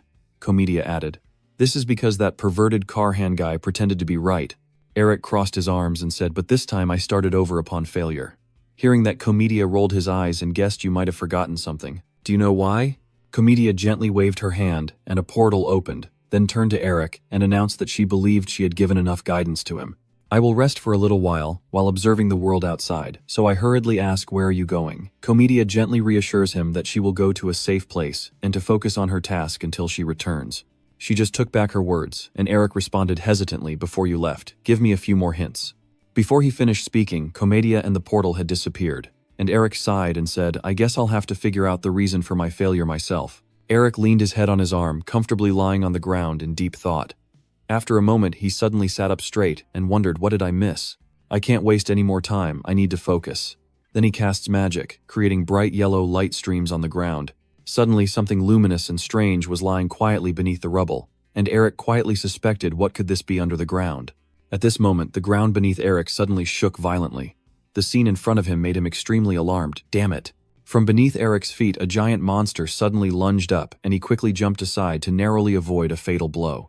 Eric thought in shock, a deadly worm, a creature that at least 3 six-circle mages alone could defeat. I'm not sure I can kill it anymore. He immediately cast a spell, countless icy arrows appearing one after another. Eric, filled with worry, it seems he can't complete this task after all, based on what he remembers. Immediately under your control, they lunged forward to attack the monster, but to kill it, they first had to break through its thick, scaled armor. However, the sharp ice shards seemed useless against it, and Eric felt extremely uneasy. Its scales were too tough. He frowned, a surge of anger rising in his heart, thinking that if magic couldn't do anything to it, then the only option left was to strengthen his body's abilities. Suddenly, the mouth of the deadly worm shrank back, emitting a horrifying sound. The boy jolted, his body tense up on high alert. Before he could finish his thought, streams of toxic green liquid shot directly at Eric. Eric quickly conjured a magic barrier to block the poison, shouting a warning. He stared in shock as the icy wall slowly melted away with patches eroded and decayed, unable to believe how powerful this poison was to even pierce through his magic barrier. Eric pondered that if he approached it carelessly without observing, he would definitely get caught in this poison. Seeing the opponent retreat, the monster turned and ran away, and he yelled out, "There's no way to escape." Then he rushed after it, thinking to himself that if he let it escape, he'd miss his chance to complete the mission on time. The deadly worm sped forward swiftly, its massive body easily crushing the ground. Suddenly it jerked its tail, violently smashing it down onto the ground, causing the earth to shake and rocks to fly everywhere. Then the death worm gently lifted its head to observe. Eric immediately realized its intention, so it was trying to lure him away from others. He swiftly leapt onto the monster's tail, and mocked, "Humans are more cunning than monsters." Suddenly, Eric paused, his eyes flickering with surprise. It seems he's about to face danger. Streams of viscous poison burst forth, fiercely spreading across the entire space in front of him. He sprinted forward, escaping the danger and cursing in frustration. These poisons are truly annoying. The toxins continue to cling to Eric, relentlessly drain you. He slightly crouched, threw himself backward to avoid the incoming deadly venom, and Eric stared intently at the sharp-toothed mouth of the deathworm, thinking to himself, "If I don't kill it soon, I'll have to start the missions over again, so I have no choice but to risk it." His eyes turned cold as he unleashed all his strength, recalling the combat skills learned from the master. Eric swiftly threw a punch at the monster's face, with only one thought in his mind: focus all power on one point. Thoughts keep flashing through his mind. I can unleash the full power of my attack and have a chance to kill it, but I haven't mastered the secret of the tiger's full attack yet. The hard scales on the deathworm's body are shattered and fall down heavily. Eric keeps raising protective barriers, trying to block the toxic fumes from approaching, but unfortunately some of the poison still clings to him. Eric thought to himself, if he hadn't poured all his mana into that attack, he might have been killed by its poison first. He collapsed tiredly to the ground, breathless, knowing that meeting another monster now would be his end. Eric muttered to himself, "I did it, huh?" And then the system displayed a notification that you have met the necessary requirements. The first seal has been lifted. He muttered in surprise. A seal, huh? A seal indeed. Suddenly, the shard in his hand glowed brightly, and Eric's eyes widened. The light suddenly shot straight into the tattoo on his arm, making it flare up as if it were burning, leaving him dazed. What is this? A moment later, the magic energy disappeared, and Eric sat silently lost in thought.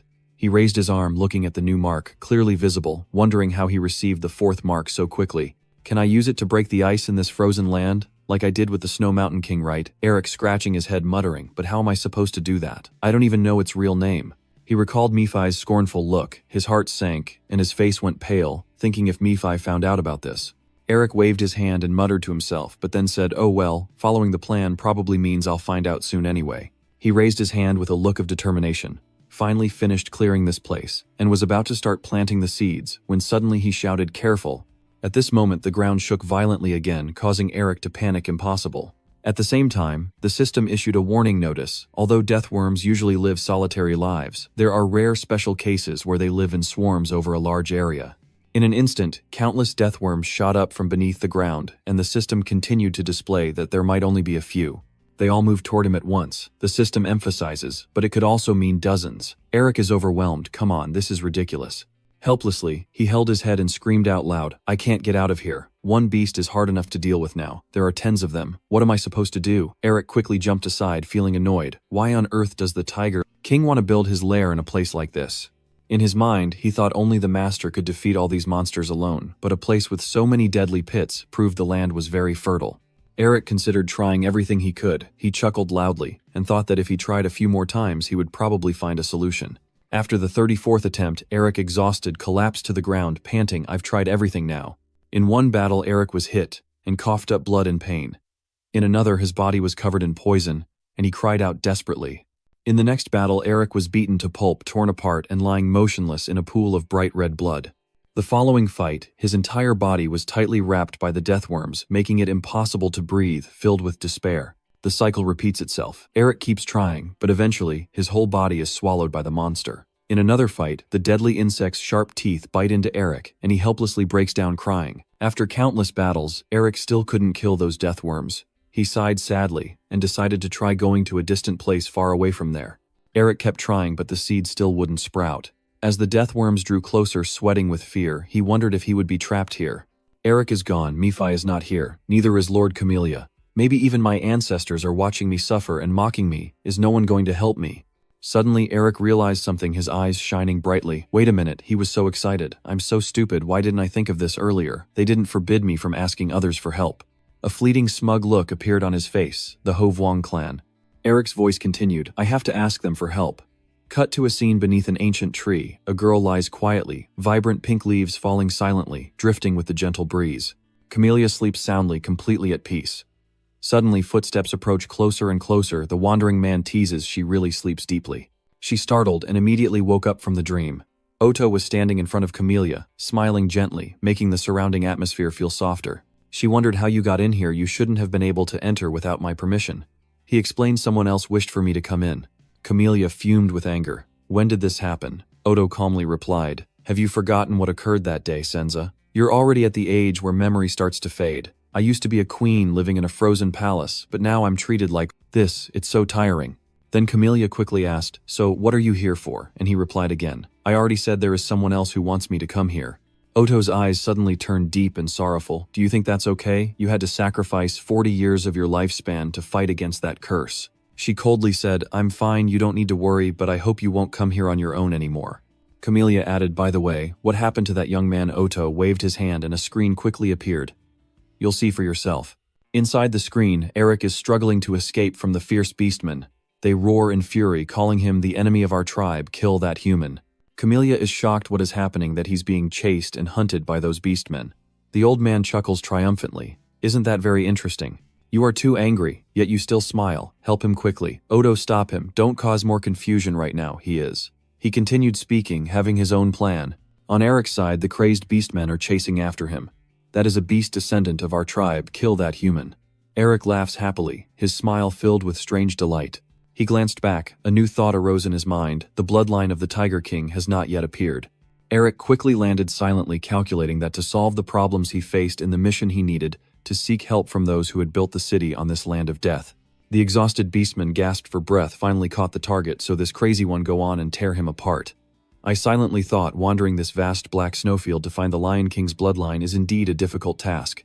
Immediately, dark aura of magic burst around Eric. The body enhancement secret skill of the Black Tiger was instantly revealed, and he silently thought, but I also possess the secret skill of the Tiger King lineage, the body enhancement secret skill. The scene before their eyes makes the beastmen tremble in fear. How is this possible? One of them shouted in shock, "How can a human use a body enhancement secret technique?" Eric frowned angrily. "Do you think I would ignore you with this body enhancement secret technique to increase my strength right now?" A whole mountain range, stretching out in waves covered in pure white snow, a strangely peaceful scene. Suddenly a deafening explosion erupted there, causing the space to shake violently. The beastmen were thrown far away, tumbling through the air. I can't believe what I'm seeing, a man struggling to hold back pain, whispering that name. His voice echoes, "Don't let him escape." Eric stands silently from above, observing intently, as after destroying 6 beast cities, it's almost time for them to react. He gently strokes his chin, his eyes filled with thought. Maybe the rumors haven't spread far enough yet. Suddenly Eric sank to his knees, silently calculating that once he attacked a few more remaining villages they would appear, so he must evade. At the same time, a giant sharp claw suddenly appeared behind him. In an instant, its slash cut straight into the tree Eric was standing by, splitting it in two. He reacted just in time, leaping to the ground immediately. Eric glides towards the tree that was just cut down, shivering slightly. If my senses weren't sharp enough, I would have died before I even had a chance to yawn. Suddenly, in the shadowy darkness, a dark figure slowly steps toward him. My senses are better than I thought. Eric's cold eyes fixate sharply on the figure before him. He frowned tense and prepared a great ancestor of the Tiger King lineage. He praised another human capable of mastering the body enhancement secret technique. "This is the first leader of the Beastmen Alliance. Who are you?" "This sturdy beastman is named Hovwang Du." He said with a determined tone that he was sure you are human. Du continued, but I couldn't understand what was happening here. Suddenly the group of beastmen behind Eric exclaimed in surprise, "Tiger King Du." Everyone was stunned and panicked, and a burly man angrily asked why you were here. He replied irritably, "Why are you asking that I only arrived at a place I shouldn't have gone to after?" Hearing these words, the beastman gasped in shock, completely silent out of fear. At this moment, a thought suddenly crossed my mind. The Tiger King is conflicted with the other beast clans. Eric silently confirms that this was before Wolf King Du unified the beast tribes, so that day they hadn't yet reached the level of strategic 5th tier. He wondered why he could feel such an icy pressure. Du was so furious that he told them to get lost if they didn't want to fight him. The frightened beastmen scattered in panic. One shouted, "Protecting a human." An enemy of the beastmen, and the companion beside him echoed, "You will pay for this." He twitched his ears and sighed softly, finally silent. You wondered if he had protected you that day. You slightly curl your lips, your eyes full of pride, truly clever, to only cause confusion among the tribes hostile to the Tiger King Du. Eric immediately bows deeply, thanking you. But at that moment, Du suddenly grabbed your neck tightly and asked coldly, "How do you know the secret technique to strengthen our tribe's body?" Eric struggled, trying to explain that he learned it from his master. Du urged him to give more details, and Eric gently pointed to his clenched hand around his neck, speaking with difficulty and heaviness. "First, you must let me go." His eyes burned with a fierce, chilling glare before Du released you, threatening sternly, "If you dared to talk nonsense, he would snap your neck right away." I rubbed my neck and said my parents were farmers who fled to the Black Snowfield to escape the Empire's oppression. I pretended to be pitiful, but after my parents were attacked by monsters, I, an orphan child, was saved by a beastman. Eric's acting was so good that tears streamed down his cheeks. That person taught me how to protect myself using secret body enhancement skills, which is why I survived here. He frowned and asked, "What's that beastman's name?" He looked down sadly. My master said they had forgotten their own name, and in the end, that day they never told me. As Eric recounted the fabricated, painful memories, he was utterly devastated. I couldn't touch their past suffering anymore. So I only called that person my master, with all my sincere respect, from the bottom of my heart. You still remain immersed in your tragic role, tears streaming down naturally while quietly pondering whether what I say is true or not. Eric seems to understand his opponent, the Tiger King, and with his keen senses, he can distinguish lies by listening to heartbeats and muscle movements in the body. I secretly feel proud, but now I'm controlling the flow of energy to keep my body steady so it's easy to deceive him. When he realized everything was true, he couldn't help but be astonished. Then he softly spoke, "So it seems you are my clan brother after all." Eric thought to himself, spot on. He gently wiped away the tears, realizing his performance was perfect, and a deep joy filled his heart. Suddenly, even as he placed his hand on Eric's shoulder, his brother, "Is there anywhere for you to rest on this harsh land?" Amid the dark night, white snow quietly falls as he rides the wind accompanying him. Suddenly, a flash of magic lit up the sky, accompanied by Camelia's scolding voice. "Honestly, you've acted recklessly." She sat on Eric's shoulder angrily saying, "Why is it that no one in the Melvinger family is sensible? Do I think it's okay for you to appear like this? Camelia reassures you I cast a spell on others so they can't sense my presence, so don't worry." She was worried, but what was he planning to do next? Does he really believe he will accept her as an ally? Eric confidently replied, "Of course he won't trust me yet, but he will keep me by his side." Camelia was surprised and asked why. Eric explained that now is the time when conflicts between tribes intensify, and any tribe will accept a strong ally, regardless of their background. Before long, they arrived at the destination where a beastman happily shouted out that the chieftain had returned, and everyone should gather. You continue explaining, especially about the ambitious Tiger King Du, who is even willing to do such things. She remains silent, contemplating those words, but in this era, the beast people's strong hatred towards humans is still very intense. Will the members of the tribe accept this kid as Tiger King Du die? The beastmen in the tribe stared in horror, as Eric, a guard, growled out, "Human. The beast who killed my father." The guy next to him clenched his teeth. "Hey, why are you bringing humans here?" he shouted loudly. "Stop, this is one of our brothers." The dark beast roars in anger. "Brothers or not, how can humans be considered brothers? How can humans become our brothers? Calm down, now let's regroup." He looked at the group of beasts before him, and his mind rang with a thought. This is the harshest period of imperial oppression against both beasts and humans, which is why hostility toward humanity is so intense. He was worried that if he couldn't persuade them, his plan would fail completely, but suddenly the beastmen changed their attitude, kneeling and crying while clutching his legs, making him startled into shock. My master, why did you leave us behind like that?" One of them suddenly grabbed Eric's hand, and he was truly lucky to have someone like that teach him martial arts. You frown, your puzzled gaze shifting to the side. Du smiles, teasing with his finger. Eric confused, wondering in his mind, "What are you guys talking about?" Eric's eyes fixed sharply on Du's figure, surprised that just earlier they were ready to tear him apart, yet suddenly they've become so friendly. He's certain it's all thanks to Lord Du. Suddenly he made a forceful move that shattered the nearby table, as if ordering everyone to be silent. Then Du jumped into the air, which is why his master said this just before passing away. He slowly recounted, "Even though we faced racial boundaries between beastmen and humans, I am still glad that no matter if we leave this world, we will always be brothers." Du's body slightly trembled, his voice faltering, "Let's meet again in another life." His voice still echoed endlessly, "My students." Du performed so well that even the beastmen couldn't hold back tears, crying out loud. "Open your eyes, teacher, it's so cruel. How can your little disciple continue to live now?" Eric was stunned, speechless with astonishment. I said it so truly," he whispered. "Just go along with it. They're so naive, they believe everything." Suddenly, a commanding voice interrupted, "We do not agree." Eric was startled, quickly turning around with Raph, continuing with what humans are saying. He furrowed his brow and questioned, "Do you have any proof to believe him?" Eric remained silent, just staring intently at the figure before him. "They are the Black Wolf tribe, the loyal dogs of Lord Ho." He silently thought the Black Wolf tribe, so they are the ancestors of Minister Norris. "Are you disobeying my orders, Raph?" He points at you and shouts in anger, "Even if he really does go, how can our tribe accept that inferior race?" Hearing this, he feels extremely uncomfortable and repeats the inferior race. Du was burning with fierce desire, eyes wide with hope. Your eyes gleamed with a cold sharpness. "You still haven't forgotten our faith, Raph." Du's subsequent words made Raph feel ashamed and turn away. "We were abandoned and driven out, but no matter our race or bloodline, we are still one family." He stayed silent. "If that faith has been forgotten, I will slit your throat." He remained silent, gazing at Eric with a tangled heart, until suddenly he spoke, breaking down the boundaries between tribes and uniting all beastmen into one. Eric said, "I heard that this is the goal of the Beastfolk clan." Du exclaimed in surprise, "You know us." Eric nodded, "Yes, I heard it while wandering alone in the snowfield." His voice continued to echo, "Even though you are considered an enemy by many tribes because of that faith, and I hear that more and more people are being condemned for it." Eric expressed his gratitude. "As a discarded human, I have received my master's kindness, and once again he has accepted me as a brother." He bowed his head in gratitude, believing this was an extension of the ideals he followed. These words moved Comedia to tears howling like rain from a distant storm. "You really are a persuasive talker." Eric's tone grew serious, his eyes determined. "I will also live up to your expectations. I believe I need to prove my worth so I can accompany you on your journey." Raph snapped sharply. "It is said that rank among beastmen is determined by strength. What do you want?" Without hesitation he replied, "Fight me. If I win I will become part of the tribe, and if I lose I will leave." He was furious, his voice filled with contempt. How could an ordinary human dare to challenge a great warrior of the Wolf clan like me? Eric sneered mockingly and said, "Why do you talk so much?" His face clearly showed a challenge. "Are you afraid?"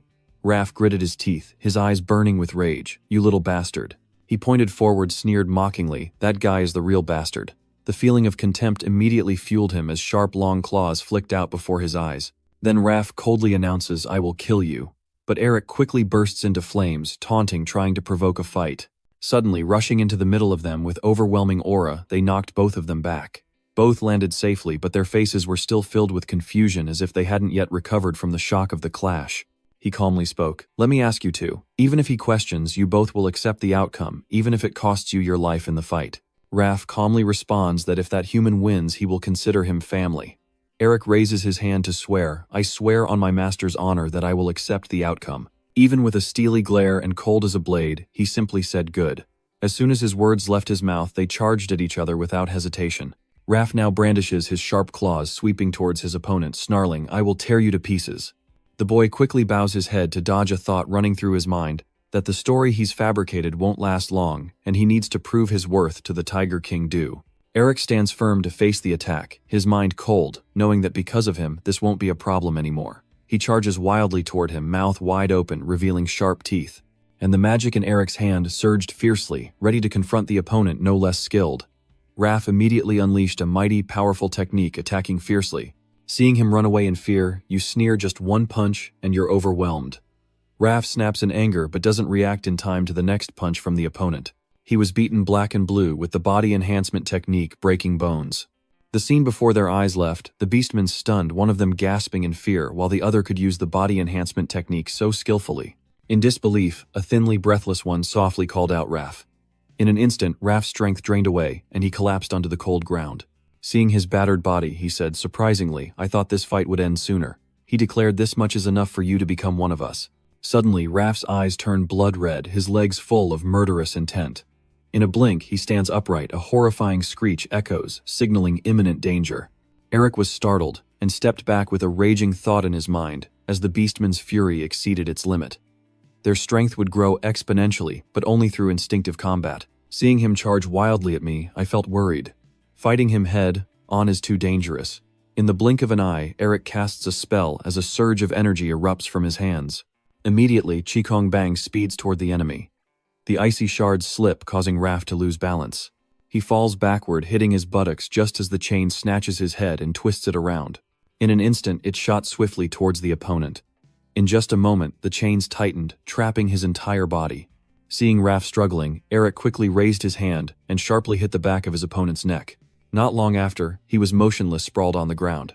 The angry beastman behind him was a mage. That bastard was a master mage. The guy next to him is stunned. Did he betray us? Eric stands silently, quietly calculating. If you want to subdue him without killing magic is the only option left.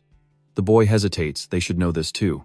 Eric nervously looked at Du, the story he had prepared for this situation. Suddenly, he burst out laughing, the sound shattering the tense atmosphere. "Even pats your shoulder excited this way. You're more interesting than I thought. I didn't expect you to know both body enhancement and magic." Eric quietly sighed in relief, thinking, I probably don't need to worry anymore. He continued acting. "I should have only used body enhancement magic in the battle, but I didn't want to harm someone who would soon become family, so I had to use magic." He encouraged him, saying that whether you choose an easy path or hide your strength, the one who wins on the battlefield is the strongest. That's the unbreakable rule of the battlefield. Then the friendly giant asked, "What's your name, human?" Eric immediately replied, "I am Eric." At this moment, you have gained the trust of the beastman. He solemnly declares, based on the outcome of the battle, we will accept Eric as a member of the tribe. Does anyone oppose? They cheerfully replied, "No, I feel the same." Even as I raise my hand to the sky and proudly swear at this very moment, I declare that Eric will be a member of our family. The entire beastfolk group cheered loudly, excitedly jumping and welcoming the new tribe member. Suddenly the system shard burst into a blinding light. Camellia curiously approaches to check a new message, showing the line, "The requirement has been met." The second limit was lifted, revealing the real name. In Eric's mind, a thought sharpens about a plane where deep darkness covers everything at the Crimson Land. The wind cuts like a blade. The real name of this seal, which contains the sharp wind of the Black Snow Plains, is called Feng Diao. He gazed thoughtfully at the tattoo on his arm, a rare level seal, just like the one the Demon King granted him, the Great Curse of Wrath. "But since I still don't know how to activate it, I can't use it right now," Eric muttered in frustration. "Goddess Comedia hasn't shown any sign of her intentions yet. She doesn't guide me on how to use this, does she?" Eric sighed to himself. "Oh well, what else can I do now?" Deep down, he was determined to focus on his own long-term plans for the time being. Inside the meeting room, the beastmen stand in 2 rows, respectfully waiting for the new member. At Du's call, he slowly steps inside. "Go ahead."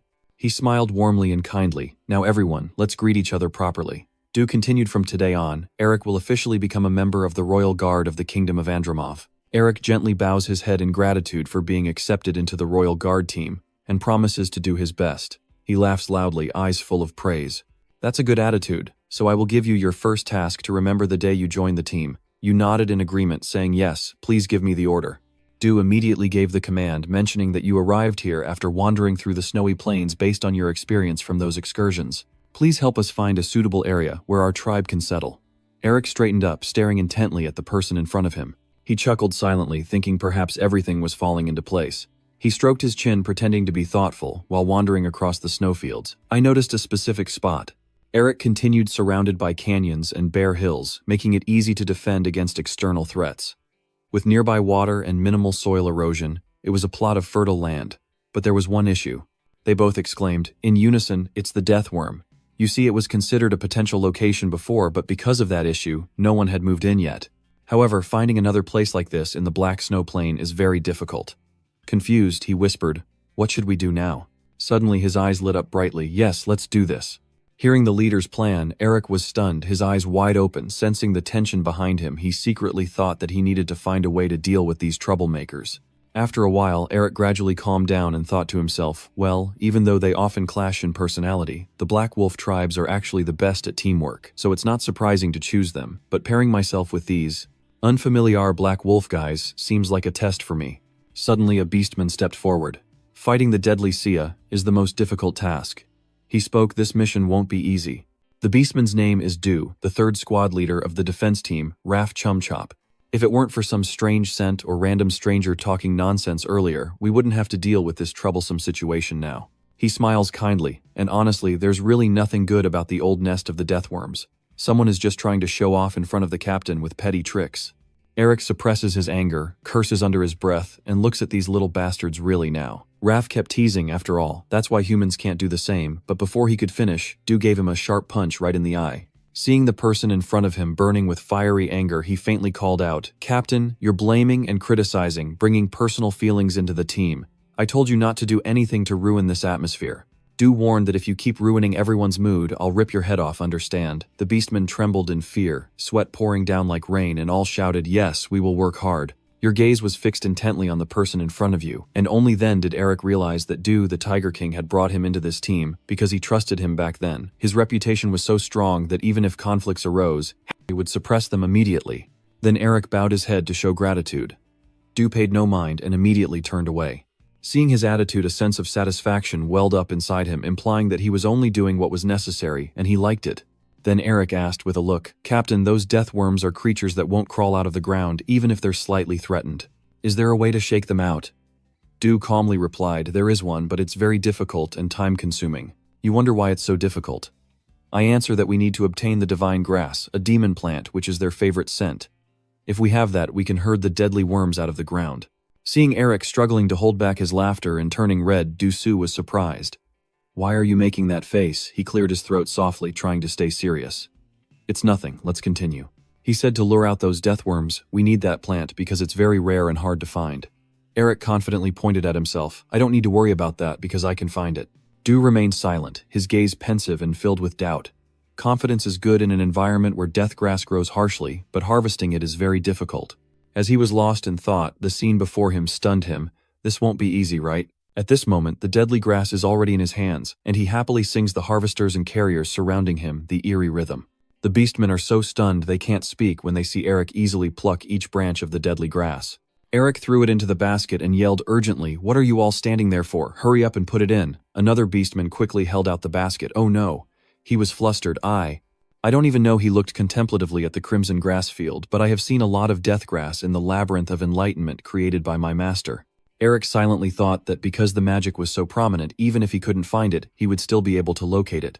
An idea suddenly came to him. If he absorbed the magic of the cursed grass, then immediately afterward, Eric activated the seal. Let's go. You're losing your mind shouting like that. 1, 2, 3, I'll be moving faster now, so keep up. The beastmen growl in fury.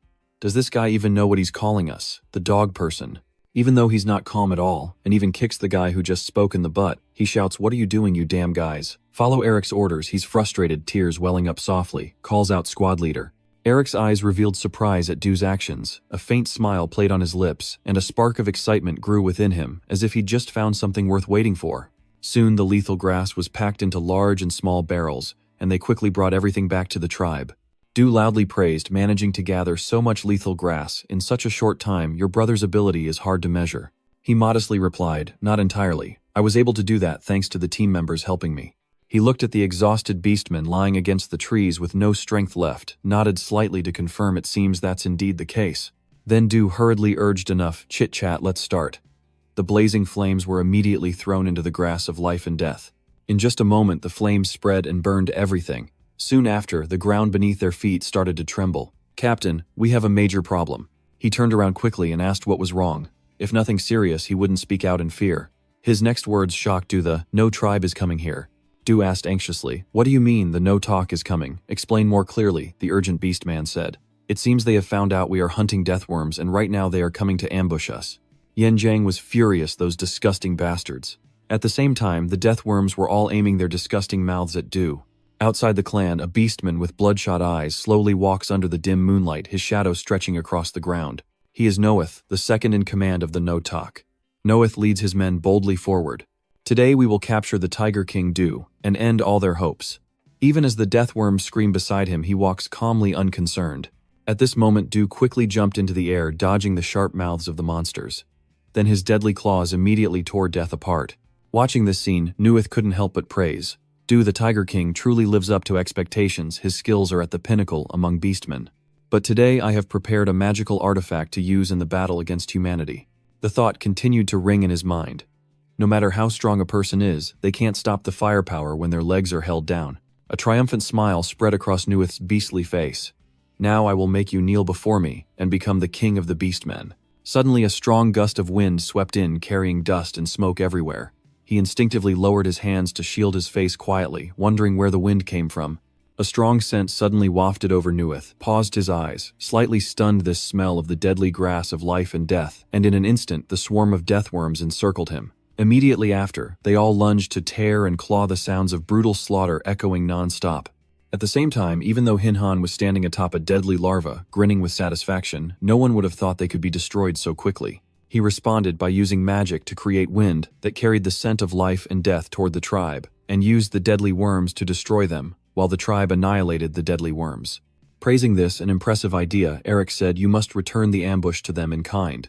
He laughed happily. "It seems like we and you are thinking the same way. You should quickly jump onto the monster now." Eric suggested, "Let's go clean up the remaining, shall we?"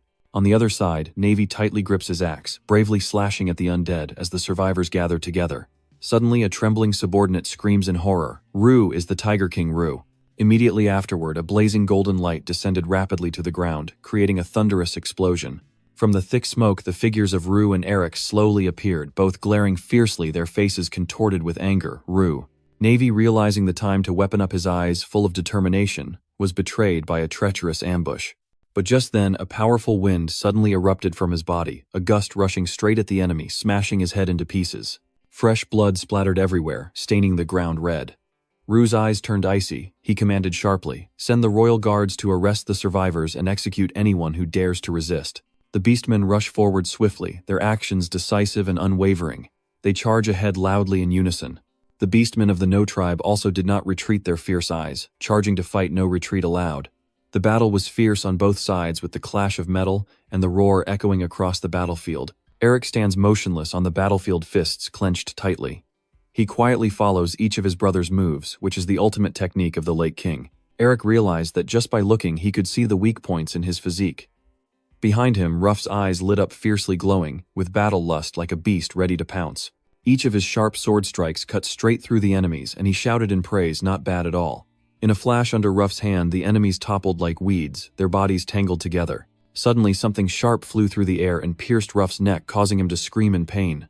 Seeing that his teammates panicked and shouted Ruff, he looked annoyed, sweat pouring down like rain, with pale skin and blue veins, clearly visible shadows covering his face. In just a moment, the blue veins spread across his face, but Ruff, despite the pain, endured bravely and did not let himself fall. Eric stepped closer and asked, "Hey Ruff, are you okay?" Ruff was so exhausted he couldn't speak, only managed a faint reply, Then he couldn't hold on any longer and collapsed, lying motionless on the ground.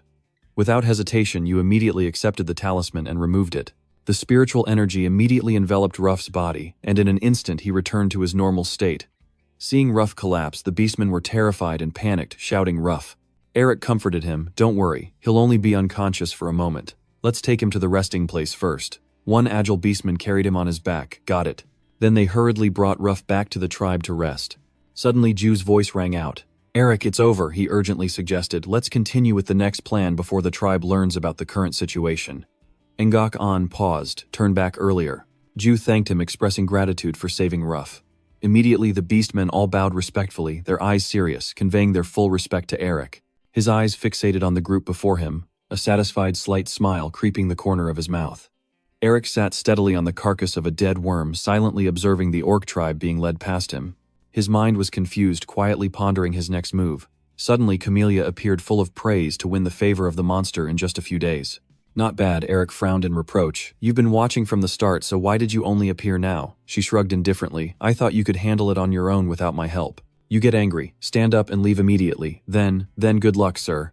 Eric clenched his fist and then released a blast. Seeing the swirling black energy in the air, Eric was secretly amazed. There was more magic here than he had expected. He looked at the tattoo on his hand and thought to himself that the ice seal had instantly upgraded to 4 stars. Suddenly, he started to shout in turns as if boasting about his recent achievement. Looking around, Eric exclaimed that he had cleaned everything without leaving a trace, so there was no need for further purification. He planted the seed, and with this effort, it should grow without any problems, right? Under the faint moonlight, the shadow of the figure stretched on the ground, quietly blending into the cold night. Eric held the notification stone in his hand, murmuring to himself. Since there was no message indicating he failed to plant the seed, it seemed like everything was done. Suddenly, a miracle happened that caught his attention. The seed he had just sown sprouted, and the surprisingly green shoots emerged from the ground. In an instant, the stone shone brightly, emitting a blinding light, clearly indicating the task was complete. Eric cheered aloud, "It's over," and immediately a new crest appeared in his hand. The stone displayed the words, "The third ban was lifted," and the ambition was achieved. Suddenly, the surroundings changed, and upon seeing the architecture ahead, Eric took a deep breath, realizing this was the Bloom Spirit Temple, and quickly stepped inside, walking slowly along the corridors. Eric cautiously scans around, fully alert. Suddenly, he notices a familiar figure. In Eric's mind, he wondered who she was, the goddess Camellia Yu. No, that aura belonged to the demon queen, Yu. Eric felt dizzy when he learned the true identity of Camellia. No one would think that the goddess Camellia was actually the demon queen. With this much magic power, she must be very strong. Eric sat cross-legged on a throne, her sharp eyes staring intently at him. In Eric's eyes, Camellia now appeared as 2 contrasting entities, one shining brightly and the other dark and sinister, and he wondered how a god and demon king could coexist with such power. Just as he was focusing his thoughts, a sudden voice sounded in his ear, "Eric." Suddenly, he was startled awake by that voice, snapping back to reality when Camellia's call reached him. "Eric," she asks worriedly, "if you are okay since you suddenly lost consciousness." Eric responds the Eastern Seal. Eric looked directly at Camellia and asked with a serious tone, "Are you from the future?" She didn't answer immediately but lowered her head confused, wondering why he thought that. "I saw him." "Camellia, what did you see?" Eric carefully recounts in detail what he saw earlier, there alone in the deserted area, in the middle of her forehead, loneliness and sadness, and the aura radiating from her similar to the ceiling of the winter wind. She casually ran her fingers through her hair and calmly replied that now it is just a long-forgotten history from the past. Eric kept asking the chill across the black snowfield is due to the days ahead. Camellia, without hesitation, admitted that's right. She raised her hand and created a faint pink source of power. Camellia sadly replied, "But it no longer belongs to me. I am Camellia, and I am the goddess of flowers." After seeing the source of power emanating from her palm, he couldn't help but be curious. This was the thing he kept in mind to erase the mark of tomorrow. Camellia suddenly clenched her hand tightly, and that fragile source of power immediately vanished into thin air. She dismissively responded, "Who knows?" Camellia drifted past Eric and said that all she could do was give him advice on planting the seed. She carefully reminds you to remember what Otto Hahn told you. Otto's image then appears in Eric's mind when he was advising that you would learn to swallow the challenge of Dong Tuong. Dong Tuong is the past and the mistake of the goddess Camellia. Eric struggles to think, realizing that to plant the seed, he must dispel the cold from goddess Camellia. Then Camellia continues to warn him to stay vigilant of Dong Tuong, as she will become the biggest obstacle in his path. In the blink of an eye, Eric quickly returns to the bleak neighborhood called Andromov. He happily stands watching in the shade of a big tree. It has been 91 days since the intelligence operation began. Eric is pleased watching the buds just beginning to bloom. The flowers are starting to open. Just as you were enjoying that beauty, Raph suddenly rushed over to warn you that the chief is looking for someone. Eric's face immediately darkened, and he quietly thought to himself, "Damn it, another one." The scene shifts to a dark, desolate forest where withered branches reach out like terrifying claws into the night, and a tremendous force knocks Eric backward. "You painfully complained to Jew Kid, can't you cut me some slack?" He burst out laughing and said, "You challenged me to fight so you could get rewarded for rescuing Raph. I am the clan leader. I cannot break my promises." Eric sighed in despair, just wanting to test my strength, and ended up getting beaten all the time. Ju's expression suddenly turned serious as he deliberately reminded him that we are all brothers and he shouldn't give up so easily. Eric quickly corrected his fighting stance secretly, thinking that having recovered his posture in the first half, he could also gain an advantage from it. Then Ju began cracking his finger joints, the continuous popping sound ringing out a faint smile on his face, as if he was ready for the next fight. We will restart with the burst shot. Just as Ju was about to launch his attack, a strange sound suddenly reached his hand. Ju turned around to look around, then changed his mind. It seems we have to postpone the fight. Eric was surprised. What's going on? Faced with his question, he didn't say a word. Ju left Eric behind and immediately left. The scene shifts, and Ju quickly returns to the city, which is now unrecognizable, with countless innocent civilians suddenly flooding in, all severely wounded. Ju silently observes them from the rooftop. Eric follows him there, visibly shocked by the scene unfolding. Eric is somewhat angry, and asks Camellia if the refugees are being caused by Dong Tuong. She nods and confirms, yes, Dong Tuong has already begun to act. Eric wondered, I don't remember Dong Tuong being that powerful. Camellia explained, Dong Tuong was much weaker in your time, but now he is a real catastrophe. He then provided an important piece of information: the Tiger King Ju can only restore order but cannot defeat her. Ju quickly turns around and orders Raph to gather the chieftains for the assault. He bows his head in agreement, and also makes another request. Eric, I want you to change into your combat outfit and join the assault. As soon as he finished speaking, Ju and another person jumped off the city wall. Raph was still there and called out to Eric here. He shyly handed him a vial of rare medicine and said, take it. Eric curiously asked, what is this? Then he hurriedly pushed it into Eric's hand and replied, it's nothing. I just poured it out so you can keep it or throw it away as you like. After giving the bottle of medicine to you, Raph quickly left as well. Camellia, who saw it in passing, knew that this was a rare and limited supply of medicine from the Hoa Clang tribe. She joked that he probably only has a small amount of it and that the kid is also quite adorable. Eric felt a warmness in his heart that he didn't expect. The scene shifts to a large tent, suddenly appearing with hanging yellow lanterns, emitting a dim, warm light. A wide table is set in the center with Du, and 8 other tribe leaders sitting around it all looking serious. The Deer tribe leader spoke first. Our tribe has suffered heavy losses. Then the Dog Sand tribe leader added his words. Our ancestors shed blood to build this place, but now it is just a ruin and we have lost many loved ones. Du called out loudly, Eric, come here. His face darkened as he asked if what he wanted to discuss was about the disaster spreading fear among the refugees, right? Eric nodded without hesitation and replied, yes, we must find the front general. Du asked, can you lead the way using magic? The question was just asked, and the chieftains, including Dog, Sandeer, Goat, and Springbok, held their breath as they looked at him. The remaining 4 leaders, the Hare Mouse, Brown Bear, and Rhinoceros, also eagerly awaited Eric's answer.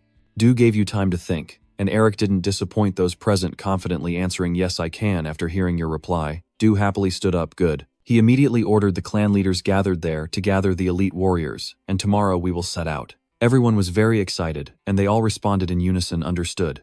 The 8 clan leaders each hurriedly ran outside to prepare their armies for tomorrow. Eric sighed softly, thinking everything was falling into place, finding Hovuong Du to plant the seed. You guessed that Odo's plan and facing the general together would definitely be part of Odo's arrangements. The next day arrived quickly, and the clan leaders had already completed their task of gathering the most experienced soldiers.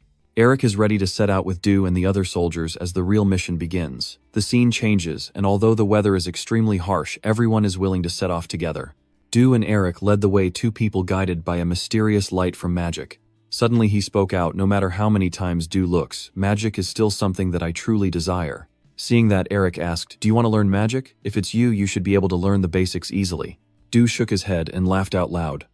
With you around, why do I need to learn? You mockingly replied. Is that your new way of forcing me to be your slave? He took advantage of the situation. Du challenged him. If he didn't like it, you could become the leader. Eric sighed silently, never expected the strongest king in the monster history to be a madman. Wonder if his subordinates know. Du suddenly expressed his gratitude. Our team has changed so much since I met you. Sometimes I even thought you were a lucky star falling from the sky. Eric replied arrogantly, so what? Thank you, Your Majesty, for saying that. He chuckled softly, so this is a gift for you. Eric was curious about the gift. Du revealed the final part of the body enhancement secret technique he was about to give you. Eric was surprised. Just as he turned around, Du suddenly changed his expression, suspecting he didn't notice. He sneered coldly, so the one approaching him had an ulterior motive. Eric hesitated, knowing all along. Du slowly approached him, carefully analyzing. A human says they learned the secret technique to strengthen their body from a hidden monster, which is suspicious but not impossible. Du approaches Eric and points out all his suspicions, but one cannot lie about magic and the reasons why people go around causing trouble with my enemy's tribes. He looked at you with a gaze as if he wanted to swallow everything, and Du said that Eric's dark heart must be to meet me. Completing this body enhancement secret technique, you wonder if he already knew why, then did he still leave me alone? You find it hard to understand and say that normally people look out for their own interests, and Du suddenly changes his expression, laughing loudly and patting Eric's shoulder, because whether Du is a human or a monster, everyone wants to gain their own advantage. That's right, I didn't touch you because of my own liet too. Watching you is quite interesting. Camellia teased on the side from beginning to end you were within his grasp.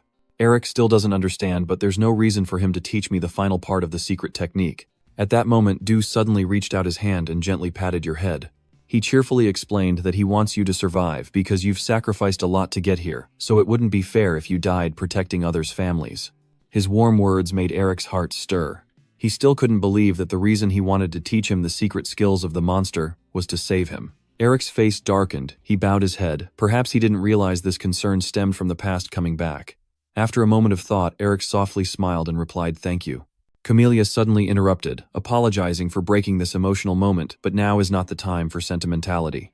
The scene in front of him immediately shocked Eric, causing his chest to tighten uncontrollably. A shadow full of deadly energy stares directly at Eric, the same energy emitted by Lady Camellia. The one I just saw, there's a huge malevolent aura, it feels like it could swallow us at any moment. There is only one word that can describe her demon. The attack then begins, Eric thought, we must get out of here quickly. You're separated from everyone by some strange black vapor. What is this? Eric angrily thought. I can't identify the location of Camellia and the reconnaissance team. He quietly stands alone in the darkness. The demon energy of the East General has cut off all mana flows. The Lion King and the scouting team will be destroyed. I have to eliminate the darkness of the Eastern General before that happens. Eric angrily gritted his teeth because he didn't know what to do to save everyone. Eric looked at his right arm, then suddenly remembered the Dongfang seal, which also came from the god Camellia, like the East Marshal. He clenched his fist with hope, thinking he might be able to use it. Then another headache arises, and Eric paces while thinking, but he must figure out how to activate it before he can use it. He worries and wonders if there is no other option besides sealing Dongfang. The mark on Eric's right arm suddenly glows, and the image of the car reappears in his mind. As his father's voice echoes in his ear, he will have to learn how to defeat Dong Tuang. At that moment, Eric asked if he would have to imprison General Dong again with the same severe punishment as last time, and the car nodded in response. That's correct. He quickly regained his composure, closed his eyes to sense his surroundings, eliminate the demon general if only, but then he muttered the name of a technique and absorbed. The surrounding auras are gradually being drawn into the mark on Eric's hand, as I absorb the chilling power of Dong Tuang into the seal of brutal cold. The mark on his hand keeps shining and pulling in demonic energy into Ju's seal. He endures the pain holding tightly to his arm as the demonic energy flows out of the seal of harsh cold. Eric can clearly feel the pain radiating from his right arm linked to the Dongfang seal. After all, the dark auras are absorbed into the mark on his hand. A sudden violent surge runs through him, gradually causing his consciousness to fade. When Eric opened his eyes again, he saw that there were many people around him, but strangely they were all only in black and white. Only Eric, standing among them, still retained his own colors. He was overwhelmed and lifted both hands to look, wondering what this place was. A child's voice suddenly echoed, attracting your attention. Queen, queen. The boy, clutching a bouquet of red flowers, happily said that they were newly bloomed from outside, and brought them because they looked just like people. Camellia, sitting coldly on the throne, asked what kind. Eric immediately recognized that this was before Queen Camellia became the queen consort. The two farmers started whispering to each other, "These flowers are very beautiful. Why don't they look like the queen, don't you think so?" The others below teased and added their voices, saying, "Hey, how can these flowers compare to our queen? Do you think the queen would like them?" He happily affirmed that of course she would like them. Anyone who disagrees is welcome to come. Here. The lively and bustling atmosphere around her contrasted sharply with Camellia's sad and forlorn expression. They asked confusedly, "Queen, why are you so silent, queen?" She only sighed as the lively and bustling scene before Camellia disappeared, in an instant into smoke and dust, leaving her alone sitting on the throne. Eric feels sorry for Camellia. "I think I understand a bit of what he's going through." She mutters to herself, "I'm really bored. Loneliness seeps in when the loved ones are gone. I know this feeling all too well." Camellia suddenly stood up from the throne, and I quickly understood the problem she was facing. He could become lively thanks to those who had followed him in the past, but now, whether he closed or opened his eyes, it was just an empty void. Eric watched her footsteps, having to do everything alone in this empty continent, for she is the queen. Camellia moved forward, then threw open the door with both hands, the vassals and the people. Eric quietly stands behind, watching her every move, the loneliness of the queen. In a vast palace and an entire territory where not a single tree can grow, only snow covers the ancient land. Even the nearby neighborhood had only a few sparse houses, all buried beneath the snowstorm. Camellia quietly stood on the rooftop, observing a negative thought flashing through her mind. Perhaps I should just sleep and be done with it. At that moment, a strange light suddenly shone onto Camelia's face, making her curious. Camellia sat down gently, feeling happy, and a rare smile unexpectedly appeared on her face. Camellia thought that maybe the days ahead wouldn't be boring anymore. Eric was surprised, the queen's face cold like ice, waiting for a smile. For centuries, that world had only known one color. It's just a little sprout emitting a cool green hue, yet that tiny thing was enough to suddenly change Camelia's expression, as if a new color had appeared. She quickly took out a pot of flowers and carefully lifted the sprout from underneath, reminding it that there is something you need to know. Then she gently placed it into the pot she just took out, treating that little sprout as a friend to confide in. I'm not the type of person who cares about trivial things, so you must remember to appreciate your own luck. She raised her hand to adjust a little magic and said, you could have chosen to stay here yourself. The moss ball that Camellia cherished carefully, she said firmly, but whether you can leave is not up to you. Time passed quickly, and exhausted, Camellia self-consciously sat down in the basin outside on the terrace, falling asleep without even realizing it. When she finally woke up, the sight before her made Camellia tremble. That beautiful flower actually bloomed with vivid red petals, she exclaimed. In surprise, the flowers are blooming, and Camellia, unable to believe it, quickly reached out to touch it. Her face suddenly darkened. This can't go on. Then Camellia grabbed the flower pot and hurried inside, surprising Eric. She held it tightly in her arms and frantically ran around the palace as if searching for something. Camellia ran for a while before suddenly stopping. I can't believe she ran so fast just to plant that tree in a bigger patch of land. Camellia admired the flower's beauty, her hands continuously caressing its petals. Eric remained silent, watching her from behind, as the cold and white snow fill the world around them, while unnamed flowers bloom in various places. Not long after the patch of land she had cultivated became a flower district. A gentle petal fell, and Camellia immediately reached out to catch it. She smiled contentedly, seemingly regaining her vitality, as the queen was enveloped in ice and snow together with the flowers. Before Camellia could enjoy that joyful moment, fully a sudden sharp pain spread throughout her body. She painfully collapsed to the ground, coughing chokedly. As for those living in the embrace of winter, the warmth of spring is like poison. Camellia gasped heavily, her whole body soaked in sweat. However, the queen's botanical garden, which she personally cultivated, continues to bloom even after her passing. Before leaving this lonely world, the happiest image of her life once again appears in Camelia's mind. Queen, many flowers have already bloomed. Please look at them, for this is where the deepest memories of the queen reside. So Camellia gently took her last breath and fell into the garden she had nurtured herself, the Winter Queen's life cherished by the lovers of this world. It has reached its end, and suddenly the sound of trickling water echoed around as tiny fairies with distinctive colors emerged from the flowers in Camelia's garden. But her dream had brought new life. They headed eagerly towards her. Who is she? Someone, is she sleeping? She's so beautiful. Eric chuckled softly. The Garden of Flowers gods are still the same, whether in the past or now. Suddenly he felt puzzled and looked around. But what happened next? This place was once so peaceful. The sky outside was still blue earlier, but after Camellia fell, it instantly turned dark and gloomy. Eric was curious, a mysterious black mist constantly pouring into her garden, making the flower gods feel terrified. A shadow suddenly appeared, and I exclaimed in surprise, "Demon God." After observing for a moment, I concluded that although its appearance was different, it was definitely the demon god I saw in my dream. He raises his hand to control the black smoke enveloping the entire palace, and that dark smoke begins to pour into Camellia. He was so furious that winter should just stay winter, but instead Camellia was revived by the demon god. But now she has become a completely different person, and he also respectfully calls her the Demon Queen. Then something else slowly rises from the black dark fog, and that is the Ice General. She declared that spring would never come to this place again. Then the Ice General suddenly shouted, and her body unleashed a strange burst of power. Eric quickly realized that she was the Ice General, and although her energy was filled with malice, as he just sensed, he could also feel the warmth and coldness, happiness, and despair of the Demon Queen. However, those things have already destroyed the garden and brought brutal winds to everyone living here. I suddenly remembered the winter wind. The fourth banishment spell has been released. The thing Eric is holding has the words "Love Decree" on it. His eyes turned cold. I think I understand how to use the winter seal now. The mark on Eric's hand instantly ignited with a miraculous glow. He snapped his fingers in the air and shouted, "Aura, release." Eric immediately understood what was enveloping his body. His overwhelming power was unleashed, gently sweeping away the dark aura. Next, a shimmering galaxy appears before him, and Cormelia happily says that he succeeded. She gazes sadly at the galaxy in front of her, comforting him with what she has seen. Eric interrupted Cormelia and promised her that he would do everything to restore everything to its original state. Eric immediately explained his words to be able to see the beautiful flowers blooming in the botanical garden once again. It was still his lifelong desire, a scene he wanted to protect even after reincarnating as the goddess Cormelia.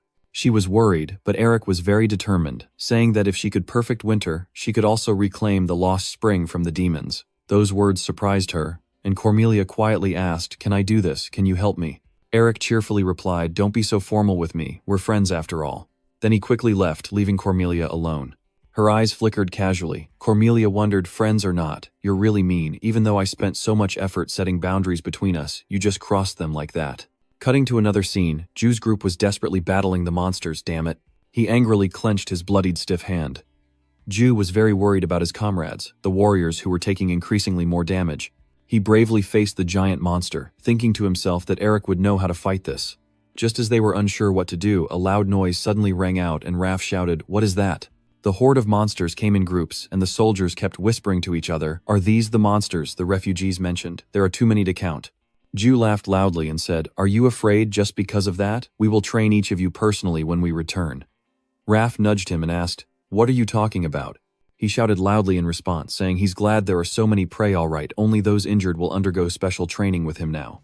Ju shouted to everyone, "It's hunting time, kill them all." Just as they were about to attack, Eric suddenly appeared slashing and tearing, causing the monsters' bodies to explode into tiny pieces. Everyone was stunned and shouted, "What's going on?" Only Ju knows what's really going on. He lifts his head slightly and smiles. Eric hovers above them and cheerfully says, "Brother, you're here." The white-booted foot gently touched the ground. Eric slightly bowed his body, apologizing, "Sorry I'm late." Ju nodded, "So you didn't run away after all." I lift my head and ask back, "Have you ever seen me run away from anything?" Before Ju smiles and turns his head to stand beside Eric. He gestured for the boy to look up at the giant and sighed, "But that thing is too precious. I don't know what it's made of, so my attacks are completely useless." Eric's green eyes brightened, and the boy guessed that maybe we've only wounded it if we attack in a specific way. Thanks to the penetrating gaze, I can easily analyze the energy structure of the stone person. Around the lower part of its left leg, energy is accumulating. Hearing that, Ju quietly cursed, "Damn it, I attacked the head earlier, all for nothing." To restore the image of the fierce Tiger King, Ju whispered, "I plan to use the body enhancement technique to destroy it."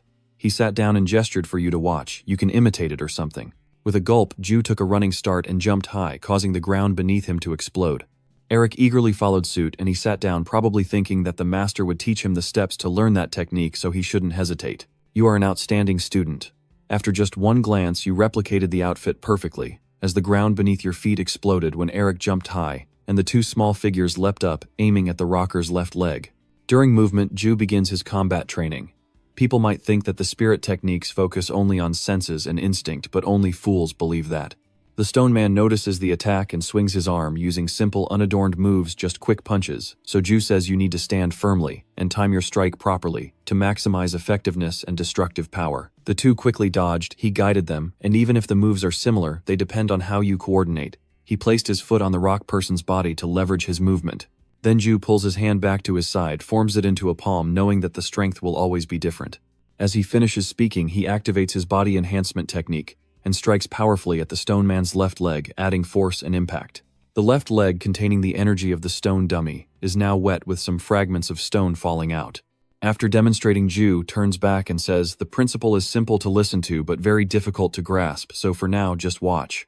However, Eric started gathering energy into his hand with perfect stance, and immediately activated his body enhancement technique. Then he struck powerfully at the rock person's left leg, and unlike Ju's demonstration, Eric's force was strong enough to pierce through its leg, causing a significant impact. When he let go, the rock person's leg had a fairly large hole in it. Ju looked stunned. Not only did he imitate after just one look, but he also combined his own technique. The man smiled in praise, "You're truly a monster." As Ju continued charging at the stone giant like a storm, Eric obediently mimicked and precisely replicated each move, feeling the energy coursing through his body, and as the strengthening techniques connected seamlessly, the three seals began to merge together. At that moment, a surge of powerful energy burst out, knocking Ju and Eric off the stone figure's body. Both of them hit the ground and slid a short distance before standing firm, and Eric realized that energy was leaving its body, which meant I could smile with confidence. Now we can attack any part of its body. Ju's eyes lit up. He was very excited. Very well, now I will teach you the final 3 steps. He sat down to demonstrate, as these 3 steps are the key to creating your own powerful body technique, and Eric quickly followed suit. Ju stomped hard on the ground. If the beginning of the powerful body technique resembled a beast's walk, then the energy in his clawed hand would be like a beast's claw. Ju's eyes lit up like a prowling tiger, and with that step he jumped up and rushed toward the stone person with the fangs of the king of beasts. Ju unleashed a move, and Eric mimicked it perfectly, fighting and teaching at the same time, biting deep and sinking in. Both punched hard at the stone figure, targeting the pressure points. Once a beast's fangs sink into something, it will never let go. They both succeeded in punching through the stone man. Immediately afterward, they moved out of its attack range. Ju instructed double-check that the enemy can never stand up again. Next, he continued attacking other parts of the stone man's body by tearing apart and devouring the opponent. Eric practiced and executed simultaneously, attacking the remaining side. He runs up on its right arm, Ju runs up on its left arm. If the opponent still hasn't completely stopped breathing, he won't have a chance to win, so he needs to become a great disaster for the foe. Both leap into the air, aiming at the rock monster's head. Ju keeps distracting, so he won't have to worry about anyone hurting him. He clenched his fist, channeling most of his energy into his hand to show them the overwhelming difference in power. The earth and rocks echoed everywhere, and at this very moment they are the kings ruling the battlefield. Thanks to Ju expanding his horizons, Eric's 6th sense was awakened. The distinctive blue eyes of the Melvinger family lit up. They are the world created by his mind and 6th sense. When the battle temporarily ended, Ju asked, "How do you feel?" Eric lifted his head to the sky and smiled, finding it amusing. He also chuckled and remarked in amazement that he couldn't believe he was standing there smiling in a place where he might even lose his life. "You're really not normal at all," Eric retorted, "but you're also smiling." Ju doesn't see this as an insult or a jab at Chelsea. He feels proud of it. "Haven't I told you since the day my father begged my birth mother, I've never been normal?" But in a moment, Ju's pupils constricted, and his eyebrows furrowed. He saw the glowing golden magic circles behind Eric. "Are you really getting stronger again?"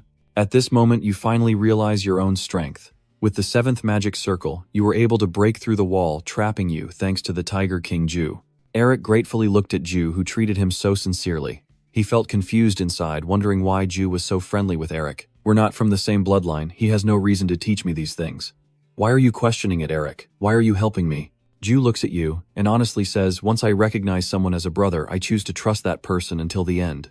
He pats Eric's head and adds, "Even if that person has betrayed us, we are brothers, and there's no reason not to help each other." Ju's words make Eric think. Brothers indeed, but apart from his sister, he trusts no one else because he knows that anyone can change at any moment.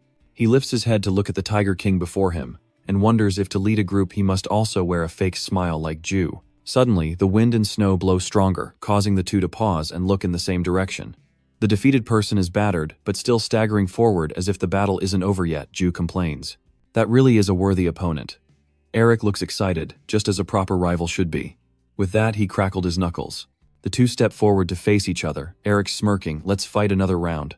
At the same time, the moonlight bathes the luxurious mansion in a silver glow. Inside the living room, 4 people are restless and uneasy. Isabel stands by the window, looking out and biting her nails, showing classic signs of inner anxiety. Herman glanced at his daughter and advised her, "Just worrying won't change anything, so why don't you calm down a bit?" She couldn't listen to him, her brows still furrowed with worry, and today marks the 4th day already. "My hands are intertwined. It's been such a long time since my son-in-law went in there." Ray is worried but helpless, and there's nothing we can do. On the opposite side, Haiji slightly bows his head, polite but distant, as we are busy dealing with family matters. "Thank you for coming, but I hope you won't get involved in this matter," Ray whispered to Vest. "It seems they don't want us to interfere in their family affairs."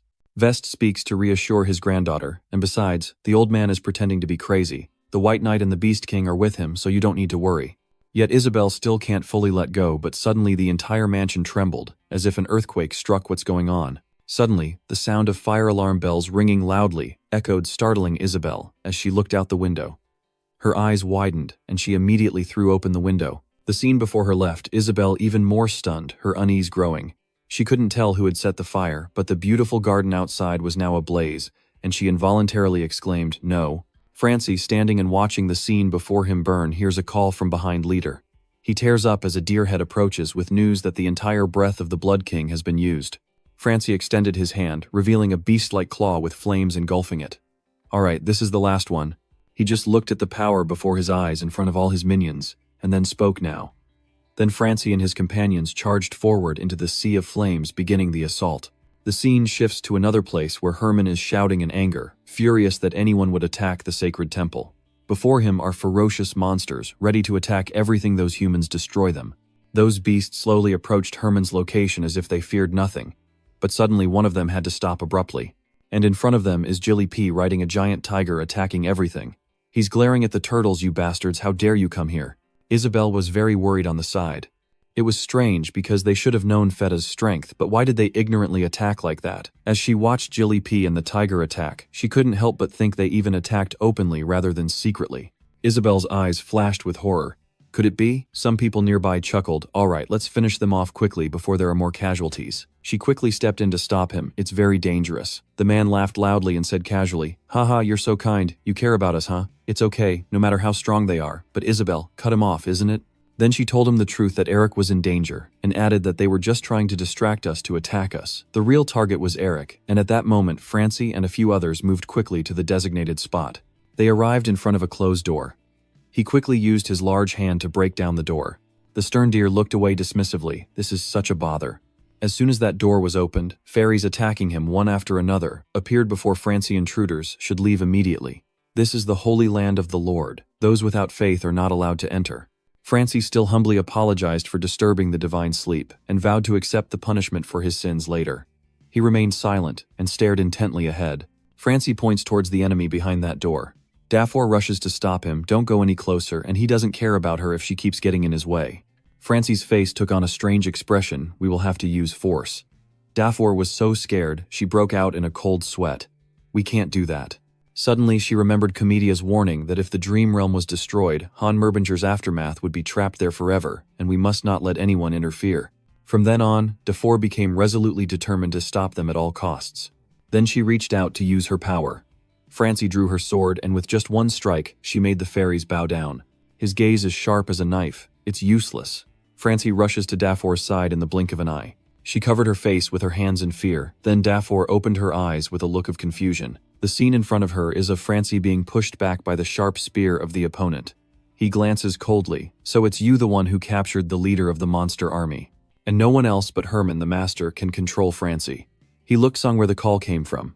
Herman stared directly at Dafor amid her anxiety, then unleashed his own power, capable of biting down on anyone. "No one is allowed through here." Turning towards the icy snowy mountain, Eric looked around and said, "Even though it's been destroyed like that, it keeps recovering." Du added, "You must also sense it, that thing." Facing the two of them was the icy monster ready to destroy them, immediately becoming even stronger. He turned to ask helplessly, "There's no other way, right?" You indifferently replied, "Probably." Even as he watched Eric destroying the rocks behind him and spoke, "This monster, no matter how many times we kill it, it keeps coming back to life, and we are suffering too many losses. That monster is huge and has many allies. Although we've finished locating the northern general, this bastard refuses to let us go." Suddenly Eric calls out, "Hey, no way, I don't understand what you're saying, we haven't even spoken yet." Eric replied before you could finish your first sentence. "You understand Du Ding's plan, so you responded, expecting that you were supposed to lead the main team to escape while you stall." He responded with determination. "The only one who could do that was you," and then Eric obeyed. "I will stay behind so you can take them and go." As soon as he finished, he simply looked on silently. At the same time, inside Eric's heart, there was a deep worry. "I could start over from the beginning, but..." "And you also had a firm determination. I can't let the Lord of the Lake fail this time." Du turned to look at Eric and hesitated. "You are giving me orders, the leader telling me to stay, and with a panicked look you said, but..." "You blame Eric in return." At this moment would we do that, and then silence fell over the surroundings. Du just smiled and threatened Eric. If he dared to refuse, he would be accused of disobedience and forced to lie down here. What does he intend to do now? In the end, he had to surrender. "I will go. I will return." Eric ordered the reconnaissance team to return to Andromove. He and his teammates moved quickly forward but did not forget to remind everyone, "I will bring them back safely and return. Stay strong until then." Du gazed at the fading figures of those people disappearing from view, as if sensing the reassurance and readiness to fight the ice monster ahead. As they just left, Du punched through the layers of rock in front of him. "Where do you think you're going?" He threw off his coat and his body transformed into a giant lake. "Do not harm the children. Let's go to Eric's place. They are entering an abandoned building." One of his teammates breathes a sigh of relief. "Safe now," and the other adds, "We've been saved." Another teammate shouted, "Eric, you're planning to return to the leader, right? I'll go with you. I don't know if I can be of any help, but let us fight alongside you two." Eric didn't answer him, so he had to call again, "Eric." The other kept calling Eric, but at that moment he was focused on something else. Oh no. Before Eric, a tree with brilliantly red flowers in full bloom was stunningly beautiful, making him marvel. It was a camellia tree in bloom. Eric placed his hand on the opposite side, and the stone gradually appeared. In front of him was a carved owl stone, with the words "All restrictions lifted and order restored." Eric gazed up at the shattered night sky, lost in thought. The order is ending. Suddenly he ran away so quickly. "No, I haven't finished yet." Eric sprinted at full speed to reach his destination. "I haven't said goodbye yet." As Eric was rushing away, Camellia suddenly swooped in from nowhere. "Everything is almost settled, why rush so much?" With a worried look, Eric replied to her, "I haven't said goodbye yet." Camellia looked at him with curiosity with the Tiger King. Why do you have to do that? This place is just an illusion after all." Eric didn't answer her, only moving faster. He begins to recall the past, remembering all the faces of those who betrayed his family, the image of his father abandoning Eric's siblings and those who callously turned their backs on him and his sister.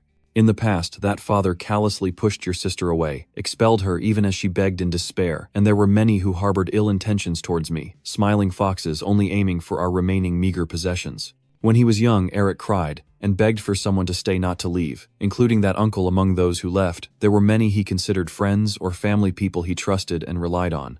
But after growing up, he became stronger. After facing all the shame, Eric shut his heart and became cold, because if he wasn't vigilant, many people would target him. Then he continued, but many righteous people appeared in Eric's mind, those who helped him open his heart and gradually melted his icy heart. The image of Dew flickered again, along with someone he completely trusted and regarded as a brother. Returning to the virtual world, he checked with Camellia, even though it is just a virtual world that I will forget. Camellia gradually stopped, and she did not say anything. Then Camelia's lips curl into a reassuring smile, waiting patiently. "I can't find anything to separate them. Returning to that snowy mountain, your steps slow down."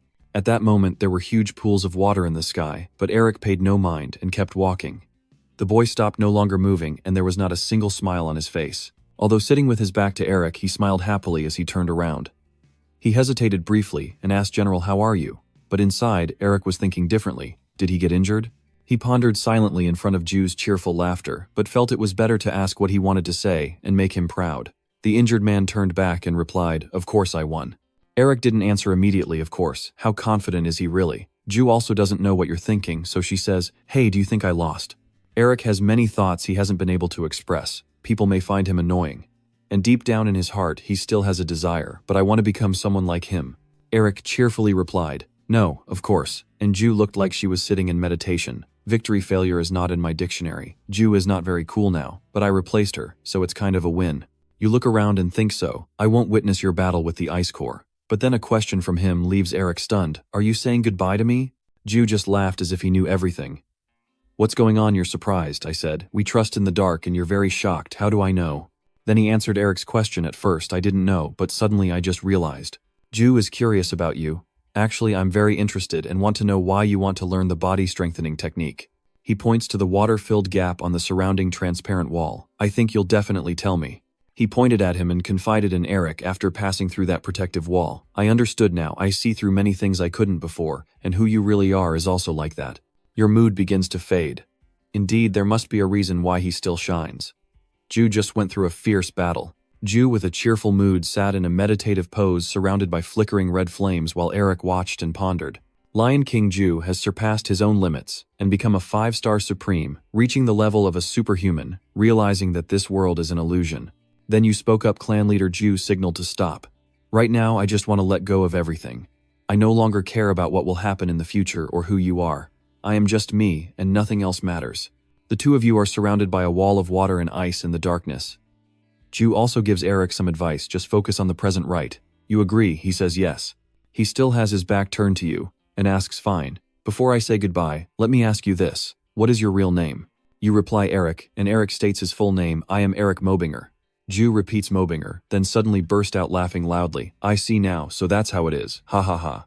Jew got up. "Ha ha ha, my brother Eric Melvinger. You kept your promise to survive and save my family again to reward you. I will show you something interesting." Jew continued a little. "This is also a farewell gift from me to you, my brother." Next, Jew shares a martial arts stance with Eric, something I learned and used to scare off the gang leader. He performs each move slowly, showing me step by step that day. The movements continued steadily step by step and gesture by gesture, as Ju conveyed them with all his determination for me to observe and memorize them carefully. Eric paid close attention to all those movements. I won't miss any detail. That moment was truly magical. Instead of seeing the water wall in the sky now, it looks as beautiful as the galaxy from the last gift he gave me that day. The sky is so beautiful, with countless stars shining brightly. After finishing, Ju stands up and takes a deep breath. Eric inwardly feels a pang of sorrow, hoping that we will meet again someday. In front of him is Ju smiling brightly. At the same time, the ice wall also shattered into pieces. Returning to the present, Eric opened his eyes after a long sleep. You look around tiredly, but inside you're not feeling so happy. Otto looked at him and said, "You've received more than we thought. You should be proud." Eric was somewhat indignant and raised his voice. "Can't I try again? If you give me a chance, I will definitely find a way to defeat the Ice General." But Otto simply replied, "You can't do it." He doesn't believe in Eric's abilities. Even the Tiger King Ju would have to sacrifice himself later to drive her away. How could you succeed in 100 days? Camellia quietly listened as Otto spoke, and the cursed flower temple was created because no one could stop the Ice General. He threatened in Eric's terrified silence, the true intent of the God of Death, as frightening as that. Otto then began explaining the reason why I skipped tasks and was helped by Eden. It was all for your own good. Eric was extremely surprised by those words, and he also got involved in the arrangements to help himself succeed. The plan has been laid out, just follow it, because our goal is to teach you how to defeat the gang leader through planning an exchange fight against her. Otto stands with his hands behind his back, seemingly very determined about his idea. Then the car continued speaking. After all, you have to deal with the issues you haven't been able to solve in reality. Eric stared intently at the man in front of him and moved toward another area that was incredibly dark. In the room, Eric and Camellia are sleeping soundly when suddenly a strange wave of energy from afar targets them. Then a voice rings out, "So you were hiding here." That strange energy source is indeed Mopinger's. He pulls out the dagger from his leather pocket, never expecting that such a lowly person would dare to block the Blood King's path. So the moose quickly rushed toward Eric. His crime deserves death. The knife is about to reach him, but he still sleeps soundly. Suddenly, Eric seemed to sense something and opened his eyes. A terrifying attack erupted, and the surrounding earth and rocks splattered in all directions. Herman is engaged in a direct fight with Francie. If it were before, one strike would have taken him out, but now it's harder because his body is still recovering. He grips his sword tightly, but his mind is constantly calculating, do I have any other choice but to use that? The secret technique caused me to develop a forceful reflux disease, even though it granted me new visions and strength. Herman's eyes started to turn dangerous, and although this could be risky, it was to protect Eric. Francie on the other side smiles, confusing him. Why is he laughing? Then Herman suddenly turns towards the door in panic. Impossible. At that moment, the deer's head was also rushing at full speed to attack. The person must be punished for their crimes. Eric was still heavily intoxicated and unaware that he was about to face danger. Then he seemed to sense something that made him open his eyes. Just as Headhu was about to touch Eric, he managed to open his eyes at the last moment. His body froze completely, leaving him unable to do anything. What? Eric snaps his fingers. What do you mean by that? Then you smile, a triumphant smile. The person is large now. A giant beast with sharp teeth appears. Jew devil. The stag's head rolled its eyes. No. And so he was dealt with quite simply. Eric looked at the tattoo on his hand and said Jew's seal has become stronger after the agreement. At that moment he also heard someone ask Winter Wind. Murphy slowly flew over to Eric, now able to use cold wind and create snow and clouds to bring winter. He pretended to cover his face, teasingly saying, "Strangely, I feel oddly happy seeing that ugly face of yours, huh?" he asked irritably. "What did you say?" Eric joked back, "Aha, it's probably because that ugly Demon King's face looked funny." Camellia also flew over and joined in. "You have to accept it." Murphy got annoyed with Jew, damn it. Eric chuckled happily as he watched the two people bicker, then suddenly something else caught his attention. A giant snowflake is in Eric's hand. Why did the snowy scene suddenly turn into a snowflake shape? Eric instinctively feels something's wrong. Could it be? And all three turn around to look what's going on. The door suddenly bursts open, and I swear I cursed in worry, damn it. All I see is Herman collapsed in a ruined scene. Herman still struggled to reassure. "Luckily, you're okay." Eric hurried over, acting as a master. You run over and ask Han, "Are you okay?" Herman replies, "Yeah, I'm just exhausted from using too much power." Eric saw him smiling and wondered, but he seemed to be in a good mood. Herman turned to ask back, "Even though my body wasn't as strong as before, do you know what good thing happened to me after I met you because of my reflux illness?" Eric didn't know what to ask, what's going on, and as the two of them walked and talked, I moved closer. Then Herman pointed at Francie, lying collapsed on the ground, stepping forward to the place I had always been waiting for. He offered to transfer some mana to him, asking him to stay still, but he refused, saying if it conflicted with other energies, it could cause internal injuries. Even so, Eric still transferred his power to Herman, surprising him. He looked at the surrounding energy with astonishment, wondering what had happened over the past 4 days. I can't believe he has such a huge and stable source of mana. He surpassed another limit of strength. Eric always cares about Herman. Are you feeling better yet? Herman happily thanks you, but before you go far, the floor beneath your feet cracks open. It's still noisy outside as usual, so I'll take my leave. He runs as fast as he can to resolve everything happening outside, where a huge fire burns while Eric witnesses. The beasts, with human bodies together, spread the flames further. Seeing this, he couldn't help but be moved. Those bastards. Eric pointed to the sky and shouted, "Stop. All the flames around are extinguished by your icy aura." Those half-human beasts are now turned to stone and unable to move. The others who weren't turned to stone were all panic-stricken when they saw you. It's that Melvinger retreat. Retreat quickly. Eric's face is no longer cheerful but filled with anger. You seem to be playing hide-and-seek with them. Entering this battlefield might be your choice, but you don't decide when to leave. Thousands of sharp ice shards are fired at Eric, pulled back. They became even more terrified. Damn it, what is that again? Don't just stand there, destroy it. Before they could escape, they froze in their tracks. Eric is now enveloped by a giant force of power, the Blood Wolf King. He shouts out the spell name, then waves his hand, and all of them are defeated instantly. The Scars and the others have seen everything he calls Eric. In front of everyone is a breathtaking sunrise and snowy mountains so beautiful. The little fairies gaze around in awe, saying, "Wow, it's snowing so white and fluffy like snowflakes." Defoe looks at the surroundings with shimmering eyes, really beautiful. In front of the fairies is an icy tree surrounded by a shimmering frost. They are so beautiful, I never imagined such a magnificent sight. Eric flies high above and they look down to observe. A joyful smile spreads across his face as the scene shifts to a bright sky with sunlight shining through the window. Eric stands in the room, discussing with everyone, planning to use ice crystals to absorb the cold energy that awakens the winter flowers and channel the divine power of the flower gods into them. Camellia also adds, "Just like how you awakened me." Then Eric continued, "If we gather the power of the flowers and plant winter blooms, we might even place the ice general within them and summon spring." He looked at Nephi and pondered to end this winter. As Nephi said, "I need many more elements beyond ice and winter wind." In Eric's hand is snow and frost pressed together. He uses that snow as the source of his power. Here there are camellia flowers, and the awakened elements of the queen, who is peacefully sleeping in the flower forest. The ground is a shiny round object if I gather all the things the queen has dispersed, while she rests in the black snowfield. Everyone present there is waiting for what lies beneath the ground, so that winter will end and the forgotten spring will return.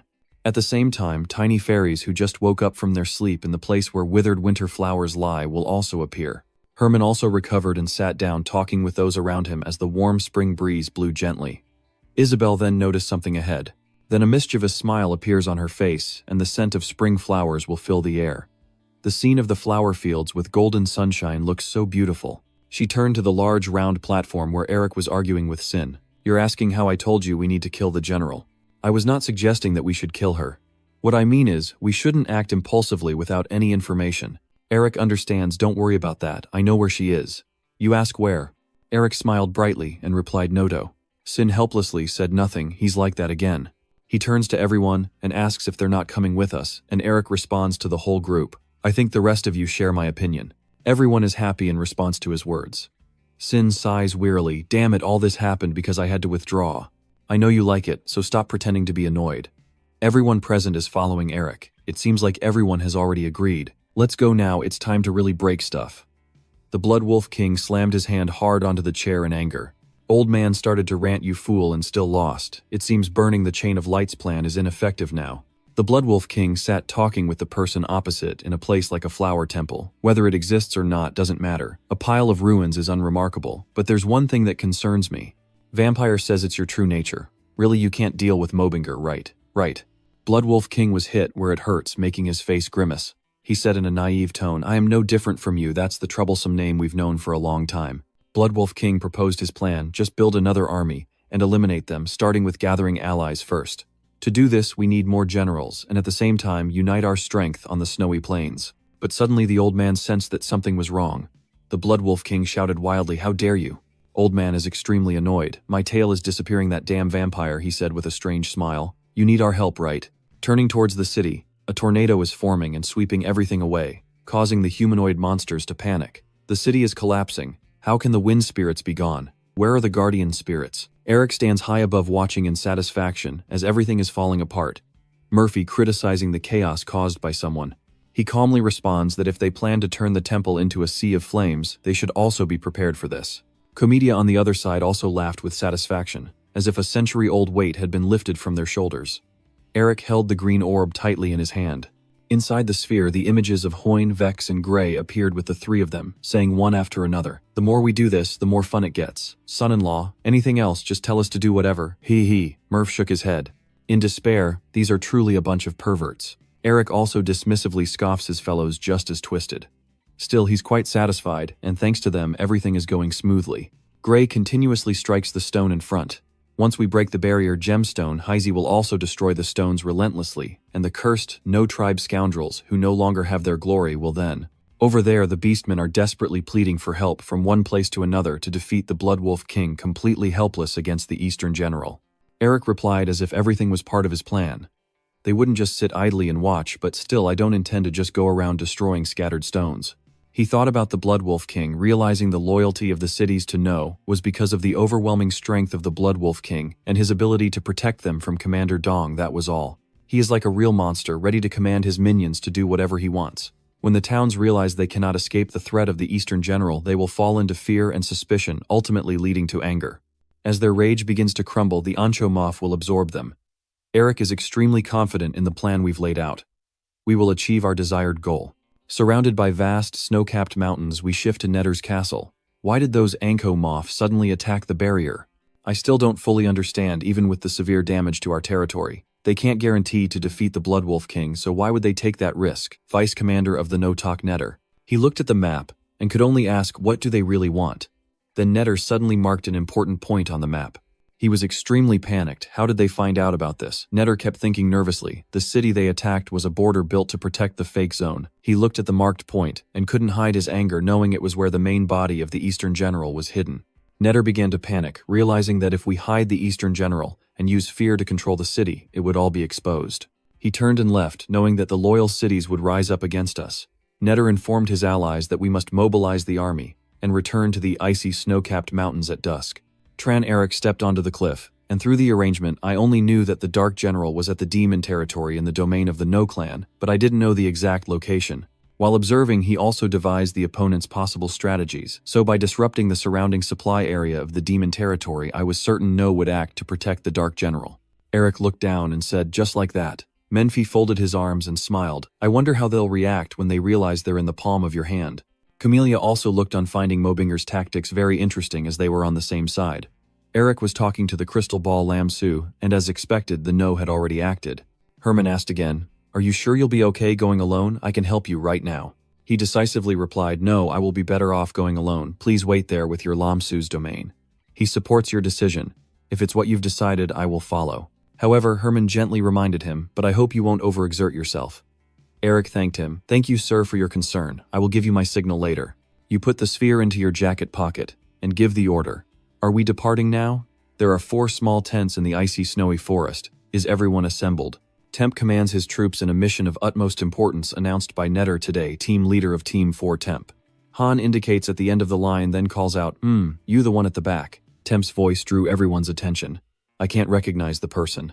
Then Eric hurriedly introduced himself. My name is Riken. I received orders to come here. Did I do something wrong? Han asked a new recruit, and you replied, yes, sir. Temp was annoyed, but didn't do anything to you, but I haven't received any specific orders, so probably you haven't done anything worthwhile. Han warned you that no mistakes, not even small ones, are tolerated here, understood? Eric nodded obediently. Yes, sir, understood. Temp leads the army into battle. I will explain more clearly when we arrive. Mephi appears beside you, curious. Despite being stupid, why do they keep falling into such obvious traps? But Comedia dismisses it. Maybe they never imagined someone could infiltrate this deep. Eric once again feels superior, thinking his acting skills are perfect. This is the 7th transformation spell. How could they recognize it? He dismisses your thoughts. Fantastic monkey. Eric warns Mephi again, keep hiding and leave, and you will taste the fury of the Dance of Wrath. Temp orders all the soldiers. From now on, we will defend this place. Make sure not a single needle gets through. Stand firm at the defense line. Everyone responds. Yes. Only Eric remains standing, watching the leader. He's faint among the crowd, hidden and fleeting. Eric maneuvers swiftly before their eyes, and then leaves with the others, revealing the concentrated magic barrier over there. Eric shouted as he ran, telling them to go look for the East General once they passed. The three of them darted like arrows toward the target. In front of you are countless chains. What is this? A woman's body chained tightly. The Ice General is tightly chained and can't move at all. Eric gently touches her unmoving body, his face serious as he wonders why the Ice General was bound. The chains look sturdy, so she might have been restrained for a long time. Nephi laughed loudly, not expecting her to be restrained like this. He quickly turned to Camellia and said this must be related to the reason why the person suddenly fell into a deep sleep 40 years ago. She was tense. She had to be. Looking back at the chains faintly emanating around them are the scent of flowers, which is strange, because these chains strangely carry that fragrance. They were created by divine power. Camellia's eyes gleamed with coldness as she looked at the scene before her 40 years ago. Uwaden and I have also been chained like that. The seal wasn't very strong, but you could see how long it would last. The Ice General was hung high with chained ropes, light sparks flew up, and everyone watched that scene. Someone had relived it.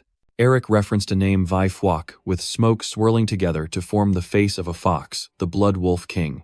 He slowly approached the Ice General. Well, I never thought I would be grateful to the Blood Wolf King. I didn't know how to deal with Commander Camellia. You smile, holding a snow ice crystal in your hand. Since she has been shackled like this, it will be much easier to trap her inside the frozen ice crystal. The Ice General screams in pain as snowflakes float above your hand, absorbing it. A black hole appears in the sky. From inside it, streaks of darkness shoot out. A cold voice echoes, "Is there a rat entering the star?" Eric suddenly jumps back, and from the black hole a mysterious figure slowly steps out. What kind of monster is this doing here? Floating in the void with a grim face. I didn't expect to meet him here. The boy next to me also spoke, saying I'd sensed that energy many times before.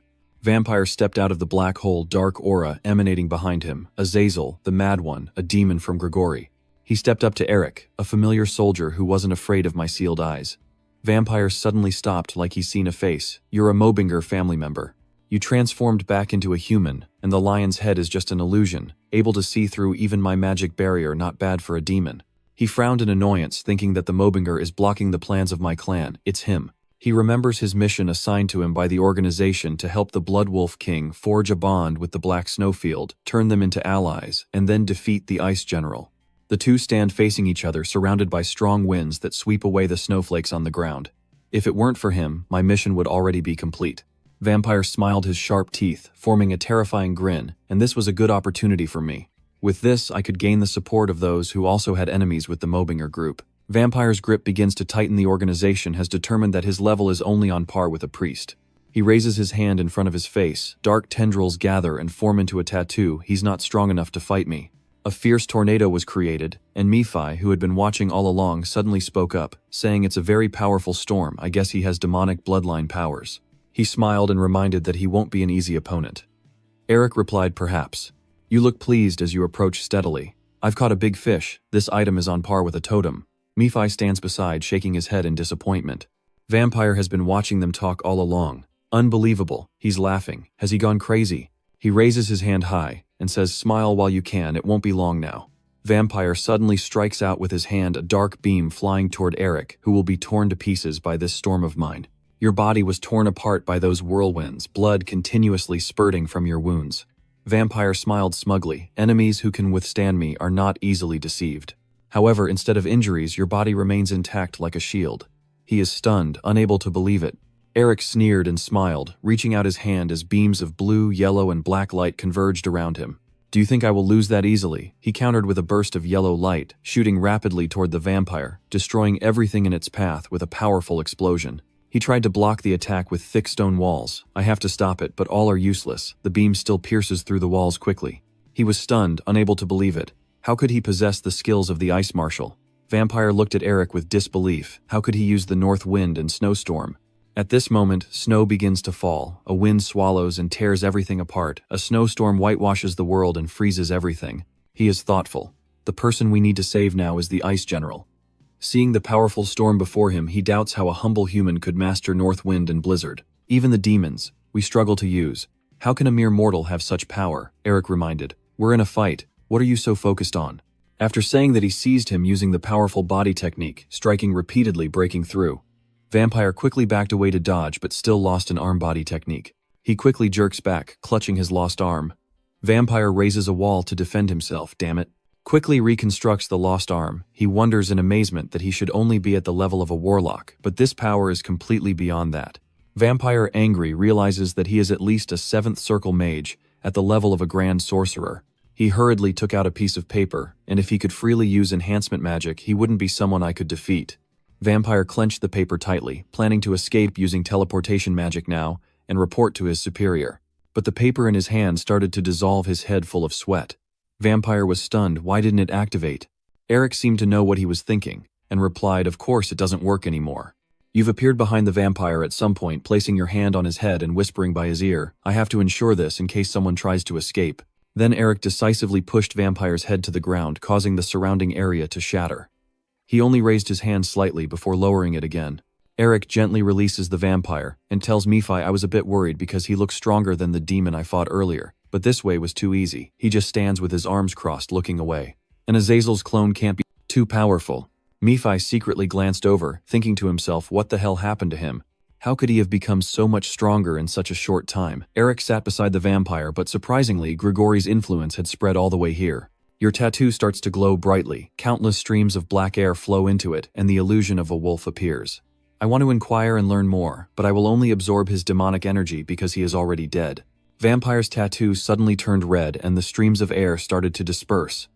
Suddenly, a warning appeared behind you, reminding you to be cautious. You opened your eyes in astonishment. Suddenly, a shadow appeared, causing Eric to jump back and dodge. He hit the ground and asked in shock, what the hell is that? Vampire's body suddenly stood up, but instead of a head, there was a dark fog. He was definitely dead. A cloud of smoke gathers, and from it a face appears smiling grimly at you.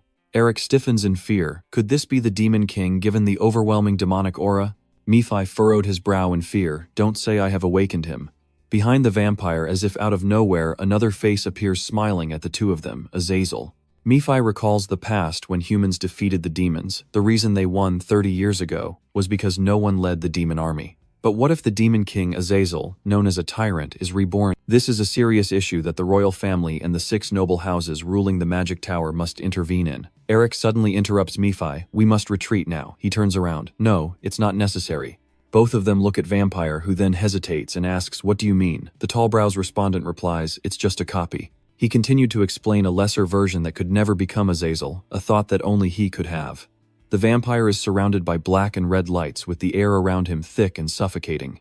Hearing this, Eric clenched his fists. Nephi kept staring at him. All the 4 demon kings, including me, had been sealed or destroyed.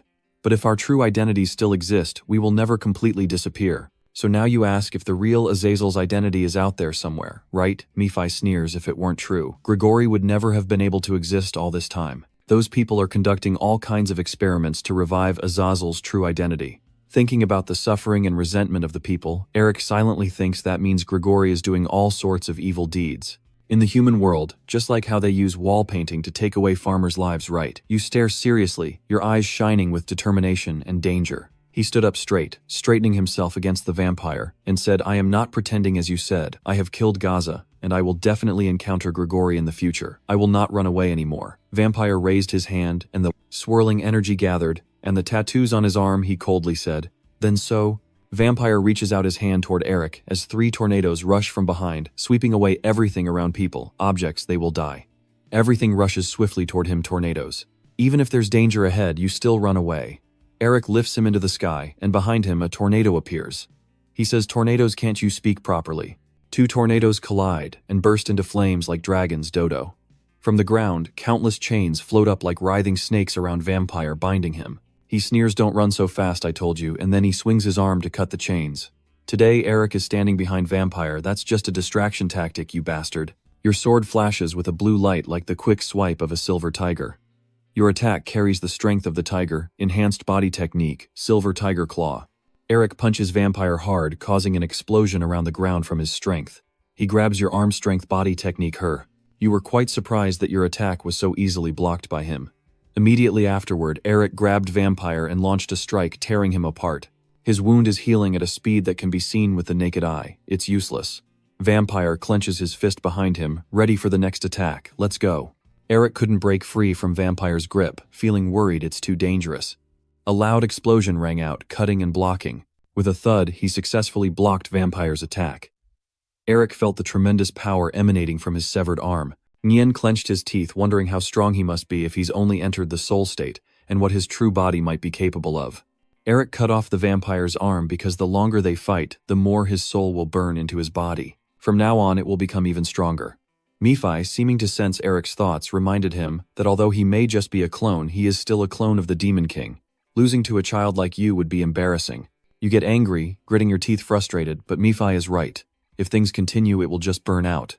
You turn around quickly, but the more pressing issue is that elsewhere, Tem is commanding everyone around to stand down and block the area, not letting the intruders escape. Eric Nien clenched his teeth, the demon approaching this place, and his plan to secretly absorb the Ice General had completely failed. Behind the vampire, countless black holes appeared. Yes, it seemed. Victory was finally ours. The demons burst out from the black holes, landing on the ground completely surrounded. So how do you plan to escape now? He calmly said that if I used all my mana I could escape, but it would be very difficult because no Took was still there. Nephi heard this and asked, so what do you plan to do now? You raise your hand, Nephi, do you know what to do? Eric swings his arm toward him, slicing. The vampire quickly raised the shield, trying also to be cautious. He smiled teasingly, our tradition is truly frightening. Suddenly, he became extremely angry. No, what is this? Eric launched another attack. If I can't have it, then no one else will either. But instead of hitting the vampires, that attack struck the Ice General, and the chain wound around her body was cut apart. He can't believe he's saying it, a person. Nephi gritted his teeth at Eric's actions. He's gone crazy. General Benjet cried out in pain. Camellia looked up in worry, her eyes full of horror.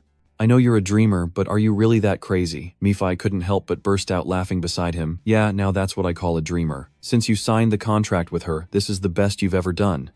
She also chimed in. Weren't you planning to imprison her in the ice prison, so why are you letting her go? Eric assumes his stance, and there's little more I can do. You stomp your foot hard on the ground. Then you jump up high enough to reach the heads of the two nearest demons.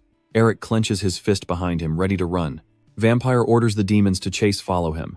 Bandleader obeys his command. Nephi speaks up, we must catch the bandleader again because we can't know where she will attack from.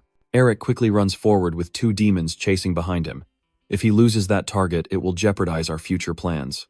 Vampire sits down, preparing to launch after him, determined to cut off the budding threat before he becomes stronger. Suddenly, Vampire hugs him from behind and coughs up a mouthful of blood. He angrily thinks, damn it, I didn't expect this body's vitality to be depleted so quickly. The Ice General is running close to where Eric and the others are.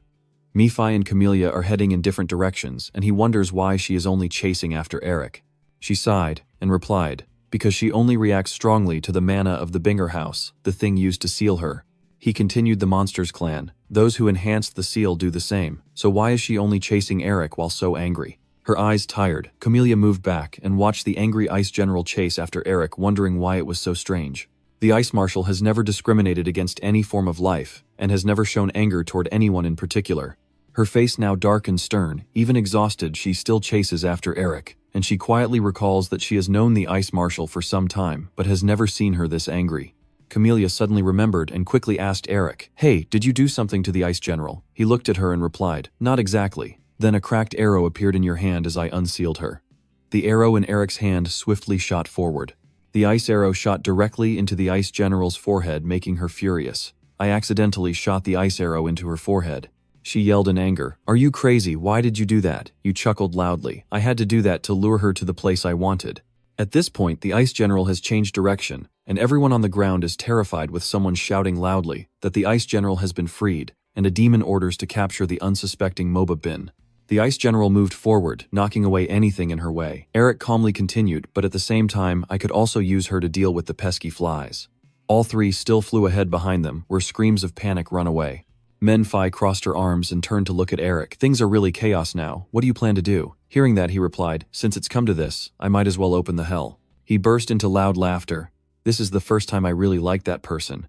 You also smiled back when suddenly a questioning voice asked Eric, what exactly is going on? In your hand is the communication orb connecting everyone. It shows three men, one urgently asking if you are hurt as this chilling aura intensifies. Upon hearing that, he responded, I was the one who caused this chaos, so don't worry. Ray held the sphere, closed his eyes, and sighed softly. Eric, be careful if you get hurt. My granddaughter will blame me. The sneering voice questions, but what did you do to get into this situation? You calmly reply, nothing, I was just freeing the Ice King. All three were surprised by that remark, and Herman was so stunned he couldn't speak. He put his arm around Ray's shoulder and said excitedly, I knew it. You're crazier than us. You already have a plan. Do you need our help? Eric suggests accompany me. One person asks again, do you want to go somewhere? You smiled and said right. Meanwhile, the ice general is still chasing after Eric and I am on my way to the No-Talk. At the No-Talk city, everyone is deeply worried. The darkness that covering everything has been destroyed. The Bangtuong is at Langtok. Eduardo is suffering heavy losses caused by the Bangtuong, who is now in Taikon. Netter slammed his fist on the table, growling in anger. How could he have possibly freed the Bangtuong? Temp quickly reported, Sir, we are being bombarded with questions from everywhere about why the ice general appeared in the Noth tribe's territory and what happened to Vai Phuoc. He gritted his teeth in anger, saying that the ice general is a tool to maintain our dominance and a secret that must be kept hidden. If this continues, the hierarchy of the Noth tribe will collapse. He turned to him, pointed his finger, and ordered immediately to mobilize the troops, warning that if they dared to act recklessly, they would be corrected immediately. Temp hurriedly ran off. Yes, sir, we must prevent other cities from revolting. Once we suppress the Frost General, we will stop her from escaping. Netter slammed his face on the table. Why did everything turn out like this? Thinking about Elric made him furious, gnashing his teeth that it was all because that Mo Bin Go bastard had to kill him with Mok Jia. Netter turned to the deer and ordered them to find Mo Bin Go. He's definitely the one behind this, a person hurriedly replied to him. We found someone who could be Mo Bin Go. He asked again where the deer hesitated about that. It scared and replying right in front of the clan's main gate. Netter was surprised. Are you kidding me? Suddenly, the platform trembled fiercely, making him wonder and look up. He stepped closer to the window to look outside. Netter's eyes widened in surprise at this, as Eric rushed straight toward him with the ice general still chasing from behind that crazy bastard. You see the guy and smile, everyone shouting, the ice general is coming, what's going on? Eric stops wiping sweat from his brow, too exhausted to chase anymore. Menphilix, I've always thought this way. It's truly sad for those who oppose you. The ice general is still rushing toward you, he continues. What did she do? She got angry because someone shot an ice arrow at her. You reply, come on, you know people well. Eric raises his hand to the sky. Now a black hole appears. Countless ice arrows shoot out from the black hole behind you. It's time to turn this place into hell. The arrows fly straight toward the tower but cannot penetrate. A shield appears around the tower, deflecting them. Netter points at you and commands, stop him, hold that bastard back, but no one dares to rush in. Suddenly, a voice rang out. 4 people appeared inside the city walls out of nowhere. Sorry, but we can't let you do this. Netter turned and pointed at the 4 of them, commanding, what is that human talking about? Deal with them. Receiving the order, the soldiers rushed towards them. The man suddenly widened his eyes, watching the tent fabric tear and shatter, as if he couldn't believe what he saw. No, this can't be happening. A giant fox appears in the thick white fog, its eyes flashing red, and the beastmen kneel all at once, calling out in unison, the Blood Wolf King. Eric's eyes widen as he silently wonders, is that the Blood Wolf King I've only heard of and what is emanating from him? You look at the scene behind the Blood Wolf King and think to yourself it pushed back the Ice General's order with both magic and chi. The Blood Wolf King, with his blue eyes, gold hair, and an unpleasant smell, confidently confirms that you're certainly dreaming. The foxtails are flickering in the air, and he recalls that he previously restored his 8th tail with magical energy. The Blood Wolf King looks at Eric and ponders that he needs to strengthen his body technique to restore his final tail, as he thought about him coming to find him. At this moment, far away, the Ice General was shouting wildly and running crazily toward us. She halted and stood a distance from the Blood Wolf King, both sides fiercely shouting at each other. The Blood Wolf King bared his sharp teeth, pressing the glowing red mark in the center of his forehead, then raised both hands, opened his mouth to roar a common monster without a mind daring to attack me. The Blood Wolf King swings his arm, launching an attack toward the Ice General, the 2 powers colliding directly. A huge explosion then erupts, debris and rocks flying everywhere, smoke and fire engulfing the entire area. Eric, Mephi, and Camellia stood aside, watching as a protective barrier was in front of them. Eric wondered aloud, why did the Ice General suddenly attack the Blood Wolf King? Camellia, flying behind him, guessed that he must have seen how tightly he was shackling her like an enemy. The 3 of them were like spectators standing outside, observing the battle between the Ice General and the Blood Wolf King. Eric and Mephi both stand silently with their arms crossed, staring ahead as if deep in thought. Camellia, seeing Eric's expression, flies closer and asks, is something wrong? You didn't answer her question, but simply turned and walked away. Mephi and Camellia, completely clueless about what was happening, hurriedly chased after you, waiting for me, as Eric flew away while reaching into his coat to find something. What are you planning to do? Why do you have the ice crystal with you? On this side, the Ice General throws her head back and screams, releasing a powerful surge of energy. Eric flies in front of her, holding up the ice crystal in his hand. As the Blood Wolf King has been struggling to help me, he began to use the power of the ice crystal. I couldn't let the opportunity slip away. The ice crystal gradually glowed and drew the Ice General inside. Mephi crossed his arms, pouted, and quietly said, stealing what he needed and ruthlessly destroying his opponent. He chuckled and remarked that someone truly talented like him. Hearing this, Eric just closed his eyes and let out a few snickers. After a moment, he suddenly remembered something, opened his eyes, and shouted. Eric turned around, his gaze falling on the Blood Wolf King standing behind him. He pursed his lips, extended his arm, and the blue dragon tattoo on his skin glowed. Eric pointed his arm forward and shouted, launching a fierce attack straight at the figure in front of him. He looked at the Blood Wolf King on the other side, secretly thinking that the damn fox must be very angry. The Blood Wolf King was completely angered by Eric, constantly mumbling your name, Melvinger, Melvinger. If I had 9 tails, I wouldn't be so easily scared.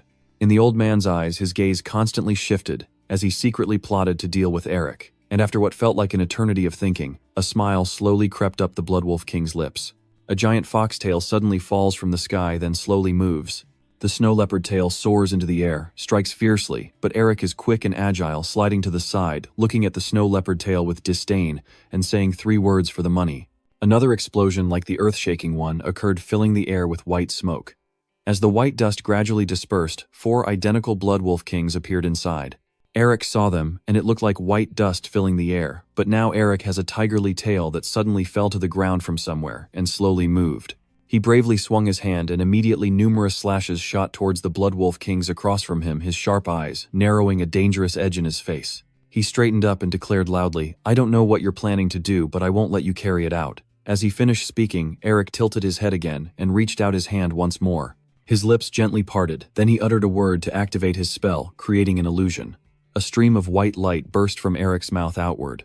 Eric's body collapsed as if drained of all vitality, surrounded by a shroud of immense power. His eyes turned white, losing all negativity. The Blood Wolf King seemed to have secured victory, unleashing his strength and capturing it. Eric collapsed as if life had left him, surrounded by a powerful force. Eric's eyes turned white and no longer looked negative. The Bloodfang King seemed to be confident of victory, releasing his power and capturing it. Eric collapsed as if lifeless, surrounded by a surge of power. His eyes turned completely white, no longer showing negativity. The Blood Wolf King seemed to be confident of victory, calculating in his mind that once he obtained the body dominance technique from his memories, he would achieve the 9th tail. The old man's eyebrows furrow closely together, and his red eyes become extremely serious.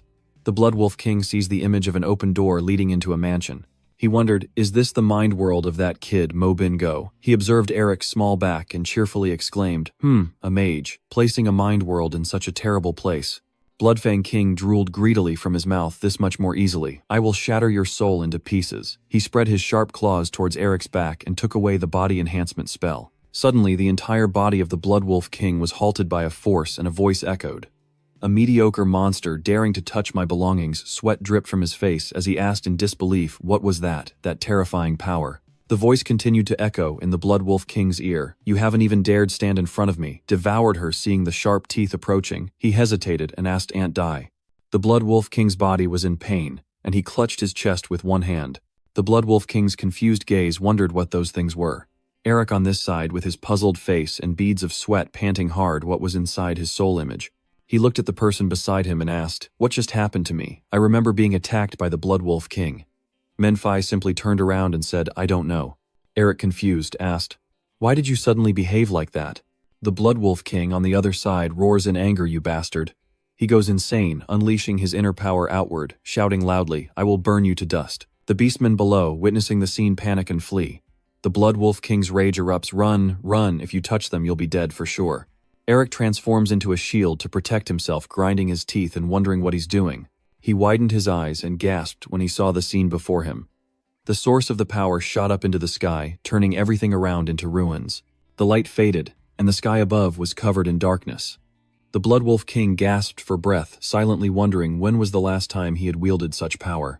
In his mind, he muttered to himself, although I can't destroy the Ice General. The Blood Wolf King looked up at the sky and laughed loudly, concluding that I can still burn that damn rain soldier down. A voice suddenly spoke, causing the old man's smile to fade away. Wow, that's quite a powerful force. Eric twirled a finger and rubbed his chin. If the firepower was slightly stronger, I think it would burn better.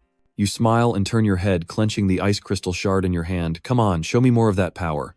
The sky above is painted with the orange and yellow hues of sunset in the Andromove Kingdom's tower, echoing with thunderous sounds. Valens placed one hand in front of himself and gasped for breath as a soothing voice echoed in the air. Don't worry too much. One of their legs bent and collapsed onto the ground as their body slowly sat down. Noros looked at the person before him and reminded him, "You are the Tiger King. The king of the mountains show the dignity of a tiger." Valens nodded and said, "It's not as easy as you think. Those who betrayed Andromove and bared their fangs at us have been lurking for a long time." Noros stayed silent, listening to the boy's words. Will they be convinced by what I say, or will they think I'm too young and underestimate me? Suddenly a voice called from the other side, and both Noros and Valens turned their eyes in that direction. In a dazzling burst of light, two figures appeared, and Higgy asked the boy, "You said you wanted to rebuild the royal family and help all the beastmen live happily, right?" She smiled confidently, reaching out her hand to affirm that only the king of Andromove could do that. Higgy gently pats her hair and continues, "We are here with you, so don't worry."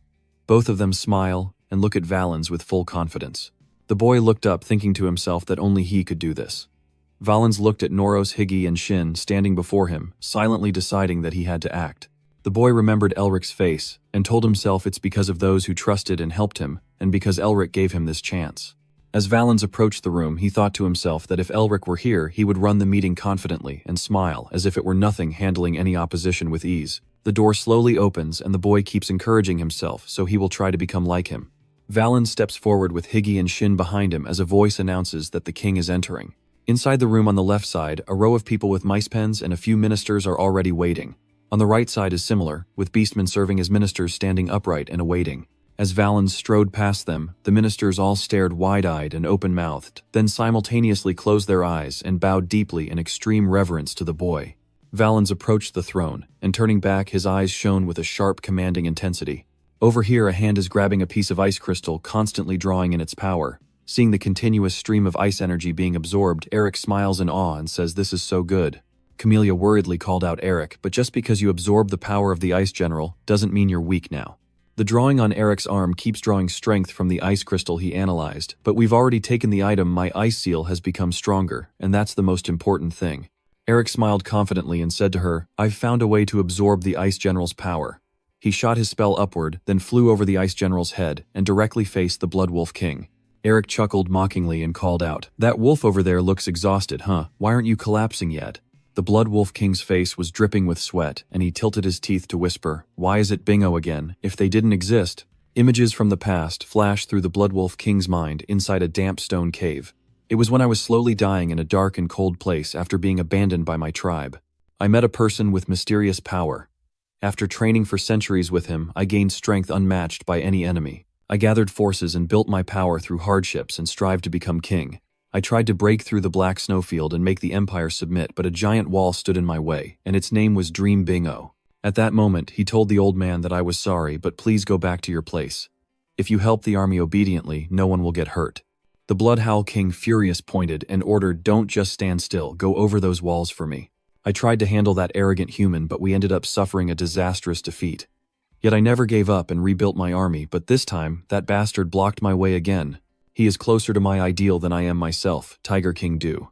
The Blood Wolf King respectfully asks, "I can't accept it. Why can't I do it? Why?"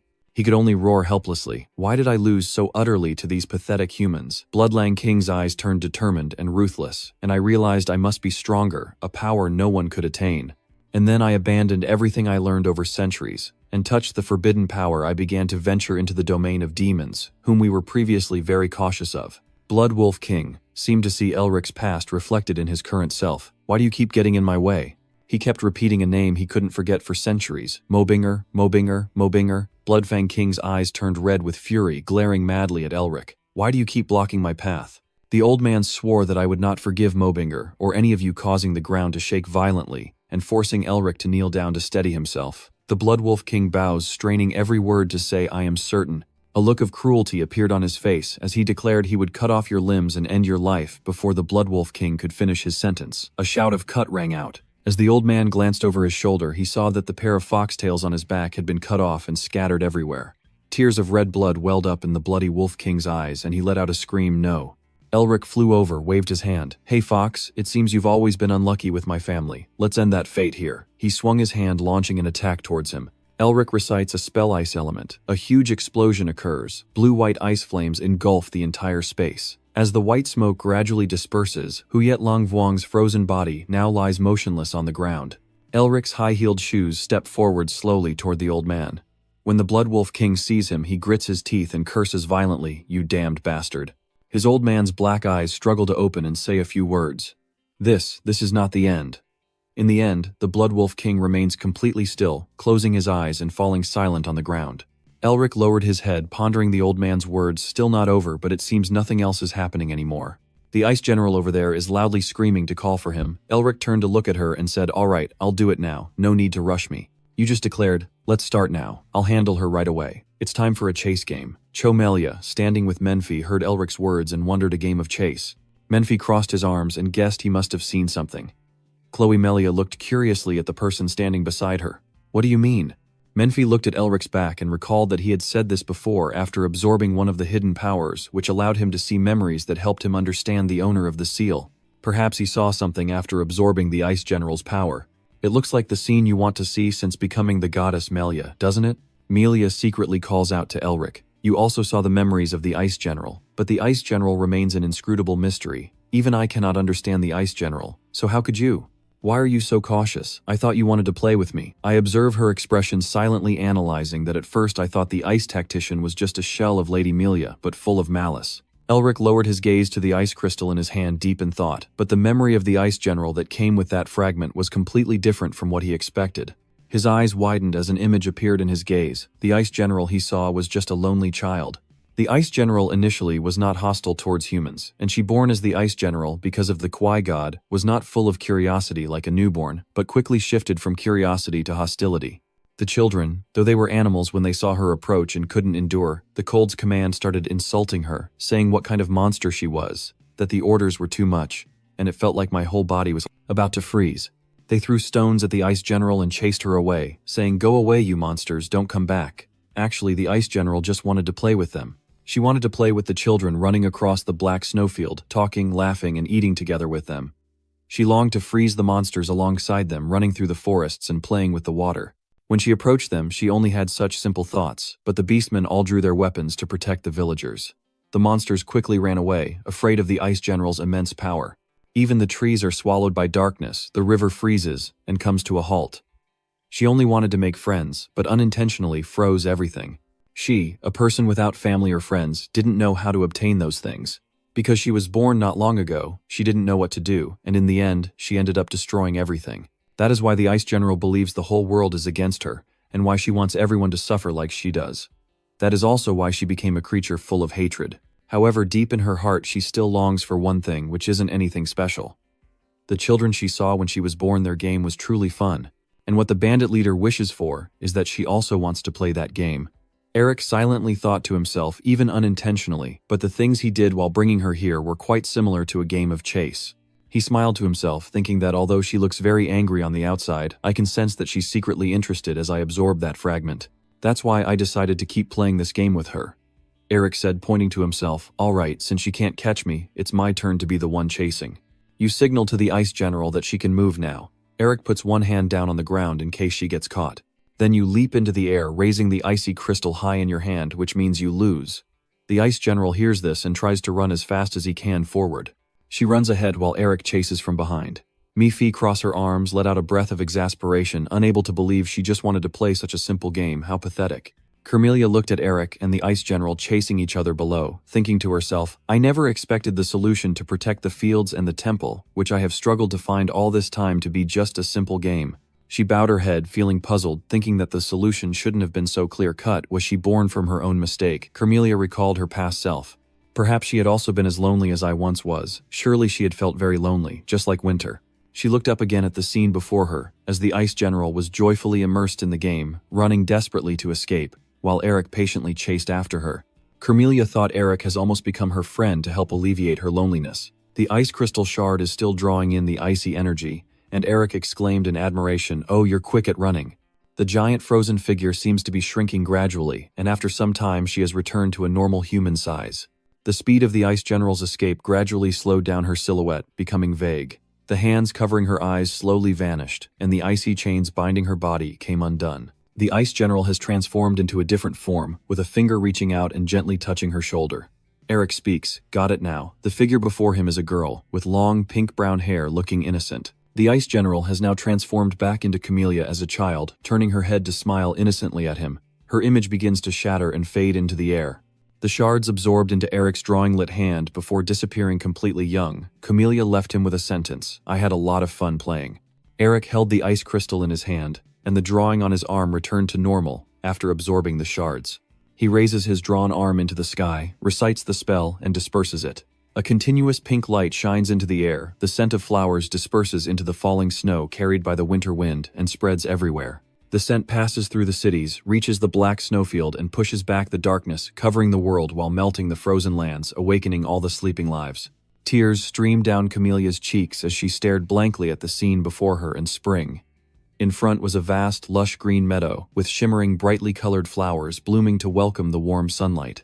The golden sunlight shines on the ruins on the ground. A voice echoes in the space. Is it really over? The no-talk has fallen. Valence, standing beside Noros, observes the scene and speaks. I also heard that the ice general has been defeated. Seeing it with my own eyes gives me a strange feeling.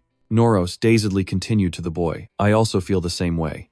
After just one night, our long-held wish has come true.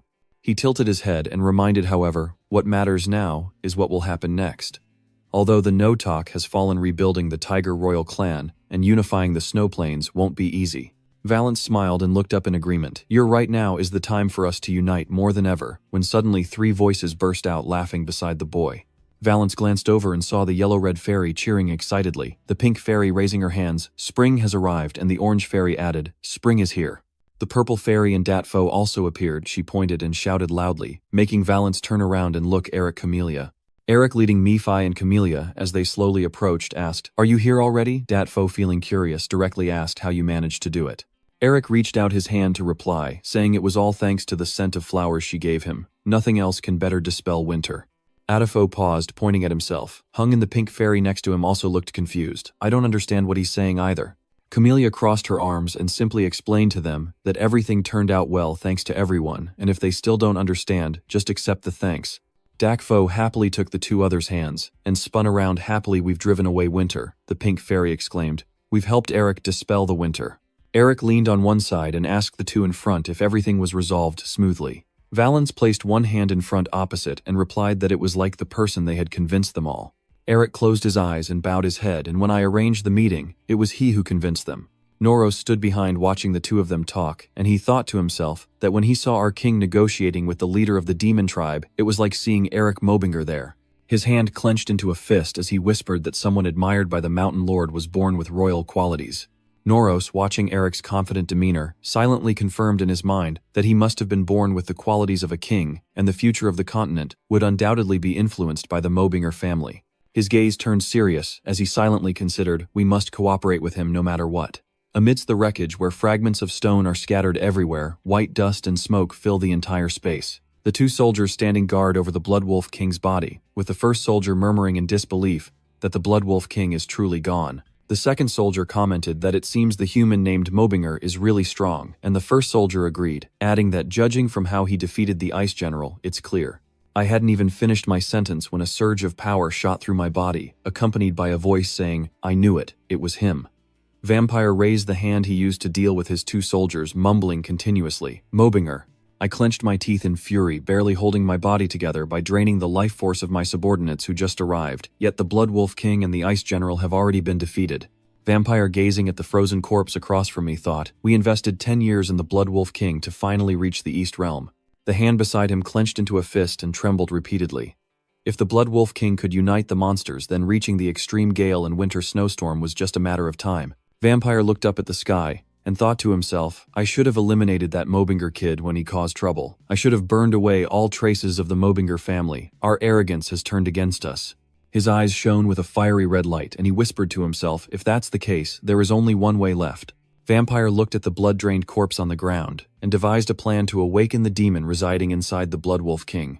He knelt beside the body, threw back his head, and shouted loudly to the gods and demon kings. From the corner of his mouth, at the very point where he is saluting, streams of black liquid flow out as if his mouth keeps muttering, please look this way, loyal subjects of yours. The whole body of the vampire begins to melt into a kind of black liquid. A mysterious voice whispers into his ear, your wish has been granted. That black liquid is seeping into the vampire king's corpse, the mysterious voice still echoing. You're quite desperate, aren't you? That black liquid is slowly entering the vampire king's body, and that mysterious voice demands you to suppress those feelings. The black liquid clinging to the hairy feet of the old man continues to speak in the mysterious voice, forcing them to pay 100 times over. After a long while, the entire body of the Bloodwolf King is completely covered by that black liquid.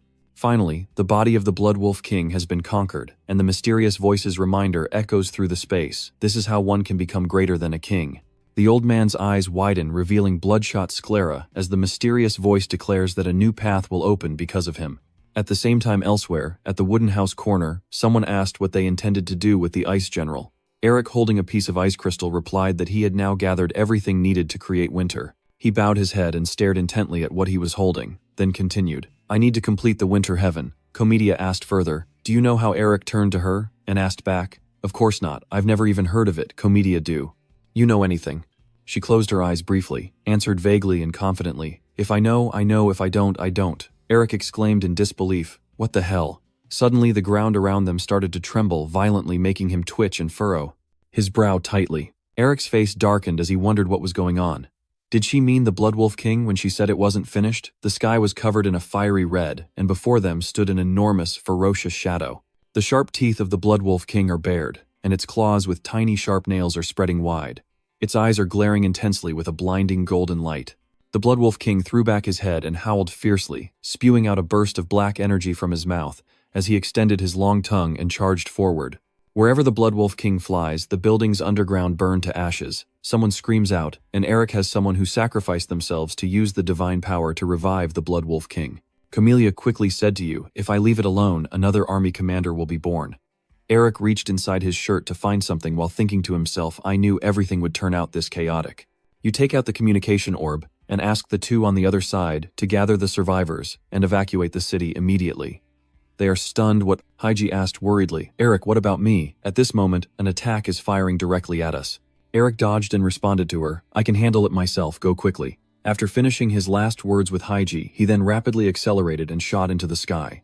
Mi-Fi crossed her arms and asked, what are you planning to do yourself? You should know that's not something you can handle. We also chimed in, he's right, the one who defeated the old man before was thanks to the ice general, but this time luck won't be on our side. I'm considering studying this ice crystal a bit more before using it, but Camellia interrupts and asks what he's talking about. Eric decisively places the ice crystal into the vial and says I will complete Dong Thien right now. Camellia saw the scene, then reached out to stop him. What are you doing? Stop right now. Mi-Fi was also panic-stricken. Are you crazy? Let go now. Eric's eyes turned completely white and thin ice appeared on both sides of his face. Your breath as you exhale has turned into a gust of freezing cold air. Eric's eyes flickered, his hand reaching forward, and he shouted, come forth, Dong Tien. Suddenly, you used a technique, a manifestation of winter causing a layer of ice to blow everything away. This action of yours made Mi-Fi furious and almost yell that fool is causing trouble again. Even Camellia couldn't believe that Eric would act like that using a mysterious item with a divine quality that was already dangerous now combined with additional ice power. Her eyes stared at the Bloodwolf King standing behind Eric, a creature that has brought winter's cold to the snowy field for generations. She couldn't imagine that he was planning to absorb it even though it was Eric doing it, and he was doing so without any preparation. Using such a reckless move to take my life, she can't understand it at all. She will definitely be affected. Maybe her body will be torn apart by that mad and violent mana. Eric, what exactly are you trying to do? Back with Eric, he also realized himself to be weaker than this torrent of mana. I know this huge amount of mana. He could clearly feel the freezing mana flooding into his body, and absorbing such immense power was rapidly increasing the seal of the Ice Fury and Ice Wind Blade. Suddenly, a strange sensation arose in Eric's veins, and he realized that his current mana flow could no longer handle this raging madness. Despite the chaos of the mana inside him, he still forced himself to endure and tolerate it. I must endure, no matter what. Eric's eyes gradually blurred. Suddenly, a bright light appeared above his head, and after a moment he began to regain consciousness. He looked around blankly at the white scenery before his eyes, then wondered, is this my mental world? Suddenly, a voice from someone behind him said, are you coming with me? The one who appeared here was Camellia holding the little girl. The other person is Otto just waiting to talk with Camellia, so turning away, does that mean you're not afraid? I will do harm. Camelia's silence in response to his question is so strange. Still, he spoke softly, why do you see you as an enemy when you're so kind? In the end, the car suggested, all right, let's go together. If we can reach the other side, you won't feel sad anymore. That comment made Camellia so happy that she threw herself into his arms, and he gently asked, are you that happy? At that moment, both of them looked in the same direction. Then Camellia ran towards a man and bowed her head to thank him. Eric saw this and gently said, "You don't have to thank me, just go and enjoy yourself over there." Now the car happily says you did better than what I and US. Den thought we expected you to defeat the bandit leader and seal her inside the ice spirit. He pats Camelia's head and then adds that you truly see through her true nature, understand and soothe her wounded heart. His eyes full of love looked at Camelia smiling and said sadly, "If I had chosen to approach her as if she were my own child, maybe she wouldn't have been hurt so much." And then Otto praised Eric again. "And anyway, this last method I accidentally left behind has been completed by you faster than I expected." Hearing that, Eric also took the opportunity to ask, "It's time to prepare winter for you now." Of course it's easy for him to give you that, but I never said you met the requirements. To get one season you still need to be stronger. Study more, and understand them little by little. The series of difficult demands from him made him annoyed and protest, like I work so hard, and he still says I can't have it. Seeing that you are rather impatient, the car explained, "I didn't say you can't have it, I just said it's not the right time for you to take on winter now. When the time comes, I will come out on my own. For now, just be patient and wait." This only makes Eric more annoyed. "So is this all you wanted to say?" Then sneering at him, the boy signaled Camelia to come over. "This old man is dangerous, come here." Camelia saw you calling her, so she quickly approached you. You took her hand and said firmly, "Are you planning to take her away to carry out some scheme? I won't let you succeed in that." Eric's attitude makes Jack sigh helplessly. Seeing how he increasingly rules over us, why has our family become like this? He no longer trusts our words, only cares about bullying his own relatives, and all he cares about is whether he wants to give us winter or not. It's still the old answer, "I don't think you can have it right now, I was just joking." But right now, holding on to it doesn't benefit you. You need to establish a solid foundation first. Being rejected twice by his father, Eric hesitated before replying, "Well, I've wanted it for a long time too, but the situation outside isn't very good. Returning to the real world, everyone saw you lying motionless and floating in the air, so..." They called out nervously, "Eric." Camelia desperately tried to wake you up. "You have to wake up quickly." The moment she shouted out loud, an enormous blood wolf king appeared in front of Eric, or else. Back in the mental realm, despite the dangers outside, Eric casually recounted that he nearly lost his head. And after hearing this, the car gave up and replied, "It's like disrespecting the ancestors. There's no need to keep you here anymore." He straightforwardly dismisses you and reminds you all, "Right now, go once everything outside is settled. Remember to come back home to see me." And just before you truly leave, he also makes sure to tell you that all the necessary ingredients to finish the winter have been gathered there. Back to reality, Camelia desperately calls out to the unconscious Eric, but he remains still. Time is running out. Her desperate cry echoed everywhere, "Open your eyes and go." In that moment, just when Camelia believed that Bloodfang King would send Eric away forever, no.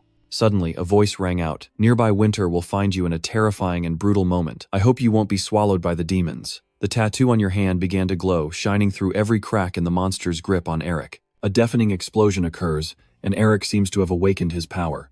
Nephi recognizes this and is somewhat impressed even when Han's car pulls him back because he absorbed the general's seal. Truly, it proves he's a genuine demon. At this moment, the Blood Wolf King is attacking Eric fiercely, and he doesn't hesitate to fight back, launching an assault. The two sides clash back and forth, neither willing to admit defeat. Camelia saw that scene, and couldn't help but be amazed. Winter, huh? He really has gained winter, and the ability to control it freely. The Blood Wolf King was now furious, and suddenly slashed out with his claw. But for the old man, his enemy was never wounded. Instead, he was the one who was hurt. Greetings. Eric is now attacking with utter frenzy, and his magic energy is on a completely different level. So this is what happens when the elements that make up winter are combined within it. A snowflake-shaped seal and a wolf-shaped seal appear. They are called the seals of winter. Now the Blood Wolf King is struggling to break free from Eric's ice imprisonment just as he is about to counterattack. Suddenly the old master was trapped by Eric and another one, and he even scolded loudly, "You're too noisy." Without hesitation, he used his skill and fell silent. Suddenly a bunch of ice chains lock the mouth of the Blood Wolf King, gagging him. With his mouth chained like that, Eric happily speaks, "Isn't it easier to stay quiet now?" The Blood Wolf King is struggling to break free from the ice chains, but no matter what he does, he cannot succeed because Eric has reinforced the bindings. Immediately, the Blood Wolf Lord was bound even tighter by the ice shackles with no way out in sight. Seizing the opportunity, Eric rushed at the old man, delivering a decisive blow and shouting, "It's over." But life isn't a dream. When the Vampire King can't use his hands, he'll use his mouth, and as a result, he escaped Eric's restraints before Eric could finish him off. This situation frustrates Eric even more as the Blood Wolf King seems to be getting stronger. Seeing the Blood Wolf King devouring his icy eloquence, he is somewhat shocked. Could even the sealing magic not withstand that source of energy? To save time, he quickly used his divine eye to scan. After a moment of inspection, he realized that the old man was absorbing demon energy from the air to become stronger. Eric's eyes focused on the core at the center between the Blood Wolf King, and made a decision to kill him. He must destroy that core, but due to the Fire Lion's presence approaching it is very difficult. Now the Blood Wolf King is furious, muttering bloody curses. I will kill Levin Gore. I will kill Levin Gore. Given the situation, Eric grimly predicts that if he leaves things as they are, another demon king will be born again. However, he hasn't figured out how to deal with it yet. If something happens, maybe he can do something. But there's nothing.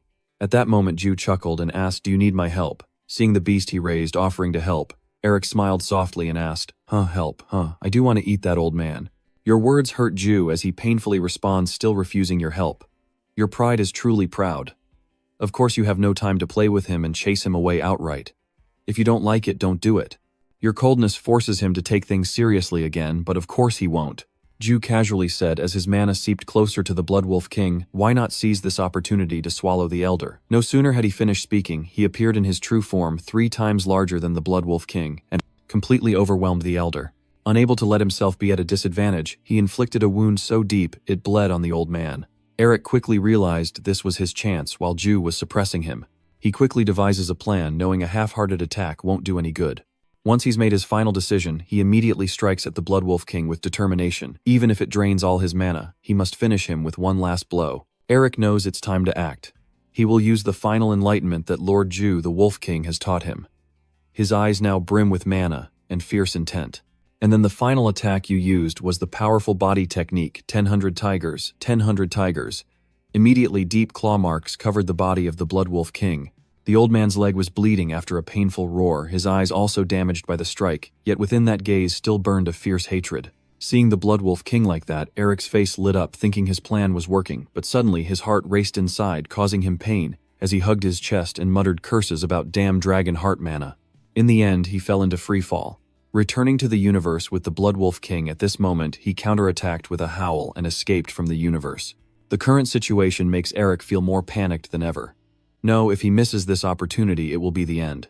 The symbol on your hand suddenly lit up brightly. You don't care because you're still preoccupied with wondering why Murphy's demon energy is reacting like this.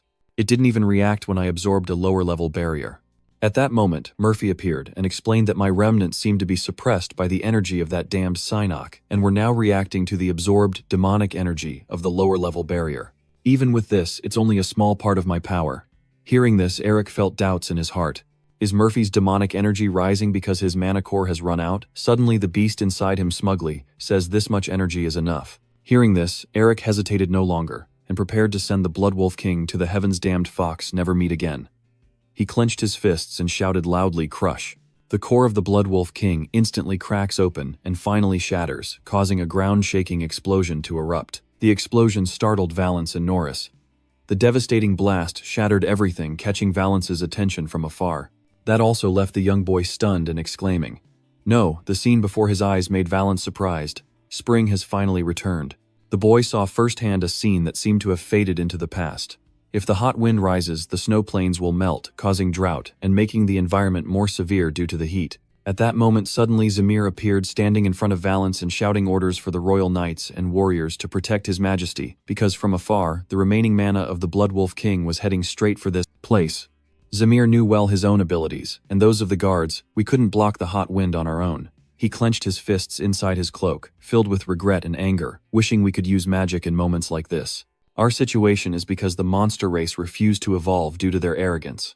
Even though we know we can't survive if we stop this flow of mana, he still believes that as long as his majesty lives, we can always rise again. Then Zamir loudly calls on his guards' mighty warriors to protect the emperor at all costs, even if it means sacrificing themselves. Just as it seemed they were about to perish, suddenly another strange mana appears and destroys the remaining mana of the Blood Wolf King, shocking Zamir so much, he stammers, "What is that?" From the smoke and dust a shadow appeared, and Zamir asked who it was. Augustine calmly stepped forward and sighed. "Just let me handle it from the start," radiating a commanding aura that could not be underestimated. Returning to that day, Augustine asked his obedient disciple if he still needed his help. Eric confidently replied, "Yeah, I can't keep relying on others forever," but Augustine didn't pay much mind to that, and asked back, "So what?" So Eric liked the old man. "Before becoming your disciple, I was still a head of a clan leading my people. No one would bother to listen to a clan leader who can't do anything on his own. I will walk every path before me with a serious tone like my father, even if I have to face danger." To restore the glory of the family and the world I must overcome this myself, for it is also the destiny of a Melvinger. Eric smiled confidently and denied it. No, I won't die, and at the same time he took the opportunity to ask for help and speak on behalf of himself. Please, teacher, protect King Valence and Andromov. For me they are very important to me. That's why Augustine is here to rescue Valence. After a moment of silence he sighed softly, saying that is also my role as a teacher to protect. Suddenly he turned around and called out, "Hey freak." Hearing his voice, Zemeyer calmly responded, "What?" Augustine calmly asked, "Have you ever met US alone?" Before his question puzzled Zemeyer, but he had to answer yes. Suddenly his tone turned serious, then look carefully. The pressure and menace in him suddenly erupt, along with a fierce question between us and him who is the more dangerous sorcerer. Augustine's overwhelming aura causes Zemeyer to retreat in fear. The man shivered all over and wondered to himself how powerful the overwhelming strength from him was. Just how strong is he? At that very moment, Augustine stepped forward, each step exuding unstoppable power, as a second consciousness was activated and the night was rising. This new skill appeared and immediately struck Zemeyer with terror as he realized its power. And if the Ice General controls darkness by covering the sun with ice, then that thing absorbs all light in the world, leaving the night completely white, a horrifying force that not only devours death but also consumes one's very presence. Zemeyer was partly stunned, feeling like he was facing a catastrophe. No one expected that power would belong to a human. After enduring pain from Augustine's attack, suddenly something in the sky shattered the ice, and snow disappeared without a trace, and now the scene was a breathtaking sunset. The erased looked at each other in confusion, wondering what just happened as the flames were completely extinguished. Now Zemeyer, still overwhelmed with lingering fear, silently pondered the fact that he had been dominated like a catastrophe, when suddenly someone called his name Zemeyer. Seeing Valens running toward him, Zemeyer anxiously asked Han, "King, are you safe?" The boy quickly added that we must return to the city immediately. Elric is in danger. In response to your confusion, Augustine's confident smile appeared as he said, "You think my disciple would fall apart because of something like this?" As soon as he finished speaking, Elric's group was seen approaching from afar. Seeing you safe and sound, Valens was so happy he burst into tears. Alongside Elric are some comrades. Soaring above is Camellia, and faintly visible like a shadow is Nephi. While Elric was chatting with his friends, suddenly someone called out his name, Elric, and seeing Valens standing next to his master waving enthusiastically made him feel surprised. Elric was a bit shy but also happy as he raised his hand to greet when he called the kid's name Valens. Just then he collapsed, and this scene scared Isabella so much, she shouted out Elric. As she and Shin were overwhelmed with worry and fear, suddenly both of them heard Elric's loud snore, even louder than life itself, causing them to panic. Elric. I can't help but marvel at everyone's laughter. He's quite good at fooling others. It can be said that this is how all problems in the Black Snow Plain came to an end. On a beautiful day, while Elric was dozing under a tree, someone suddenly appeared in front of him, making him blink and look up. What caught his eyes was the innocent smile of young Camellia. As soon as he saw her, Elric smiled and asked, "Are you here to say goodbye?" Camellia didn't answer, only smiled brightly. That smile also spread to Elric. He gently ruffled Camelia's hair and said, "Remember to have lots of fun when you get there and don't cause trouble, okay?" Deep down, he wondered where the girl would go, no matter where she might go. He always hoped Camellia would forever smile happily like she is now. I hope she won't have to be sad anymore, and that only laughter remains. Suddenly, Camellia stood up, her voice ringing like a bell, as she asked, "Will you play with me again?" Her proposal stunned Elric, leaving him wide-eyed in surprise, but he quickly agreed, of course. At that moment, Camellia responded with a smile more joyful than ever, as the beautiful sky and floating flowers in the wind carried the petals to someone's balcony. And then a gentle flower lands on Elric's face as he sleeps deeply, slowly waking up. He immediately sits up, wondering how long he's been outside. Just then, someone's voice rings out. "You're awake. I see someone else in the room." Elric glanced towards the source of the voice. Seeing Valens obediently sitting next to his bed, he hesitantly asked, "How long have you been sitting there?" Valens honestly said that Camellia told him the person would wake up soon, so I just arrived. Elric exclaimed, "Oh, I see." Suddenly, the boy hands you a book. You take it and wonder what it is. I received research materials a long time ago. However, this is different from the documents Elric received. Valens explained the origin of this book. It is a diary left behind by the Tiger King. The fact that the kid gave me the Tiger King's journal made Elric ask nervously why it was given to him, since it's an important item for the Tiger King clan. Valens calmly replied that he had accidentally found it while rummaging through the library yesterday and discovered something interesting inside the journal. Furthermore, the kid also convinced Elric to read the page he marked. "I think it would be good if you could read it, so I marked it with a leaf. Go ahead and read it." Without hesitation, Elric quickly turned to the marked page. The contents inside stunned him into exclaiming, "This records The first day Jew met Elric February 14, when I discovered an interesting creature and brought him to the clan. This human claims he was taken captive by a beastman from a young age and knows how to use superhuman techniques. He also records what Elric did for the Beast Tribe on February 16th, a human whose cultural compatibility with the tribal clan remains uncertain, but who adapted quickly and dispelled all my worries. The journal continues on February 17th when Elric suggested moving the beast folk to a different place to live. I wonder if it's already time for us to settle down since that little guy proposed a perfect place for us, and we have already settled there. And then there was the day they fought each other again, February 29th, when that human showed interest in my martial arts. Now I remember his martial arts are somehow similar to mine. The diary records the time when the ice troop appeared, which was on April 16th, and recently due to a strange phenomenon called the ice troop, many clan members have been affected. The journey to eliminate the ice troop has begun, led by Elric with us, following that human's guidance to start the quest. Elric himself froze in amazement when he reached this point, realizing that everything was arranged according to a plan. This was real. As Junjun's hand read the repeated mention of humanity in the diary, he understood that the humanity referred to in the journal was him. Elric realized with shock that the time recorded in the journal perfectly matched real time. Even the events related to the ice general that followed were completely in line with the planned design. His hand gently rested on the page, each line of the journal carefully read. My sibling has left, they have suddenly disappeared. Just like how I found him, his name is Elric Melvinger, and he says he's the heir of the Melvinger family. When I read this, I was so shocked that I touched the family crest on my chest. Thousands of questions flooded his mind. What kind of conspiracy was this? Looking back, it felt so real that it couldn't just have been a figment of his imagination. However, if that is reality, then it means there is magic that helps people return to the past. Such a power of the gods simply cannot exist. Then he remembered Otto's instruction. I don't know anything about it. Otto told me to find him at his private residence. And to find the answer, Elric decided he had to return to the Empire as quickly as possible. Just then, Shin suddenly rushed into your room, threw open the door, and shouted, Elric. Seeing that Elric had regained consciousness, Shin let out a relieved sigh and muttered, Thankfully I was worried you wouldn't wake up. His hurried actions made Elric sigh helplessly and ask, I didn't think you rushing here meant I woke up. What's going on? His voice suddenly becomes hesitant. That news. You brought shocking news that left Elric speechless. A war has broken out in the Empire. Shin brought shocking news to the three worlds. The Empire has erupted into war, but Elric of course didn't believe it, and asked back, Auntie, why are you suddenly talking nonsense like that? Then Shin revealed the traitor. Countess Wynn's. Elric hesitated, and asked, the Crimson Tiger family has rebelled. Of course you know this family. Countess Wynn's. Everyone knows who she is. The Scarlet Lion family is one of the 8 noble families supporting the Empire. According to some reports, the Crimson Lion clan also governs the military colonies established to defend the border, and his troops are known for their exceptional skills. These reports made Elric cautious of this clan. If such a place were to rebel, it couldn't be taken lightly. Shin also adds that by the end of today, Countess Wynn's will be declared an enemy of the Empire. This statement makes Elric feel that something is wrong, something very suspicious. You're quite curious. A famous loyal family rebelling, isn't that strange? Shin, quickly tell me, I heard he's colluding with demons. This information made Elric turn around in shock and exclaim, a demon. There's even more shocking news that Shin is about to reveal. Exactly what's even more strange is that all of this was led by the Crown Prince. Hearing this, Elric chuckled softly and said, Crown Prince, you are the one chasing after Grigori, the mastermind behind this. So corrupt, it's unbearable. No, it's utterly rotten to the core. Then you have to leave now too. Valance felt a twinge of regret that they were leaving so soon without having done anything to repay. Considering all that had been done for them, they still hadn't responded in kind.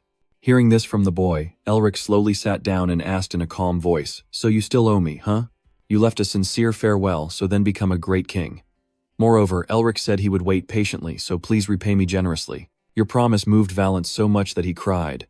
This scene made Elric's allies smile happily, while the orc was crying as expected. Now Valance responds, I understand now, I can do it, and I will always be by your side. That's enough, right? Elric laughs and praises a wise decision. Suddenly a familiar voice echoes, Are they leaving already? The fairies beside Camellia appear. None of them want Elric to go stay and play with us a little longer. They rush to hug Elric and whimper, saying, Why are you leaving so early? He smiled and said, I want to stay too, but he gently asks the fairies holding him like a bear, hugging a tree, to step back and maintain a little dignity, because he saw that the person he needed to see had arrived. Camellia, she has come. Elric chuckled and said, I was planning to stop by the temple before I leave. Camellia, maintaining her haughty attitude, replied, You must be in a hurry. I dare not bother you. After saying that, she looked at Elric with a wistful gaze, and then reminded him that the road ahead would not be easy. However, Elric was quite indifferent, thinking that the road ahead might be too dull and easy. His confidence only made Camellia smile gently. Later, Elric's group truly left. I traveled north as ordered, and gained something even more valuable than I expected. He stuck his head out of the wagon and waved goodbye to everyone. This journey brings Elric more than he ever hoped for. Restoring the family business and turning the Black Snowfield tribe into allies, nothing can match the strength of this power. Elric's hand touched the family crest with respect, and on that carriage his trust and determination to pursue his goal grew stronger and stronger. Everything is the legacy left behind by my grandfather and ancestors, treasured and developed by me. Elric recalled the parting smile Camellia gave him, and at that moment he was more certain than ever of his responsibility as the head of the family. At the same time, at the demon fortress, a few demon soldiers hurriedly begged for mercy. Please forgive us. Ignoring their pleas, the leader, busy reading the letter, ordered to destroy the sealed message immediately.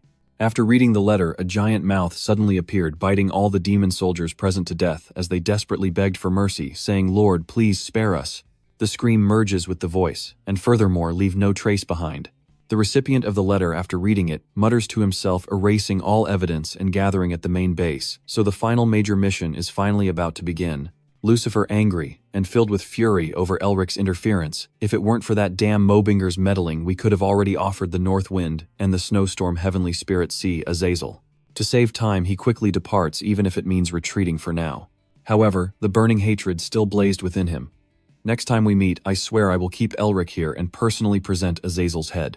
Now that Elric's group has returned to the city wall, Shin tiredly stretches and asks, "So we have to leave this place too?" Suddenly, a loud shout made the carriage stop, abruptly startling those inside, and the carriage driver suddenly halted for no apparent reason. Then a voice from inside the carriage asked, "What's going on?" And they nervously replied, "I think you should come out yourself." Then Elric also stepped out of the carriage. Immediately, soldiers on the wall warned them that if they did not comply, they would be considered intruders and opened fire. Elric recognized the weapons in the soldiers' hands and realized they had shot arrows and stones from the city wall, weapons used only during wartime, which was due to the Sixua family rebellion. Now the soldiers on the wall demanded they declare their identities and the number of people with them. I loudly introduced my family name and snapped my fingers. "We are the convoy that came through here 2 months ago from the Narrister family," and immediately the emblem of your family appears on top of the carriage. Without hesitation, he impatiently asked the soldiers to open the gate. The soldiers were a bit surprised when they saw the Sin Narrister family crest. Have they truly returned? We thought everyone had died since we hadn't heard from them for 2 months. Seeing them keep hesitating and not opening the gate, Sin grew impatient and urged to open the gate quickly, so a soldier quickly shouted to inform the gatekeeper to open immediately, and the carriage with Sin and Elric smoothly entered the city. In the Lord's office, the Lord respectfully introduced himself as Vanin.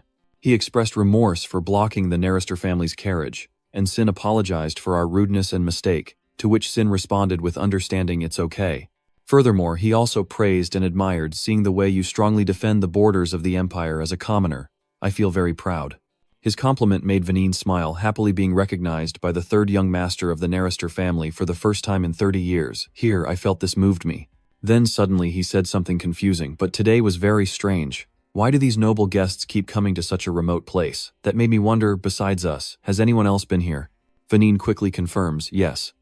He said the name of the remaining distinguished guest, and now that the fourth prince is here, do you want to meet him? This information made the palace and Elric somewhat anxious, and they looked at each other. Then he whispered something softly and received a nod of confirmation from Elric, which means no doubt he's definitely waiting for us, right? Deep down, Elric also wondered why a figure of such stature as the fourth prince would personally come to the border outpost at such a tense moment. At the same time, in another room, the fourth prince was growing impatient, tapping his finger sharply against the armrest of the chair. Elric wondered what scheme Dromhand was planning, what he was truly after. In another room, the fourth prince, growing impatient, listened to someone rambling. "Your Highness, since childhood, Elric Melvinger and I have had a very special relationship. A young man trying to prove his worth to Dromhand. If I speak out personally, I believe he will lean toward us. He is Rodolph Frank." Upon hearing this, Dromhand only remains cold and thoughtful. His cold expression shows no emotion, making Rodolph slightly nervous, but he still tried to encourage himself, knowing he must seize this opportunity at all costs. The reason he pleads with Dromhand is because of the fourth prince Dromhand, a genius of the royal family recognized by the royal smith for his swordsmanship talent. Although he is still young, he has already been awarded the title and bestowed the title of Dark Mage. Thanks to his talent, he is highly valued by the aristocrats and is destined to become the successor. He is one of the 3 leading figures of the empire, and if he can win the favor of the one, rumored to become the next emperor. After a moment of silence, Dromhand also spoke up. All right, I will give the matter some thought. Receiving his compliments, Rodolphe happily bowed and thanked him. Deep inside, he was feeling extremely proud, convinced that he would become the next head of the Frank family. At this moment, in the private guest meeting room, Shin was quite surprised by Elric's decision, and loudly asked again, "Are you really going to meet him? You usually hate getting involved with the royal family." Elric calmly replied, "I've decided I won't care anymore." This answer of his caused Shin to be a bit shaken and exclaim, "Really?" Then he lowered his voice and questioned, "You bastard, what are you planning this time?" Of course, Elric wouldn't easily tell the truth. He just made up a reason that sounded reasonable. What could he be planning? "Not at all. I realize I can't just sit still anymore. I will restore my family." But that's just Elric's words for now, because he hasn't made a definite decision yet. "I'll decide after I meet him." Seeing his determination, Shin helplessly sighed and asked, "So you're planning to take to the skies on the battlefield?" Elric remained silent, deep in thought, contemplating that, as Shin said, the best way to revive the family was to achieve great deeds in war, or become the king's deputy. He had already considered that since he had separated from the crown prince, the 4th prince could become a valuable pawn when suddenly the door opened.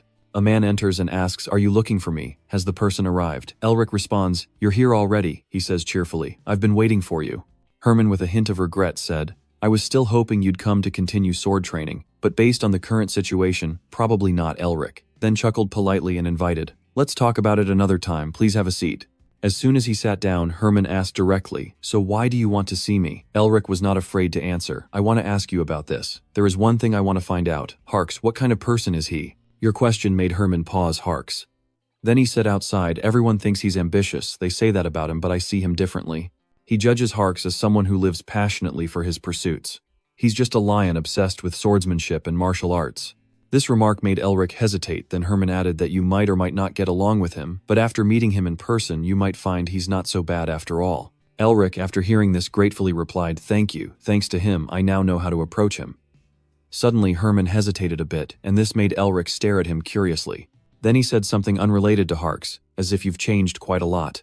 In that moment Murphy appeared, and revealed Herman's true intention behind that comment.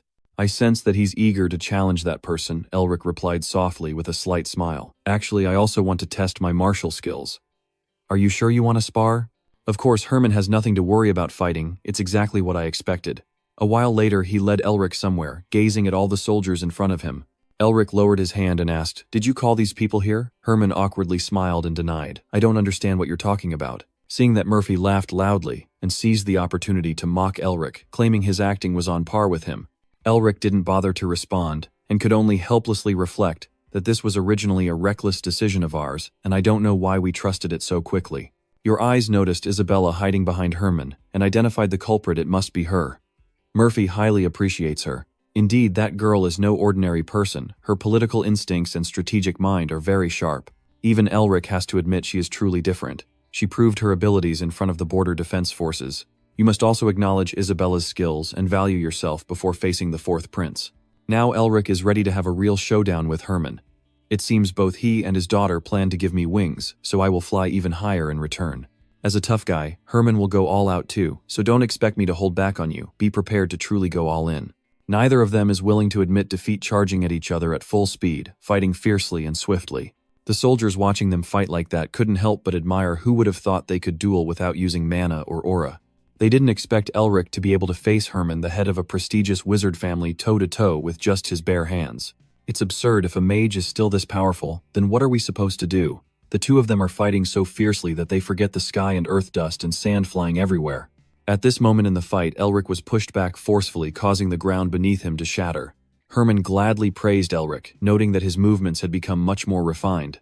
However, he still notices the weaknesses in each of Elric's movements, and there are quite a few unnecessary actions. Hearing that Elric sighs and reflects, "It looks like I still need to continue practicing under his guidance." Just then, they suddenly saw someone appear among the soldiers. It was none other than Drumhand, giving a round of applause for Herman and Elric's battle. As soon as he saw him, Elric recognized that it was the 4th Prince Drumhand. Immediately, he and Herman bowed their heads respectfully to greet Drumhand. It was already late outside, and Elric was on his way to someone's room, when he suddenly saw Rodeo, who greeted him enthusiastically as if they were old friends.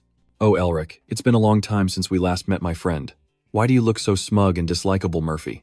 "You know him," Elric whispers. He is the rightful heir of the Frank family. Upon hearing this, Murphy immediately recognized it. The infamous Frank family, is it? Elric quickly confirmed, yes. Suddenly Murphy laughed and said, so he is the traitor now. Rodeo, who hasn't yet been beaten to death, dared to come to Elric and ask why you're so quiet, my friend. He casually assumed that after so many men you might be a bit shy to see him again. I don't know where he got the confidence to assert that he knows he hates my family, but because Murphy's assets are with me, he can't consider himself an enemy. Rodeo seems to be delusional, thinking that Elric wouldn't just beat him to a pulp. Besides, his family is not only a vassal of Murphy, but also a major power in the court. He won't dare to oppose me.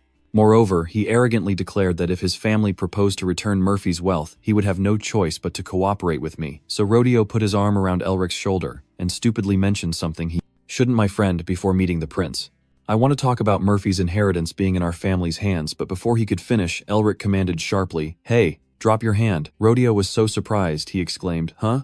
Annoyed with this guy, Elric emphasized once more, I told you to take your hand down. His threatening demeanor made Rodeo so scared that he stepped back. The scene in front of him made Murphy quietly think, so those who claimed to be his right-hand men knew nothing about him. At this moment, Elric's cold voice said that Lady Frank should have shown the greatest respect to me. But the young master looks so gentle. Murphy fully understands the anger within him, the grudge carried by the Melvinger family. Elric's aura and pressure erupt, and he questions in a low voice, daring to speak impudently to an imperial envoy. Next to Murphy, he quietly, many sure that Elric's hatred will never fade away. Regarding the bloodline of Frank, which has lasted over a millennium, they became a strong fortress protecting the Melvinger family, a vassal stained red with countless enemies coming because of greed. That is why you and my sister called Lord Frank uncle and placed great trust in him, but in the end, they betrayed the Elric family, and now they are siding with the royal family, those who usurped the throne and pushed the Melvinger to the brink of extinction. And not only that, they still desire things they have no right to. Worse still. They even plot to seize our proud magical bloodline and force my sister to marry Rodeo Frank. But even after exploiting the Elric sisters and refusing the marriage, we were abandoned in an abandoned mansion, struggling to survive. Elric never expected this moment, and after everything they did, yet they still shamelessly play the role of the righteous. Knowing I couldn't fight back and that I had a lowly status, Rodeo quickly bowed and admitted his mistake. I'm truly too rude. Seeing him so stunned, Elric almost drove him away immediately. If I had known, I would have left quickly. I don't want to see his face anymore. Having finished speaking, he calmly left while Rodeo was filled with resentment towards him. Now, Elric stepped forward to meet Drumhand Melvinger, the master chemist and head of the Melvinger clan, to pay respects to Prince Drumhand. With a welcoming smile, Drumhand responded enthusiastically to Elric. It was truly a pleasure to meet you, Quantum Formula. His attitude made Elric wonder. Clearly he must have overheard everything exchanged outside that day, so why was there no reaction at all? Even Mephi also remarked that he didn't care about his subordinates being insulted, and instead observed the other person with interest. Elric boldly guessed that he probably understood Rodeo Frank's true nature back then, and had no more expectations, most likely just wanted to see how I would respond.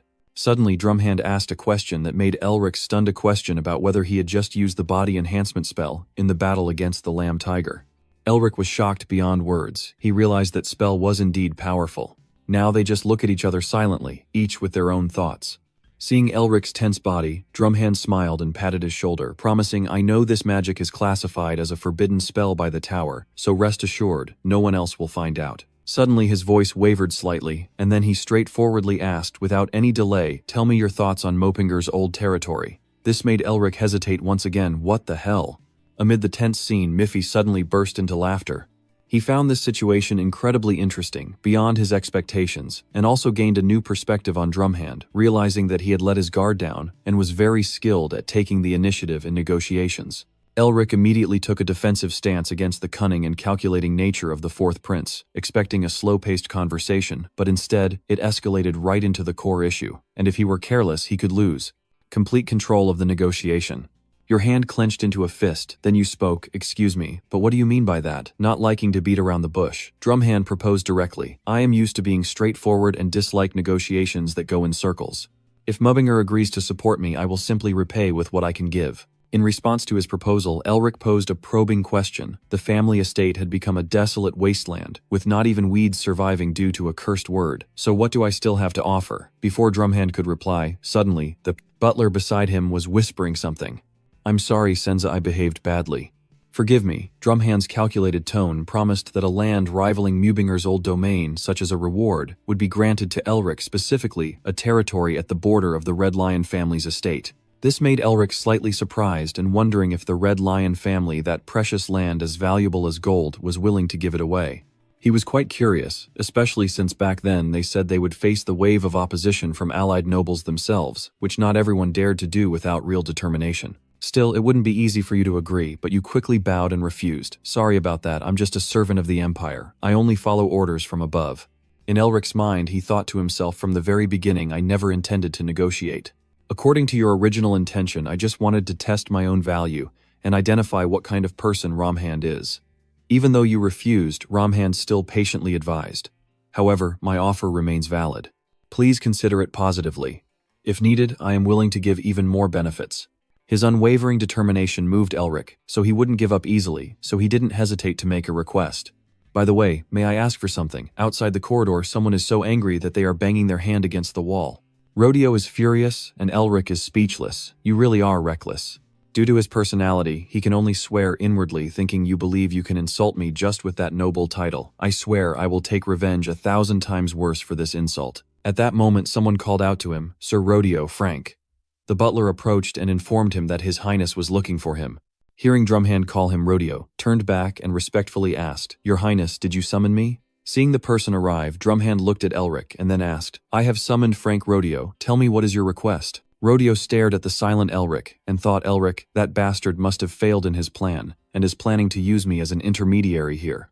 He confidently believed, how naive does he think that will ease the tension between us? He sneered inwardly. Fine, just state your demand clearly, and I'll repay the insult double.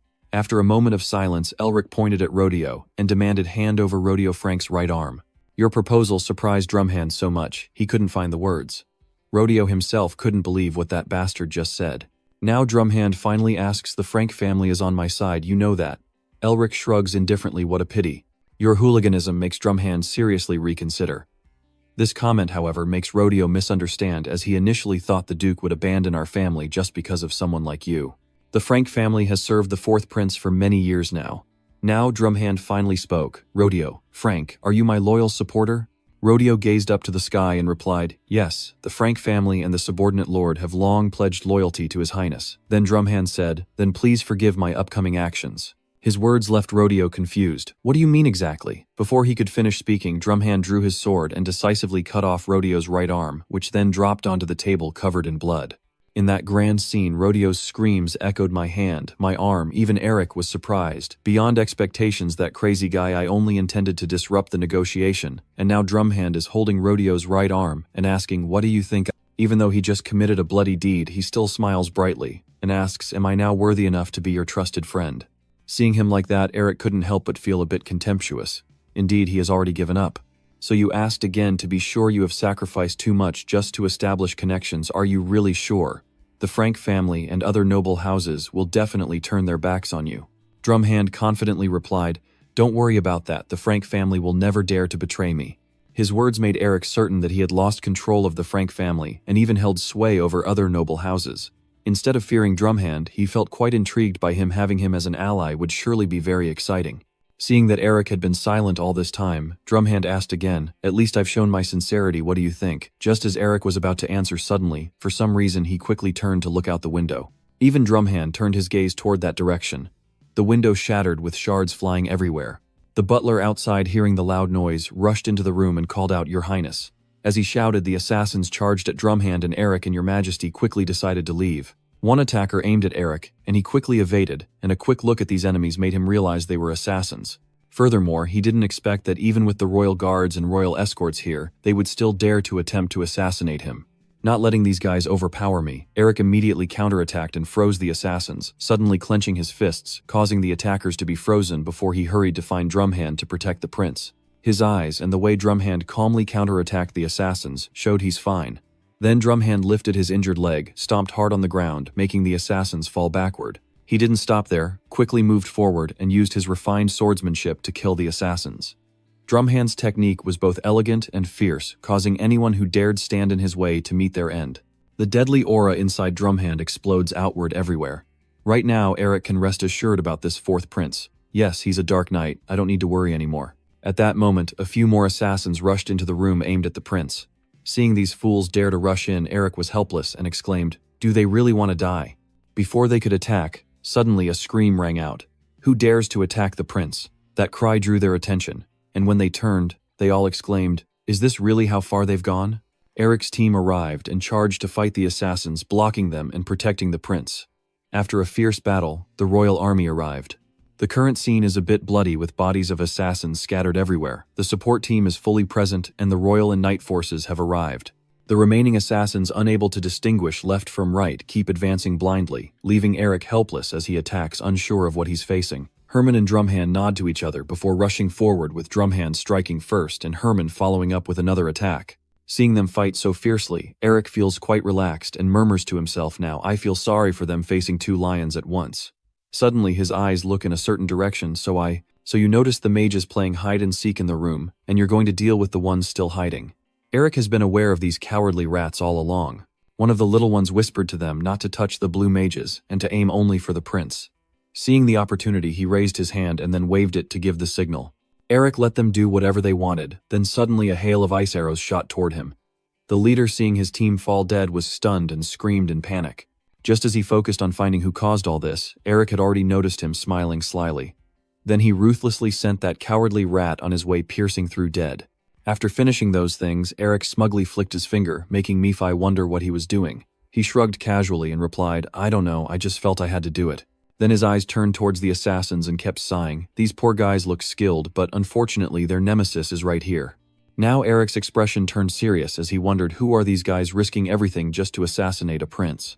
Nee hesitated for a moment, then decided, I need to catch a few of them first and ask questions. Before I could do anything, someone stopped me. "You won't be able to catch them." Hearing the familiar voice, Eric immediately stopped and called out in surprise. "Huh, sister. You wonder," and ask Higgy, "So you mean they can't be caught?" Higgy casually replies, "They've been trained to this level." She looked around the group of assassins and said that if they didn't log out themselves, a neural command would activate and kill them. Seeing her understanding, Eric quickly asked, "Do you only know who they are?" She only uttered 2 words, Sigma.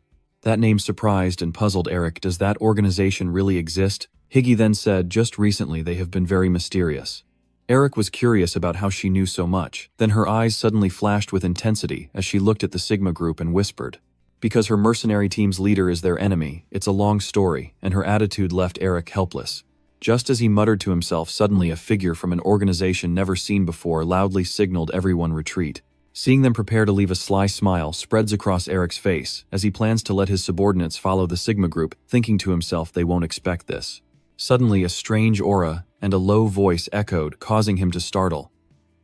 "If I abandon the mission like this, the core members of the organization will be exposed." Eric was astonished, thinking to himself he couldn't believe it. Who could that be?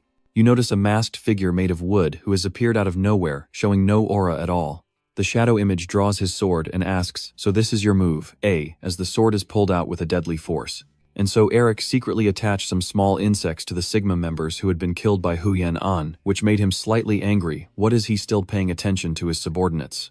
Jerome Han now also notices your presence and sharply asks, "So you're the leader. What monster are you? Who sent you here?" Huyen An calmly responds, "I don't think I'll say anything today, Your Highness." Not bothering to ask anything else, Jerome Han decided to cut down Huyen An immediately. That's right, if someone just spews out everything, it gets boring.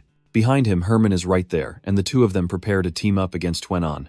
After taking their 2 slashes, Huyen An remained very calm and contemplative, but being surrounded by lions was not good at all. Herman and Jerome Han were somewhat surprised when they saw that Huyen An was unharmed after the fight. "This time I'll use my strength to cut down both of them." Seeing them retreat after the strike, I calmly say, "I enjoy playing too, but today is not the right time." Without wasting any more time, he quickly left this place. I must be on my way. Just as he was about to let Huyen An go, he suddenly got blocked, confused, and exclaimed, "What?" A voice suddenly exclaimed, surprised that someone could come and go as they please. Eric lunged to punch Huyen An, but he didn't go just because he wanted to. Eric used 2 techniques to attack Huyen An, Physical Enhancement and Heavenly Lake Slash, but Huyen An still dodged and marveled, "I thought you were just a magician." It seems Eric's attacks were too powerful, causing the walls of the estate to break apart. Seeing this, Huyen An could only exclaim in shock. Just passing by, was this dangerous? And taking advantage of his guard being down, Eric swiftly used a choking move. The red ice immediately appeared and rushed forward. Without hesitation, the illusion easily cut through the ice, and mockingly said even wanting a moment of peace is impossible. Seeing that too much time had passed, he hurried to escape through the balcony, but was struck and pierced before he could leave. All the arrows he shot were easily broken by Huyen An. At that moment, he saw someone and burst into laughter. It turned out the illusion saw Higgy rushing to hit him with a hammer, the only woman in the mansion. He stepped back to dodge Higgy's attack and asked aloud again, seeking help from the Mua Bingo master.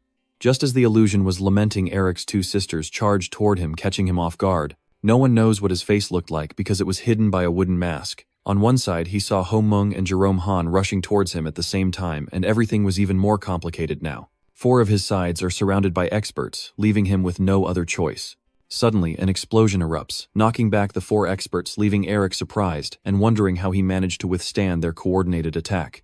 At this moment, the illusion appears very confident after the explosion, but their image suddenly becomes blurry and indistinct. This surprised Eric a little. What's going on? The energy has transformed.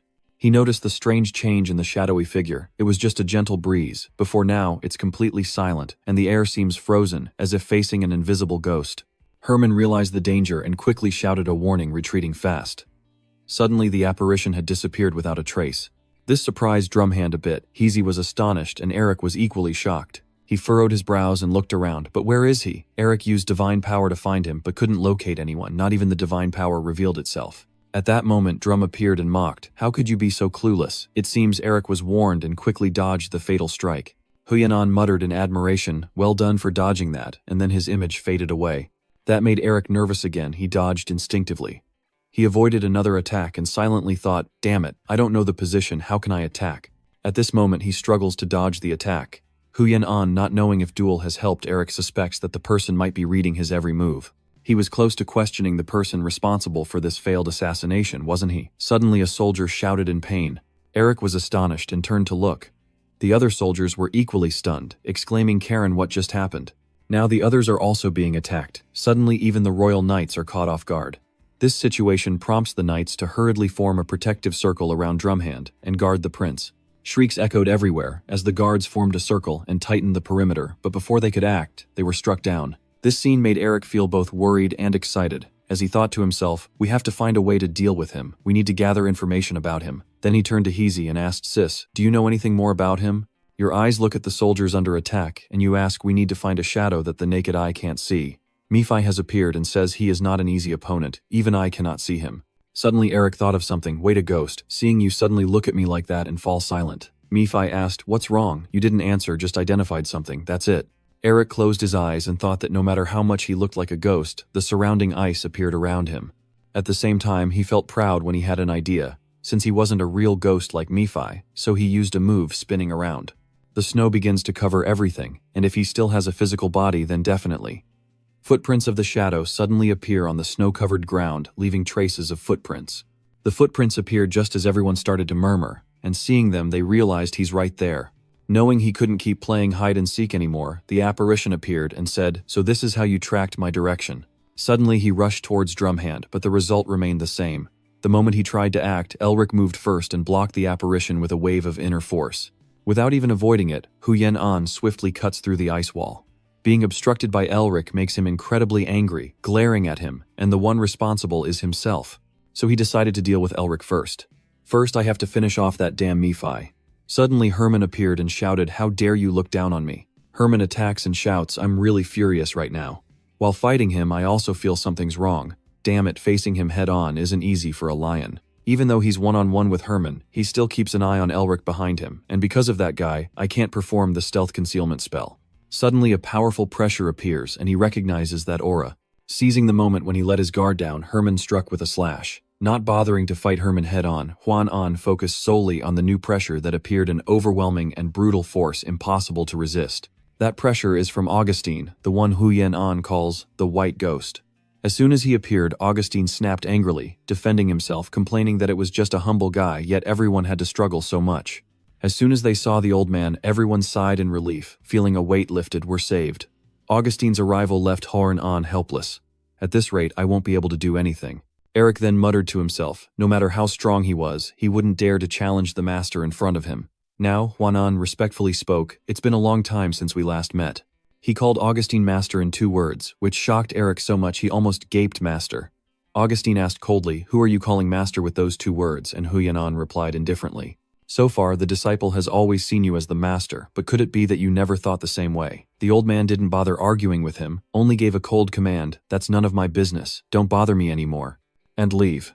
But before actually leaving, he looked at Eric and said the person desperately looking for an apprentice to inherit martial arts has finally found one, congratulations.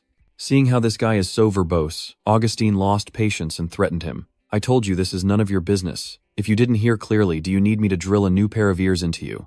Knowing I can't fight him, I quickly leave. "There's no need now, I bid farewell." The old man then leaves a parting word, "Never let me see your face again."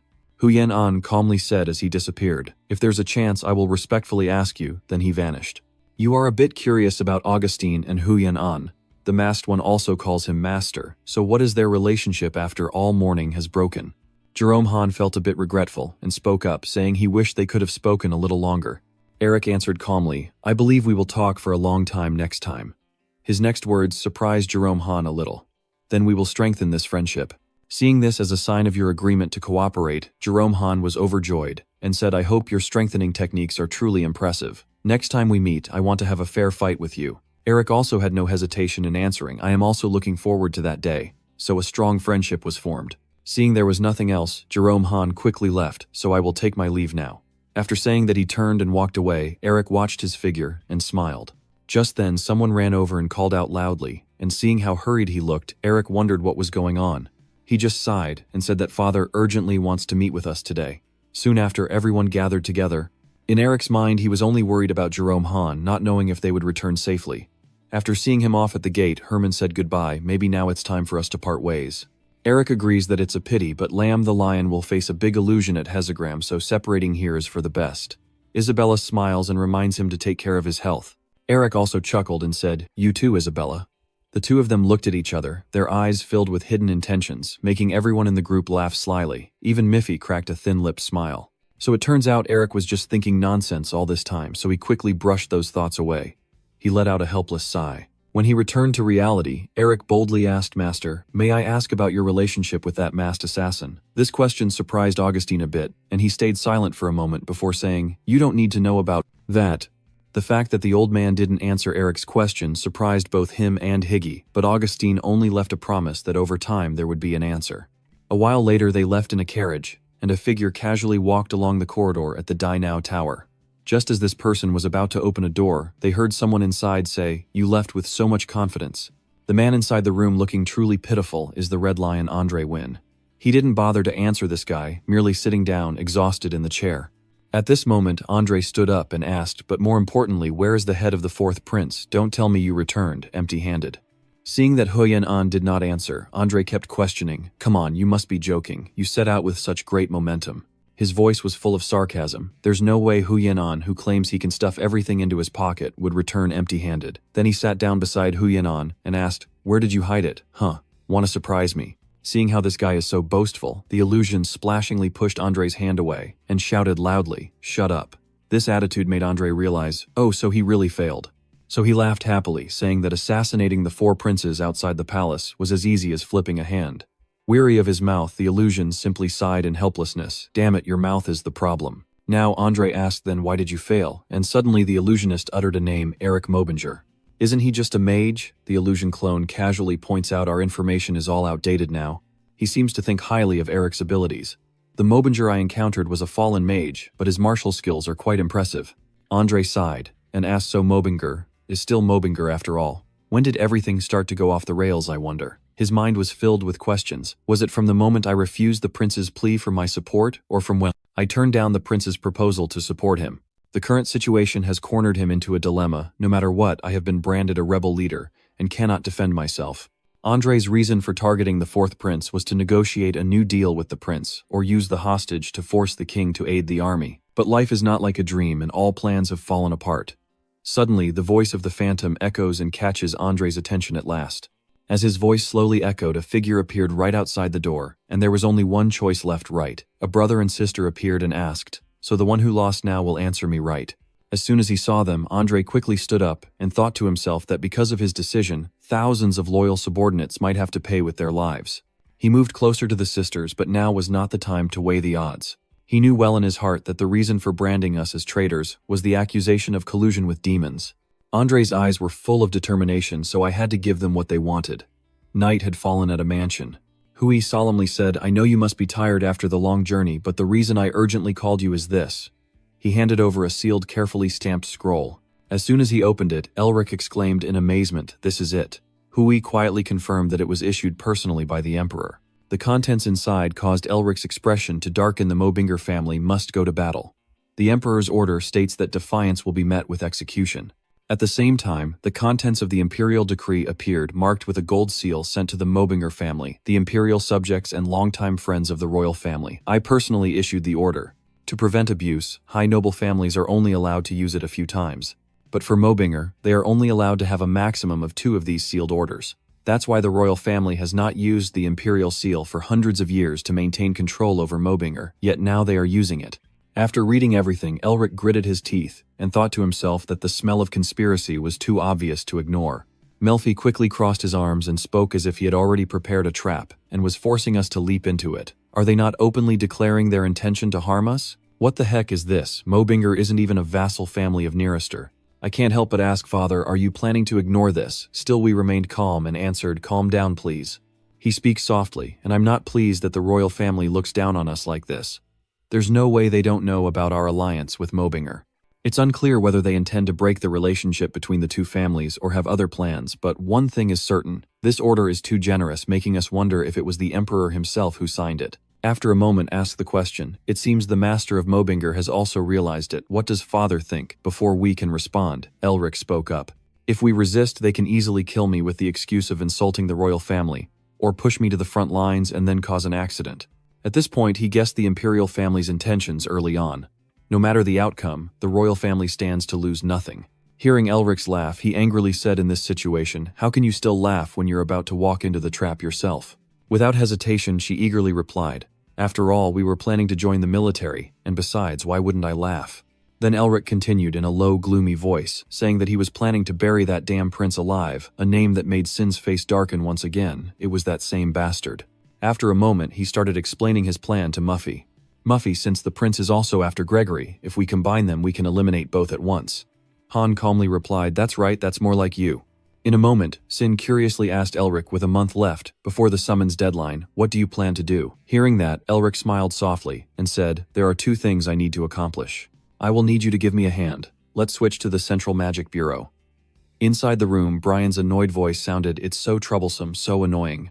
He clenched the paper in his hand, surprised that there are still fools who only rely on proxies. At the same moment, the content of the letter appeared an invitation to the prioritized wizard exam in the Nearester area. The very next second, Brian forcefully turned the page. As soon as he saw the name Elric, he nearly yelled out, Elric Melvinger. On the carriage, Shin asked Elric, do you really need to obtain your mage certificate right now? Seeing that he quickly explained, if I have the mage certificate, I could take on an important role in the war. Even so, he remained confused, thinking that under the Duke's carriage, they would automatically grant her command. Why go through all that trouble? Elric continued to answer Shin's question. If that was the case, he would surely be restricted to what she wanted to do. Furthermore, I have another reason. I already knew what you were going to say before you finished, and you don't intend to tell me that reason either, right? He gently apologized, saying it was a family matter. Suddenly Shin asked with concern, but are you sure you'll be able to cram it all in? That exam wasn't easy at all. With a very confident tone, Elric firmly declared that even though I always failed at the academy because of my stroke condition, he forgot that I always excelled in theory. Your nonchalance makes me even more nervous. Do you think the academy exam is like a wizarding test? You have about 2 seconds. Let me start. Each judge will give a different question, especially that Judge Brian with a success rate of only 0.1%. Despite his ongoing worries, Elric calmly responds, proving that all the other candidates are just worthless. Hey, isn't the exam supposed to last for 8 hours? Please answer quickly. Yes, that's what they said. After hearing the answer, you calmly said, take a rest for a bit. Next, Elric confidently announces to Shin that he will finish in 30 minutes with a perfect score. The scene shifts to the Magical Law Enforcement Bureau, where Brian introduces himself seriously. I am Brian, a level 5 judge of the Central Magical Law Enforcement Bureau. You are the contestant Elric Melvinger, right? Elric immediately replied, yes, can I start the exam now? Then turned around and said we will begin once the identity verification is complete according to the rules. At the same time, Murphy floating in the air spoke, so he is the person your brother mentioned. Having only interacted briefly, it seems Elric doesn't know much about him yet. A moment later, soft sunlight began to shine into your examination room. Brian arrived with the exam materials and explained the contents, including the first section covering elements, magical physics, death spirit magic, alchemy, ancient history, dark magic, literary motion, a written test with a total of 600 questions. Note that using magic will be considered cheating. Elric casually turns his head as if he doesn't care about this exam. Is there really a need to use magic? His attitude made him secretly annoyed. Brian knew Elric had recovered from his illness and become a hero in Lausanne, but such an arrogant attitude. Thinking of this, he clenched his teeth angrily, but don't think Brian didn't understand, even if it was about using connections to restore the family's honor. The next moment, he slowly announced, "Let's begin." Without hesitation, Elric opened the exam paper and started working. Brian immediately confirmed in his mind that seeing his relaxed demeanor as expected, it was just a facade. It seems he can't hide his contempt for Elric. Even Tarzan Arrestor, the only one who ever scored a perfect score, hesitated for a long time before giving his answer. As Brian finished his thought, Elric had already completed the exam done right there. That only deepened his suspicion. After 15 minutes, did Elric not even bother to pretend anymore? There was a time he deeply respected the Melvinger family, but now you're just bringing shame to their name, aren't you? Immediately, Brian's surprised shout rang out perfect scores. As if he couldn't believe his eyes, he was panicked. What is this? How could it be? Ignoring Brian's surprise, Elric calmly asked if we could move on to the next section. The man hesitated and replied yes. In an instant, Brian suddenly remembered that's right at the academy. He always led in theory. Clearly, Elric has been pondering theory for thousands of years. Thinking of this, he smiled excitedly, but the second part of the control magic test cannot rely on theory alone. Immediately after, Brian guided himself and placed his hand on the magic portal, watching Elric perform the test while silently reminding himself that the amount and purity of magical energy had to be just right. Even experienced mages found this part difficult. Before Brian could rejoice, the sphere emitted a blinding flash of light, and suddenly it started to show many cracks. As expected, the sphere shattered into pieces amid Elric's incredible power, and Brian quickly turned pale at this scene. Seeing that Elric scratched his head nervously, if I broke it, would that be considered a violation? His eyes clearly showed despair after enduring too many shocks in a short period. Outside the management office, Shin is waiting for you.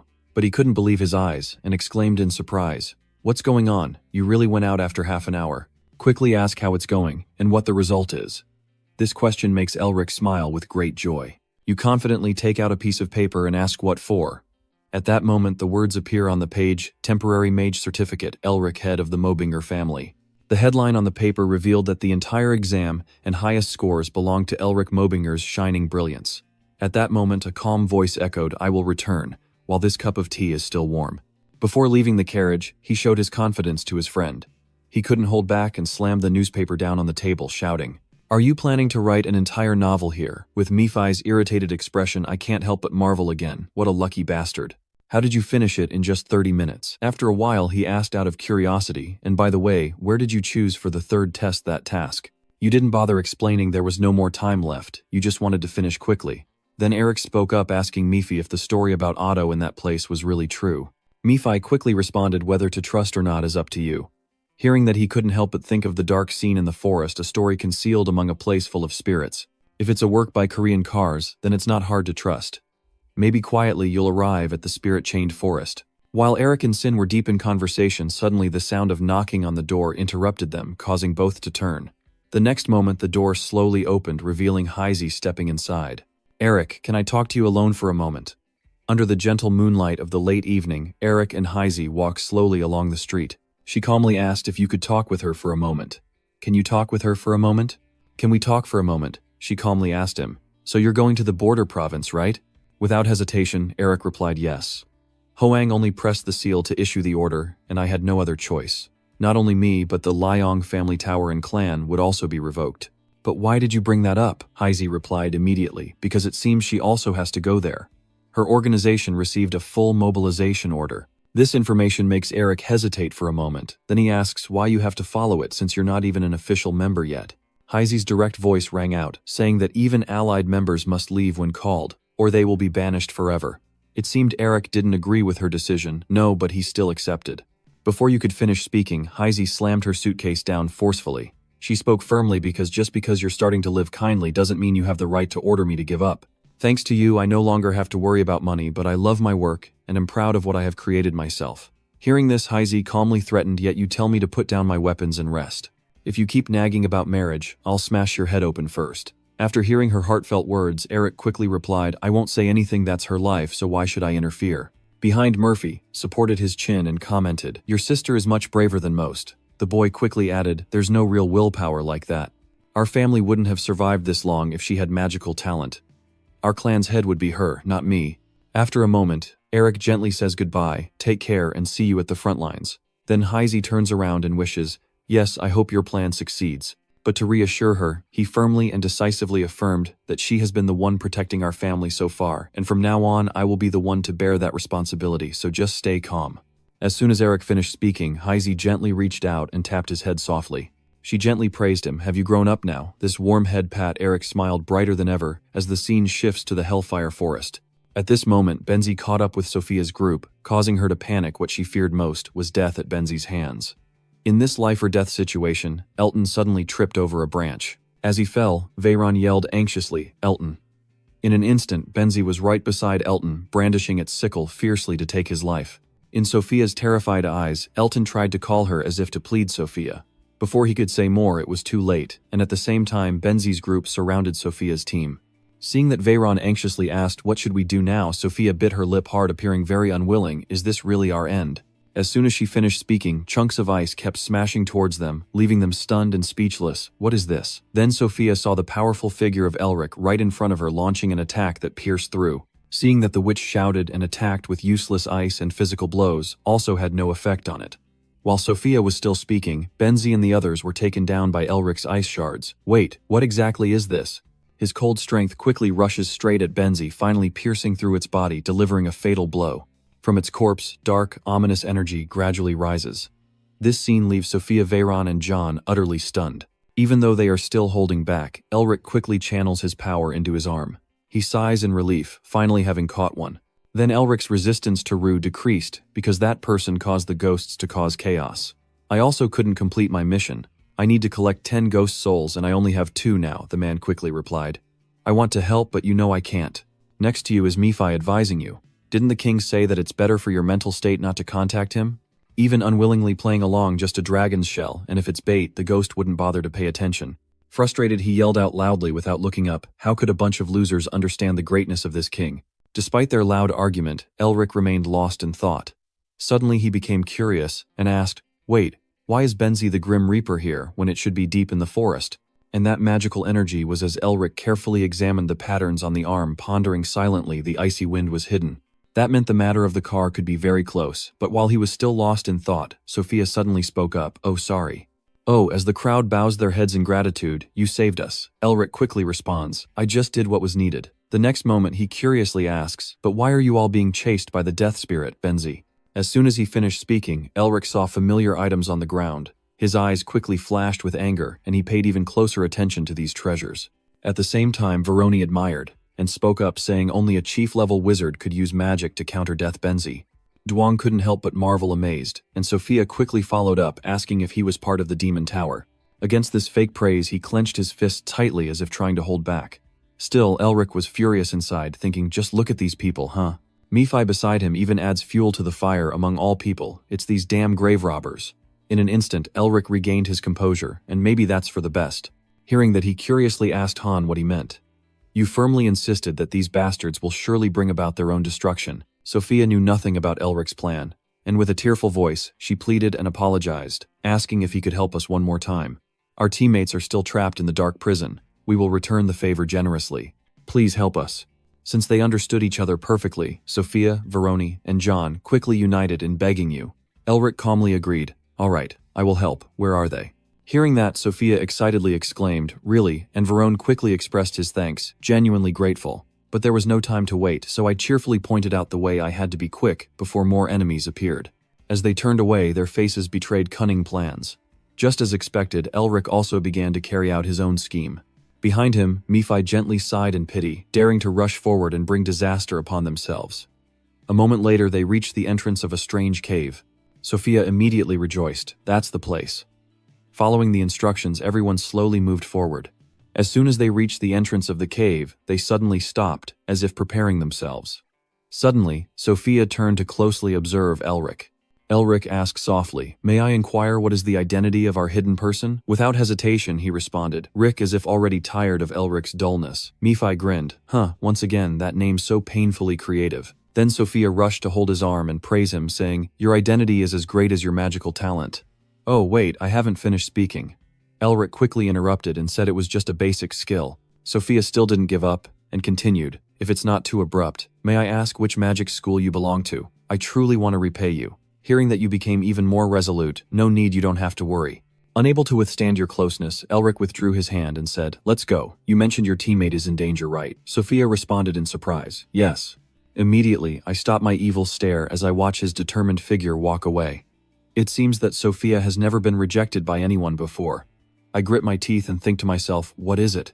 I can't believe Elric can keep such a cold expression when Sophia is practically leaning on him, but still, I secretly think that Elric's magic is decent, though ultimately he's just a hidden hermit. It's good for Sophia too. After you deal with the Guardians, I'll backstab Elric and take the treasure for myself. Then I'll nod to John as if we've agreed on the plan. As she was following Elric, Sophia thought she would give him a hard time, oh dear, innocent noble. After a while they had gone deep inside the corridor. Elric quickly sprinted to the back. "Where are your teammates?" To which Sophia replied, "They are still inside while we are leaving if they are safe." Stop for about 2 seconds, and then guessed that maybe they are hiding around the fourth turn of the corridor. Hearing that, he asked cautiously, "So deep inside?" With a calculated look on her face, Sophia gently advised Elric to be careful, warning that they might encounter anything, and he hesitated to reply, "Yes, we will be careful, don't worry."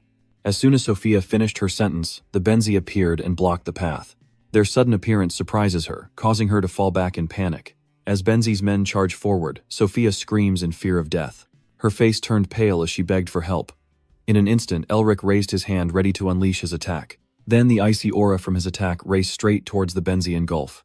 Sophia shivered, clutching herself from the cold as she thought to herself, "What is Elric doing, freezing them? Does he not know that the death god Benzi is unaffected by these attacks?" But disbelief grips her. She's astonished because they're frozen. How is that possible? No way, and elemental magic shouldn't work on this kind of monster.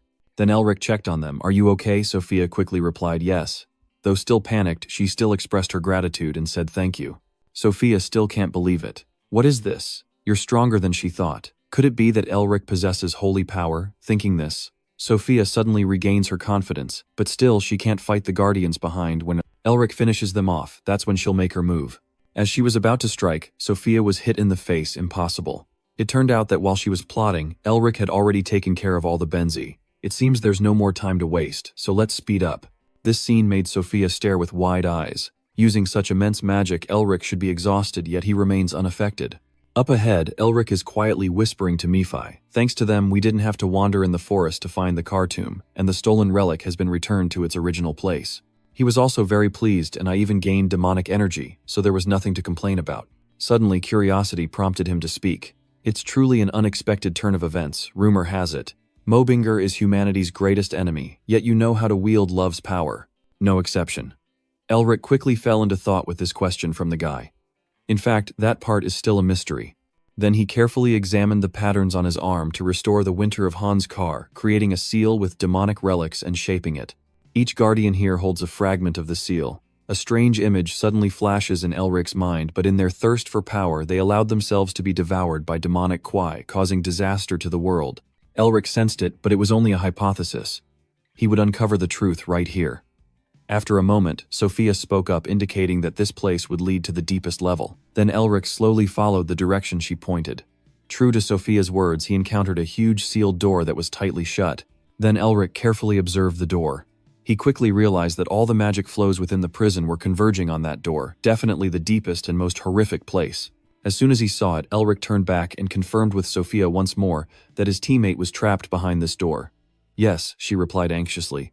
"Also, there's something very terrifying inside, please be careful." Without hesitation, he said, "I will open the door now," as the mysterious door gradually opens and blinding lights emanate from inside. It seems that both Elric and the Nephi are very surprised by what's inside the door, revealing strange experimental tools before their eyes.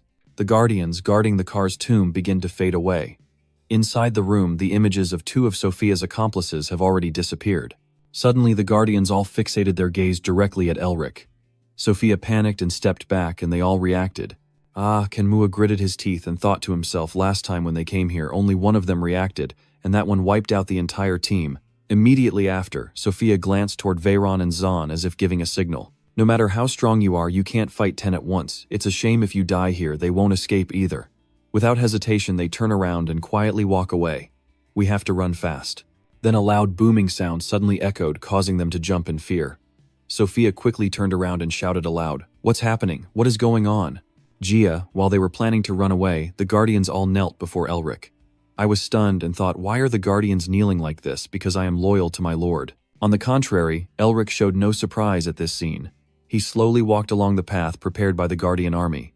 Veyron widened his eyes in disbelief. What should I do now? Zahn, standing beside him nervously, said, What if I follow and they turn on us then? With their cowardice, Sophia was very rational.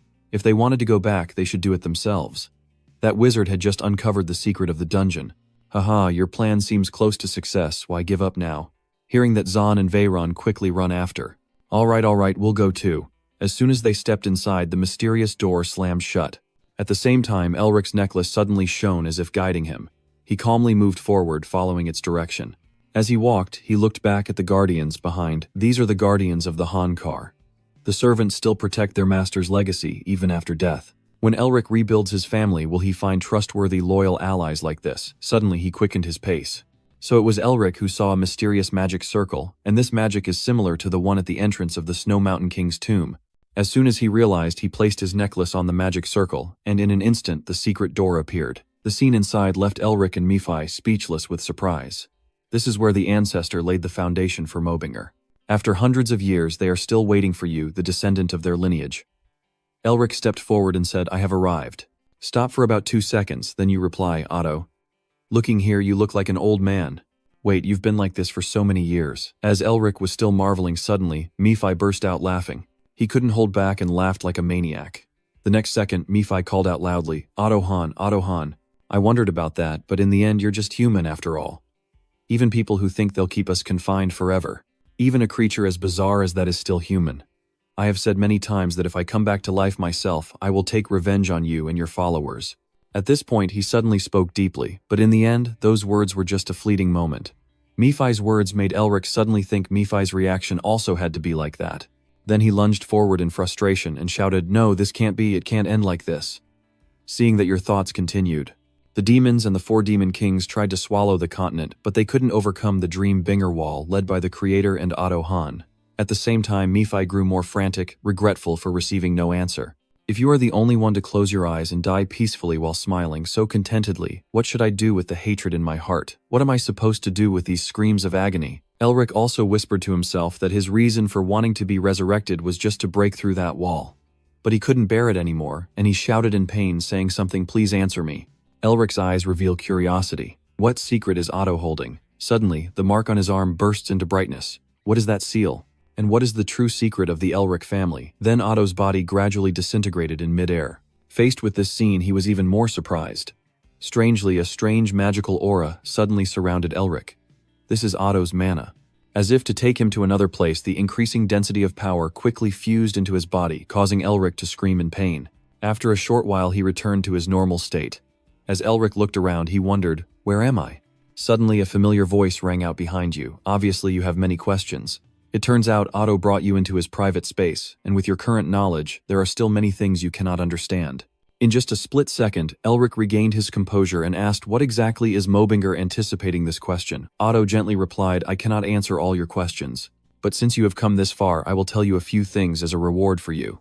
Then he boldly clapped his hands, and a stunning image of the primeval being from the past suddenly appeared before Elric. You stare in surprise with wide eyes, and immediately Elric recognizes the primordial being. At first he didn't realize it, but now Elric can feel it. The overwhelming power of the creator of Melvinger was behind you when Christina's annoyed voice sounded chirping like a sparrow, so noisy I could die. Can't you just stay quiet? You're making me dizzy. Otto, even when he was young, got annoyed and retorted. I said I was reading the lines. Do you have a problem with that? Hearing that, she angrily rushed forward and hit him a few times. Go ahead, keep talking, see what happens next. Otto, rubbing his head, gave in and said, Fine, alright, I'll be quiet. Can I be quiet now? This scene makes Elric quietly reflect, even in his youth, how they treat Otto. That red hair, it must be her, the only woman among the 4 vassals known as the strongest in mana and destructive power. He silently muttered her name in his mind, Christina Melvinger. With her fiery temper and the heat she radiates, she must be summer among the 4 seasons. While they were still arguing, suddenly a voice spoke up, "It's here." According to what he said, Elric also looked up curiously. There was something in the sky. From the dark circle in the sky, a strong foot steps out. Elric is immediately stunned to see the familiar figure, Nephi. So the other 3 must also be demon kings like Nephi. And that's what you saw when we fought the Eastern General. With this in mind, Elric carefully watched the demons and gods above the creator gods and the 4 seasons, the demons and the demon kings. And so their battle begins. The founder and the 4 guardians face off against the demon god and the demon king, and the battle has begun. As an outsider, Elric was visibly surprised by this scene. It was almost unbelievable. He quietly thought to himself that Elric's general was already extremely powerful, but had never even considered facing them himself. As the 2 sides clashed, a massive explosion erupted everywhere. The family of demons and gods had begun to strike, and with a single move, darkness spread around them. Suddenly, from the sky, a strong beam of light descended, tearing through the dark night. As expected, the savior also did not fall behind, unleashing an attack to break through the demon lord's assault. The explosion in front of Elric surprised him. What's going on here? The magic on both sides is clearly completely different. He silently wondered why they felt so similar. In an instant, Elric was shocked to realize, could it really be? It's as if this moment has been waiting for us. The car responds, yes, that's exactly what we are thinking. We are correcting our mistakes by absorbing, swallowing, and draining all the world's mana to destroy and erase all non-humans from this land. You can't believe it and ask again, so Mervinger was originally a demon. He calmly replies, no, that's not how it is. We Mervinger and the monsters, collectively called demons, are like 2 sides of a coin born from the same source. Elric remains narcissistic, so what about the founder and the demon god? Without hesitation, Otto gently explained that they all started from the same origin, but their conflict arose from different goals, making it hard to believe that the founder has reached divine level as a demon god. At this point, Trambuan's voice says Mervinger and the non-human beings born from the same source have slaughtered each other, and that the ongoing war is becoming more and more brutal according to the car's account. Christina decisively beheaded a demon king, and sensing the situation was not looking good, Nephi in the past immediately turned and fled from the battle. After a moment, Otto slowly recounted, but in the end, we emerged victorious. Then after about 2 seconds, Trat lowly said we might have won the battle, but we lost the war. At the same time, the shadows of the creator and the demon clash overhead in front of them. The demon happily says, in the end, humans are still just humans. You chose that path, didn't you? Although he still remained arrogant, the creator had no intention of replying, seeing that he continued speaking, but that arrogance ultimately led him to his death. Even if I disappear, I will leave a trace somewhere, but you never will. Upon hearing the demon god's final words, he showed no worry. In fact, the creator instead wore a mysterious smile. Yes, in the end, the words he bore caused his death, while the demon lord can be reborn anywhere. Before closing his eyes, the founder left countless prophecies that when the non-human awaken again, the demon god will also return. In the next moment, he remembered the sorrowful scene of the 4 seasons, bidding farewell to the departed creator. In the past, Odo couldn't hold back and tears fell like rain. Our family will surely restore our clan. As the head of the family, he carried out the founder's will and led the clan on the prosperous path while also preparing for winter. They have waited and continue to wait, giving up love, youth, and everything else, waiting for the rebirth of the prophesied savior who will rescue the world. According to the story, time kept passing until he passed away. Returning to reality, Otto smiled contentedly, and at last the moment to fulfill the will had arrived. Because I have met you, as I pat Elric on the shoulder, I confidently affirm yes.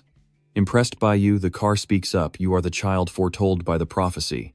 This declaration keeps echoing in Elric's mind. You are the heir, chosen by the founder thousands of years ago. Suddenly he grits his teeth and angrily curses, damn it. The car casually stroked its beard and said, as I thought, you're not very happy. Without hesitation, Elric shouted back, am I supposed to be happy? I want to carve my fate myself, not be dictated by preordained destiny. It seems you understand why I was upset. Tesla gently reassures him, don't get me wrong, the prophecy is just a prophecy. The world always branches into countless paths and keeps changing shape. Your next words surprised Elric. He must have felt it before. In the blink of an eye, Du's image appeared in his mind, astonishing him. After about 2 seconds, the car continued speaking. Whether it's a prophecy or not, the final decision still lies with you. Even if you didn't actively seek this arrangement, we didn't force you. After some thought, Elric also agreed with him, and that's right. Soon after, the car stretched out its hand and seriously asked, I asked you when we first met, but now I ask again. Will you stop the wheel or let it roll away? It seems Elric has understood, of course. My answer is still the same as before. That is the fastest way to become stronger, so why wouldn't I choose it? So just give it to me quickly. Your words confused the car. Hand it over. Elric responded gently. Isn't it you who told me to come here to finish after winter? Don't tell me you're going to renege on your word. Hearing this, he was surprised and sighed. Truly, you're unbelievable. The scene shifts to the tomb of the car. Veroni nervously asked Han what we should do now. Stay here forever. John also hurriedly replied, yes, that's right. If we intervene, the guards might attack us. As he finished speaking, the secret door suddenly lit up brightly. Seeing that Verone cheered and called out, John immediately responded, the artifact has awakened. Without hesitation, Veroni swung his sword and decapitated him, claiming that the treasure belonged to him. Veroni quickly rushed toward Elric. He fiercely brandished his sword, threatening, don't regret dying like a dog here, Fardu. While Veroni was shouting loudly, he suddenly had a blood vessel burst. I will use everything people have for a better purpose. So it turns out, Sophia secretly took action to kill then. With a gloomy face and blinded by greed for treasure, her judgment was also shattered. You guys didn't even realize the terrifying magic aura emanating from that philosopher. Just pick up their belongings, follow him to escape. As Sophia was lost in her thoughts, Elric suddenly spoke. Not bad, he's quite capable too. Turning his head toward the direction of the voice, fortunately you have regained consciousness. For a cultist, he's not too bad. Sophia was so startled that her hands shook. How did you find out about that? Hearing that Elric didn't bother to hide and replied. How surprising, she had revealed everything right from the start. How could I not recognize? In a moment of panic, sweat pouring down, a damn trap wasn't set by them but by you. Elric intentionally led them here. Truly the shrewd one is Trang Tuan Kie. Sophia quickly burst into tears and begged. Please, your lawgiver, I'm sorry. Please, forgive us without hesitation. He calmly asked back, why should I do that? Then Elric suddenly spoke in a deep voice. You all plan to kill me, and I am not allowed to kill you. Still trying to cry out loud, we will do anything you ask, just tell us your demand. Please do not use it on us yet. After a while, he muttered irritably that adding a few more details was a pain. Get out of here before I change my mind. Like being fed with rice porridge, she hurried away and still remembered to thank him. Sophia's hurried figure gradually disappeared from Elric's sight. This scene makes Menfi excited to speak up. They're running away like wild dogs, truly. Are you really planning to let them escape like this? Wouldn't that make it easier to reveal the location of the dungeon? Elric sneered and said they would never leave this dungeon.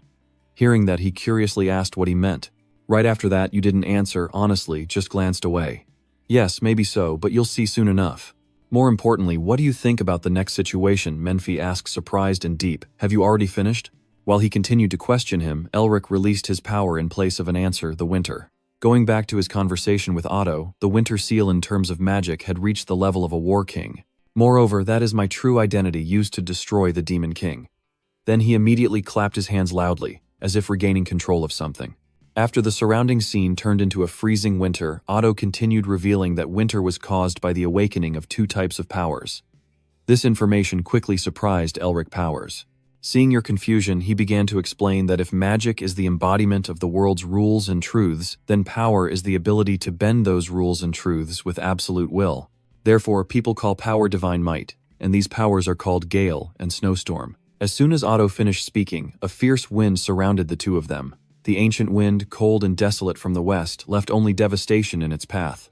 It is a mirror disaster that causes droughts and poor harvests, with the horror of famine and death. Snowstorms fall relentlessly, taking all life in bloom, bringing silent death. A silent death is rest for all things, but it also spreads fear, because no one knows when it will come.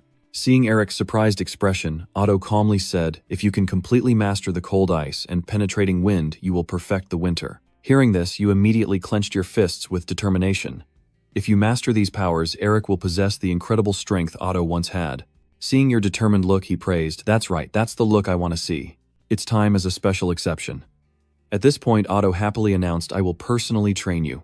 Back in the present, Eric's face paled and trembled, just thinking about it, remembering how horribly their ancestors tormented their descendants. While he was complaining silently, Nephi thought to himself that Eric was almost at the level of a combat king. Immediately after, he suddenly regained his strength and realized, moreover, Nephi's spiritual power had also increased accordingly. Otto gently sighed as Eric's figure disappeared into the dawn's light, finally having left. I transferred all my remaining mana to him. I wonder if that proud little brat will realize it. After a while, Otto turned away and told himself that at last he could rest as he had always wished. Will the Snow Mountain King be willing to wait for Otto once more? Following his footsteps, the figure of the Snow Mountain King gradually appeared. Otto gently spoke, apologizing for making her wait so long. Hearing that familiar voice, she turned around in surprise. If you allow, then sincerely asked, can you give me one more chance? Even in the icy snowy space, Otto was so worried he was sweating profusely. It seemed that Tuyet Sun Vuong was still very surprised, and she remained silent for a long time. After a moment of thought, the Snow Mountain King broke into a beautiful human-like smile as his answer. Otto was so moved that tears welled up and he kept feeling grateful, thanking her sincerely. Before Otto could take a step, Camellia rushed forward and threw herself into his arms, making Otto even happier. Without hesitation, he turned and said, "Silly girl, did you think I would leave you alone? Let's go to the next world together and live fully." Otto holds her in his arms and walks on with King Snow as a happy family. Although satisfied, he slowly glanced back and sighed, the next generation will have a hard time ahead. Otto's gentle voice carried to Elric as if he had just heard something, but he wasn't entirely sure. After a while, he gently smiled as if he had anticipated what the sound was. Elric politely bowed with gratitude. Although Otto had caused him quite a bit of suffering, Elric still appreciated everything he had done so far and wished for Otto to rest in peace. Meanwhile, Murphy turned serious and focused on a certain direction. It turned out he was carefully watching the chair Otto used to sit in. Otto Hanmabinger, Murphy's longtime enemy. One day they will reunite and finish the battle that's still ongoing.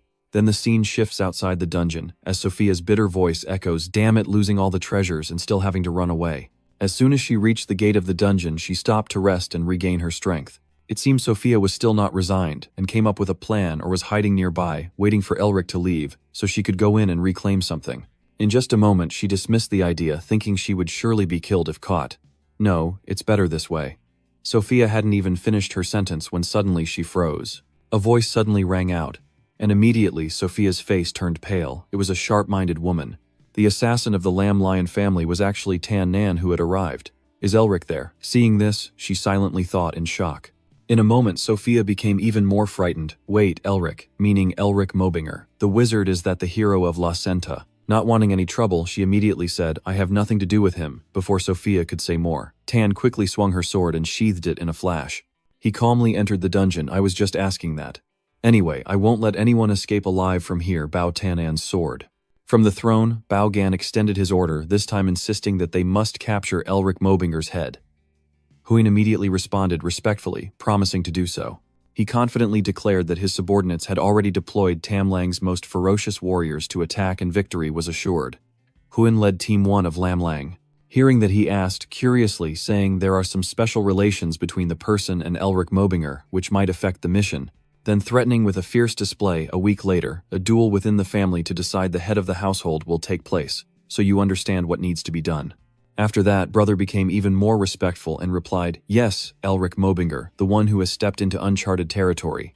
With a confident expression, he continued, "He will have to die because of a hidden enemy. Outside the camp, yes, the full moon has risen into the dark, foggy sky." At that moment, Herman's frantic voice rang out, "What Lam Lang has left the imperial city with a large force." Isabel. Well, calmly announced, Uncle No Balvalet has already sent the scouts, and based on their movements, it's clear that Elric is their target. He looked up at the sky sadly and sighed. "The brother I once knew is no longer himself. I wish I could share a drink with him one more time." Listening to that, she silently thought that Herman has always been too soft-hearted with family members. Isabel would have to make him stricter. As soon as she finished thinking, she suggested that for now the uncles should lead Lam Ma and Lam Duong's troops to chase after and support him. Herman quickly regained his composure and replied, "The demon is a great danger known as Bao's sharp sword." Acting now shows they've prepared every detail. His tone became more resolute than ever. At all costs, Elric must not face him. The scene shifts to the dungeon where Benz appeared to stop Tannen. His companions quickly shout out, "Get out of the way." In the next moment, the dark spirit's eyes widened as if absorbing power. With just a few fierce strikes, he had already wiped them out. After defeating them, Benz's group disappeared into dark auras of evil spirits. He boredly said, "Slashing at these ghosts is nothing interesting." With an arrogant and boastful tone, the dark spirit sighed, daring that if a real man appeared, it would be bait for him, and as soon as he finished, his face suddenly froze in front of a strange pressure. The dark spirit puzzled, "Where is this cold wind coming from?" In an instant he realized, "At last you have appeared." As expected, the impressive figures of Elric and Murphy appeared before Tanan. Elric was stunned. Murphy immediately recognized that, "You let that girl go just now because of these guys, right?" Hearing that, Elric did not deny. Since entering the forest, someone has been following her, so she thought there was no need for her to personally kill her. "Your coldness doesn't surprise him. You're truly a calculating, cold-blooded person.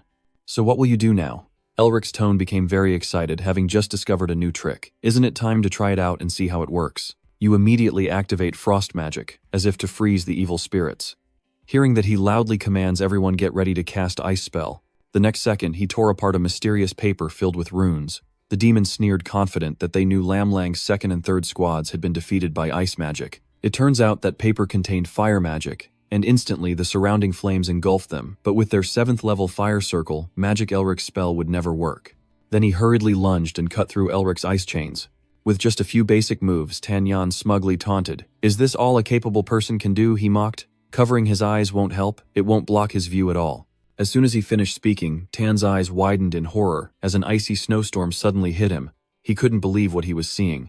As Tan's thoughts drifted, Elric's calm figure gradually revealed the wind. This gale, as he had said, was the snowstorm spell Elric had just learned, and this attack was so fast that they couldn't react in time. In the blink of an eye, a colder-than-winter chill surrounded Tan and his subordinates, freezing the entire cave with this spell. It seems Tan still can't believe his eyes. He silently fears, could the power that froze him in an instant really belong to a human? Then he turned to the side and was even more stunned. Tan Nan thought to himself in disbelief. No way, the elites protected by a level 7 circle of magic, yet they were defeated in a single blow. Eric just recently became a mage. How is that possible? Don't tell me you're even stronger now. Having understood the truth, the evil spirit immediately shrieked and ordered everyone to retreat. Since ancient times, the north wind has always carried the breath of death, known as the Rua wind. It carries the resentment of 10,000 souls and takes the lives of the living, the second power of winter. To prevent the evil spirits from acting up, Eric continues to unleash his moves, the North Wind. Following his secret report, Bensie's team is called out again, but with even more terrifying power than ever before. They viciously brandish their scythes to take the lives of the remaining ones. Bensie is determined not to leave anyone behind. This scene makes Tan grit his teeth, but he can't do anything. Even if he escapes alone, he must report to his master. Then Tan Nan, with determination, tries to draw his sword. Realizing he's chained by icy chains, he glares angrily and curses, "You bastard." Tan Nan slices through those chains. "I told you not to get in my way." Consumed by rage, he turned around and issued a final ultimatum. "Remember this next time, I will definitely." As he muttered, Eric's quick and decisive attack appeared. "So you had no intention of sparing the demon after all." With a look of surprise on his face, Eric separated the demon's head from its body, each in different hands. In his terrified eyes, Eric's figure looked 1,000 times more frightening than Bensie himself. The Bensie team quickly left after completing their mission. Next, Eric collapsed to the ground, gasping for air from exhaustion. "I normally would never use this power. Even a single use would drain my magic." Seeing that, Mo-Fi folded his arms and coldly said, "The snowstorm and northern wind, it seems you have been fully acknowledged as the heir of winter." Then he eagerly asked Winter, "So does that mean spring is next?" Hearing this, Eric didn't reply, but only remembered that spring and winter are just the beginning. He needed to gather the power of all 4 seasons. At the same time, his teacher's words suddenly echoed in his mind. The 4 seasons are pieces of the great power of his ancestors divided into 4 parts. If he unites this entire strength, the magic of his ancestors will be awakened. This statement made Eric even more terrified, as just the winter alone was so frightening, like possessing the power of the remaining 3 seasons. He would have an unimaginable strength and could potentially surpass even his ancestors. After resting, Eric slowly stood up and confidently moved forward, ready for the next journey, determined to break the chains left by his ancestors. Eric slowly walked through the dungeon, thinking to himself, now that they had obtained winter, it was time to find spring. The next moment, he wondered where spring was. "Where is it?" Suddenly, Eric remembered Otto's words. He must have revealed the location when entrusting him with the mission to complete the 4 seasons. From now on, Eric can't remember anymore, and in his thoughts, Otto's image also gradually fades spring. Eric couldn't help but wonder if someone had tampered with his memories. As soon as he thought of it, Eric immediately turned to observe Murphy closely, his strange gaze making him uncomfortable as he muttered, "What are you looking at? Just a moment." Eric denied it himself. No, that couldn't be. He was the most sincere person, always wanting Eric to become stronger. He worriedly thought to himself, so who could that be? If there's someone capable of limiting Eric without him realizing, then that person could also take Eric's life before he has a chance to intervene. Transition to outside the dungeon. Harry's rescue team has arrived and is constantly shouting orders: "Move quickly, catch the wolf at all costs." Without hesitation, they rush inside the dungeon. As soon as he saw the bloody scene inside, he anxiously said, "Damn it, some have already lost their lives." Ray immediately asked, "What do we do now?" Harry replied seriously at this moment, "Keep moving forward." Then he began drawing his sword, and silently thought that even a single strand of his granddaughter's hair must not be harmed. My sword will. Before Harry could finish his sentence, he was suddenly halted by something very strange. It turns out that right in front of Harry are the frozen figures of the demon's minions, as he slowly approaches a familiar head. The next moment, Harry realized the evil spirit was too powerful for even himself to defeat. As he was lost in thought, suddenly he turned around unexpectedly. It turns out Harry's army has encountered Benji's crew ready to fight. The elder waves his hand, confidently, "Come if you have the courage." Immediately, a brave Benji charged forward, raising his scythe as if ready to kill Harry at any moment. He also did not back down, preparing a counterattack with a flash of magic. Amidst the life and death moment, Eric's calm voice called out, "Enough." With just 2 words, the Benji quickly left at his command. Luckily, Eric appeared just in time to control them. If the situation had continued and casualties had occurred, what would have happened? It seems the sight of the Benji bowing respectfully to him made both Harry and Gray momentarily tremble. A moment later, everyone moved outside the dungeon. Eric quickly clenched his fist and started to regain his strength. Then he struck, causing the large rocks on the mountaintop to collapse and cover the entrance to the dungeon. Harry exclaimed with curiosity, "Just a quick glance shows this dungeon is no ordinary place. Are you sure?" To reassure him, Eric explained calmly that it hadn't been completely destroyed, only concealed so no one could find it. As he finished speaking, he silently resolved that from now on this place would serve both as the family's sacred ground and as a defensive base, and this could only be achieved through many efforts. Thinking of that, Eric gently touched the necklace, which was the secret teleportation device. This ring is actually a vital key that can unlock or seal all the secrets the family has hidden. Harry continued to be curious, but wondered if leaving the guards here was a waste, since they're a powerful force. Hearing this, he decisively replied, "Of course, I will lead them together." For a moment, Eric continued to strike Greg. Ben C's team immediately charged out following his command. They quickly transformed into dark energy streams, which Eric absorbed into his arm. Greg couldn't believe what he was seeing, his eyes wide and mouth open. He's now even stronger than he was during the Snowy Origin event. Although sharing his expression, Harry still proudly muttered, "He's truly my son-in-law." After gathering strength from Ben C, Eric began to clench his fists. With an extremely confident attitude, he has completed mastering all the winter magic. Next to him, Murphy calmly speaks. Otto Hahn has truly given him something incredibly terrifying. Nevertheless, Eric was not arrogant. No matter how powerful the guards were, they were not invincible. He roared angrily, his words filled with hubris, but those who didn't understand saw nothing but madness. At this point, Murphy suddenly remembered Otto's heroic image from the past, not knowing what level Otto Hahn had reached when he subdued the winter and controlled spirits. Otto possessed extraordinary skills, able to command spirits at will, including the ones he was controlling now. But not wanting to dwell on the past, he angrily turned away and said, "Forget about it." After hearing these words, Eric secretly wondered, those who served Lord Otto when he was alive must be extraordinary, right? If they are chosen by Otto himself, the leader who brought the Melvinger family to its peak, then they truly deserve to be called heroes. You can restore the glory of the Melvinger lineage once more, now inheriting all of Otto's legacy. And winter has returned to this land after 2,000 years. A moment later, Eric determined to continue on his chosen path. It was time to declare to the world that the Melvinger family has returned. The scene shifts to the Central Magic Regulation Office, where the reporters are now curious, wondering why they were suddenly sent here. What is happening? Probably to announce Eric Melvinger's official recognition as a wizard. But completing the mission in just 3 days, is that even possible? Even Tarzan Arrestor couldn't do it that fast, so he must have had another reason. Then suddenly a journalist turned around and saw something strange. He immediately announced loudly that it was the carriage of the Lion Mage, and the carriage slowly came to a stop in front of the Central Management Office. Everyone was curious and started talking. The next second, Eric gracefully stepped down from the carriage.